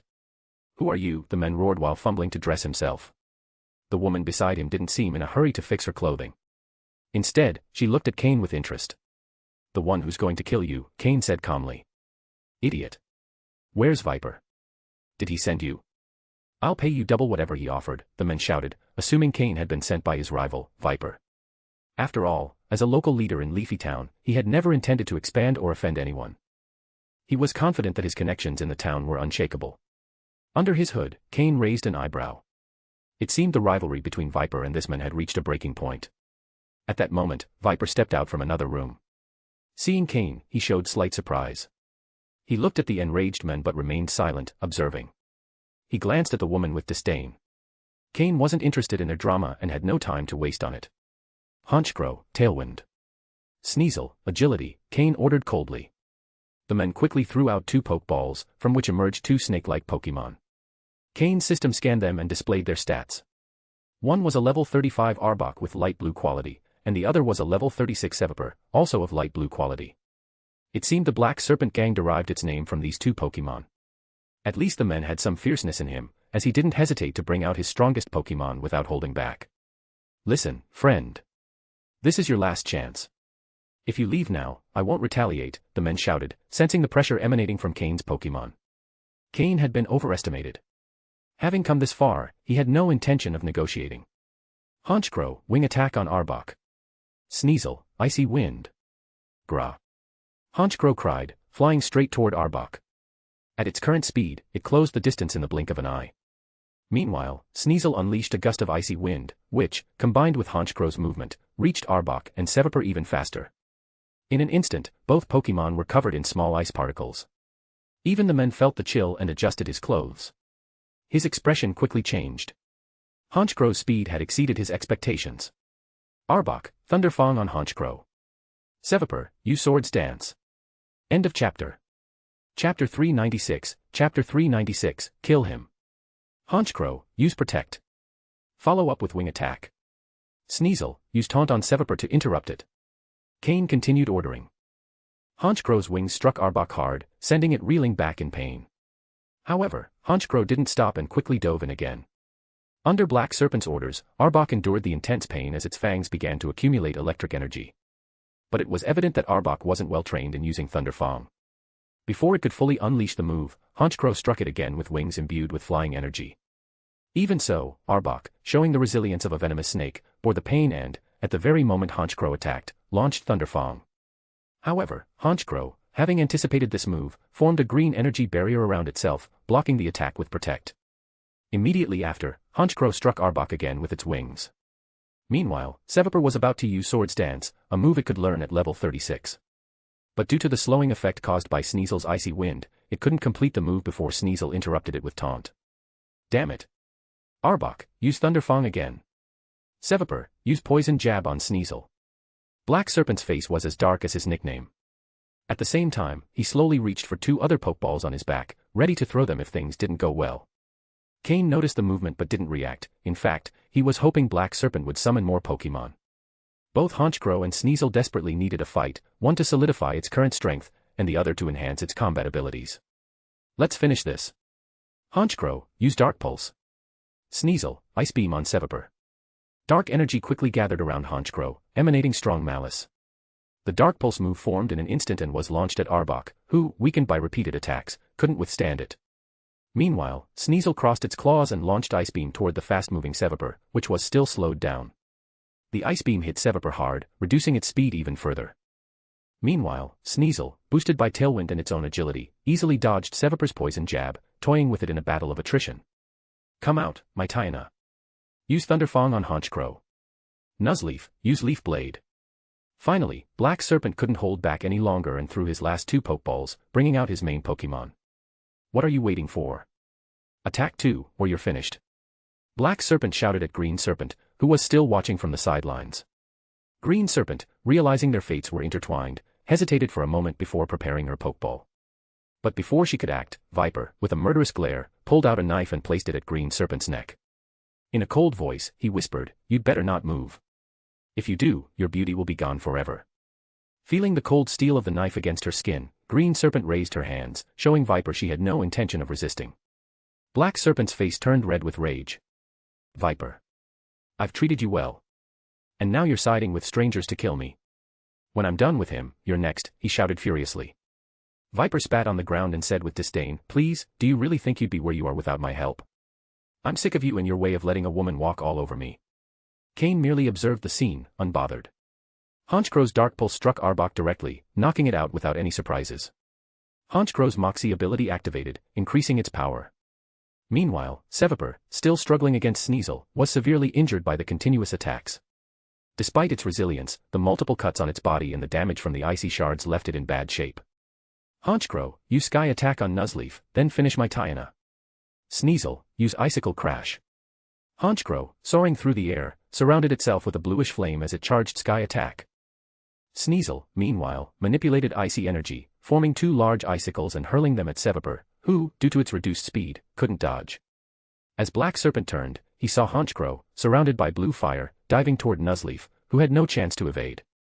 The attack was devastating, and Nuzleaf was knocked out, triggering Honchkro's Moxie ability again.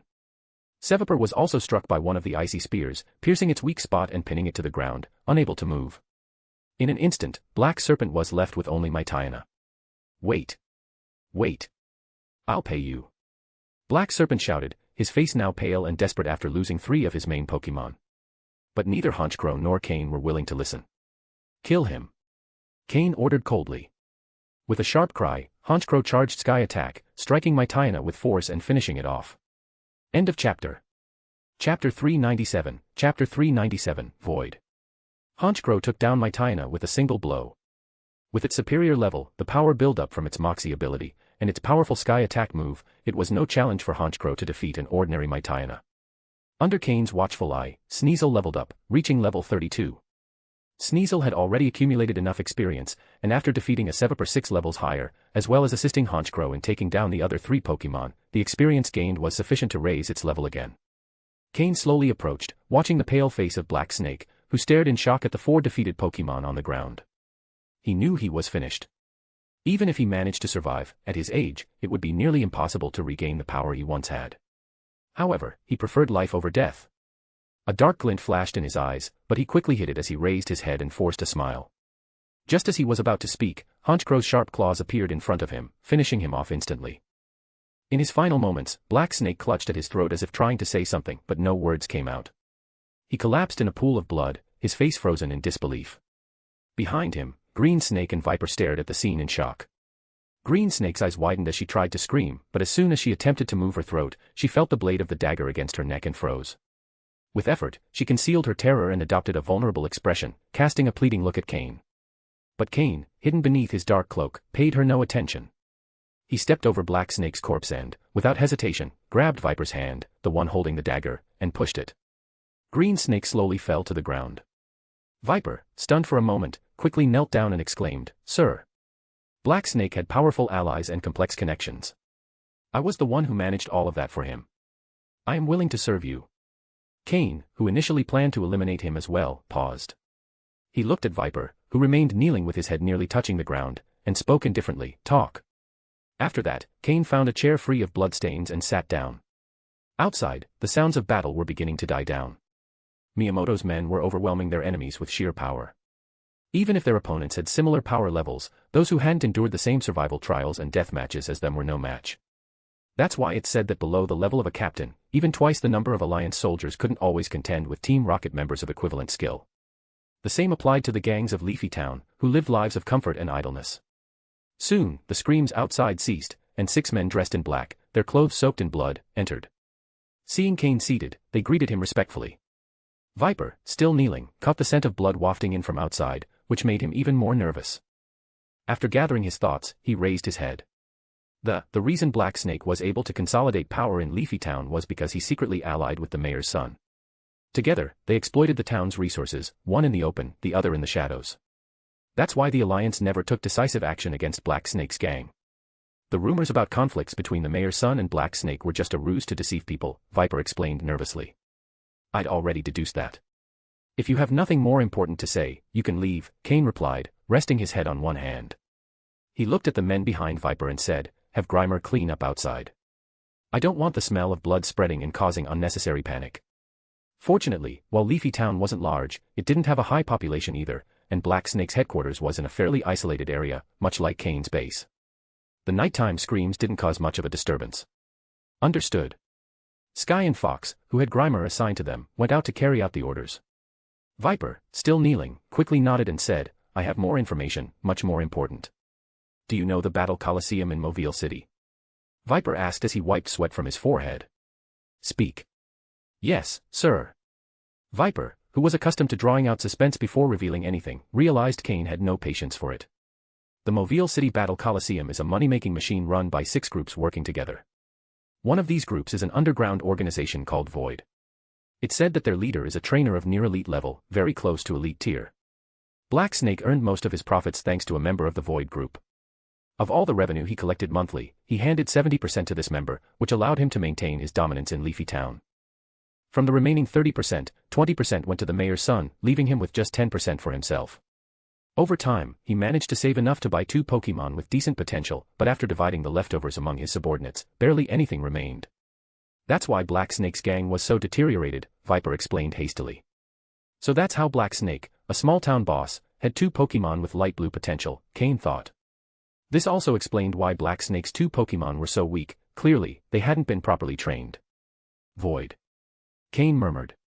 He hadn't heard of that organization before. Though he had spent time in Mobile City, he'd been so focused on training his Pokémon that he hadn't paid attention to underground groups. Since Leafy Town was near Mobile City, what Viper said made sense. Cain had always suspected that, while Leafy Town was small and poor, someone like Black Snake shouldn't have been able to dominate it alone. In the end, it turned out he was just a pawn working for someone else. Even the mayor's son, who received 20% of the revenue, showed how insignificant Black Snake was. Yes, Void. I personally delivered the resources each month, Viper continued, nodding quickly. What power level does that Void member have? Does their leader know about Black Snake's gang? Cain asked. I'm weak, so I can't say for sure, but that Void member must at least be at an advanced trainer level. The Void leader definitely doesn't know about Black Snake's gang. This place is too small and poor. That Void member only protected it because, as they say, something is better than nothing. An advanced trainer, that means they're on par with an officer, Cain thought. End of chapter. Chapter 398, Chapter 398, Team Heaven. For now, it must remain a secret that the Black Snake gang no longer exists. Although an advanced level trainer doesn't pose a significant threat to Cain at the moment, and it's likely that the other party isn't interested in the revenues from a small place like Leafy Town, unnecessary trouble is better avoided for now. Cain needs time to grow. Stand up, Cain said calmly. Upon hearing this, Viper, who was kneeling on the ground, showed a glimmer of joy in his eyes, realizing he had narrowly escaped a grim fate. Are all the members of the Black Snake gang here? No. There are only about 30 people here, most of whom are idle individuals with nothing useful to do. They aren't deeply involved in actual battles. Their main role is to wave the Black Snake gang banner and collect some fees in Leafy Town. The real fighters are usually at home or in a specialized training area of the gang. They form the gang's main core, while the rest are just people with 1 or 2 low-quality Pokémon trying to scrape by for a slightly better life, Viper explained. Hearing this, Cain began to understand. Delegating trivial, unnecessary tasks to idle people to save time and money for others to improve their strength first is a strategy that allows a gang to grow steadily. No wonder the outsiders seemed as weak as chickens and paper tigers, easily wiped out by Alec and the others. Can you gather them? Yes, I usually train these core fighters myself. While their strength is average compared to great masters, they are much better than the outsiders. Also, not all of them are here just to enjoy life, some genuinely desire to improve. It seemed Viper had a significant role in the Black Snake gang, which explained his growing dissatisfaction when the gang leader allowed a woman to take leadership. If that woman had been strong enough, it would have been a different story, but she clearly wasn't. Moreover, much of the gang's administrative work was managed by Viper. If he had been stronger than Black Snake, he likely would have eliminated him to take control. But he didn't dare, as both the mayor's son and the Void group member were beyond his reach. Take this pill and gather those people. Cain tossed a red pill to Viper, the same one he had given to Alec and Miyamoto. Although Cain trusted Miyamoto and Alec more now, he hadn't yet given them the antidote. The tasks he had assigned them were becoming more critical, and even if Cain gave them the antidote now, they wouldn't accept it. Trust had only recently been built and needed time to solidify.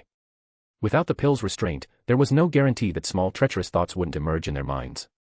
Though such minor thoughts wouldn't be decisive, once they decided to follow Cain, believing he would lead them to a better future, they would give him their all. So far, Cain had not let them down. Viper hesitated for a moment but ultimately swallowed the red pill. Cain hadn't explained the pill's effects, but as a member of an underground force, Viper understood its implications. Leaving after taking a pill without a specific purpose would be suspicious even to himself. He quickly ran out to gather the true fighters of the Black Snake gang in Leafy Town. Cain sat in the main seat, watching as Sky and the others cleaned up the corpses and bloodstains from the outer yard and inner hall. Since Cain didn't want to alarm the townsfolk, everything had to be cleaned up without leaving a trace of blood. Fortunately, these problems posed no challenge for Grimer. Soon, Viper hurried back with about a dozen people to the hall. Judging by their expressions, it was clear Viper had already informed them of what had happened. Initially, some were dissatisfied, thinking Black Snake's strength couldn't have been defeated so easily. But upon seeing Cain seated in the hall's main chair, for some reason, everyone felt a faint tension, and their movements became more cautious. Sir, these are the main fighters of the former Black Snake gang. They're responsible for the gang's battles and dealing with wild Pokémon that suddenly infiltrate, Viper said, pointing to the 12 men behind him. Cain observed the energy and spirit of the 14 people present, noting that they were indeed much better than the weaklings from the courtyard earlier. Just by looking at their aura, one could see they barely qualified as trainers. At least they weren't just pleasure seekers. They understood the importance of strength. I understand that you were members of the Black Snake Gang, but the gang no longer exists. From now on, you won't work for the Black Snake Gang but for me. If anyone has objections, you can leave immediately, Cain said coldly from his chair. A dozen people exchanged glances and then looked at Viper, who stood at the front with a respectful expression. To them, Viper was somewhat of a guide in their journey as trainers, often providing guidance during training. However, not all respected Viper, some were loyal followers of Black Snake, not the gang itself. Two of them hesitated, slowly stepping away from the group. After slightly bowing to Cain, they prepared to leave. Just as they were about to exit, a Mytiana and a Primate jumped on them, killing them instantly. The sound of bodies hitting the ground was the only noise. Viper quickly wiped the sweat from his forehead, knowing that some here were loyal to Black Snake, and they had just been swiftly eliminated. The remaining 12 were paralyzed with fear, not daring to move. Good. The ones who remain, continue doing what you used to. Fox, Kai, and Rand, choose 4 people from these 12 to form 5-person teams. From now on, you will lead them. Sky, here's a card with 3 million poke dollars. Use it as the initial fund and manage the finances. Fox will assist you. Miyamoto, Kai will be under your command. Alec, Rand, and Viper will be under your supervision. Since you're familiar with Hoenn, you'll also handle new personnel recruitment. If you need anything, report it to Sky. Once the new personnel have been trained for some time, they'll be redistributed under Miyamoto and Sky's command. Understood, everyone responded in unison. Cain had established a simple chain of command to ensure orders were executed more efficiently. As for Viper and the 12, they repeatedly nodded, not daring to voice any disagreement. Otherwise, the 2 corpses on the ground were a clear example. And they had all seen how lively this place used to be, now it felt empty and quiet. As for the name of the Black Snake Gang, keep it externally for now, but our true name will be Team Heaven. The Hoenn section of Team Rocket will temporarily be called Team Heaven. I'll request a team number from headquarters, Cain said improvisationally. End of chapter. Chapter 399, Chapter 399, Return to the Forest. Anyway, the name isn't important for now, it's just the initial stage of an organization, with only a basic group of people. They don't even have the capability to manage a black market yet. Although the black market in Leafy Town isn't worth mentioning, in the future, as the town develops, it will be essential for the black market to come under Cain's control since it's one of the main sources of income for an underground organization. As for protection fees, the monthly amount isn't significant, so it's no surprise that when Cain pulled out 3 million, both Viper and the rest showed expressions of disbelief. This demonstrates how ridiculous the Black Snake Group's income had been in the past. For the Cain of before, those 3 million would have been a considerable amount, but now it's manageable. In the coming days, the goal will be to make money, and Cain will look for ways for Team Heaven to generate their own income, allowing them to sustain themselves. The initial investment of 3 million will allow everyone to switch Pokémon, ensuring that each person has at least one of acceptable quality, with a minimum aptitude of dark yellow. This will ensure their growth potential is slightly higher. For those who join in the future, they won't have to capture their first Pokémon either, they'll be provided with one of the same quality, saving time and accelerating the team's development. For tomorrow, Alec, you and the others will take everyone to Verdanturf Town to process hunter licenses on the black market. Sky, buy a batch of useful Pokémon with good aptitude.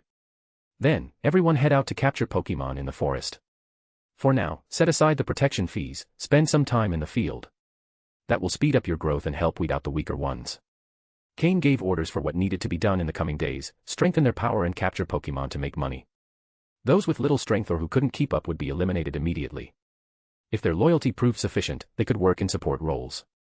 Otherwise, it was better to remove them right away. The new members felt a chill upon hearing Cain's words. The new leader seemed generous with money, but his expectations were high, and those who failed to meet them would be mercilessly discarded. Having seen how Cain had wiped out the members at the Black Snake Group's base, they knew he wouldn't hesitate to kill. Sending Alec and the others to the forest with the new recruits would not only give them a chance to improve their skills and capture Pokémon to make money but also help eliminate those with less potential. It was similar to the trial on Team Rocket's island. Surviving in the wild was like sifting through sand, those who remained would be truly valuable. Cain's small group was just beginning, they didn't need many people, but they did want each one to be capable enough. The requirements weren't too high, it was enough for them to reach the level of an ordinary Team Rocket member. Of course, for Alec and the others, expectations were higher. That same night, Cain established the foundation of his future underground organization in the Hoenn region. His role within Team Rocket would depend on his strength. If Cain reached the level of executives like Sabrina or Koga, he could oversee the entire Hoenn region. With Giovanni's determination, this wasn't impossible. But if he didn't reach that level, they'd likely send someone else to take control. If his group developed properly and Cain demonstrated the necessary strength, they could become a team like the so-called Void Group in Mobile City. When Leafy Town's growth stabilized and accelerated, that would be when this new organization officially made its presence known. Cain's only obstacle was Leafy Town's slow development. To overcome that, the fastest and most effective method would be to establish a gym in the town. Just look at neighboring Verdanturf Town. In the past, it was as poor and underdeveloped as Leafy Town, but since a Pokémon contest hall was built there, its popularity has skyrocketed. Moreover, its renewed atmosphere and prime location have made it a desired retirement spot for many seniors. Soon after, a gym was established in Verdanturf Town, added by the author. Please don't criticize. Although the gym isn't very famous, the combination of the contest hall and the gym has caused the town to grow rapidly. It's said that the mayor of Verdanturf Town even considered renaming the town to Verdanturf City, though the lack of support has halted the initiative. This shows the level of development Verdanturf Town has achieved. Cain doesn't intend to immediately reach that level, but he can replicate their development strategy. With the support of Devon Corporation and some recommendations from old Matsuda in the league, Leafy Town's development shouldn't be a problem.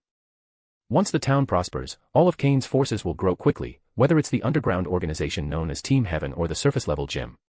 Leafy Town will be Cain's true point of origin. Of course, this is all just a plan. He's only taken the first step and still faces significant challenges. After assigning all tasks, Cain left with Honchkrow and Sneasel. Given Honchkrow's current size and strength, flying with Cain isn't a problem. Cain climbed onto its back, returning directly to his residence. For now, it wasn't convenient for Cain to reveal his identity to these people, whether his real appearance or his status as a league member. With Alec and the others present, small decisions could be handled among them. In the past, Murkrow used to perch on Cain's shoulder, but now Honchkrow carried him in flight. Although Honchkrow didn't have as much space as Tropius, as long as it didn't fly too fast, Cain could hold on without issue. Cain returned directly to his room and collapsed into bed. The next day, Cain left with his Pokémon and went straight into the forest behind the garden. To open a gym, Cain still needed to improve his strength. At the very least, he required the strength of an advanced-level trainer, similar to a Team Rocket officer, to obtain permission to open a gym in a small place like Leafy Town. This was possible only with league contacts, otherwise, it would be extremely difficult. With Slowpoke, Sneasel, and Skorupi, Cain headed deeper into the forest. He also needed to raise his rank as a hunter in the Hunter Guild. Only by reaching the level of a 4-star hunter could he create a hunter team and accept team missions. Team missions were by far the fastest way to make money. At first, he didn't encounter many Pokémon, but as he ventured deeper into the forest, they gradually began to appear. End of chapter. Chapter 400, The Slacketh Forest. Cain's goal in entering the forest was clear: train his Pokémon, increase their strength, and capture more Pokémon. This time, Cain carried several hundred Pokeballs with him, not only to boost his score as a hunter but also to prepare for the future addition of many new members to his team. Instead of purchasing Pokémon from the Hunter Guild, he preferred to capture them himself to assign them directly. Had he known this earlier, Cain would have captured Pokémon en masse during his time on the Trial Island, where the overall quality of Pokémon was much higher. But there was no turning back now. Fortunately, with Cain's system, identifying the quality of Pokémon was far easier than for others. After an hour of initial exploration, Cain conducted a simple survey of the Pokémon distribution in the mountain at the back. There were 3 main groups. The most numerous by far were the Wurmple and their 2 evolutionary lines, Dustox and Botifley. These 2 groups had the largest number of Pokémon, which pleased Cain. Bug-type Pokémon didn't have a high growth ceiling, but their advantage was their rapid evolution. With a little training, they could quickly become battle-ready. For this reason, Cain planned to sweep through all the Wurmple in both groups. Another advantage of bug types was their sheer numbers, which increased the likelihood of finding high-quality individuals. If the Wurmple were managed and trained properly, they could become a consistent source of useful Pokémon. Inspired by the Wurmple, Cain also considered the idea of bringing Weedle and Caterpie from the Kanto region. With good management and training, these Pokémon could be just as effective as Dustox and Botifley. In terms of attack potential, Beedrill had the highest offensive capability among the 4 species. It seems we shouldn't waste the resources of this mountain. I'll have to ask Sky to gather some people to organize the area and turn it into a training ground for internal use, Cain thought. If a group relied entirely on purchasing Pokémon externally, it wouldn't be sustainable in the long term. The ideal solution was to have their own source of Pokémon, and the bug types from this mountain were a solid option.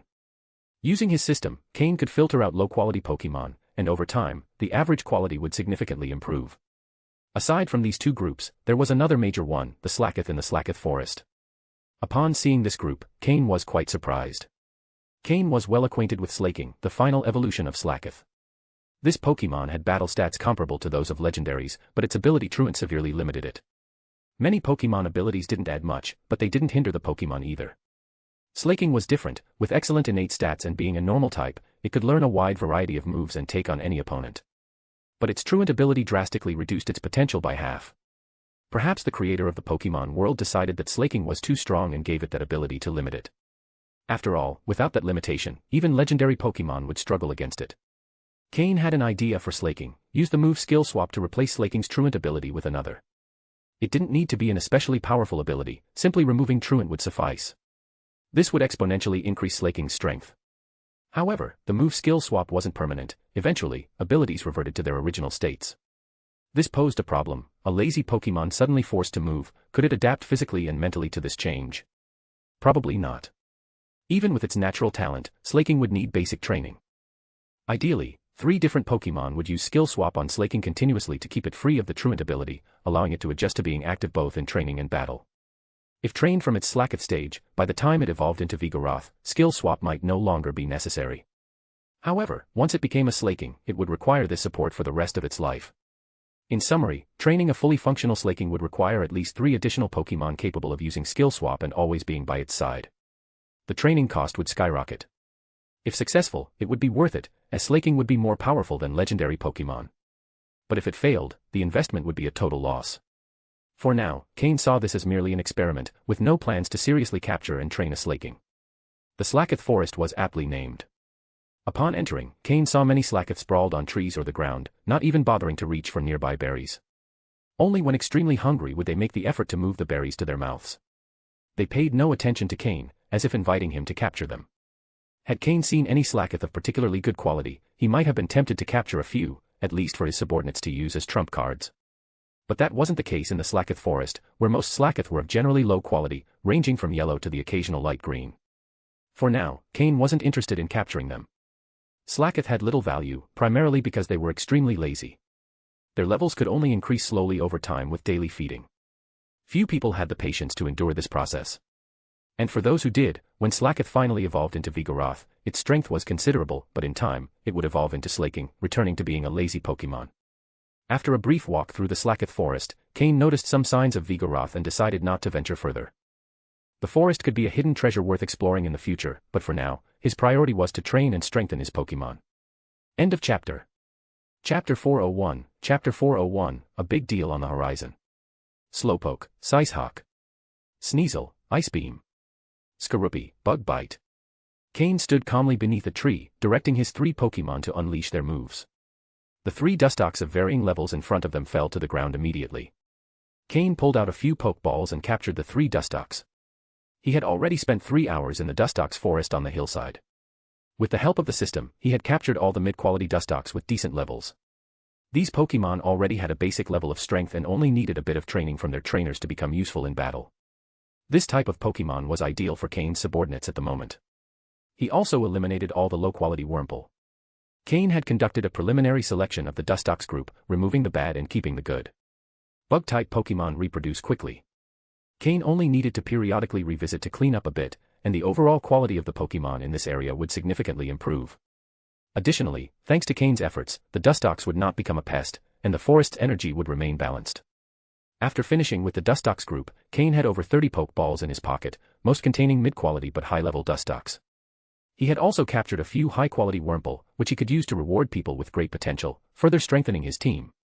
I think I'm done here. Now I just need to clean up the Botifley group, and it'll be ready. If I control the quantity and quality of the Pokémon on the hill, I can fence off this area and allow a few deserving or promising individuals to train here and capture whatever Pokémon they want. Although, adding more variety would be nice, Cain thought as he made his way to the forest where the Botifley group resided. Unlike Dustox, Botifley had a calmer temperament, but their combat capability was no less formidable. As Cain ventured into the Botifley forest, he encountered an unexpected person. "Is it you?" 2 voices said simultaneously. Cain found himself face to face with a girl around 17 or 18 years old, accompanied by a rose raid. The girl also seemed surprised to see him. Cain clearly remembered who she was. Once, in the Johto region, they had crossed paths while he was attempting to capture an Onyx, a mission published by the Hunter Association. The girl, named Karen, had been fighting 2 Onyx when one of them came close to Cain, who seized the opportunity to capture it. This led to a confrontation between them, ending in a battle. The girl had called him crazy, and, realizing she couldn't win, had fled on her Skarmory. At the time, Karen had a Rosalia, which had now evolved into Roserade. This caught Cain's attention because evolving Rosalia into Roserade required a shiny stone, a rare item in the Hoenn region.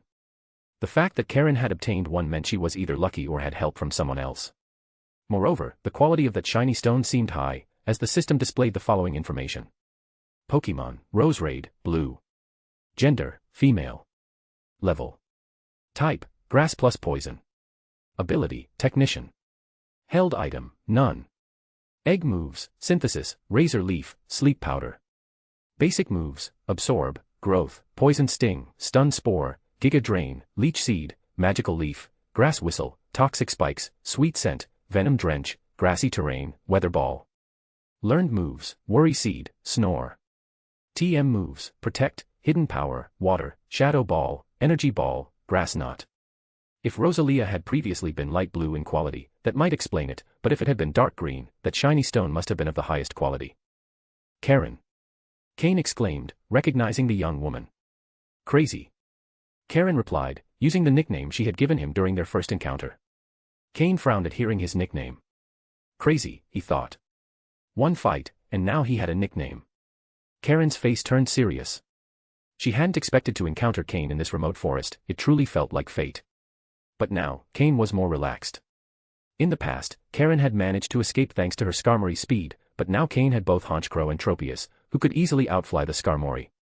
Additionally, Roserade, which seemed to be Karen's strongest Pokémon, was completely vulnerable to Honchkrow, giving Cain a significant advantage. Seeing that Cain wasn't attacking immediately, Karen also felt more at ease. No matter how strong she was, facing someone considered crazy was always unsettling. What are you doing here?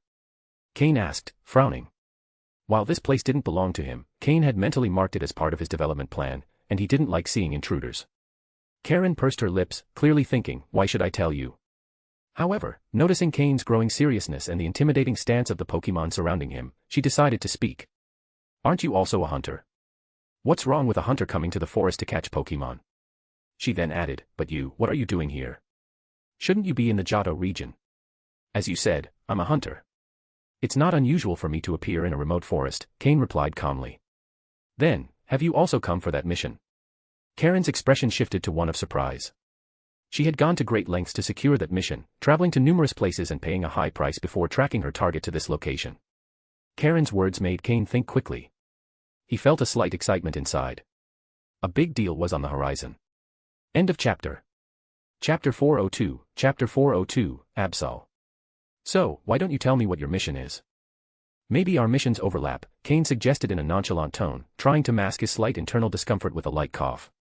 Karen looked at Cain curiously, but he had already regained his usual calm expression, showing nothing out of the ordinary. However, Karen wasn't naive enough to reveal her mission immediately. Instead, she watched him cautiously. What's going on?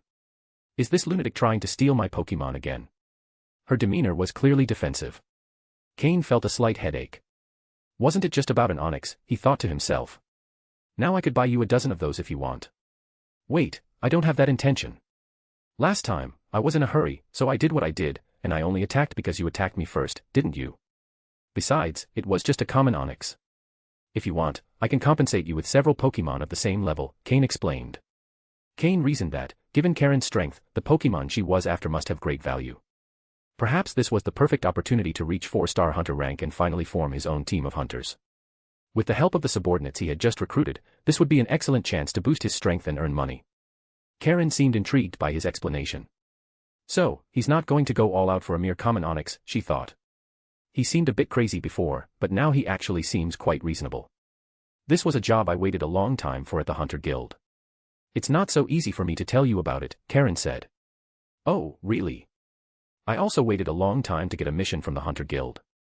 What city did you accept yours in? Cain asked. Obviously in Verdanturf town. Then we're different. I was in Mobile City, Cain replied, smiling inwardly. Cain continued, but in such a deep mountain, for 2 high-level hunters to be searching for a Pokémon, it's unlikely to be something that appears frequently. I'd say it's likely our missions overlap. Karen eyed Cain warily, then briefly displayed the 4 golden stars on her chest before quickly hiding them again. The message was clear, Cain was now a 4-star hunter. This surprised Cain a little. Cain was slightly weaker than him, but she had already reached 4-star hunter rank. Had she spent all her time capturing Pokémon? Does this person really enjoy catching Pokémon, or does she need the money to train them? Cain thought. Observing Karen's Rose Raid, Cain leaned toward the latter conclusion. For a Buda to evolve into Rosalia, it needed a strong bond with its trainer.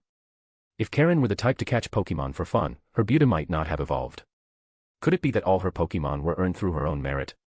Cain thought with admiration. If so, she's truly a formidable fighter. I'm almost at the same level, but I don't like those shiny golden stars, so I don't wear them, Cain lied with disdain.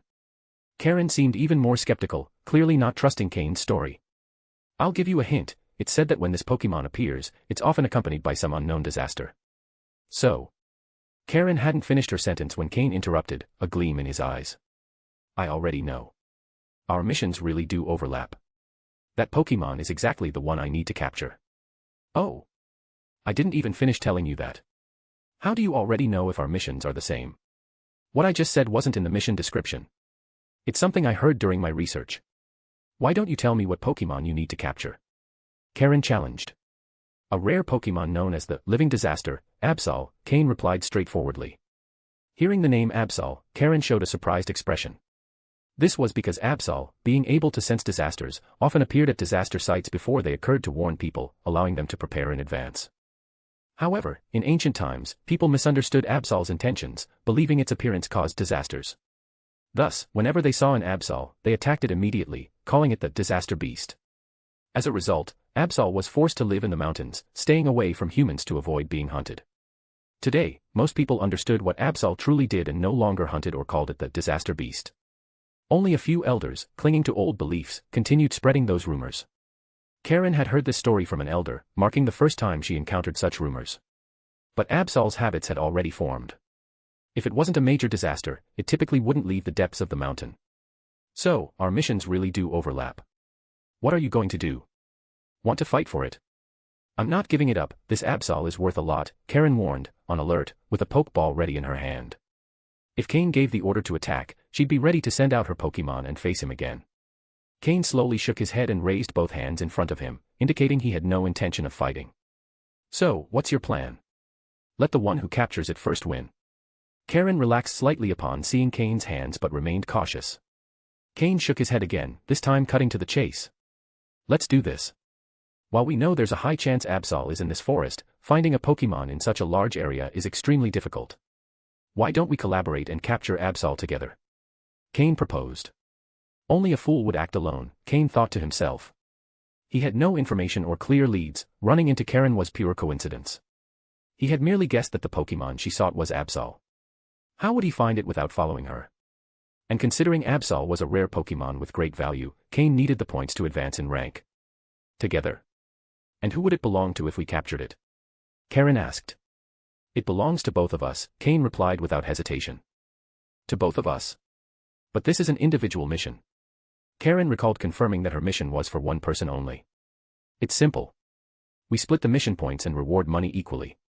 Everything we gain from this mission is divided in half. What do you think? Cain flashed an innocent smile. He looked like an eccentric man with questionable intentions. End of chapter. Chapter 403, Chapter 403, Protected by Luck.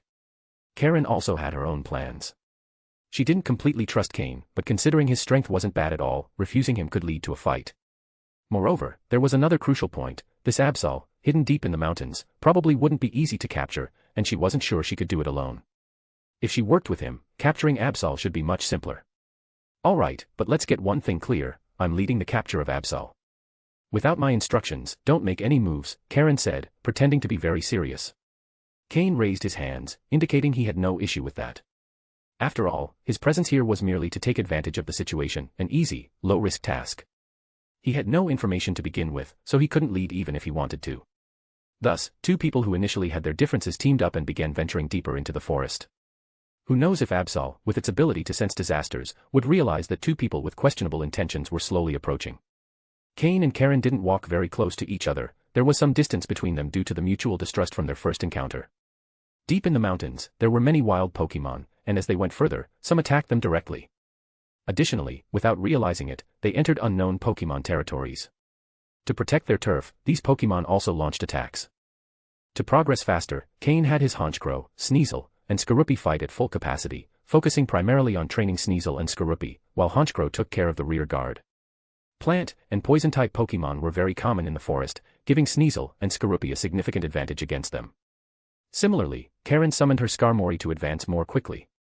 Since her Roserade was less effective against plant and poison types, Skarmory became her main offensive Pokémon, while Roserade took on a supporting role, using moves like grassy terrain to recover energy. As the number of wild Pokémon increased, the distance between Cain and Karen gradually shortened. They say bonds between comrades are forged through shared adversity. Cain and Karen, fighting wild Pokémon together for a common goal, began to form a connection. Karen started setting aside her prejudices against Cain, at least no longer viewing him as a threat. However, she had no idea that the only reason Cain was being so friendly was the hunter points he would earn by capturing Absol, given that he had no information of his own. If she knew this, she probably would have fought Cain on the spot. After 2 hours of trekking through mountains and rivers and continuous battles for their Pokémon, Sneasel was holding up well, while Skorupi had quickly leveled up to 25. Cain had already started consciously developing Skorupi's poison-type abilities, knowing that when it evolved into Drapion, it would lose its bug-type and gain dark-type, retaining only poison. Ahead of them, a lake appeared in the middle of the mountain. Karen signaled for them to stop, and Cain approached slowly. According to my information, someone spotted Absol at this lake. However, due to their lack of strength, they didn't stay long and left quickly, Karen said, glancing at Cain before continuing. Do you have any information to share? We've come this far, there's no reason to hide anything. Cain looked at the lake, watching how the blue water reflected the surrounding forest. As I said before, this is your show. Let's go with your information, and if we don't find anything, I'll see if mine is useful. I don't want to interfere and mess up your plan, Cain said calmly. Karen eyed Cain with suspicion, feeling something was off. Well, staying here won't help. Let's investigate, Karen decided, opting to press on. After all, they'd find out whether Absol was here by moving forward. The area seemed too ideal for only one Absol. Perhaps they could even find other high-level Pokémon to capture. Karen knew that as a low-class trainer, everything she had was the result of her hard work. Without her income as a hunter, she probably wouldn't have reached her current level. It all started with a lucky break when she captured a Mewtwo, which, through great effort, evolved into Roserade. Roserade had decent talent, which led her down the challenging path of being a trainer. However, she didn't know why, but she had always been lucky on her journey. Whenever she tried to capture a Pokémon, if she reached the right place, the Pokémon always appeared. She had never experienced going to a location and not encountering the right Pokémon. She always attributed her good fortune to the protection of the Father Sky, considering herself a trainer who refused to give up. This was why, the last time Cain wandered around the Rocky Mountain for nearly an entire day without seeing a single Onyx, Karen stumbled upon 2 Onyx immediately. This showcased her exceptional talent for luck. Following her intuition, she believed there was a high probability that Absol would appear here. And sure enough, as they ventured further into the area, they found a tuft of white fur in a bush. Although Absol symbolizes disasters and is a dark type, its fur is white, making it distinct from other dark-type Pokémon. Its pure white fur gives it a more sacred appearance than any other Pokémon. Cain rubbed the tuft of white fur between his fingers and said confidently, "This is Absol fur. Absol is definitely here." Karen said nothing, staring at the fur in Cain's hand. Her intuition was growing stronger, she felt that Absol was about to appear. As if confirming her thoughts, on the other side of the lake, a Pokémon covered in white fur appeared, with a bluish-gray scythe-like horn on the right side of its head and a tail shaped like a scythe of the same color. This Pokémon was the walking disaster they were searching for, Absol. Absol! Cain exclaimed upon seeing the Pokémon. Absol stared at them with its 2 eyes, making them feel as if its gaze could see through everything. End of chapter. Chapter 404, Chapter 404, Absol appears. Hey, crazy. That's Absol, right? Karen asked, nudging Cain beside her to confirm. Unintentionally, the sense of mutual hostility between the two had subsided quite a bit, and they even started to seem like battle companions. That's right, let's go. Let's check it out. Cain nodded seriously. With a leap, Cain mounted his Honchkrow and headed straight for Absol. Karen saw Cain's move and quickly got on her Skarmory, flying as fast as she could toward Absol. It was a crucial moment, she had to hurry to ensure Cain didn't get ahead of her.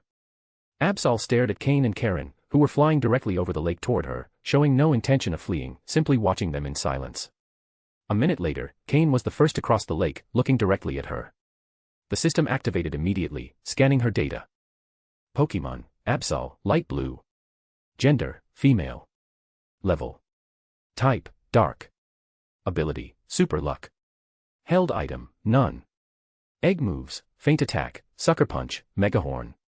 Basic moves, scratch, feint, perish song, future sight, quick attack, leer, pursuit, taunt, bite, double team, slash, swords dance, night slash, detect.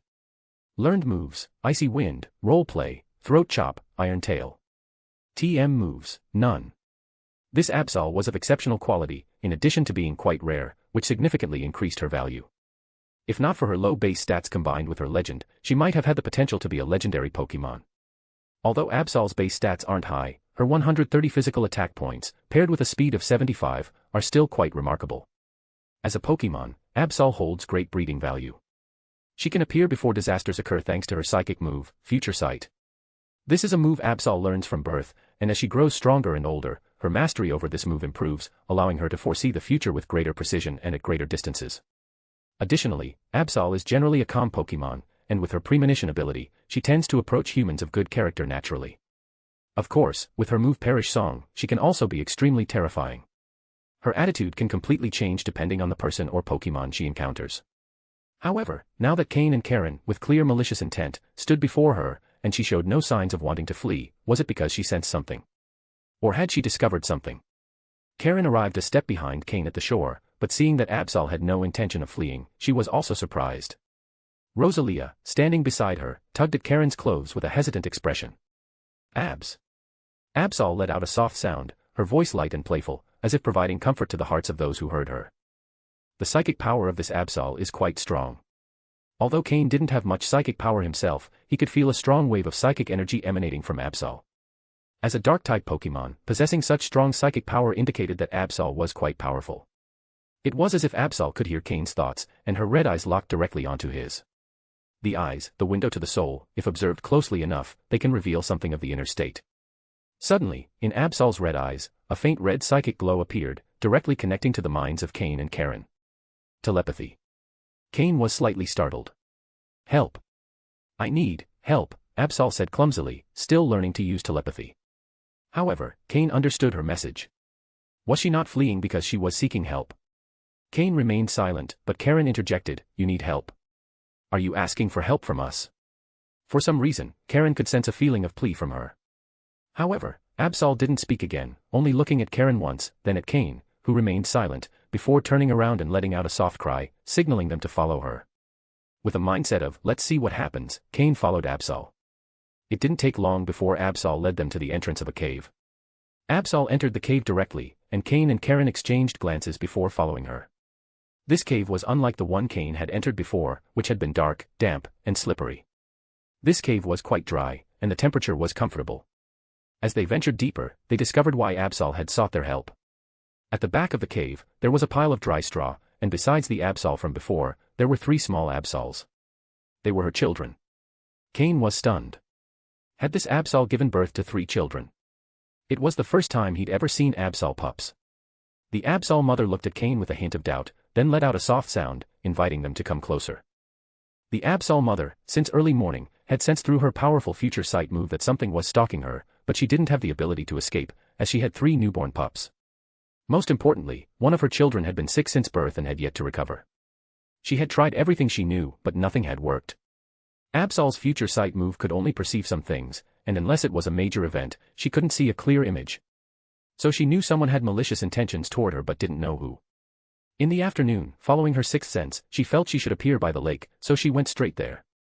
She didn't want her pups to be endangered because of her issues. If someone was going to attack her, better it happened at the lake. However, when she saw Cain and Karen on the other side of the lake, for some reason, she felt that the men, clearly malicious, had the ability to save her pups. And with the woman, she sensed something very special, as if this person was extremely lucky, as if she were blessed by the heavens. For some inexplicable reason, she chose to trust them, even when the men showed even more malice after entering the cave, but she still chose to trust. This was her maternal sixth sense. In fact, when Cain saw Absol and her 3 little ones, his first thought was, this is a big deal.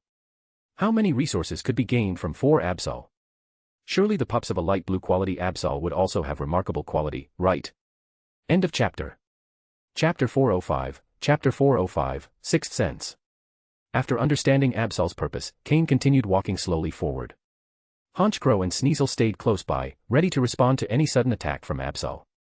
Although they also understood Absol's purpose, their priority was always Cain's safety. As Cain approached, he could clearly see the 3 Absol pups. Immediately, his eyes widened. What had he seen? A red Absol.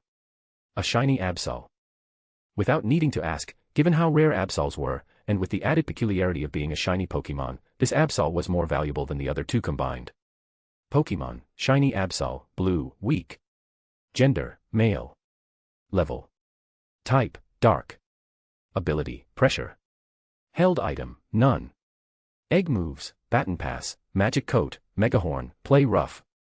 Basic moves, Scratch, Faint, Perish Song, Future Sight, Quick Attack, Leer.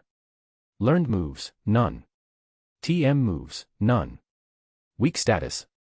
Without a doubt, this Absol's condition was the reason the mother Absol had brought them here. But considering Absol's ability, it didn't make sense for her not to sense Cain's malice. Could it be because of Karen's presence? Cain glanced at Karen beside him, her eyes gleaming, clearly showing an expression of greed. However, that greed quickly faded when she also noticed the peculiarity of the little Absol. Cain, what's wrong with this shiny Absol?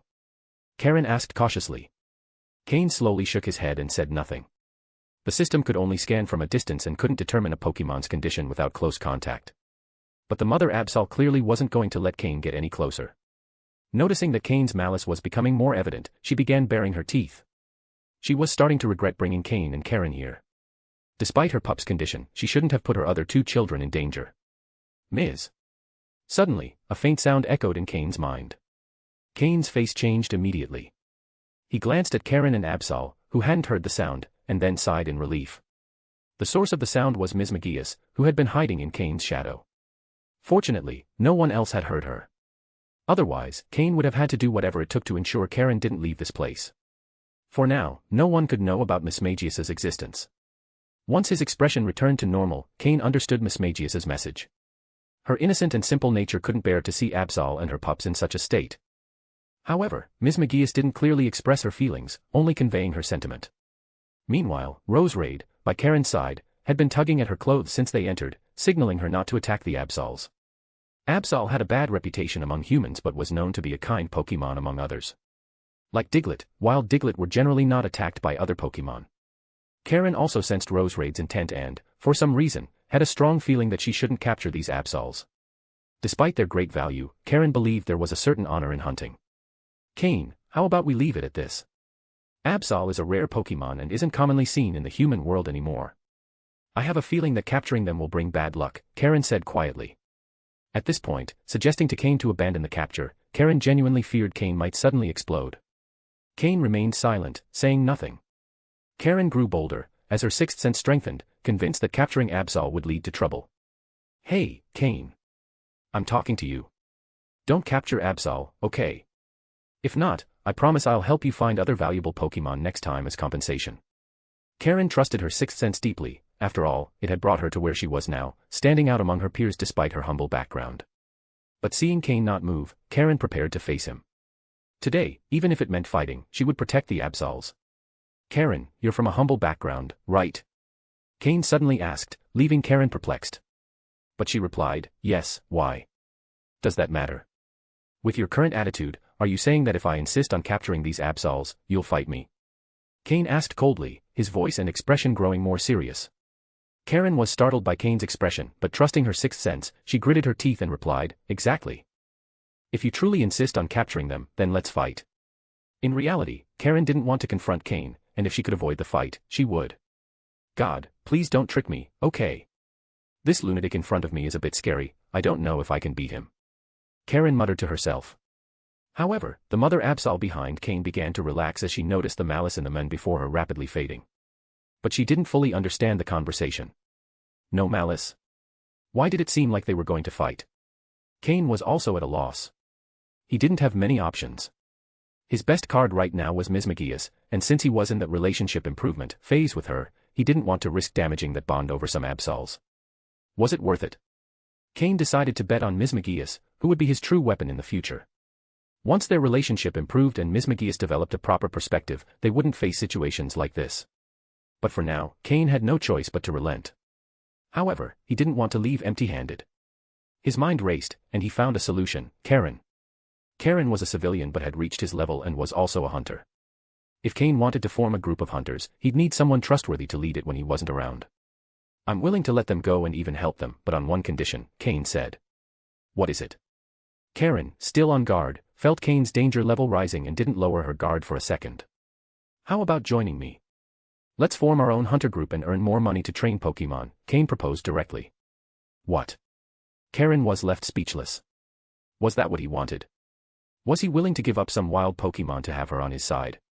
End of chapter. Chapter 406, Chapter 406, Persuasion. "What do you mean?" Cain asked cautiously. She had reached her current level entirely on her own and had never considered joining an organization or following someone else. "It's simple. You're someone who started from the bottom, a civilian, right? I started the same way. We're both hunters, we capture Pokémon to gain resources and improve our skills. So why not join forces? A partnership between two strong individuals." Cain explained. Originally, he hadn't thought about this, but the idea had suddenly occurred to him. If he wanted to form a hunting group, who would manage it when he wasn't around? Miyamoto? Alec? Sky? Clearly, none of them would be suitable. These three could survive in the wild and battle others, but Pokémon hunting wasn't just about strength, sometimes, it was more about luck and a keen eye. What if they encountered a Pokémon but couldn't recognize its value? Without experienced hunters, they wouldn't be able to identify it immediately. And most importantly, what if you had a good eye but bad luck and couldn't find the Pokémon you were searching for? Like the time Cain spent an entire day looking for Onyx and didn't find it, wasting that time, while Cain found two right away. What did that mean? Luck, of course. And now, she had found an Absol, a very rare Pokémon. As a civilian and a solo hunter, she had made it this far, something that couldn't be explained by talent and effort alone. Cain didn't have time to get angry before Cain continued speaking. "I know you're not used to working with others, I noticed that on our way here this afternoon. I also know it hasn't been easy for you to get to this point, starting as a civilian. But have you thought about what comes next? Do you really think you can keep progressing on your own? What will you do if your luck runs out? Will you just stagnate?" Cain fired off a series of questions that left Cain deep in thought. She couldn't deny that those questions made her reflect deeply. It was true her progress hadn't been slow, but she knew very well that, lately, even with her luck, her growth had slowed down uncontrollably. This was because the value and needs of training Pokémon were constantly increasing. If you join a faction, as long as you show your talent, you'll receive protection and more resources. But in exchange, you'll have to take on responsibilities and face enemies you might not want to confront. But if you form your own faction, I'm not asking for much, just to create a hunting group so others can gather resources, and we can take a fair share. Isn't that more convenient than going out alone to search for Pokémon? Besides, group mission rewards are very generous. Haven't you thought about it? You're already a 4-star hunter. Cain remained silent. When she became a 4-star hunter, she had indeed thought about creating her own hunting group, but she had always worked alone. How could she have friends to help her form a group? If she started from scratch, with her personality, how long would it take to establish a proper team? "So, have you already formed your own hunting group?" Cain asked. Cain felt excited. If she was asking that question, it meant she was interested.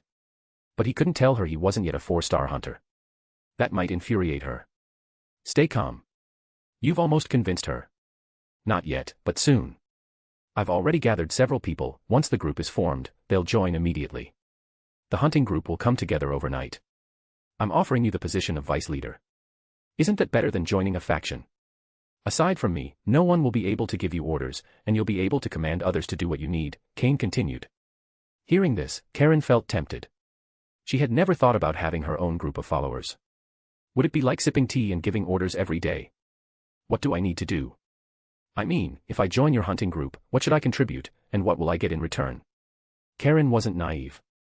In the outside world, it was all about benefits. It's simple. You just need to lead the team when I'm not around. I might be absent for some time, and during that time, you'll be the boss. Do as you see fit. You only need to develop the hunting group. And what you'll get is exactly what I've told you, an entire team at your disposal, whose earnings will partly go to you. And if you join a faction, you won't be alone anymore. You won't have to avoid conflicts every time you capture a valuable Pokémon or when someone tries to steal from you. You'll be able to fight back because then you'll have a group behind you. You'll be stronger. Cain kept persuading. It wasn't necessary for Cain to join his group today. Even if she didn't join today, Cain wouldn't harm the Absols. But Cain knew he was right. Karen was also convinced. Her sharp instincts, which she always trusted, hadn't given her any signal of danger or warning. Both fell silent as the Absols watched them quietly. 10 minutes passed, and finally, Karen nodded, agreeing. A smile appeared on Cain's face. He had finally convinced someone to be a reliable vice leader. Even though he hadn't even formed the group yet. But he would soon. So, you won't harm the Absols, right? Karen reminded him. Cain smiled and nodded, without revealing the truth. He already knew why the mother Absol had brought them here. Surely this Absol had sensed something, trusting that Cain and Karen wouldn't harm her or her offspring in the end. They might even heal the weakened shiny Absol. Do you understand what I'm saying, Absol? Cain asked, looking at the mother Absol, who had already calmed down. Because she no longer felt any hostility from the two of them. The mother Absol nodded. If you want me to heal your child, who has a congenital defect, I need to get closer to figure out how to help. Cain said. It occurred to him that his forest needed a powerful guardian to protect the area. What better choice than the mother Absol, who could foresee the future and sense danger? End of chapter. Chapter 407, Chapter 407, What's in the Water? The mother Absol listened to Cain's words and stepped back, signaling she understood and would allow him to approach. Honchcrow and Sneasel stepped forward, blocking the mother Absol's path, but left enough space for her to observe what Cain was doing. The three Absol pups, seeing a stranger approach, began to whine softly, especially the two healthy ones, the non-shiny Absols, who moved to shield the shiny Absol. Abs, the mother Absol murmured softly. Only then did the two little Absols stop blocking the way and quiet down. Cain slowly placed his hand on the shiny Absol's red fur. A soft and warm sensation transmitted from his hand. System, initiate a detailed scan, Cain ordered in his mind. At the same time, he pretended to observe carefully. 3 minutes later. A mechanical voice sounded in Cain's mind. Beep. Scan complete. Results displayed. A data chart appeared before Cain's eyes. According to the system's scan results, the shiny Absol's weakness was entirely due to a lack of nutrients and vitamins. Could it be the mother Absol wasn't providing enough? Cain glanced at the mother Absol, who waited anxiously. Then, carefully, he placed the shiny Absol back on the ground and said, I have a way to heal it, and it might develop better than its two siblings. Hearing this, the mother Absol showed a look of joy, and Karen, who was watching from the side, seemed surprised. However, her eyes held more astonishment than happiness. Does this lunatic really know how to heal Pokémon? Who is he, really? However, I have a condition, Cain interrupted their joy. Abs. It's a simple condition. I won't try to capture you, nor will I restrict your freedom. I only want you to move to another location and help me monitor that environment. This place is quite far from human civilization, and it won't be possible to heal this little Absol in just one day. If you're closer to me, I can treat it better, Cain explained, looking directly into the mother Absol's eyes. This was indeed his intention, so he showed no signs of concealment. Abs, the mother Absol thought for a moment, then nodded slightly. Relocating wouldn't impact her life too much. Although they might have been acclimating to this area, Absols were destined to roam deep mountains, so moving wasn't unacceptable. Cain smiled in satisfaction. Though he hadn't managed to capture the Absol today to earn hunter points, he had persuaded a future vice leader for his hunting group and convinced the rare Absol family to move to the rear of his mountain. They would act as his guard dogs, and not just one, but 4 of them. The mother Absol was of light blue quality, so it was likely the father of the pups also had high quality. The 2 normal Absols were also light blue, and the shiny Absol was blue quality. If they grew strong, Cain's mountain base would be absolutely secure. Because an Absol could foresee dangers, and if one prediction wasn't entirely accurate, how about 4 predictions at the same time? Moreover, the shiny Absol held certain training potential. During its treatment, if Cain managed to earn its trust, he might even persuade it to join his team. After all, Absol was a Pokémon capable of mega evolution. A shiny Absol, being unique, would undoubtedly show great potential in the future. Alright, pack your things. I'll take you shortly, Cain said. Then, looking at Karen, who seemed hesitant, he added after a moment of thought, go to Verdanturf town and wait for me there. In a few days, I'll probably be there to establish our hunting group. You'll soon meet your subordinates. Karen looked at Cain and couldn't help but ask, are you crazy? Are you a Pokémon doctor? I'm a breeder, you can consider me an intermediate level 1. In the future, I can handle the Pokeblocks for your Pokémon, but in exchange, I'll need equivalent compensation, Cain replied calmly. Hearing this, Karen's eyes widened in surprise, unable to believe what she was hearing. Really? He was going to create his own hunting group and recruit people. Could he be lying, knowing he'd be exposed sooner or later? After a brief moment of doubt, Karen concluded Cain wasn't lying. A group leader with intermediate breeder skills. That could make the hunting group quite interesting. With a cheerful heart, Karen slowly walked away. Before leaving, Cain and she exchanged contact information. Could Karen trick Cain? From Cain's perspective, it was possible but unlikely. Both were intelligent, and Cain had appealed to both emotion and logic. Forming the hunting group would clearly bring her many benefits, so there was no reason to refuse. Thus, Karen left the cave with a smile, mounted a Skarmory, and flew away immediately. So, what about women? Sometimes they're clever, and sometimes they're not. Didn't she consider the possibility that after she left, Cain could capture the Absols and claim the mission reward for himself? Cain thought about this, shook his head, and returned to the cave. In truth, it wasn't that Karen was naive but that her sixth sense told her Cain wouldn't do that. Sometimes intuition can be incredible. Watching Karen leave, Cain turned back and re-entered the cave. He saw the mother Absol had already gathered her 3 pups. The 2 healthier Absols were perched on her back, while the weaker shiny Absol was being carried in her mouth. "Let's go," Cain said, looking at the Absol. However, just as they were leaving the cave, the mother Absol suddenly stopped. Her eyes, glowing with psychic power, flickered. Cain looked curiously at Absol. He saw her nod toward him, then suddenly turn and run in a specific direction. Cain hesitated for a moment but knew Absol didn't intend to flee since Cain currently harbored no ill intentions toward them, and the Absol pup still needed treatment. He mounted Honchcrow's back and immediately followed. Absol led him to the edge of the lake where they had met earlier. She gestured toward the lake, her psychic-powered eyes flickering. In the water, there's... Absol's rough telepathy echoed in Cain's mind. Was Absol saying there was something in the water she needed? That was Cain's first interpretation. "Come out, Slowpoke," he said. Since there was no one else around, there was no issue with Slowpoke making an appearance. End of chapter. Chapter 408, Chapter 408, The Slowpoke Group. "Slowpoke, go into the water and check what's in there." Saying this, Cain placed his hand on Slowpoke's back and stepped directly into the water. With the protective barrier from Slowpoke's psychic ability, Cain had enough air underwater. Of course, he wouldn't be able to sustain it for long. To his surprise, upon entering the water, Cain discovered a wide variety of Pokémon living there. If he could relocate all the water-type Pokémon from this lake to his backyard, the construction of his water gym would progress much more smoothly. A city with a water gym lacking water-type Pokémon wouldn't attract league trainers. In addition to the common Magikarp and Goldeen found everywhere, there were many Pokémon unique to the Hoenn region: Huntail, Gorbis, Lovedisk, and even the rare Relicanth. Not only that, but he also spotted Spheal and Corphish swimming in the water. It could be said that this place housed nearly all the Hoenn region's water-type Pokémon. This place was a true treasure trove.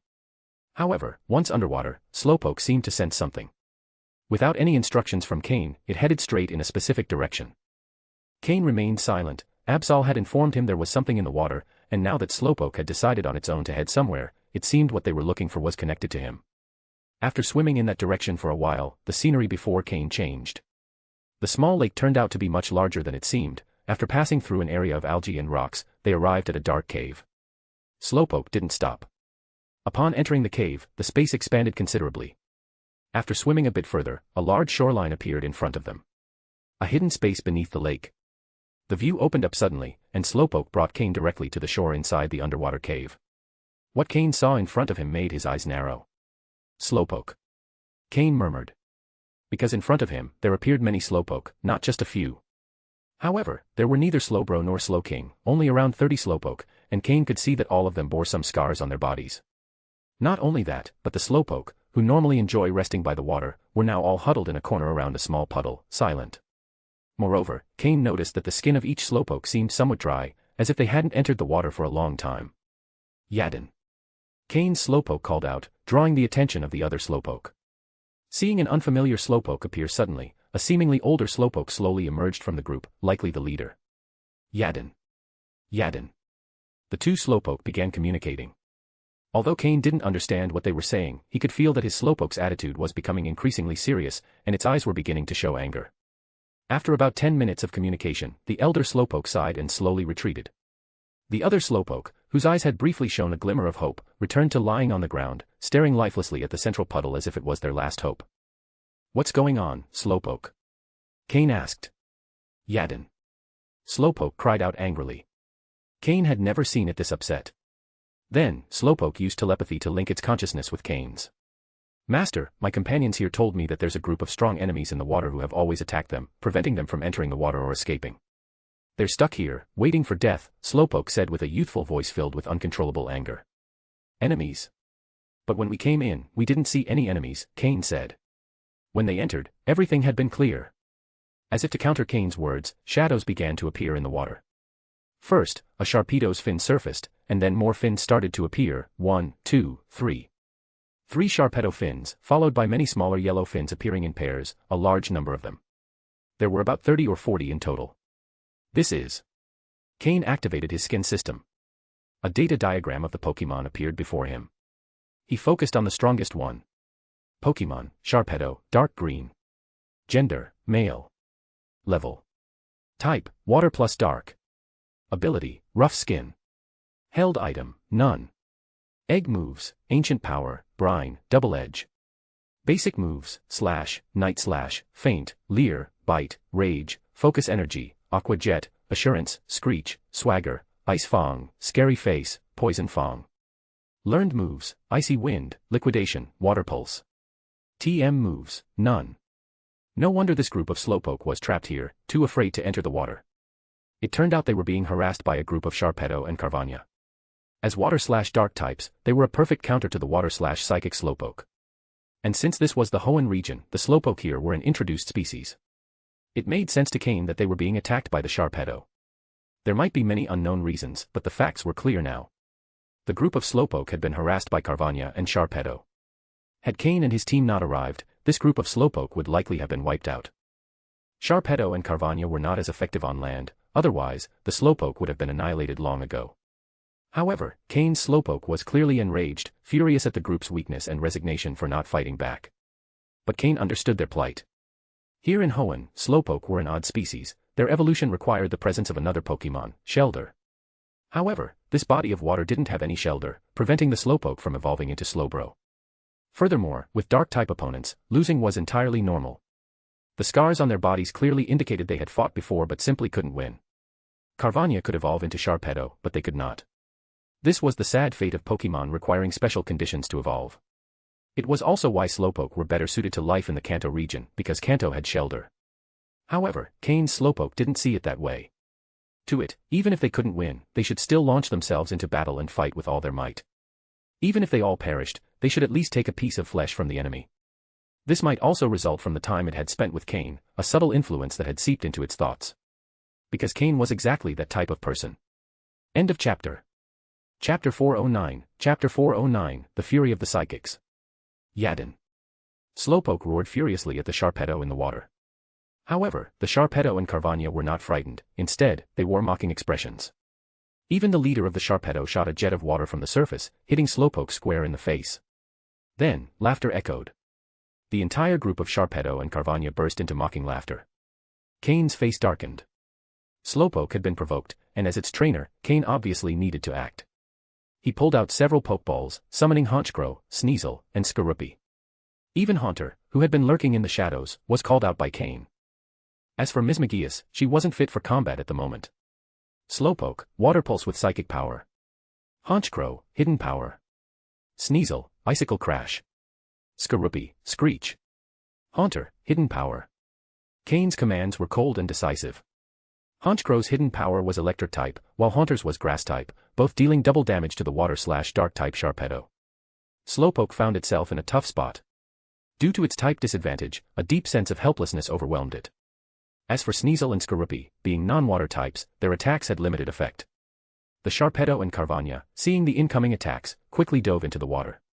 Sneasel and Skorupi's attacks completely missed their mark.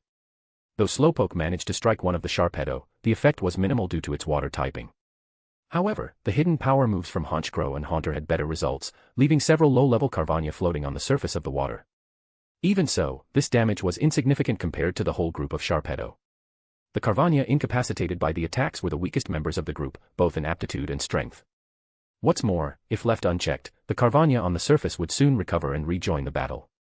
Cain observed the outcome of his Pokémon's first round of attacks in silence. He couldn't deny that this group of Sharpedo was a real headache. With Slowpoke, his strongest Pokémon, at a type disadvantage, he felt somewhat restrained. Slowpoke, use your psychic powers to bring those incapacitated Carvania to the shore. While he couldn't do much about the Carvania in the water, he wouldn't let them recover. Meanwhile, the Sharpedo resurfaced, clearly more cautious than before. Yet the mocking expressions on their faces hadn't faded. They had realized that most of Cain's Pokémon couldn't fight in the water, only on land. The only Pokémon that seemed to stand a chance against them, Slowpoke, though stronger, didn't evoke any fear. How strong could it be in the water if it was Cain's only option there? If Cain didn't enter the water, they had nothing to worry about. One by one, the Sharpedo and Carvania emerged, forming spheres of water energy. It was the move water pulse. The attack surged towards Slowpoke and Honchkrow like a storm. Slowpoke, Psychic Shield. Honchkrow, destroy them with wing attack. Sneasel, Ice Punch. Skorupi, use Pin Missile to shoot them down. Slowpoke, with a serious expression, activated its psychic power at full force, shielding Cain and the other Pokémon and blocking some of the weaker attacks. The stronger attacks were destroyed by Honchkrow, which tore through them one by one with its wings. Any attack that managed to get through was intercepted by Sneasel's Ice Punch or Metal Claw. Meanwhile, Skorupi fired Pin Missile indiscriminately, trying to destroy as many attacks as possible. After this exchange, Slowpoke's expression grew even grimmer. It was beginning to understand the frustration of its species. But the more helpless it felt, the more its rage grew. An unnamed fury burned within it. It was furious. Furious at the weakness of its kind, who dared not fight back but awaited death by a mere pond. Furious at its own lack of power, unable to mount an effective response to its enemies' provocations and relying on its companions to hold the line. For the first time, it felt how weak it was. Slowpoke, who had been diligent and obedient since joining Cain's team, now felt something different. Although it had initially lost a battle against Honchkrow, it had attributed that to its type disadvantage and had continued working under Cain's training, eventually surpassing many opponents. However, it had never before felt an urgent need to grow stronger. It wanted power, yes, but mostly for Cain, not for itself. Now, for the first time, it desperately desired strength, to avenge its kind, to shed the label of weakness. It had never wanted this so badly. Slowpoke's psychic energy began to surge rapidly, and as its anger burned in its eyes, the energy around it grew stronger, like a rising wave. What is this? Cain stared at Slowpoke as his system displayed an uncontrolled spike in its psychic power. It was as if Slowpoke had unlocked a mental barrier, unleashing a psychic fury. Slowly, Slowpoke's body began to rise off the ground, seemingly without conscious control. The psychic energy surrounding it lifted it into the air, preventing the ground beneath it from breaking. Small stones nearby began trembling and floated too, carried by the growing energy.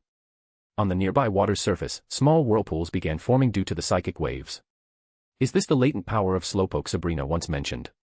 Cain watched his Slowpoke, surrounded by a storm of blue energy, its eyes glowing brighter than ever, radiating a magnificent light. At that moment, Slowpoke's psychic power erupted.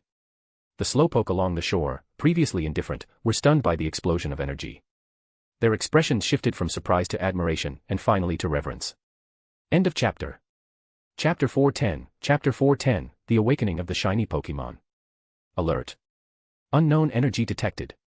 Preliminary estimate, special awakening of a shiny Pokémon. The system's mechanical voice echoed in Cain's mind. A shiny Pokémon.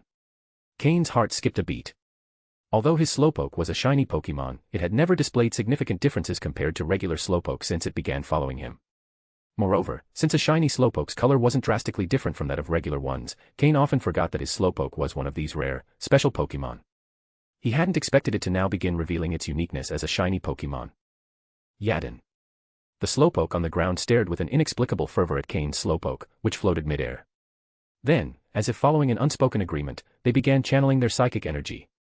Some contributed more, others less, but every Slowpoke sent its psychic power toward Cain's Slowpoke, still hovering in the air. Sensing this collective psychic energy, Cain's expression shifted. He felt as though he were submerged in a massive wave of psychic energy. As a low-level psychic, he instinctively sat cross-legged. He began channeling the small amount of psychic energy within himself, and suddenly, he felt like a small magnet. From that immense ocean of psychic energy emanating from the Slowpoke, a tiny fraction began to seep into Cain's mind. Immediately, Cain felt his own psychic energy increasing at an alarming rate. That small fraction of psychic energy, insignificant to the Slowpoke, was like an unstoppable river pouring into Cain's barren reservoir, filling it rapidly. Cain, who had long been considered a failure among psychics, had almost forgotten that he possessed psychic abilities. But now, he finally understood what it meant to be a psychic. In a matter of seconds, his psychic power underwent a drastic transformation. He felt that now, with just a thought, he could move the small stones that once required all his effort, and without feeling drained. If his psychic energy before had been like water in a glass, it could now fill a large tub, and it was still growing rapidly. This was the true joy of being a psychic. The uncontrollable flow of psychic energy lasted for an entire minute. After a minute, the slowpoke began showing signs of exhaustion, with some of the weaker ones collapsing on the ground and falling asleep. The sound of snores filled the area. The slowpoke, drained of their psychic energy, entered a sleep state to recover their mental reserves. As the last stream of psychic energy flowed into him, Cain opened his eyes abruptly. His eyes glowed brightly with a vivid blue light. A total transformation. That was all Cain could think. The psychic energy seemed to fill every corner of his body. And due to the rapid absorption, it even overflowed. Cain's body emitted waves of psychic energy, the result of having absorbed too much energy too quickly. Don't let it escape, ugh. Cain tried to speak, but as soon as he opened his mouth, a surge of psychic energy burst out. He quickly closed his eyes and focused, directing the psychic energy back into his mind. Meanwhile, the slowpoke floating in the air also ceased absorbing psychic energy. The energy surrounding it began to concentrate once more within its body. Unlike Cain, who couldn't control the overflow, Slowpoke seemed like a bottomless well, absorbing all the energy without letting a drop escape. Calmly, it floated down to the ground and lay down. Meanwhile, Honchcrow and the others remained in their positions, though they didn't fully understand what had just happened. Seeing the serious expressions on Cain and Slowpoke's faces, they realized this was no trivial matter, so they continued guarding them silently. As for the Sharpedo in the water, they were utterly perplexed. They had witnessed Slowpoke's transformation with their own eyes. As dark types, they should normally feel no reaction to psychic energy. Yet the immense power radiating from Slowpoke stirred a strange sensation of fear within them. Could these pink Pokémon be dangerous? The leader of the Sharpedo shook its head, trying to banish the absurd idea from its mind. It decided to attack to demonstrate its power. A torrent of water swirled around it and surged forward in a massive stream aimed at the group. Honchcrow and Sneasel prepared to intercept the attack, their expressions tense. But at that moment, Slowpoke suddenly opened its eyes, and a powerful psychic shockwave interrupted the assault. Slowpoke's psychic energy, like an enormous invisible hand, easily deflected the torrent of water. Slowpoke rose slowly. There were no visible signs of psychic energy surrounding it now, but it felt like a ticking time bomb, ready to explode. Yadin. At that moment, its eyes gleamed with an unusual light Cain recognized instantly. Is that Miracle Eye? Cain exclaimed, astonished. Normally, a Slowpoke couldn't learn Miracle Eye, not through breeding or training. But with the awakening of its shiny nature, had Slowpoke mastered this move. And not only that, its psychic power was now even more terrifying. Though it didn't show it openly, Cain could sense it as a psychic. Then, Slowpoke unleashed its most powerful psychic-type move, Sicehawk. The effect was stunning. The psychic wave surged toward the Sharpedo, and along the way, several weaker Carvania near the water rolled their eyes and fainted, floating belly up. Dark-type Pokémon, defeated by the residual force of a psychic wave. Slowpoke's psychic energy had grown exponentially, and with the help of over 30 of its kind, it had become many times more powerful. With the addition of Miracle Eye, its offensive capability had reached an unprecedented level. The Sicehawk struck the Sharpedo square on the head. Its eyes widened in shock as the attack hit, leaving it dazed like never before. Slowpoke had fully awakened its power. End of chapter. Chapter 411, Evolve, Slowpoke. Under Cain's system scan, Slowpoke's level rapidly increased by 2, reaching level 36. Not only did it learn the move Miracle Eye, but its quality peaked at deep green, displaying a mix between deep green and light blue. This phenomenon couldn't be identified by the system. The preliminary estimate was that Slowpoke's aptitude had surpassed deep green, but due to the rapid increase, its body had not yet fully assimilated the change. Given time, it might stabilize at light blue, or perhaps even higher. But Cain's gains weren't limited to the evolution of Slowpoke's potential or the increase in its psychic power. His own psychic ability had also improved significantly. Based on what Cain felt, his psychic ability had reached the level of a beginner psychic. However, the telepathy move still needed to be learned, and Cain wasn't entirely sure if he had truly reached that level or if it was just an illusion. After the attack, Slowpoke finally returned to its calm demeanor. The intense desire it had felt within had triggered its awakening, enabling it to learn the psychic-type move Miracle Eye. From that moment on, Dark-type Pokémon would no longer be an insurmountable threat.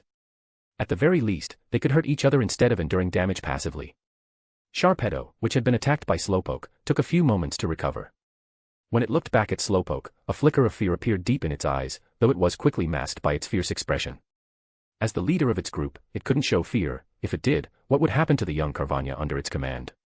Just as expected, seeing that Sharpedo was unscathed, the Carvania became lively again. After all, only a few of them had lost the ability to fight. As long as Sharpedo remained, their combat power stayed intact. A mischievous smile crossed Slowpoke's face, but it didn't attack again. Instead, it looked at Cain. At that moment, Cain had also finished assimilating the change in his own psychic ability. Master, it seems your psychic power has also grown significantly. Slowpoke communicated directly with Cain through telepathy. Slowpoke's power had not only increased in magnitude but also in control. Now, telepathy came naturally to it, without the need for concentration as before. Cain nodded. It still feels a bit new, but thanks to you, it has improved a lot. I think I've reached the level of a beginner psychic. Then he added. Slowpoke, teach them a lesson. Otherwise, they'll think we can't do anything to them. Slowpoke nodded as well. Use Calm Mind, then Miracle Eye. Sharpedo might be too agile in the water and could dodge, so aim for the Carvania, Cain said. Yatten, cried Slowpoke, closing its eyes to enter a meditative state. A second later, it opened its eyes. After much training, it only took a second to use Calm Mind. Its round eyes emitted a peculiar glow due to the Miracle Eye move. But instead of using Sicehawk, Slowpoke opted for another move it had mastered alongside Miracle Eye. Psychic. Small black-blue energy spheres appeared around Slowpoke, like tiny black holes absorbing all surrounding light. These spheres rapidly launched toward the excited Carvania. Although it was psychic energy, the Carvania felt the threat. Boom. Explosions echoed in the water. One by one, the Carvania began to float belly up on the water's surface, with some even knocked out by the residual effects of the explosions. These Carvania weren't very powerful, relying only on their numbers to dominate the water. And they were even less capable against Slowpoke, who countered them completely. Now, under the attacks of a single Slowpoke, their group was being decimated. Without needing Cain's orders, Slowpoke began hurling the unconscious Carvania to the shore. There were so many Carvania that more kept coming, but Slowpoke's pace of knocking them out only increased. With its continuous use of Miracle Eye and Psychic, its mastery of these moves grew increasingly refined. Among the Carvania thrown to the shore, a few had good aptitudes, and Cain captured them with Pokeballs. After all, leaving them on the shore made no sense, it would be better to exchange them for hunter points. Perhaps after defeating this group of Sharpedo, his hunter rank might even increase. Finally, the Carvania began to panic. More and more of them were being knocked out, and the Sharpedo couldn't stop it. Slowpoke, speed it up.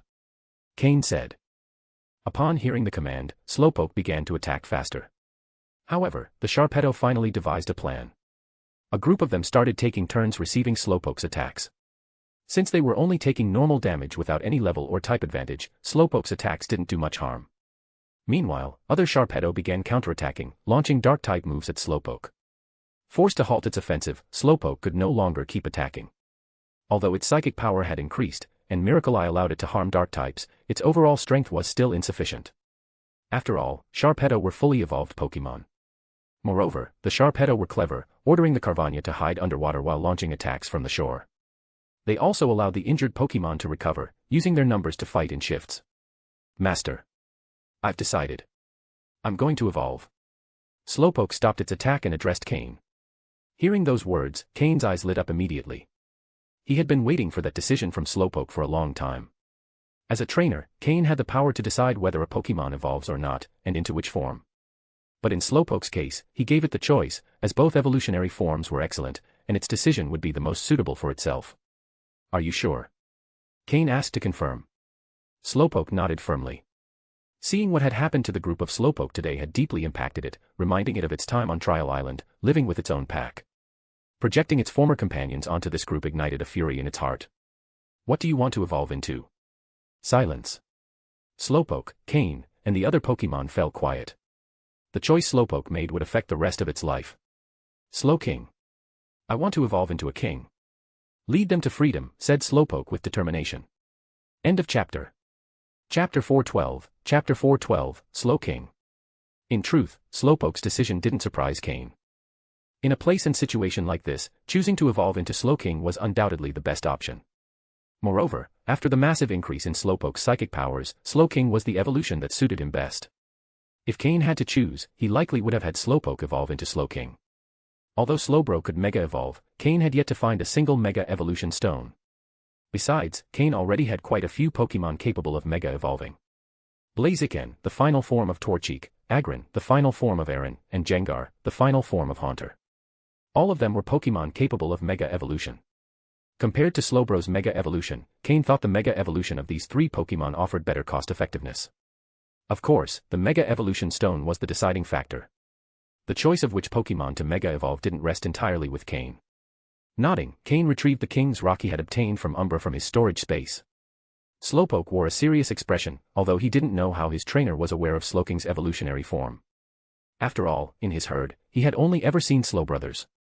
However, for some reason, when he saw the King's crown, Slowpoke felt a strange pull in his heart.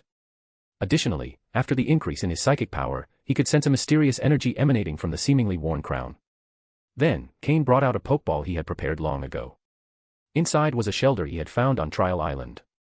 Although not a shiny Shelder, it had exceptional aptitude, which would undoubtedly boost Slowpoke's potential after evolving. Moreover, after this surge in psychic power, Slowpoke's original quality had already begun to ascend to light blue. Shelder's level wouldn't affect Slowpoke's evolution. Cain immediately released Shelder. When Shelder appeared, the Slowpoke that had been in a deep sleep began to show signs of awakening. It was as though a call was reaching them from the depths of their being, a call resonating within their blood. Not only them, but also Slowpoke with the King's crown and Shelder began to eye each other. They could feel an attraction between them. Slowpoke seemed to understand what he had to do and used his psychic power to lift Shelder. He placed it directly on his head. Shelder, in turn, seemed to grasp its destiny. It gazed at Slowpoke's head as though seeing a pink cake. Chomp. Shelder opened its shell and bit down on Slowpoke's head. In an instant. The moment the two Pokémon made contact, a white light enveloped them both. Evolution. Cain and the other Pokémon waited silently nearby. Sensing Slowpoke's evolution, the Slowpoke herd, previously asleep, awakened once more. They immediately noticed the Slowpoke undergoing evolution. Their eyes shone anew. They felt an energy that was familiar yet unfamiliar, a sensation that compelled them to bow before him. They knelt before the evolving Slowpoke. They were witnessing the birth of their king. A minute later, the white light dissipated, and a new Pokémon appeared before their eyes.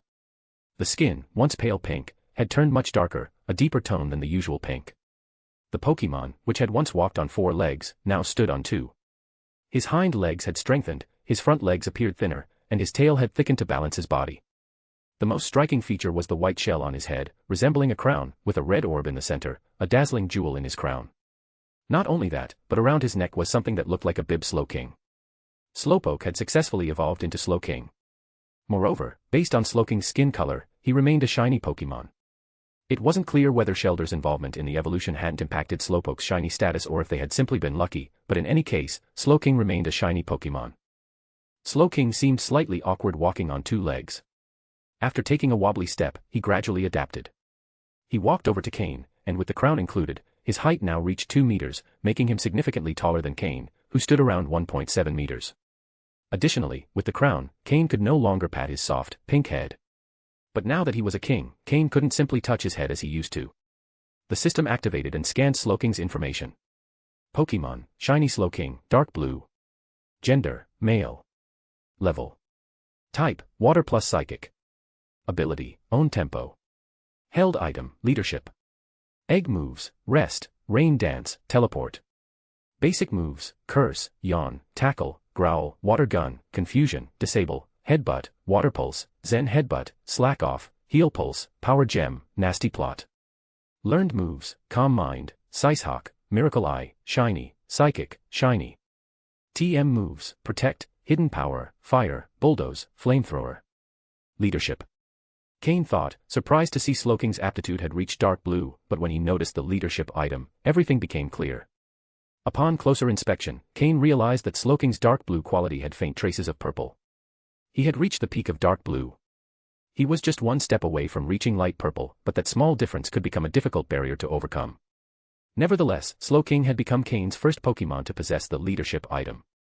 Cain had encountered Pokémon with this item before, Beedrill on Trial Island, Dustox on the Nameless Island, and Botifley on the same island. Cain had tried capturing some of them, but once caught, the leadership item gradually disappeared. However, in Slowking's case, who Cain had already caught, the leadership trait showed no signs of fading. Seeing the Slowpoke behind him with shining eyes, Cain understood. No matter if a Pokémon had leadership before or not, only when a Pokémon was recognized by its herd did it have the possibility of obtaining this intangible yet astonishingly effective trait. Slowking, go see your herd, Cain said with a smile. The hand he intended to use to pat Slowking's head stopped, and instead, he patted him on the shoulder. Slowking nodded, and an air of authority appeared on his face, surprising Cain slightly. In his heart, Cain sighed silently. The little slowpoke has now grown and become the king of his herd. End of chapter.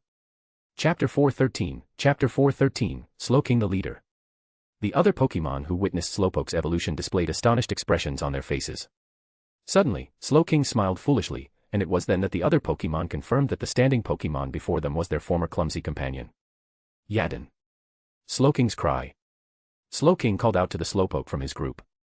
The response came from all the Slowpoke, who gazed at him with admiration, recognizing him as their king. Master, I want to find them a safe place to live, Slowking said to Cain through telepathy. Cain pondered for a moment, then seemed to recall something. With a smile, he said, take them to Leafy Town. I'm planning to open a water-type gym there. We'll create a large lake in the town where the Slowpoke can live. Afterward, I can bring some Shelder from the Kanto region to place in the lake, so the Slowpoke and Shelder can interact and evolve. The connection between Slowking and his group of Slowpoke was clearly tied to the leadership item Slowking possessed. If Cain wanted Slowking to retain that item, it was best to keep the Slowpoke under his care. Cain also wanted to investigate whether the effects of this item could grow. If the group of Slowpoke expanded, perhaps Slowking's power would change as well. The lake would be filled with many water-type Pokémon, and if Cain managed to relocate them all, it would form a complete water-type gym, attracting attention. People would want to catch water-type Pokémon and visit the gym, increasing its reputation. Slowking nodded enthusiastically. Since his evolution, he felt a newfound responsibility on his shoulders. As one of the few Slowking in the Pokémon world, he had to protect several groups of Slowpoke. If possible, he wanted to gather more Slowpoke and prevent them from being mistreated. Alright, first, let's deal with them, Cain said coldly. The Sharpedo in the water had also witnessed Slowking's evolution, and a look of terror appeared in their eyes. The Pokémon standing before them emanated an intimidating presence. Slowking awaited Cain's orders. Slowking, this will be your first battle after evolving. Show your power and let your companions rediscover you. Use Nasty Plot. Cain ordered loudly. Nasty Plot was the new move Slowking had learned upon evolving. With this move, he activated his mind and significantly boosted his special attack. The biggest difference between Slowbro and Slowking was their intellect. While Slowpoke and Slowbro appeared clumsy, Slowking gave the impression of being extremely cunning. Perhaps this was the meaning of great wisdom beneath a foolish appearance. With a slight smile on his face, as if he had devised a plan, Slowking significantly increased his special power. Slowking, use Miracle Eye and then Psychic to take out those Carvania. Honchkrow, Sneasel, and Skorupi, make sure to pull the Carvania out of the water when they fall. Cain ordered. Yadin. Slowking's cry. Slowking's eyes gleamed with a rainbow of colors as he used Miracle Eye, enabling him to see through the essence of Dark-type Pokémon. Then, a series of dark psychic energy spheres formed around him and flew in various directions. Boom. Boom. Boom. The psychic energy explosions took out several weaker Carvania in the water. Honchkrow, alert, used its claws to bring back the farther Carvania, while Sneasel, sliding on an icy path across the lake's surface, and Skorupi, using its tail, took care of tossing the Carvania to the shore. Slowking didn't pause. After each attack, he immediately launched the next. The Sharpedo tried to intervene, but Slowking temporarily ignored them, focusing on eliminating the weaker Carvania. 3 minutes later. Acting as a true destruction machine, Slowking had cleared the lake of Carvania. Even those hiding beneath the surface couldn't escape his eyes and attacks. The Sharpedo group in the lake was now reduced to just a few. The Sharpedo leader, with glowing red eyes, watched helplessly as his companions were defeated and taken to the shore. Despite the 3 minutes of intense combat, Slowking showed no signs of exhaustion. Slowking, only they remain. Take them all out. Try a new technique, you now have a vast amount of psychic power, but the focus is limited. Try concentrating your psychic power into a needle shape to increase its lethality, Cain suggested. Yadin. Slowking's cry. Slowking immediately understood. His eyes glowed blue as he concentrated his vast psychic power. However, this power was dispersed, limiting its effectiveness. Under Slowking's mental control, the psychic power began to compress, slowly forming a sharp cone of energy. Despite the lack of experience with this technique, Slowking continued in the right direction. When it was ready, he launched the energy cone at one of the strongest Sharpedo, second only to the leader. This Sharpedo, level 34 with green tier quality, could have been a nightmare for any psychic Pokémon if not for the Miracle Eye move. In the blink of an eye, the energy cone struck the Sharpedo, which barely had time to react before being hit. Boom. The concentrated energy not only increased the attack speed but also doubled its power. The Sharpedo convulsed briefly before flipping its body over, knocked out like the Carvania. A Sharpedo defeated in a single attack by Slowking. However, there was a drawback, the preparation for this type of attack was too slow. If the Sharpedo had known what Slowking was doing, it likely would have escaped. End of chapter. Chapter 414, Recruiting a Group. Only 2 Sharpedo remained. Witnessing the destructive power of Slowking's technique, they were so terrified that they quickly dove underwater. Seeing their movements, Cain stepped forward, placed his hand on Slowking's shoulder, and said, "Come on, don't let them escape." Slowking nodded. Using his psychic power, he carried Cain directly into the water. A barrier surrounded Cain, ensuring he didn't need to worry about breathing. "Slowking, use your psychic power to propel yourself forward and control the water currents to increase speed," Cain instructed. Although Slowking's psychic energy talent was greater than his water-type energy, he was still a water-type Pokémon. His speed underwater was impressive, and with the help of his psychic power, the 2 swiftly swimming Sharpedo couldn't outpace him. If not for needing to take care of Cain, Slowking could have gone even faster. With all his strength, Slowking surged forward like a rocket. During the chase, start concentrating your psychic power. This time, make the cone thinner and a bit longer. Following Cain's instructions, Slowking compressed his psychic energy into something spear-like. He launched the spear directly at one of the Sharpedo. The psychic energy spear pierced through the Sharpedo's body the moment it made contact. Its eyes rolled back, and the Sharpedo instantly lost consciousness. Only the Sharpedo leader remained. With a sharp flick of his tail, Slowking increased his speed once more. Swish. Slowking quickly closed the distance between himself and the Sharpedo leader. With each use of his technique, Slowking became more adept at compressing his psychic power. This time, he formed 2 spears simultaneously, his tense expression revealing he was nearing his limit. Swish, swish. The 2 spears sliced through the water as if there were no resistance, heading straight for the Sharpedo leader. Although the leader desperately tried to escape, it couldn't avoid the incoming psychic spears. Both spears struck the leader almost simultaneously. The double impact left it no chance, just like the others. Its eyes rolled back, and its body floated slowly to the surface, belly up. Bring them back with us. Even though these Sharpedo had been defeated, they still held value.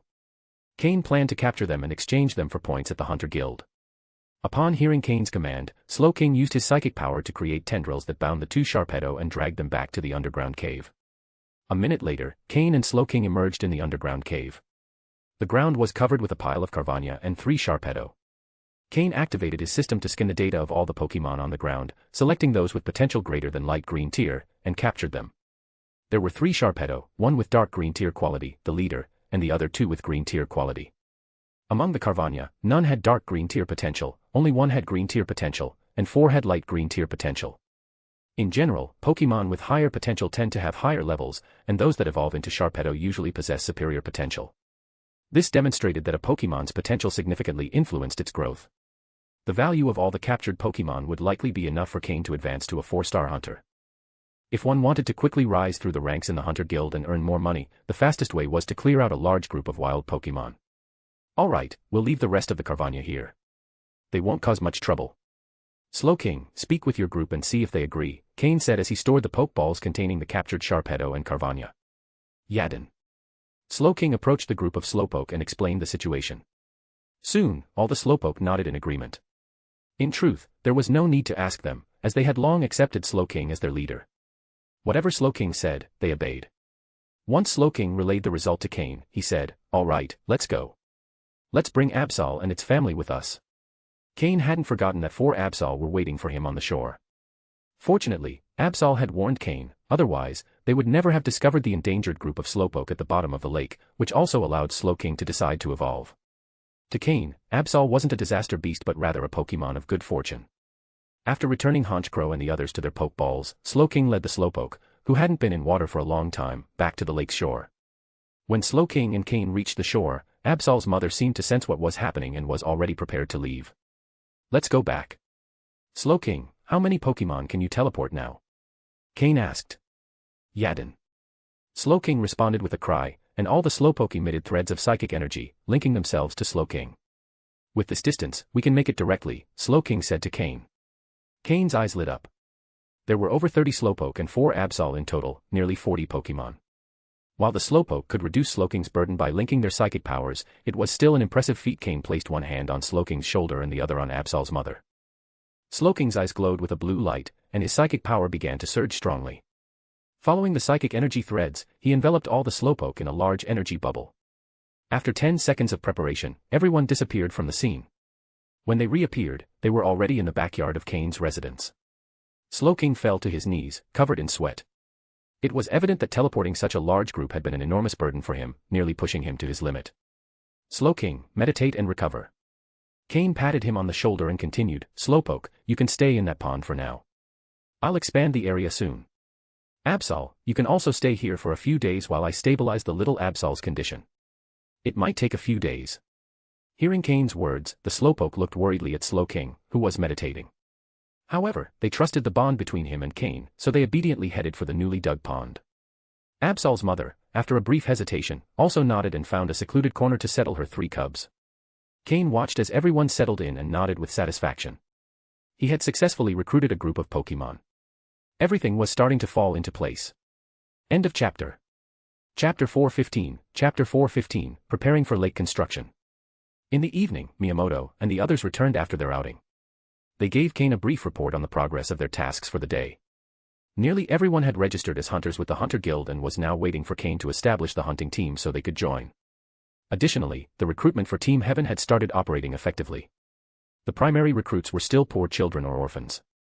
These individuals aspired to become trainers but lacked the opportunity or means to do so. In the Kanto and Johto regions, there was still the possibility of joining Team Rocket. If they survived the selection process, they could become trainers, albeit as members of Team Rocket. Even so, compared to a life of poverty, this was a significant improvement. In the Hoenn region, similar organizations existed, but their recruitment standards were much higher. In Leafy Town, no such organization was present. Previously, the Black Serpent Gang could barely sustain its own expenses, let alone support poor children and orphans. However, Cain was different. By forming Team Heaven, he directly invested several million Pokédollars. This money was primarily used to purchase Pokémon to enhance the combat strength of current members, as well as to acquire Pokémon for new recruits. Of course, Cain also established a set of rules to manage Team Heaven. Only those who passed a proper evaluation could become official members, others would remain as reserves. The Black Serpent Gang's fighters were currently just reserve members of Team Heaven. As for the new recruits, most were external members. Only after passing specific tests could they become formal external members, and after an additional evaluation period, they could become official members. However, the tests for members were not as stringent or brutal as those of Team Rocket. They primarily focused on assessing loyalty. For Cain, loyalty was the main requirement for external members. For official members, they also needed to demonstrate some level of strength. At the very least, they had to possess the combat ability of a Team Rocket official member. Cain delegated all these tasks to Sky, Alec, and Miyamoto. The joint management of these 3 helped avoid many issues and reduced the likelihood of unnecessary situations, such as someone accumulating too much power and threatening Cain's position. Moreover, Cain trusted Sky's loyalty, assigning him the role of supervisor. In just one day, Team Heaven still consisted of the original 6 official members, with Cain making 7. The reserve members totaled 13, all former Black Serpent Gang fighters. 8 external members were also recruited today. They had not yet been assigned Pokémon but were provided with accommodation and food, which helped stabilize them. Cain then handed over all the Wurmple captured earlier to the 3 leaders for distribution to the new recruits as their starter Pokémon. These Wurmple were not particularly valuable, and their potential was similar, but they grew quickly. With sufficient food, they could evolve into Dustox in just over half a month, thereby gaining some combat strength. Once a considerable number of Dustox were available, their collective strength would be quite impressive. At that point, the new recruits would be taught about Pokémon, how to utilize Dustox, and loyalty towards Cain and the team would be instilled. This way, Team Heaven would soon have a solid foundation of members. When the member base reached a sufficient number, some would stand out and be selected to rise in rank, gradually refining Team Heaven's structure. With a successful model like Team Rocket's, there was almost no need to worry about creating a system for Team Heaven. Additionally, the team leaders were also former Team Rocket members, so they were familiar with how the system operated. Cain also provided several Dustox with slightly more strength to be distributed among the Black Serpent Gang fighters as part of their evaluations. Those who demonstrated loyalty to Team Heaven would receive a Dustox. Once their loyalty was verified and their strength deemed sufficient, they could become the first official members of Team Heaven. However, how far they progressed would depend on their potential. After a brief meeting where Cain assigned tasks for the next steps, he dismissed everyone. Those brought from the trial island had shown good performance and loyalty. If given the opportunity, Cain would help improve their strength. Currently, they were strong enough to manage a low-level organization, but after some time, their strength would need to increase. The day came to an end. Team Heaven now consisted of 1 leader, 6 official members, 13 reserve members, and 8 external members. Back in his room, Cain took out his equipment to make poke blocks. Aaron's Pokeblocks needed improvement, and he also needed to create suitable Pokeblocks for the young Absol to enhance its health. At the same time, his Pokemon needed to digest what they had learned from today's battles. In the backyard, Tropius lay on the roof, keeping watch over the area. Since it didn't participate in battles or training, its main task was to guard the surroundings. Cain's Gyarados also had a reduced role. Its task now was to expand the pond, and fortunately, with the addition of a group of Slowpoke, this project had accelerated significantly. Cain had also scanned the Slowpoke with his system. Perhaps due to the presence of the Sharpedo, the weaker and lower potential Slowpoke had been eliminated. The current Slowpoke had, at worst, yellow-orange quality, with the best reaching green quality. Some of these Slowpoke even had high levels. With some training and a shelter, they could evolve into Slowbro. Cain planned to construct a lake in the area, where the Slowpoke would serve as guardians, helping Cain oversee both the lake and the aquatic Pokemon inhabiting it. Soon, Cain finished making the Pokeblocks for the young Absol. He immediately gave one to the shiny Absol. Under the grateful gaze of its mother, the shiny Absol peacefully fell asleep for the first time. By continuing to use these Pokeblocks, the shiny Absol would fully recover. Then, Cain would have a new guardian for the mountain area. End of chapter. Chapter 416, Chapter 416, Planning. Cain then summoned Torchic, Poliwag, and Aaron. During this period, Cain has focused on helping them develop a solid foundation. For example, Torchic and Poliwag's bodies are somewhat weak, and Cain hopes to first strengthen their physical condition before starting more intense training. As for Aaron, while its body has been well trained, after prolonged feeding and battles, it has developed some invisible injuries. Cain has prohibited it from participating in battles or intense exercise for now, as it needs to heal these hidden wounds. Otherwise, it could develop chronic issues that would be difficult to resolve. With the addition of special Pokeblocks containing geocentric cleansing milk, Aaron can recover more quickly and enhance its talent in rock-type moves. Torchic's condition is slowly stabilizing, and the data provided by the system shows that its potential fluctuations are balancing out. However, with the intake of Cain's customized Pokeblocks, these fluctuations are slowly increasing. Once they stabilize completely, it's highly likely that Torchic will reach a deep blue quality. As for Poliwag, its extended confinement in the Hunter Association caused its body to use energy only to maintain daily functions, hindering its growth. Thus, it is the most behind in development among the three Pokemon. However, being a pure water-type Pokemon, it has outstanding talent in that type. For now, the task for the three of you is to strengthen your bodies and recover from any internal or external injuries from the past.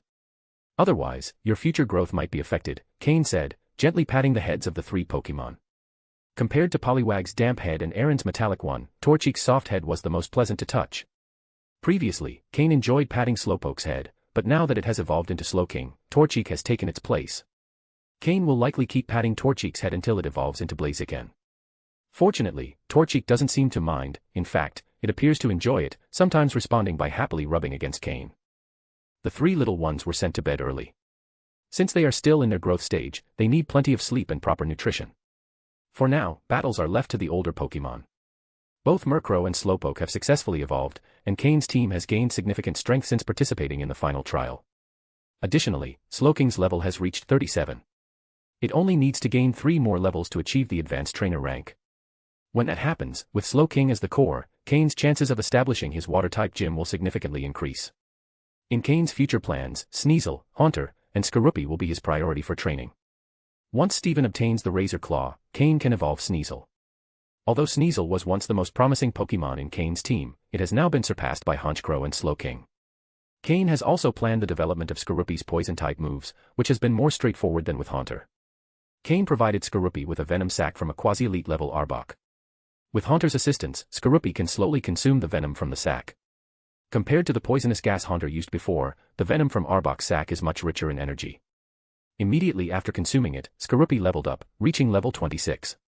Skorupi's level is increasing rapidly and will soon catch up with the other Pokemon on the team.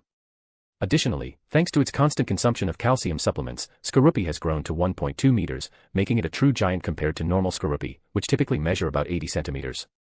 Although some time has passed since Skorupi was born and its bones are stabilizing, the effects of calcium pills will become less noticeable in the future. Even so, a 1.2-meter Skorupi is almost the size of a normal Drapion. When it evolves, it's sure to be an extraordinary Drapion. With the Sniper ability, Skorupi will be a key member of Cain's team. Among Cain's 5 main battling Pokemon, Honchkrow serves as support and a hunter, Slowking as a long-range artillery tower, Haunter specializes in control and attrition, Sneasel is agile and offensive, and Skorupi, upon evolving into Drapion, will be the main defensive and frontline attacker. Its growth is crucial. Otherwise, Cain's Pokémon would have to rely more on guerrilla tactics, as they did when facing Steven's Metang. But if Skorupi grows and evolves before Aaron is ready, it will be the first Pokémon to take on defensive and direct offensive roles. Cain has always considered Skorupi one of his first Pokémon capable of defining a battle. When it evolves into Drapion, it will automatically learn 3 biting moves, allowing it to effectively combat a variety of Pokémon types. Once its Poison-type move development is complete, Skorupi will enter a phase of rapid leveling.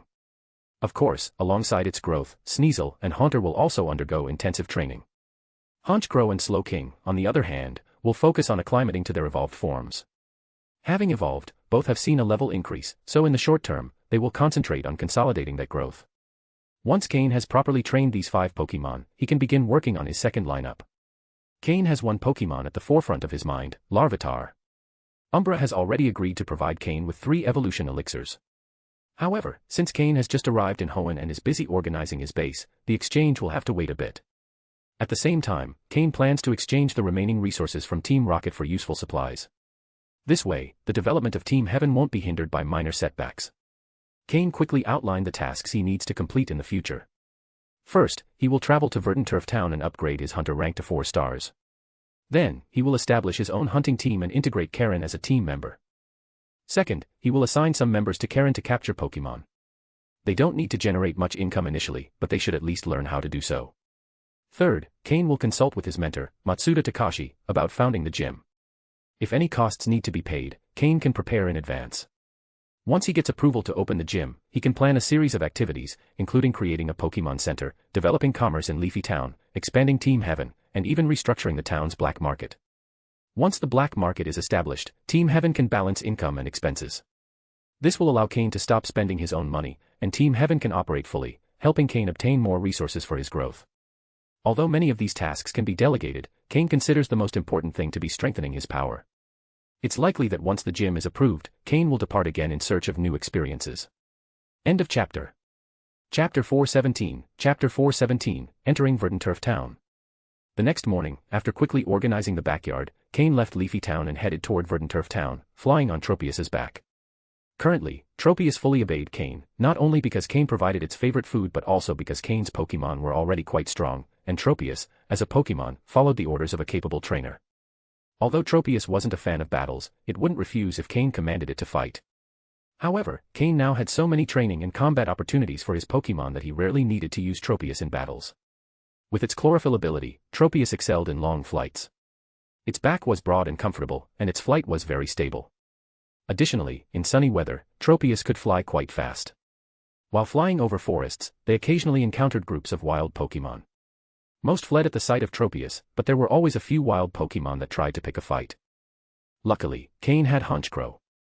Although Honchkrow was at level 34 and Tropius at level 40, the difference in quality between them was significant. Honchkrow, with its deep blue quality, far outclassed Tropius, whose quality was light green. Furthermore, Honchkrow's flying type gave it an advantage over Tropius's grass type.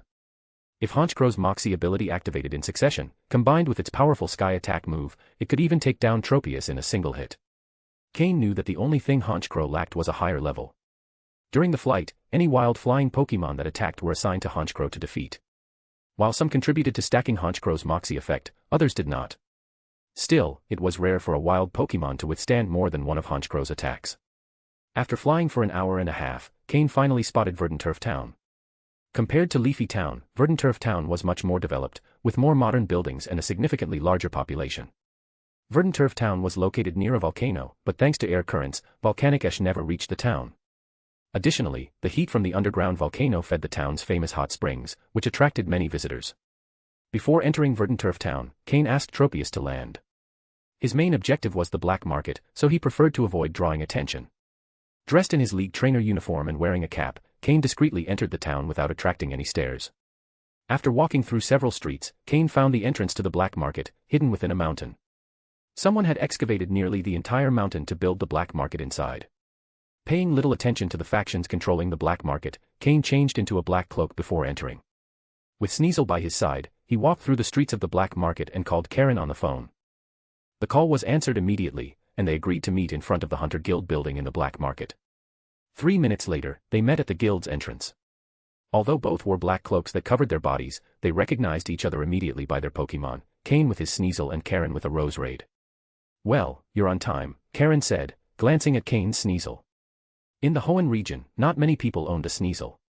In the black market, a Pokémon's origin wasn't as important as the trainer's strength. What truly mattered was power.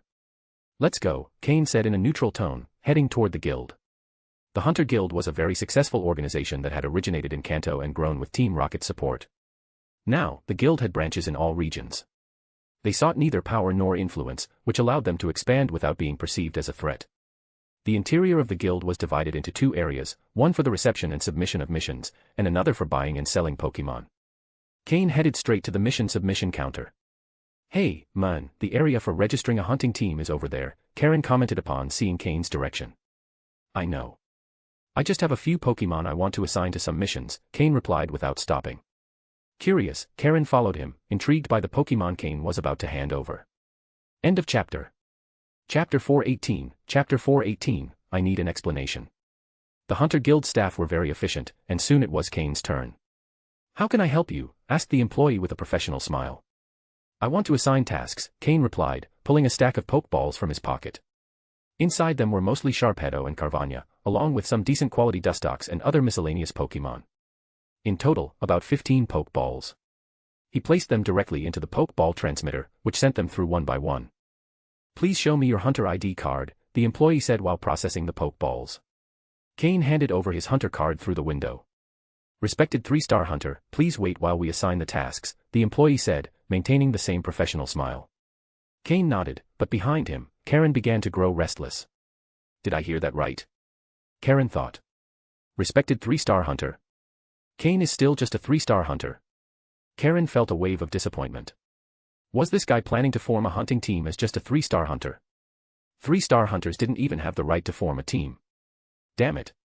This lunatic asked me to be his deputy leader, and he's not even a 4-star Hunter yet. So why did he make me come here? Karen thought furiously. Suddenly, Karen remembered that Cain had mentioned a task involving capturing an Absol, a mission that required being a 4-star Hunter. Wait a minute. Karen thought. That means he never took that mission in the first place. Was I tricked into giving him a free mission? Though the mission hadn't been completed, Cain had used Absol and its offspring to threaten Karen, forcing her to agree to be his deputy. Now Karen felt manipulated, as if the entire thing had been a setup. Karen's expression turned cold.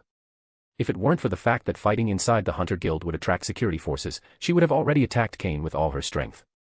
Quietly, she stood behind Cain, waiting for him to finish assigning the tasks. She needed an explanation, and if it didn't satisfy her, she wouldn't forgive him the next time they met. Cain also waited silently, knowing Karen would explode once she realized he was still a 3-star Hunter. But so far, Karen had shown remarkable patience. Cain smirked slightly. She's holding it in, he thought. Soon, the analysis of the 15 Pokémon was complete, and the tasks were assigned based on Cain's rank, maximizing the possible rewards for each. Sir, all tasks have been assigned. Here's the list, please review it to see if any adjustments are needed. The screen displayed the list of captured Pokémon and the assigned tasks. The high-quality Sharpedo still offered the highest reward, not only for its quality but also due to the difficulty of capturing it, as they typically lived in large groups in the ocean. Cain frowned and asked. Why is the reward for the high-quality Sharpedo so similar to that of the medium-quality Sharpedo? The employee nodded politely and explained. Because your Hunter rank is 3 stars, the higher rewards for capturing Sharpedo are limited. If you were to ascend to 4 stars, the reward would be significantly higher. Cain quickly understood. It all came down to his Hunter rank. Assign tasks for the other 14 Pokémon.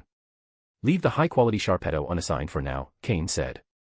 Of course, one moment please, the employee replied, assigning tasks for the remaining Pokémon. Gradually, the tasks disappeared from the list, indicating they had been completed and the rewards transferred to Cain's account. Sir, all tasks have been completed. You have earned a total of 4.6 million Hunter points and 4.6 million Pokedollars. Additionally, your total Hunter points have reached 10.1 million. Congratulations on ascending to 4-star Hunter. Here's your badge, said the employee, handing Cain a golden star. With 2 green-quality Sharpedo, each worth around 2 million, plus the other 14 Pokémon, Cain had accumulated enough to ascend. He accepted the star and put it away. Now assign the task for the high-quality Sharpedo, Cain said. Now a 4-star Hunter, the reward for the high-quality Sharpedo was updated. The screen displayed a reward of 2 million Hunter points and 2 million Pokedollars, the appropriate amount for a superior quality Sharpedo. Cain assigned the Sharpedo's task and sent the Pokeball. Though Sharpedo was strong, it could only fight effectively in water. Cain preferred to sell it rather than train it for land battles, where it would be less efficient. It would likely end up in some millionaire's aquarium as a luxury item. In total, Cain earned 6.6 million hunter points and 6.6 million poke dollars, and he ascended to 4-star hunter status, granting him access to higher value tasks in the future. Cain pocketed his ID card and stood up. Karen, who had been waiting, followed him to a secluded table. They both sat down. "I need an explanation," Karen said in a cold voice. End of chapter. Chapter 419, Establishing the Hunting Group. Cain heard Karen's words and immediately burst into laughter. Karen, hearing Cain laugh, opened her eyes wide and prepared to leave. However, Cain stopped laughing just in time, preventing Karen from walking away. "All right, I'm done laughing. Well, as you've just seen, I've now become a 4-star hunter. The last time I found you was purely a coincidence, but I must thank you," Cain said. He truly had to thank her because, if it weren't for her luck, he probably wouldn't have encountered the 4 Absol. He wouldn't have entered the deep lake in the forest, and Slowpoke wouldn't have found its pack, successfully evolving into Slowking. Moreover, Slowking obtained the impressive piece of equipment, leadership. Perhaps all of this was thanks to Karen. Even if Cain had been lucky enough to find Absol's mother, she would never have led him to her den or allowed anyone with ill intentions near her offspring. Because upon seeing Absol, Cain's first thought would have been to capture her, either for personal use or to complete a mission at the Hunter Guild. Karen stared coldly at Cain, waiting for his next words. "But you can't deny that what I told you earlier wasn't wrong. You really need to join an organization to grow faster, don't you? Even if you had found Absol, you probably wouldn't have chosen to capture her at that moment, right?" Cain said calmly. "And now I'm a 4-star hunter. I can officially form my own hunting group. There isn't much difference from what I told you before, is there?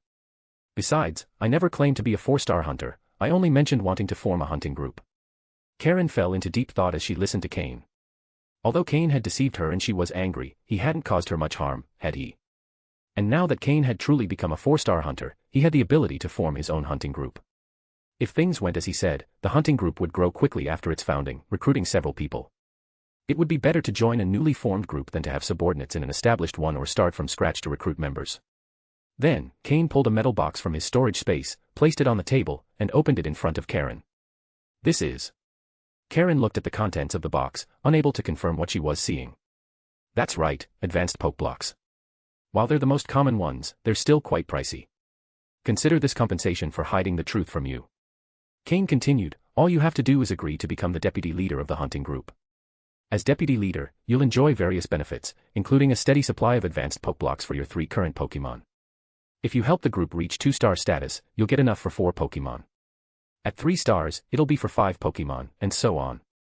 When you reach 6-star hunter status, I can have custom poke blocks made for you based on your specific needs. That's the perk of being the deputy leader. Of course, any reward comes with responsibilities. The most important thing is not to betray me, or I'll hunt you down no matter where you hide. Believe me, I have the means to do so. All you need to do is help develop the hunting group with determination. My ultimate goal is to be a leader who doesn't have to do much work. But if there's ever a tough mission or a Pokémon you can't handle, come directly to me." Cain laid out his terms plainly. Karen fell back into contemplation. Looking at the box full of advanced poke blocks, her mind began to waver. She couldn't deny that the advantages Cain was offering were highly tempting to her. After all, as a lower-class trainer, she didn't have access to a specialized breeder to make custom poke blocks for her. She didn't even have the money for it, let alone the necessary status. Even common advanced poke blocks were only affordable for her Rose Raid. Her other Pokémon were still fed medium-level poke blocks. Moreover, she needed more funds to train her Pokémon or find others with greater potential. She couldn't let her power stagnate. Cain didn't rush her. He simply crossed his arms and waited patiently. 10 minutes later, as if she had made a decision, Karen leaned over the table, looked down at Cain, and said, "Fine, I'll accept being the deputy leader of your hunting group. Just make sure you keep your word." Cain smiled and pulled 2 more boxes from his storage space, placing them in front of her. "Here are 2 additional portions of advanced poke blocks. Each box has enough for 2 months. When you run out, contact me. Now, let's go register the hunting group." Cain stood and headed for the registration counter. Registering a hunting group was similar to registering as an individual hunter. Once a hunter reached 4-star status, they could register their group for free. The difficult part was recruiting people, but Cain had a simple plan, he only needed Sky and the others. Cain chose a simple name for the group, Heavenly Hunting Group, which earned some complaints from Karen. The two reappeared at the Hunter Guild entrance, but this time, in addition to the 4 stars on their badges, they had the hunting group's emblem on their right shoulders.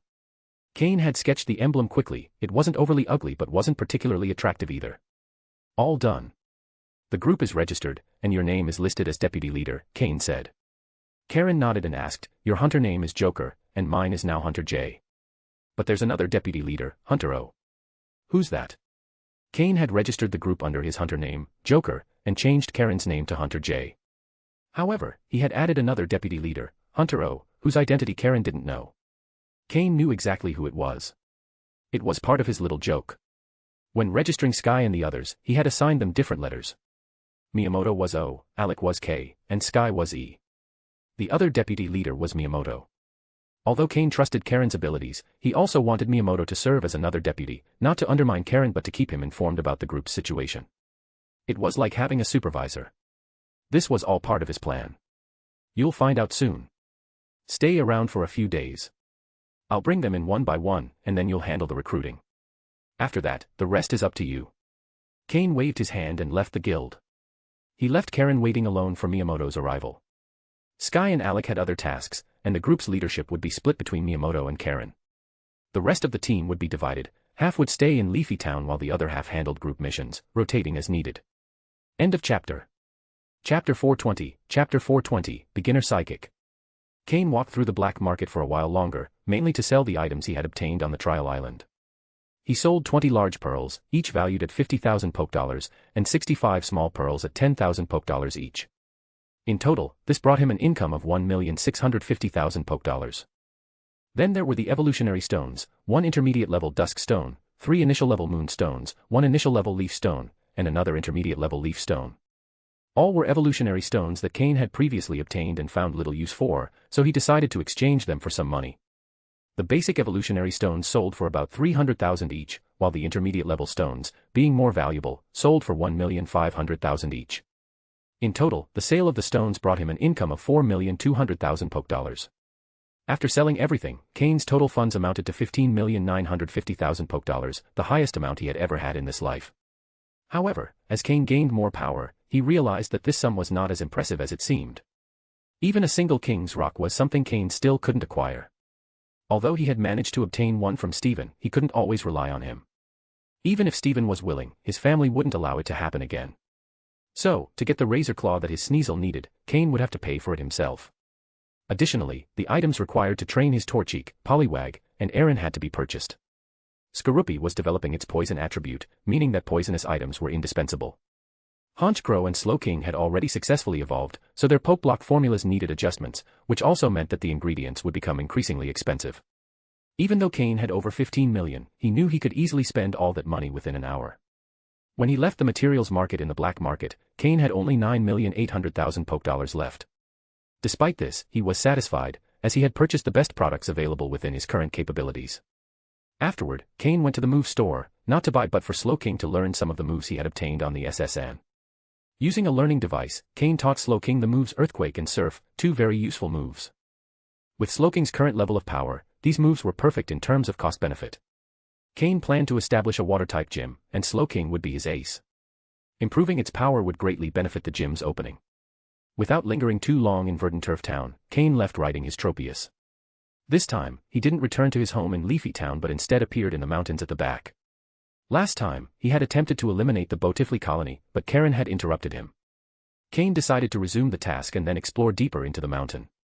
It was evident that in such a vast forested area, there wouldn't just be a few groups of Pokemon. He released Skorupi, which stood at 1.2 meters tall, Sneasel at 1 meter, and Slowking at 2 meters.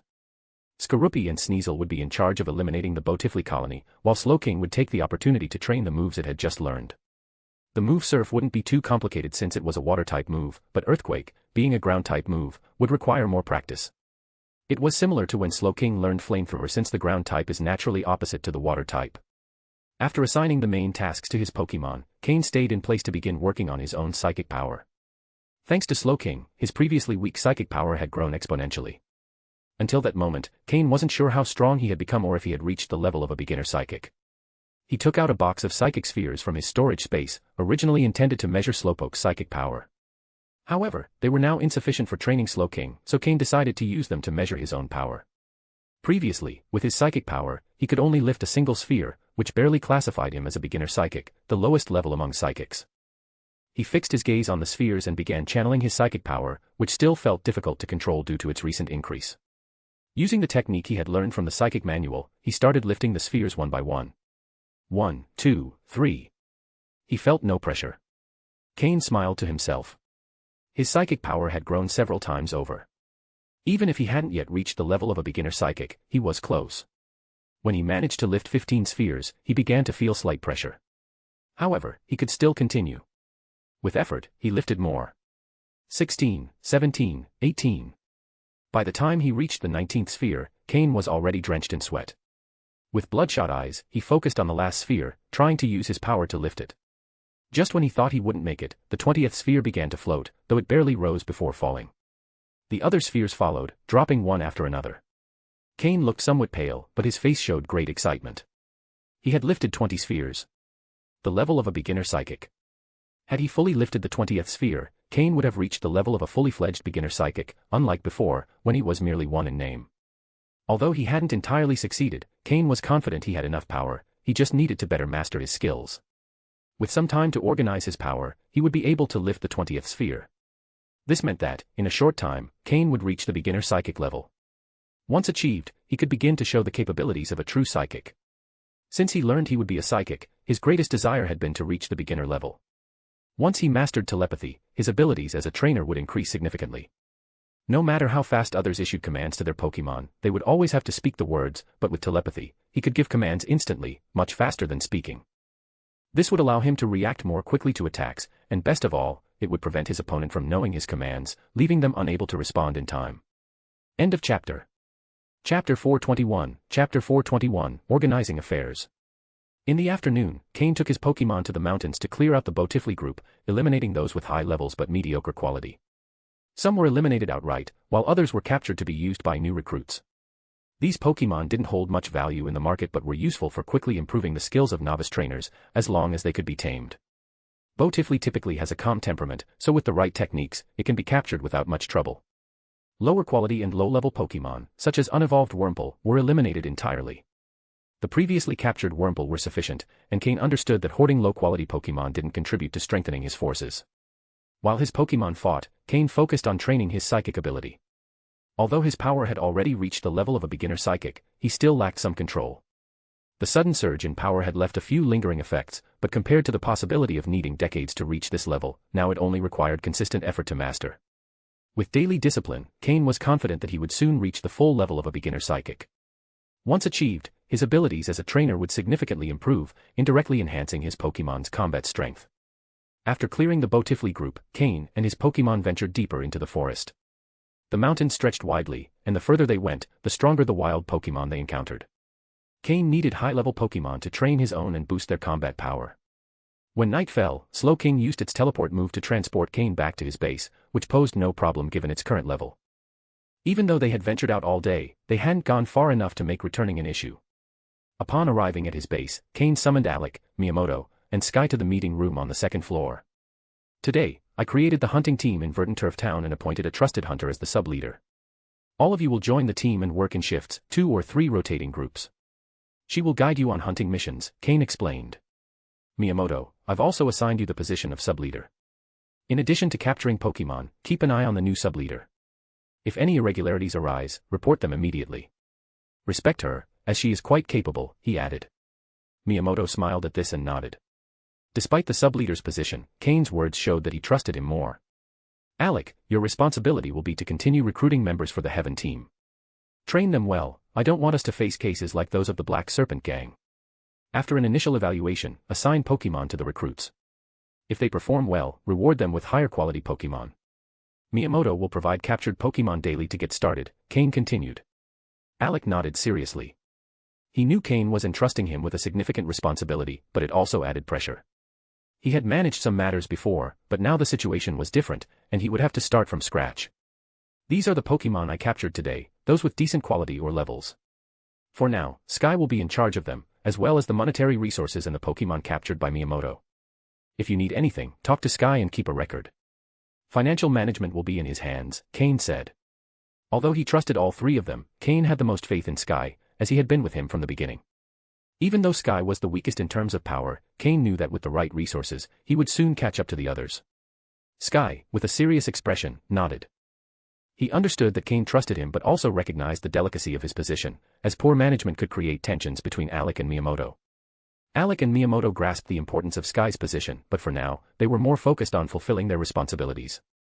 Power struggles would come later, once everything was stabilized. Have the mayor and his son shown any suspicious behavior? Cain asked. Alec stood up to respond. So far, there haven't been any problems. The mayor's son has noticed that some people have disappeared, but they were solitary individuals. We had Viper and his team patrol the streets to keep up appearances, so no suspicions have been raised. As for the Void organization in Mobile City, though it's far away, the time is approaching for the Black Serpent gang to pay them. We're not sure how to handle this, so we're waiting for your instructions, Alec explained. Void. Cain murmured, referring to that organization. It was said that the leader of the Void group was at a quasi-elite level, meaning he was on par with a senior officer of Team Rocket. Cain wasn't ready to face him yet. However, he wasn't overly concerned, as any confrontations would likely be with a subordinate. For now, don't provoke the Void group. Instruct Viper to pay what they've always paid, no more, no less. Once we've fully stabilized Leafy Town, we'll deal with them. If Viper handles the situation well, tell him I'll make him an official member, Cain concluded. End of chapter. Chapter 422, Chapter 422, Contacting Old Matsuda. Currently, the Heaven Team, a division of Team Rocket, is still primarily composed of Cain and his 6 companions. There isn't a clear hierarchical structure yet, but once Cain manages to formalize this division, the rules will be implemented officially. For now, the current members, once the regulations are established, will at least hold mid-level management positions. This is something Viper likely understands, which is why he will put great effort into his work. Although Viper was third in command in the Black Serpent gang, compared to what the Heaven Team represents now, there's no comparison. Be it in power, management methods, or resources, the differences are evident. Viper is not someone lacking in vision, otherwise, Black Serpent wouldn't have entrusted him with important tasks. He can clearly see that Cain has a serious interest in Leafy Town and senses something extraordinary about Cain and his team. Moreover, Leafy Town might just be the beginning. Therefore, the title of official member holds far greater value than it appears. Understood. Alec responded before sitting down. The meeting mainly focused on the creation of the hunting team and future tasks for each member. It's clear that the basic structure is already in place, but filling this structure with flesh and blood will take time. I'm going to organize the backyard. No one should go near it, and it would be wise to build a wall between the yard and the main house. There are things that need to be handled carefully, Cain ordered. Everyone nodded seriously. From now on, the backyard would essentially be Cain's private zone. While no one would approach it without his permission, there's always the possibility of someone curious or with ill intentions. It's not that Cain fears anyone seeing something, his Pokémon are strong enough. Rather, he seeks to have a private space to keep his Pokémon. Until now, Cain always carried all his Pokémon with him. While this fosters a strong bond, it's not always necessary. Many trainers prefer to leave some of their Pokémon in training centers. After all, as the number of Pokémon grows, it's impractical to release 20 or 30 at a time just for a meal, that would take all day. Cain would prefer to have a space like the unnamed island he discovered in the sea, which has the perfect environment for his needs. However, that's not feasible for now. Additionally, with the establishment of a gym in Leafy Town, security will increase significantly. Perhaps, both the underworld and the visible power of Leafy Town will soon be under Cain's absolute control. If this were ancient times, Cain would be like the feudal lord of the region. After the meeting, Cain quickly withdrew.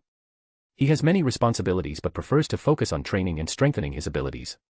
He likely won't get directly involved again until it's time to establish a black market in Leafy Town or officially set up the gym.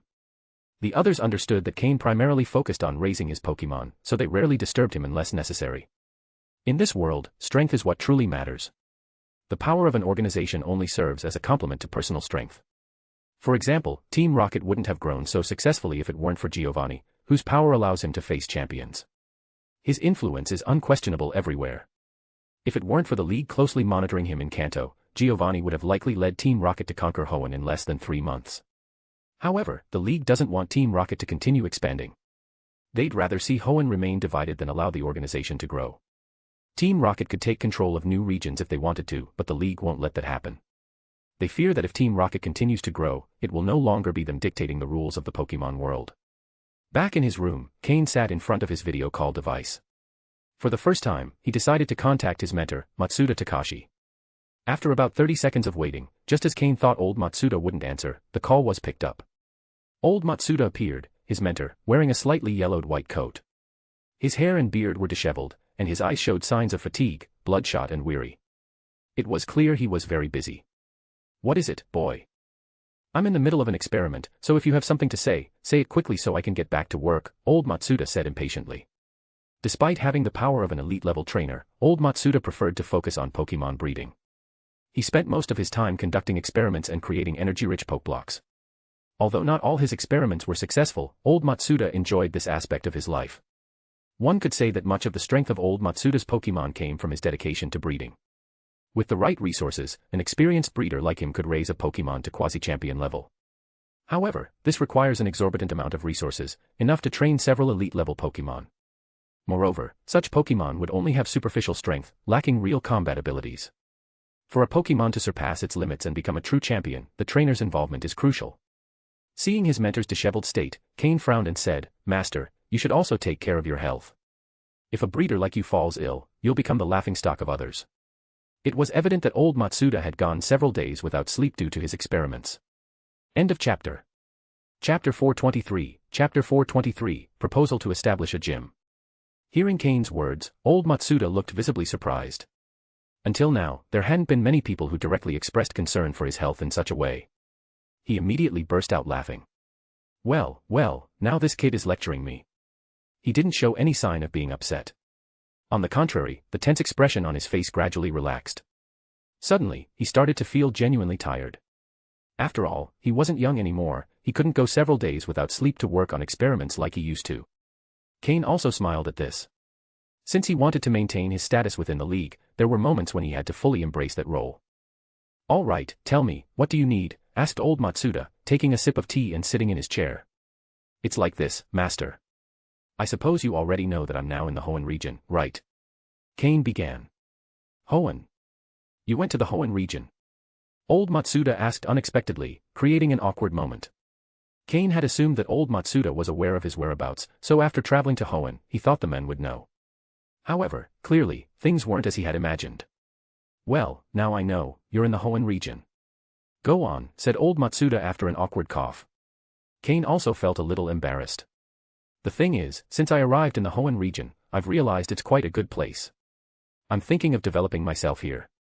Recently, while exploring the region, I came across a small town with a great location and environment. I bought a house there with the intention of settling down. After going around the town a few times, I discovered that its facilities and development are quite behind, so I'd like to contribute to its growth. After thinking about it for a while, I believe the best way to help would be by establishing a gym in this place." So. Before he could finish, old Matsuda interrupted him. "Wait a moment, are you saying you want to open a gym in a small, underdeveloped town in the Hoenn region? Are you sure?" Old Matsuda almost spat out his tea in surprise. "Yes," Cain replied with a nod. "If you want to open a gym in the Hoenn region, why not enter an official league tournament? Those who place in the top 3 can open gyms and choose their region. Besides, security in Hoenn is somewhat unstable, and the league wants to strengthen its control," old Matsuda suggested. "If I could open a gym by participating in a tournament, I wouldn't be asking you for this," Cain thought. Although Cain was confident he could secure a spot among the top 3, the problem was that there weren't any tournaments at the moment, and the next one was scheduled for 3 months later. Cain had returned to the world just 3 months ago, and waiting another 3 simply wasn't an option. "Master, what I mean is that I don't want to wait that long. The next Hoenn region tournament is at least 3 months away, and in that time, I could make significant progress." Old Matsuda observed Cain's earnest expression and appeared deep in thought. He knew Cain had great potential, and wasting so much time waiting didn't seem right given his age. In truth, the Hoenn region, having been integrated into the league later, held tournaments to establish gyms. In Kanto or Johto, the gyms were already complete, and opening one wasn't as straightforward. In the major cities of Hoenn, the gyms were also occupied, but in some small towns, there were still no gyms, which is why these tournaments were still held, albeit less frequently. "Why do you want to open a gym in Hoenn?" "While you can do so there, the league has been heavily regulating things lately. If you were to go to the Unova or Sinnoh regions, I could talk to some contacts, and you could open a gym directly," old Matsuda suggested with some concern. Cain knew old Matsuda was right, but Hoenn was Team Rocket's primary target, and the Unova and Sinnoh regions were too far away to receive support. Even if he established a base there, it would be difficult to expand from such a distance. I have some friends in Hoenn. If I move to another region, I'd probably be alone, Cain explained. Hearing this, old Matsuda suddenly remembered Stephen, Cain's friend. His eyes lit up, and he said, if you can rely on Stephen's help, it might be easier. Could you persuade him? Persuade Stephen. Cain knew that just by mentioning it, Stephen would agree. But he didn't want to take advantage of their friendship like that. Although he appreciated Stephen's help, he preferred for both of them to benefit from Leafy Town's development so they could gain something in return for their past cooperation. However, regarding the gym's construction, he didn't want to bother Stephen further. Cain sighed internally. Although old Matsuda had some status within the league, he wasn't part of the administration and couldn't intervene much. He would have to look for other friends who could help, but that would mean owing them favors. Old Matsuda also reflected on the possibility of helping Cain with this matter. Although it wouldn't be impossible, the price would be high. He might have to donate some of his experimental advances to the league, which would be a great sacrifice. Hearing Cain's proposal, old Matsuda said, "Oh. What kind of contribution could you make?" He was curious about what Cain might offer the league. However, he had already made a decision in his mind. If Cain couldn't find another way, he'd be willing to sacrifice one or two of his advancements and, with a bit of shamelessness, ask some old friends for help. After all, Cain was his first disciple, and likely the last. If this was the first time Cain was asking him for something, he wanted to help him. Finally, Cain responded after a brief silence, "What if I discover a new evolution method for a Pokémon?" End of chapter. Chapter 424, Chapter 424, Preparations for the Breeder Examination. A new evolution method for Pokémon. Old Matsuda's expression was one of astonishment. Yes. Cain nodded and continued, "I've discovered a new way for a Pokémon to evolve. This Pokémon has been known for a long time, but the method of its evolution remains unknown." "Which Pokémon?" "Slowking," Cain replied. "Slowking. You know how Slowpoke evolves into Slowking?" Old Matsuda's expression grew serious. Discovering a new evolution method for a Pokémon was no simple feat. Many renowned Pokémon researchers spend their entire lives without uncovering such a breakthrough. Only a few researchers who specialize in Pokémon studies can access or discover this kind of information. I discovered it by chance. Although the circumstances were somewhat special, I believe Slowking can only evolve under specific conditions. My Slowpoke evolved into Slowking right in front of us, Cain explained. He then pulled out a Pokeball and called out Slowking. There was no other choice. Using the information on how Slowking evolves as leverage to secure the opportunity to open a gym seemed like a fair trade to Cain. After all, even if he didn't share it now, someone else would eventually investigate and uncover it in a few years. It was better to claim the credit early. Yadin. Slowking appeared but already knew what Cain was planning while inside the Pokeball. Upon emerging, it simply let out a calm sound. If there was a Pokémon of Cain's that stood out as the smartest, it would undoubtedly be Slowking. Although it appeared composed on the surface, after evolving into Slowking, it exuded an air of confidence that made it impossible for anyone to see it as foolish. It really is Slowking. Old Matsuda's eyes lit up as he observed Slowking standing behind Cain. He had heard of Slowking but had never seen one in person. He hadn't expected his disciple to have raised one. Old Matsuda knew Cain owned a Slowpoke, but he hadn't expected that the calm Slowpoke would evolve into a Slowking. The entire presence of the Pokémon was now completely different. How did it evolve? Never mind, don't tell me for now. If you've truly discovered the evolution method for Slowking, then there's more room for negotiation, old Matsuda said, initially intending to ask but ultimately deciding against it. After all, it was his disciple's achievement, so it would be better for Cain to present it himself. Here's what you should do: find time to go to Saffron City in the Kanto region, visit the Breeders' Guild branch there, and pass the intermediate breeder examination. After that, I'll introduce you to someone. Submit your findings to that person and explain exactly how Slowking evolves. If they approve of your results, your reputation will grow significantly. You'll become the youngest intermediate breeder in the league and the youngest Pokémon researcher to discover an evolution method. With these credentials, you'll be able to apply to open a gym in the Hoenn Region League. I'll then reach out to some old friends to pull some strings, and there shouldn't be any issues. Old Matsuda explained his plan, which seemed to be the most reasonable and stable approach at the moment. Cain considered old Matsuda's words and thought they made a lot of sense. But if he went through with this, he would likely be in the league's spotlight for a while. During that time, he would need to hold back a bit when it came to matters involving underground forces and the Hunter team. And the person old Matsuda wanted to introduce him to was also in the Kanto region, someone whose words carried significant weight. Could that person be Professor Oak, the most famous and accomplished Pokémon researcher in the Kanto region? If it was him, Cain thought he would be quite reliable. Given Professor Oak's status within the league, few people would question his opinion. Not only because of his Pokémon knowledge but also due to his strength, which was undeniably high level in the Kanto region. Professor Oak had been Kanto's champion but had stepped down quickly. If he hadn't, he would still hold the position of champion. He was the most qualified person to occupy the champion role in the Kanto region. But like Cain's master, he had no interest in power, which pleased the league administration since it meant no one was exerting control over them. That's why the champion position in Kanto remained vacant. All right. I'll head to Saffron City in the Kanto region in a couple of days. Will you come with me, master? Cain accepted the proposal. Old Matsuda waved his hand dismissively and said, I won't go. Once you arrive at the Breeders' Guild branch in Saffron City, just take the exam. After you pass, I'll tell you where to find that person. We'll discuss the next steps once you finish the evaluation.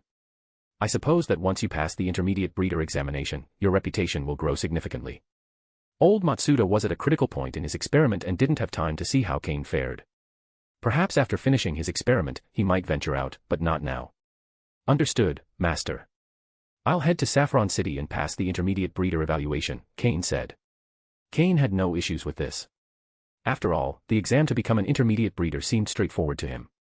If not for the fact that becoming an advanced breeder at his age would be too surprising, Cain could take the advanced breeder evaluation right now. Although the breeder role required a great deal of knowledge, the most critical aspects were Pokemon expertise and crafting Pokeblocks. Haha, so confident. Did you read all the material I sent you? Old Matsuda laughed, seeing Cain's confidence. Of course, I read everything and memorized it. Master, you can test me anytime. Good. I'll ask you a few questions. If you don't pass the intermediate breeder exam, you'll make me lose face.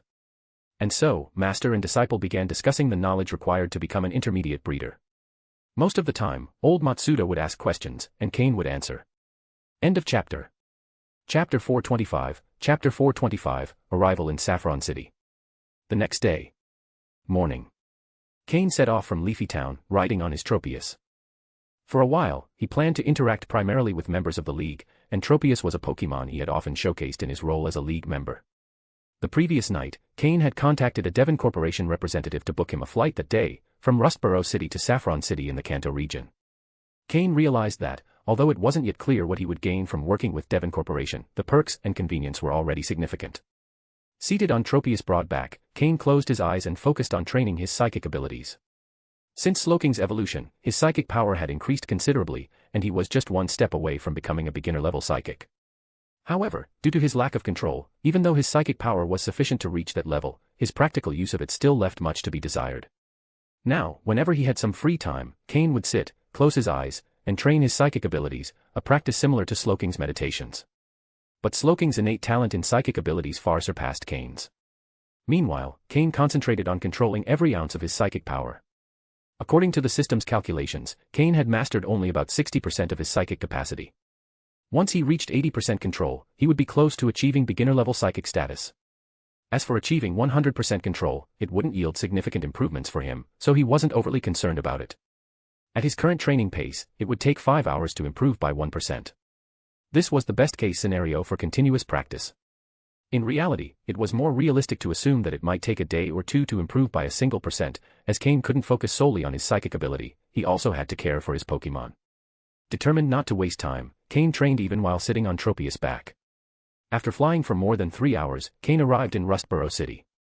The previous day, he had also called Steven.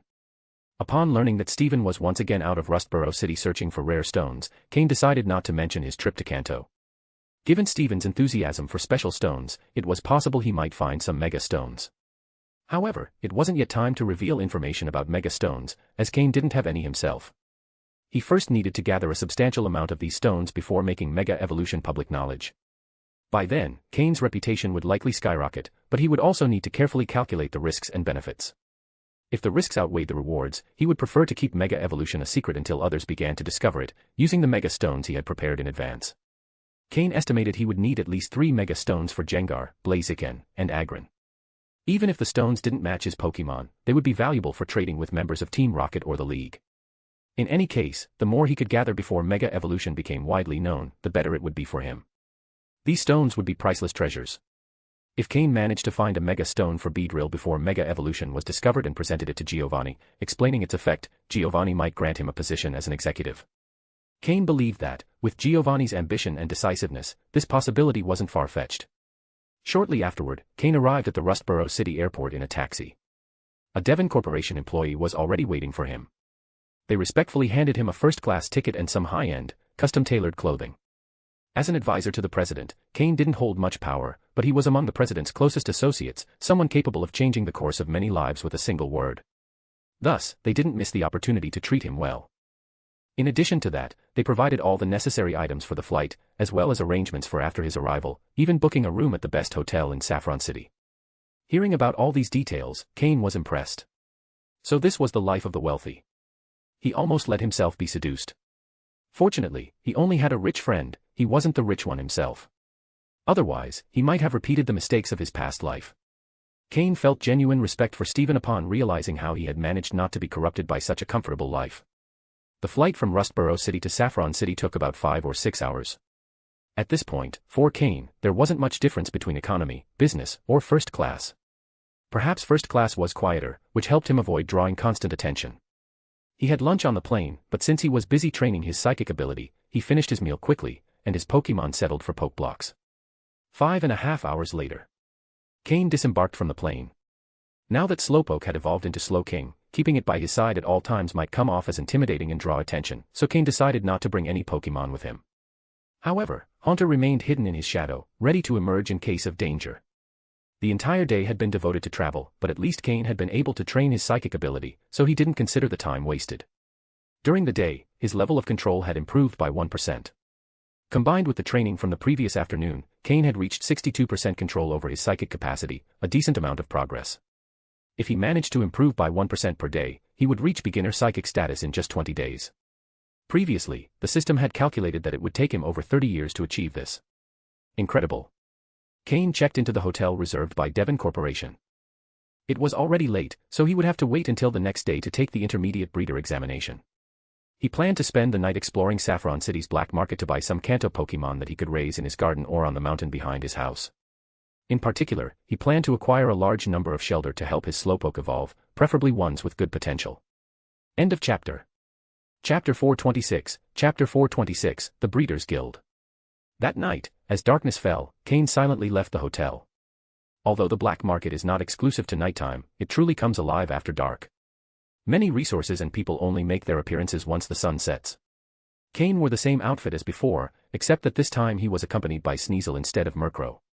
With Cain's current strength and Sneasel's combat prowess, many people in the black market streets preferred to steer clear when crossing paths with him. After all, these were individuals living on the edge of danger, and they had a keen sense for detecting threats. Cain headed directly to the Pokémon exchange area of the Hunters Guild. He had accumulated a large number of Hunter points, and exchanging them for basic Pokémon didn't require many points. Under the astonished gazes of the guild workers, Cain exchanged for a substantial number of Water-type Pokémon. 10 Psyduck of varying quality, ranging from dark yellow to light green. He exchanged a few more Poliwag, obtaining a total of 20. Tentacle, Magikarp, Goldeen, Krabby, and Staryu, he acquired 10 of each. The largest amount was Shelder, of which he obtained 30. Moreover, Shelder had the highest average quality among all the Pokémon he exchanged for. As for Seal and Horsia, which were slightly more valuable, he only exchanged 5 of each. In total, he spent 5 million Hunter points. Fortunately, the Pokémon had relatively low quality and levels, so they weren't too expensive. If he had exchanged for high-quality Pokémon, 1 or 2 might have depleted all his points. His current priority was to enrich the variety of Water-type Pokémon in his lake. As for their quality, as a breeder, he could improve it through selection and adjustments over time, though it would require more patience. Many of the Pokémon in the lake would be available for capture by others, as long as they paid a fee. He planned to build a lake with a wide diversity of aquatic Pokémon from various regions, which would not only enhance the fame of his gym but also attract more travelers and trainers to Leafy Town. However, it was a monumental project. Without the Hunters Guild, Cain could never have completed it on his own.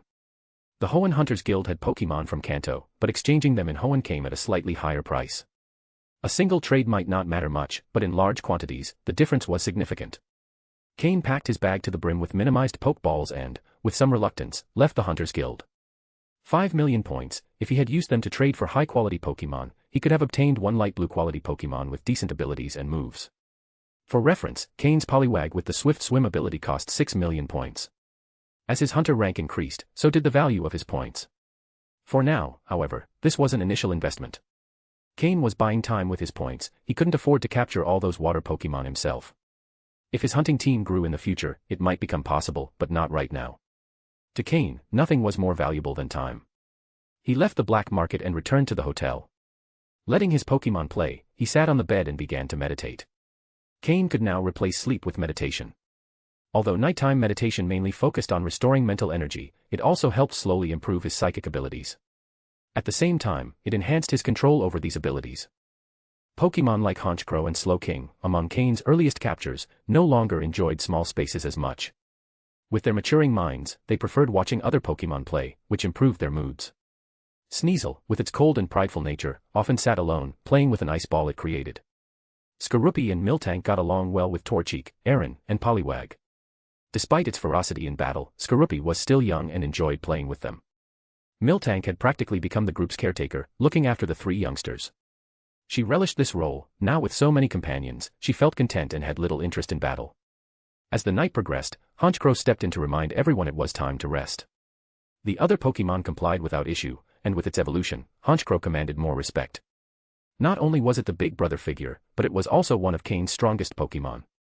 Additionally, it had always been a leader, so the others respected it. The night passed quietly, as usual. Morning. At the Breeders' Guild branch in Saffron City.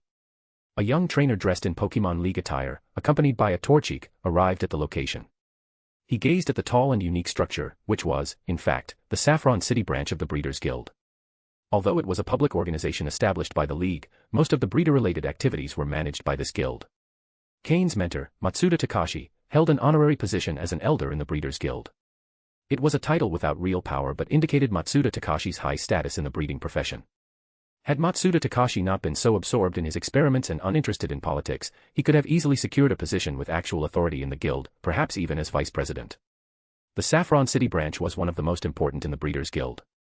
The guild's headquarters, like the League's, was located on Mt. Silver, right next to the League's headquarters. This highlighted the guild's high status as a public organization. After all, breeders were an invaluable resource for the Pokémon League. They were one of the key reasons the League had grown so much. The Breeders' Guild, along with the Pokémon centers run by the Joy family, the police stations run by the Jenny family, the League's research officers, and the city gyms, formed the 5 main components of the League. One of the reasons the League was structured with a champion and the Elite Four was precisely because it consisted of these 5 parts. Aside from the champion overseeing the research officers and other general aspects, each of the Elite Four managed one of these key components. End of chapter. Chapter 427, Chapter 427, Participating in the Evaluation. Cain briefly observed the Breeders' Guild building in Saffron City before stepping inside. As with other League organizations, identity verification was required to enter the Breeders' Guild. After showing his League ID card to the guard, Cain was granted access to the guild building. The place was bustling with activity. The Breeders' Guild was not only home to breeders but also frequented by many League trainers. Some trainers needed Pokeblocks and often came here to purchase them. Stronger trainers would visit the guild to order custom-made Pokeblocks from advanced-level breeders. Of course, these custom Pokeblocks came with a high price tag that not everyone could afford.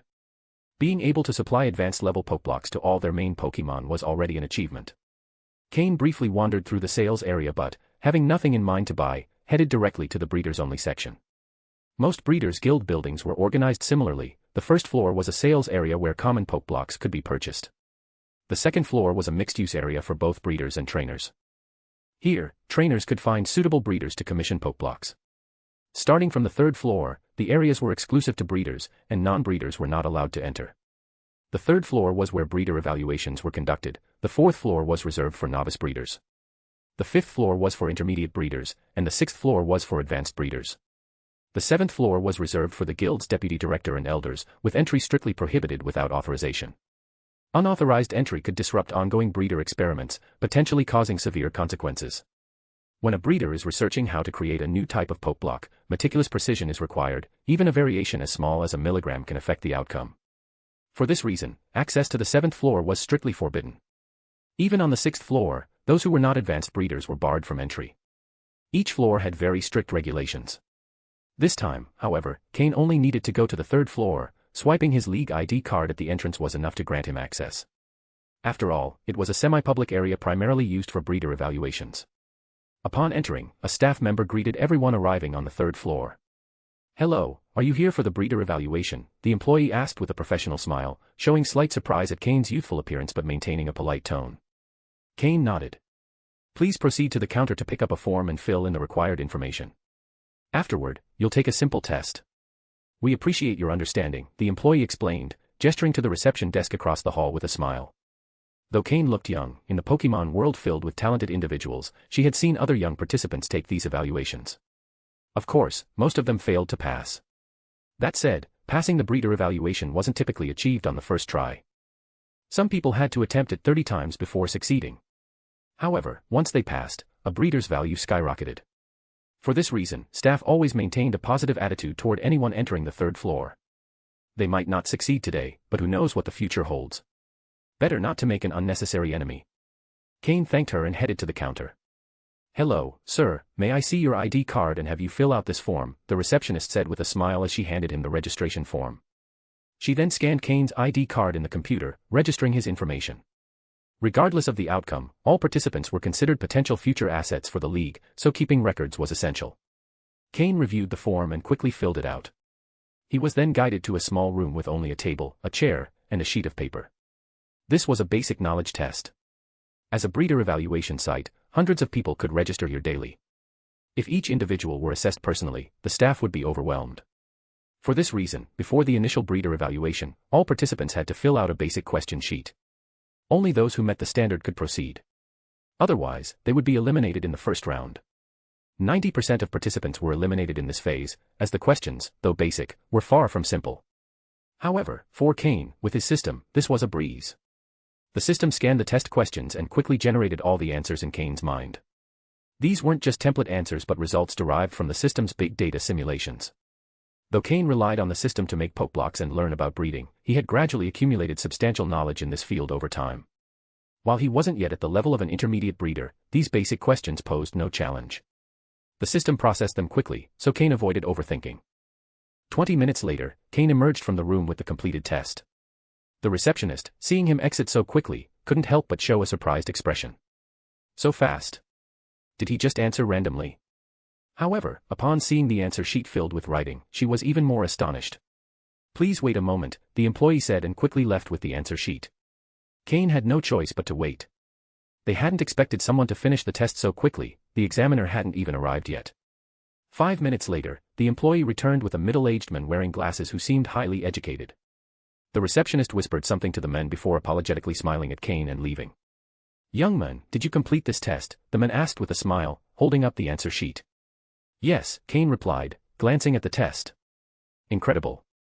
At such a young age, having such a deep understanding of the fundamentals of breeding is truly impressive, the man said, looking at the sheet filled with answers, admiration evident in his tone.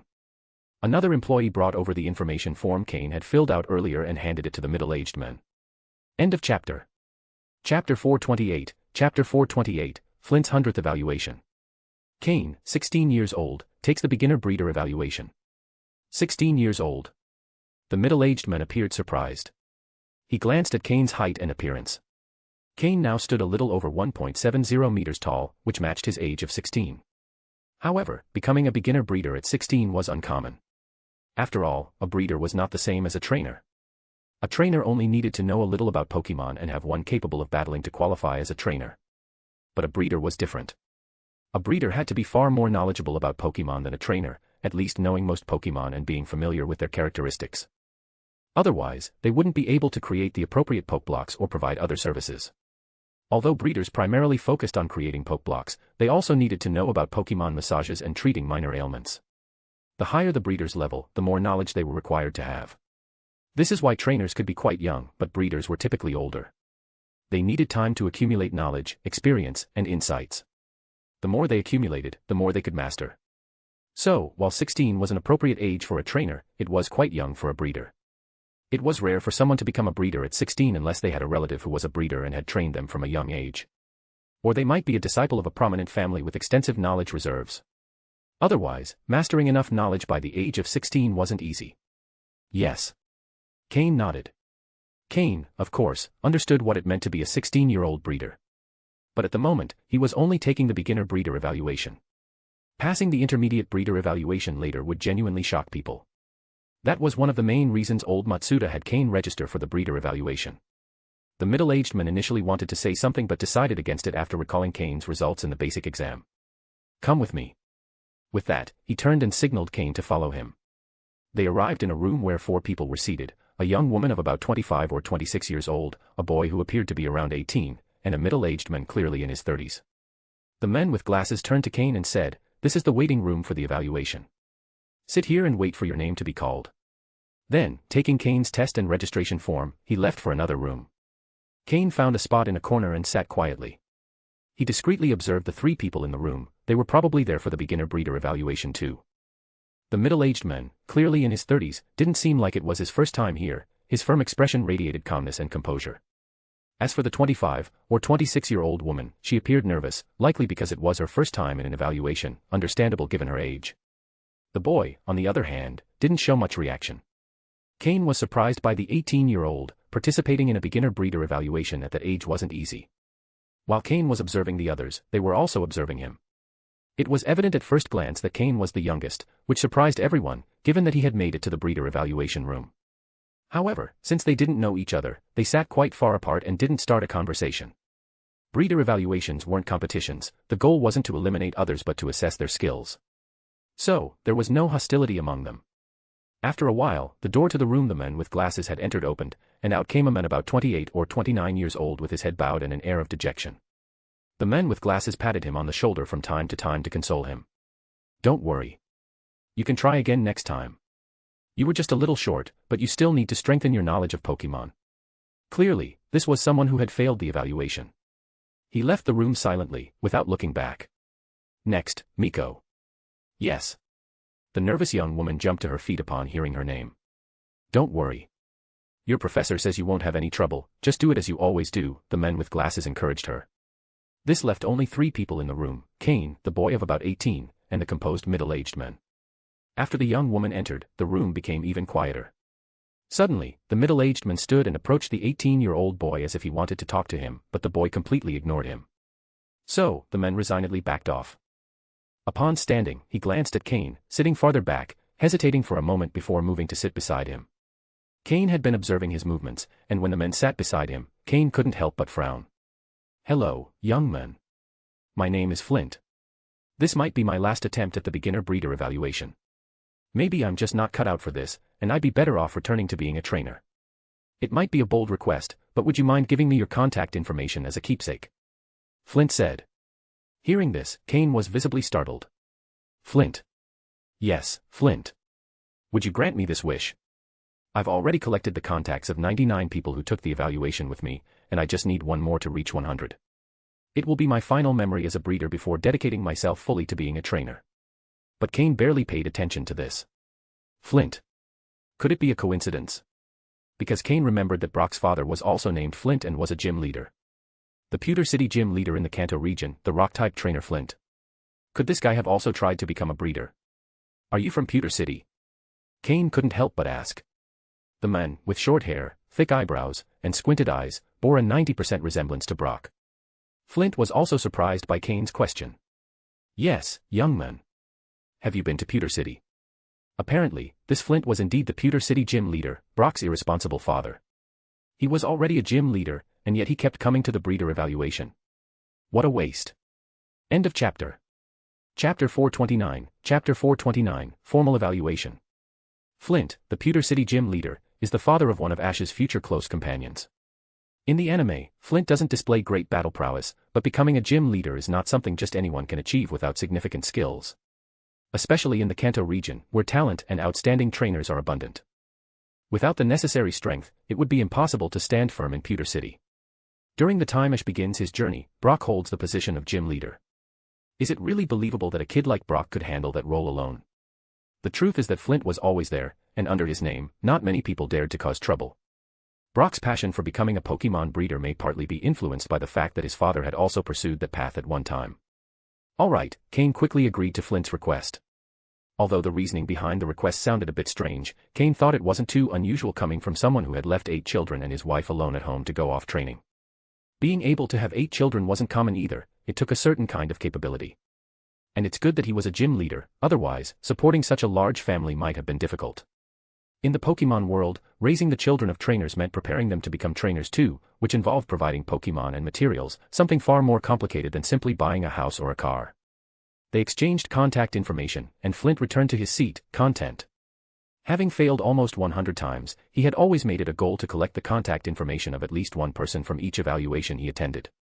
After a while, Misako, who had entered earlier, came out of the evaluation room happily, indicating she had passed the test. Instead of leaving, she sat back down, waiting for the others to finish, now wearing a proud expression. Next, Flint. An old friend, the bespectacled middle-aged man joked. Flint greeted the others in the room and entered with a smile. Half an hour later, Flint emerged with a bitter smile, indicating he had failed once again. Cain understood Flint's situation and knew why he hadn't passed the beginner breeder evaluation. As a gym leader, Flint had no issues with Pokémon knowledge, the real obstacle was his hands. Flint had trained with his rock-type Pokémon for many years, which had given him great physical strength. Despite adjusting his training later, the initial effects remained, making it difficult for him to perform the precise procedures required for crafting Pokeblocks. Flint appeared slightly disappointed but recovered quickly. Having failed so many times, he was used to it, and as a gym leader, he had great mental fortitude. He sat beside Cain, and they began to chat.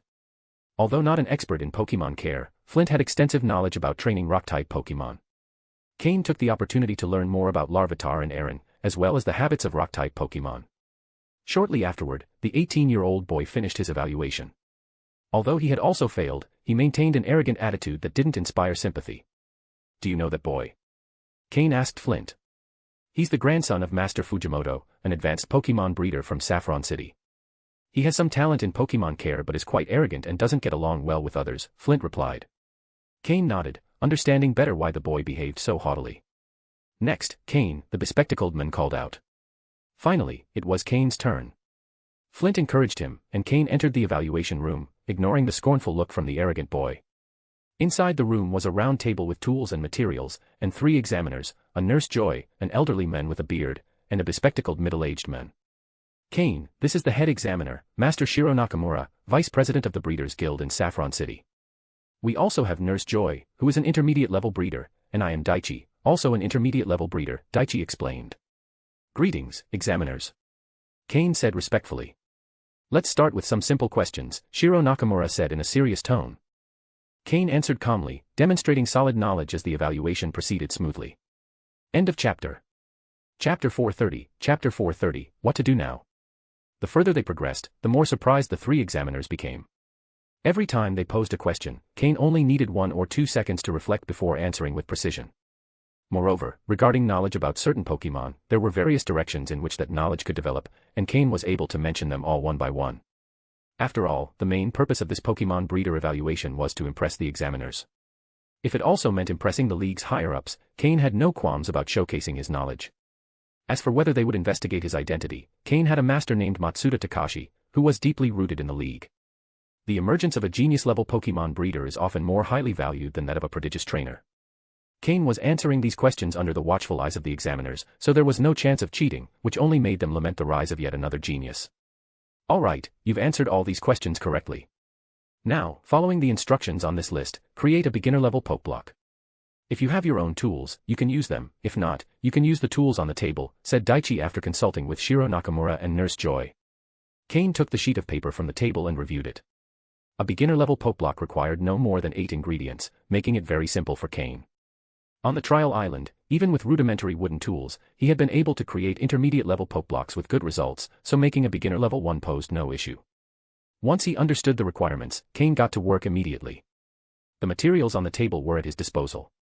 First, he selected the necessary ingredients one by one and arranged them neatly.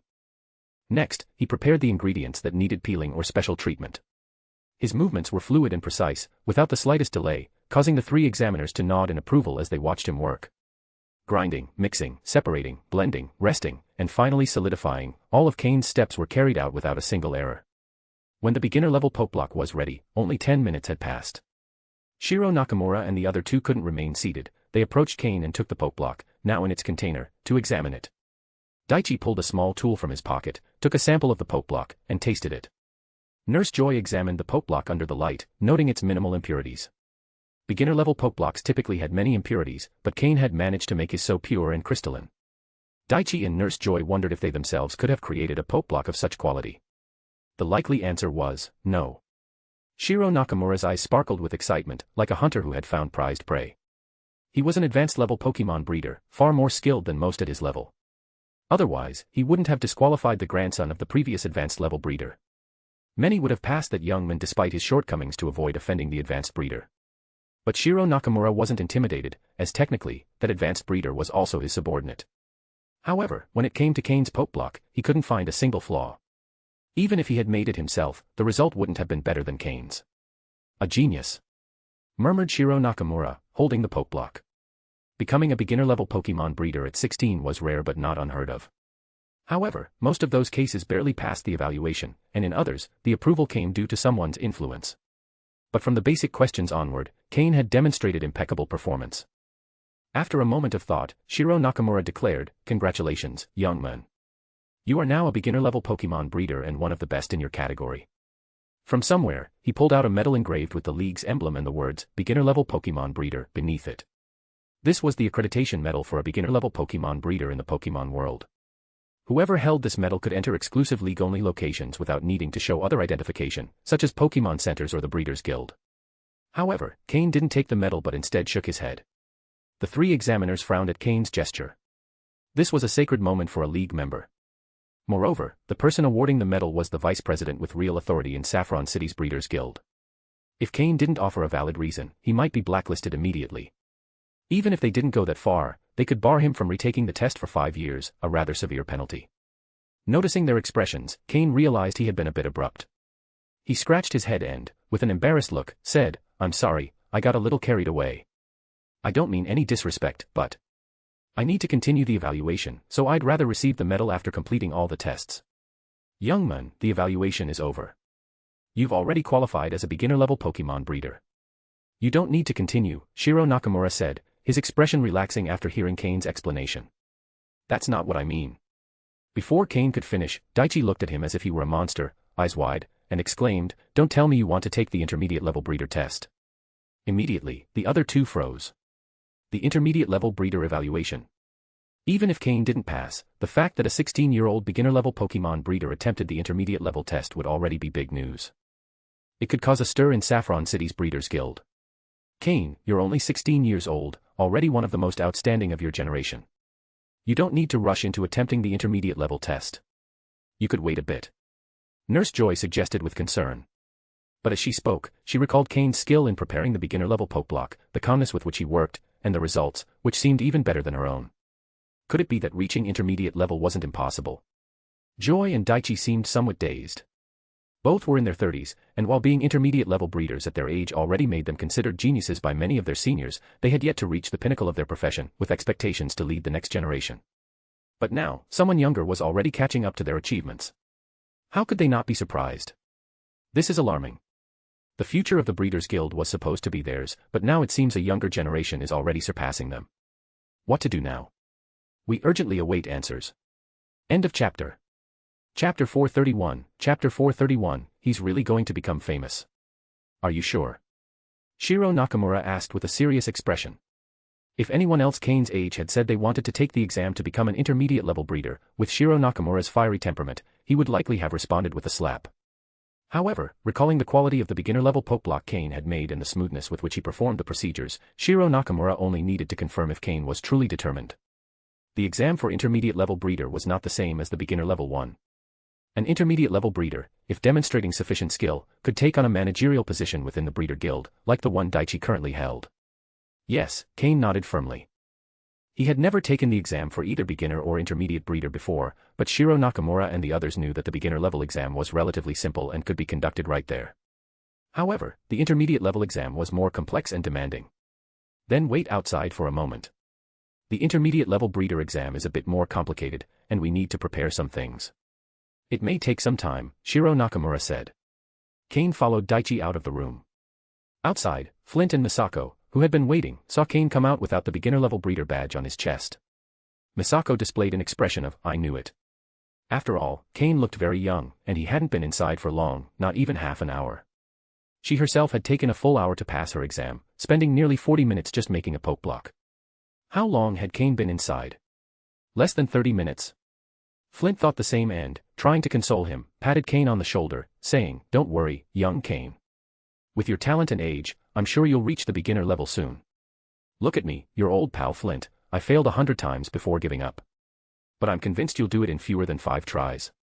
Cain smiled, grateful for Flint's good intentions. However, Cain simply found a spot to sit and wait for the intermediate level exam to begin. Flint and Misako were surprised.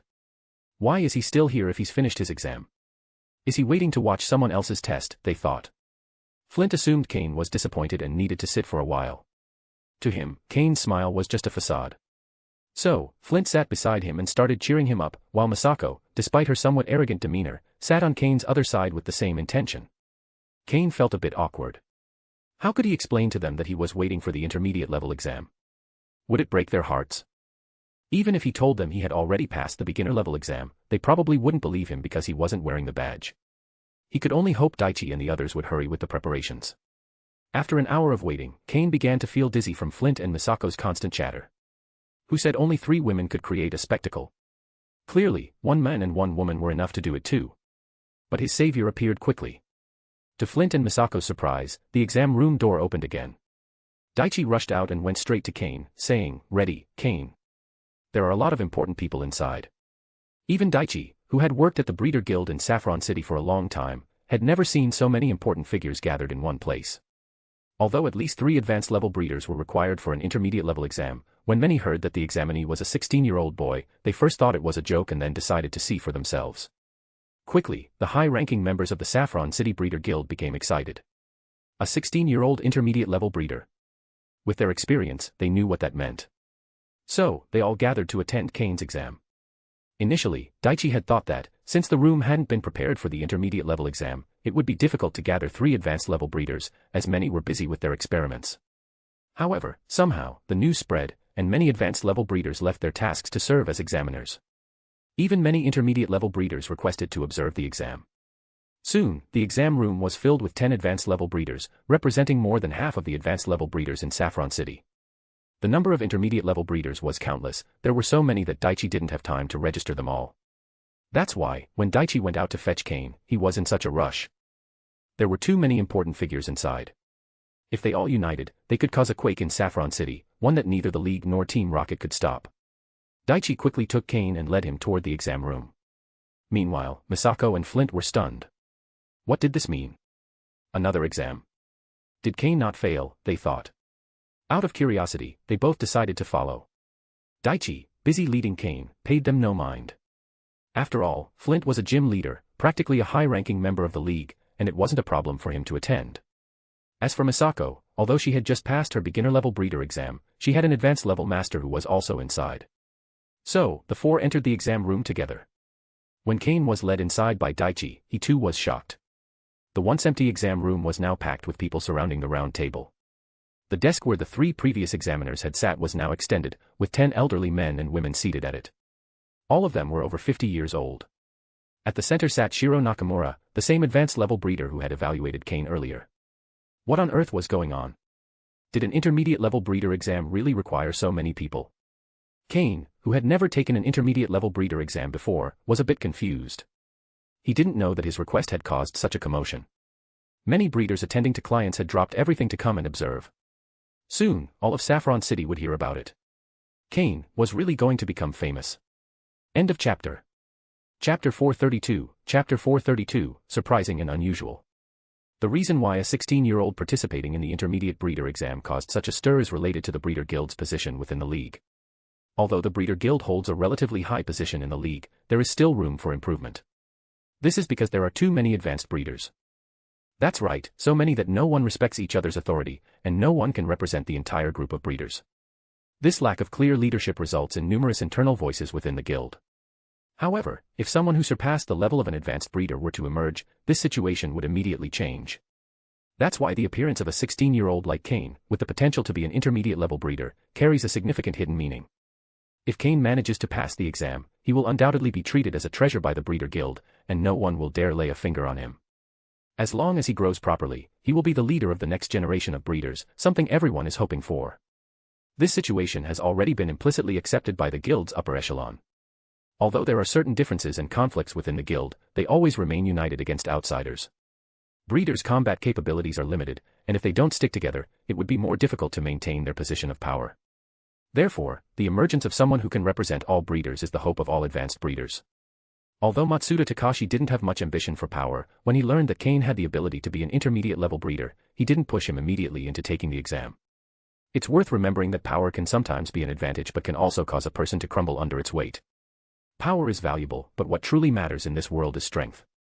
Power without strength is like a castle in the air, always at risk of collapsing. Cain, under everyone's gaze, sat calmly in his seat, showing no emotion or signs of nervousness, his expression serene. This made the 10 examiners nod in approval. At the very least, the 16-year-old taking the intermediate breeder exam seemed to have a good attitude. Cain began facing a round of questions from the 10 advanced breeders. The questions were clearly much harder than before, not just a little more difficult but at least twice as challenging. To avoid suspicion, Cain waited 3 to 4 seconds before answering each question. For particularly difficult questions, he pretended to think for a longer time. This behavior made the 10 advanced examiners nod in satisfaction again. On the other hand, some intermediate breeders observing the exam felt embarrassed, realizing they couldn't answer some of those questions. Overall, the exam's Q&A session lasted about an hour, during which Cain was asked more than 40 questions. Typically, an intermediate breeder exam involves answering about 10 to 15 questions. It wasn't that they were trying to make it harder for Cain, it was just that each time they asked a question, Cain answered it correctly, which raised their enthusiasm, leading them to ask more questions than usual. When they finally realized how much time had passed, the 10 examiners exchanged glances and nodded in approval. Cain had demonstrated impeccable knowledge. The next step was for Cain to produce an intermediate-level poke block. If he managed to create one of standard quality, he would officially become an intermediate-level breeder. They gave him a set of intermediate poke block recipes to choose one randomly as part of the test. Cain picked a card at random. A poke block for ghost-type Pokémon, Cain read aloud. He frowned slightly. Poke blocks for ghost-type Pokémon are often the most difficult to craft at every level. Then, he scanned the card with his system and began analyzing the results, calculating the best way to produce the poke block. He pretended to study the recipe intently for about 3 minutes before setting the card down. Did he familiarize himself with the recipe that quickly? Maybe he's made it before, the advanced examiners commented. Could be. Typically, getting familiar with an intermediate-level poke block recipe takes over half an hour, said an elderly woman with white hair. Let's keep watching, Shiro Nakamura interjected, silencing the murmurs. Cain began taking out the materials, arranging them in order. His system had already analyzed all the necessary steps to create the poke block. All that was left was to follow the process. Taking a deep breath, he began to work. His hands moved with incredible skill, each step flowing naturally and uninterrupted. It was as if he already knew by heart what to do at every moment, as if he had made this poke block many times before. Many observers believed Cain must have made this recipe before, given how familiar he seemed with each step. But among the 10 advanced breeders, 2 appeared particularly puzzled, Shiro Nakamura and another guild member, Haruto Fujimoto. Old Nakamura, isn't this recipe the one you just developed? Haruto Fujimoto asked, frowning. With a serious expression, Shiro Nakamura nodded. Yes, this is my most recent recipe for ghost-type Pokémon. No one else has seen it before, this is the first time it's been included in intermediate breeder exams. If that's true, then there's only one possible explanation, Haruto Fujimoto said, his tone growing more serious. He's a prodigy. A genius in Pokémon breeding. But a genius like this, it gives me a bit of unease. Have you verified his identity? Haruto Fujimoto continued. Shiro Nakamura shook his head. We'll do that once he's finished. The other advanced examiners overheard this conversation, their faces showing astonishment. News quickly spread among those present that Cain was crafting this poke block recipe for the first time, and doing so exceptionally well. The mere fact that Cain, at only 16 years old, was creating this kind of poke block was already surprising. But it seemed reality was surpassing all expectations. Many intermediate breeders who considered themselves talented felt a bit ashamed. It seemed the future would not belong to them, but to Cain. The young man was about to make a name for himself. End of chapter. Chapter 433, Chapter 433, Famous. Cain had finished crafting the poke block. However, the 10 advanced level breeders didn't rush to examine his work. Instead, Shiro Nakamura stood up with a serious expression, fixing Cain with a penetrating gaze. Cain, who is your master? Shiro Nakamura asked. This question arose because they needed to ensure Cain's identity was secure. As semi-high-ranking members of the League, they were aware of the conflicts between the League and Team Rocket. Both sides often planted spies, a practice that had occurred numerous times before. If Cain couldn't provide a reasonable identity, they wouldn't invest many resources in him, no matter how talented he was. Cain remained calm. After all, he already had some backing within the league. My master's name is Matsuda Takashi, Cain replied. Takashi. Shiro Nakamura and Haruto Fujimoto echoed simultaneously. Takashi. What does this mean? Cain was confused. But the expressions of the 10 advanced level breeders immediately relaxed. Although old Matsuda had little interest in power, his reputation within the breeder community was quite high. At the very least, Shiro Nakamura and Haruto Fujimoto considered themselves inferior to him. And now, one of his students had accomplished such a feat decided. They wouldn't attend the next triennial advanced breeder conference. It would be too discouraging. They didn't think it necessary to confirm Cain's identity with old Matsuda. If Team Rocket or any other organization wanted to plant someone, would they really send someone with such outstanding talent? Furthermore, although old Matsuda didn't involve himself in administrative matters, he was known for being reliable. He would never have accepted a student without verifying their identity, no matter how talented they were. Hearing the name Matsuda Takashi, those who recognized it showed surprise, while those who didn't appeared puzzled. This indicated that old Matsuda was primarily known among the higher echelons of breeders. Someone like Cain, participating in a breeder's exam for the first time, wouldn't likely know Matsuda Takashi's name, making it improbable that he was lying. Even so, Haruto Fujimoto gestured for Daichi to verify the information as a precaution. Only then did the 10 advanced level breeders begin evaluating the poke block Cain had created. Although they had never seen this poke block before, as advanced level breeders, they could assess its quality. Eventually, the 10 concluded there was no issue. Suddenly, Haruto Fujimoto's phone rang. He hadn't intended to answer, but upon seeing the number, he reluctantly glanced at Shiro Nakamura and answered. Immediately, a shrill voice emerged from the speaker. Fujimoto. What's going on? My apprentice attended your exam, and now you're questioning his identity. Or are you suppressing newcomers now? Old Matsuda's voice rang out clearly. Haruto Fujimoto and Shiro Nakamura seemed familiar with old Matsuda, showing no signs of irritation at his tone. Takashi. Haruto Fujimoto began. What do you mean, Takashi? Is that how you address me? Call me master. Old Matsuda interrupted. This was the first time Cain had heard old Matsuda speak in such a manner, surprising him. Did his master reveal his true nature when speaking with his peers? Ah, your apprentice is here, Haruto Fujimoto coughed, trying to mask his discomfort. In reality, in terms of status and skill, old Matsuda stood above Haruto Fujimoto. Matsuda Takashi was an honorary elder of the Breeder Guild, whereas Haruto Fujimoto was merely an elder at the Saffron City branch. Their relationship was more akin to that of a master and a friend. Oh, really? Matsuda's tone immediately cooled. Cain stifled a laugh. The fact that old Matsuda had called immediately was a surprise to Cain. It seemed this master, whom he had almost accidentally acquired, wasn't so bad after all. Afterward, Haruto Fujimoto continued speaking with old Matsuda on the phone for a while, constantly reassuring him there was no problem. When he finally hung up, Haruto Fujimoto gave Cain a strange look. He called over Daichi and gave him a few whispered instructions, after which Daichi also glanced at Cain peculiarly. Cain couldn't understand what was happening. What exactly had his master ordered? Not only Cain but also the others were confused. However, the other advanced level breeders didn't remain in the dark for long. Haruto Fujimoto quietly explained the situation to them. Suddenly, all 10 began looking at Cain in a peculiar way. Cain felt his skin crawl. Being scrutinized like this by a group of elders in their 50s and 60s felt strange in every way. For some reason, the elderly women pulled out mirrors to touch up their makeup, while the elderly men adjusted their hair as if trying to appear more presentable. In the midst of this odd atmosphere, Cain felt uneasy. Fortunately, Daichi was efficient and didn't take long. Soon, several people with cameras rushed in, followed by a large group of journalists and photographers. Daichi had even procured a banner from somewhere. On it were the words, "We enthusiastically celebrate the apprentice of master breeder Matsuda Takashi, Cain, for becoming the youngest intermediate breeder in history at just 16. Well, it certainly was an enthusiastic celebration. Were they celebrating his achievement, or was Matsuda Takashi simply showing off to his old friends? Cain watched as a group of reporters surrounded him. One by one, microphones were practically shoved into his mouth. Was this what his master had mentioned? That he would become famous? And use his reputation to pressure the league into letting him open a gym in Leafy Town? It seemed like a fairly reasonable strategy, but could the reporters be a little more considerate? Did they want him to swallow the microphones? Moreover, the camera flashes were so intense that he could barely keep his eyes open. In all his 3 lifetimes, Cain had never been under such intense scrutiny. It didn't feel entirely comfortable. Still, if he became well known, it wouldn't just bring fame to Leafy Town, it would also provide greater protection for his identity within the League. At the very least, now that the League had publicized him so much, almost proclaiming him as the future president of the Breeder Guild, they were unlikely to dig further into his identity. As long as his identity wasn't exposed, Cain could gradually rise within the League. Moreover, even if someone tried to expose him, the League might not believe them.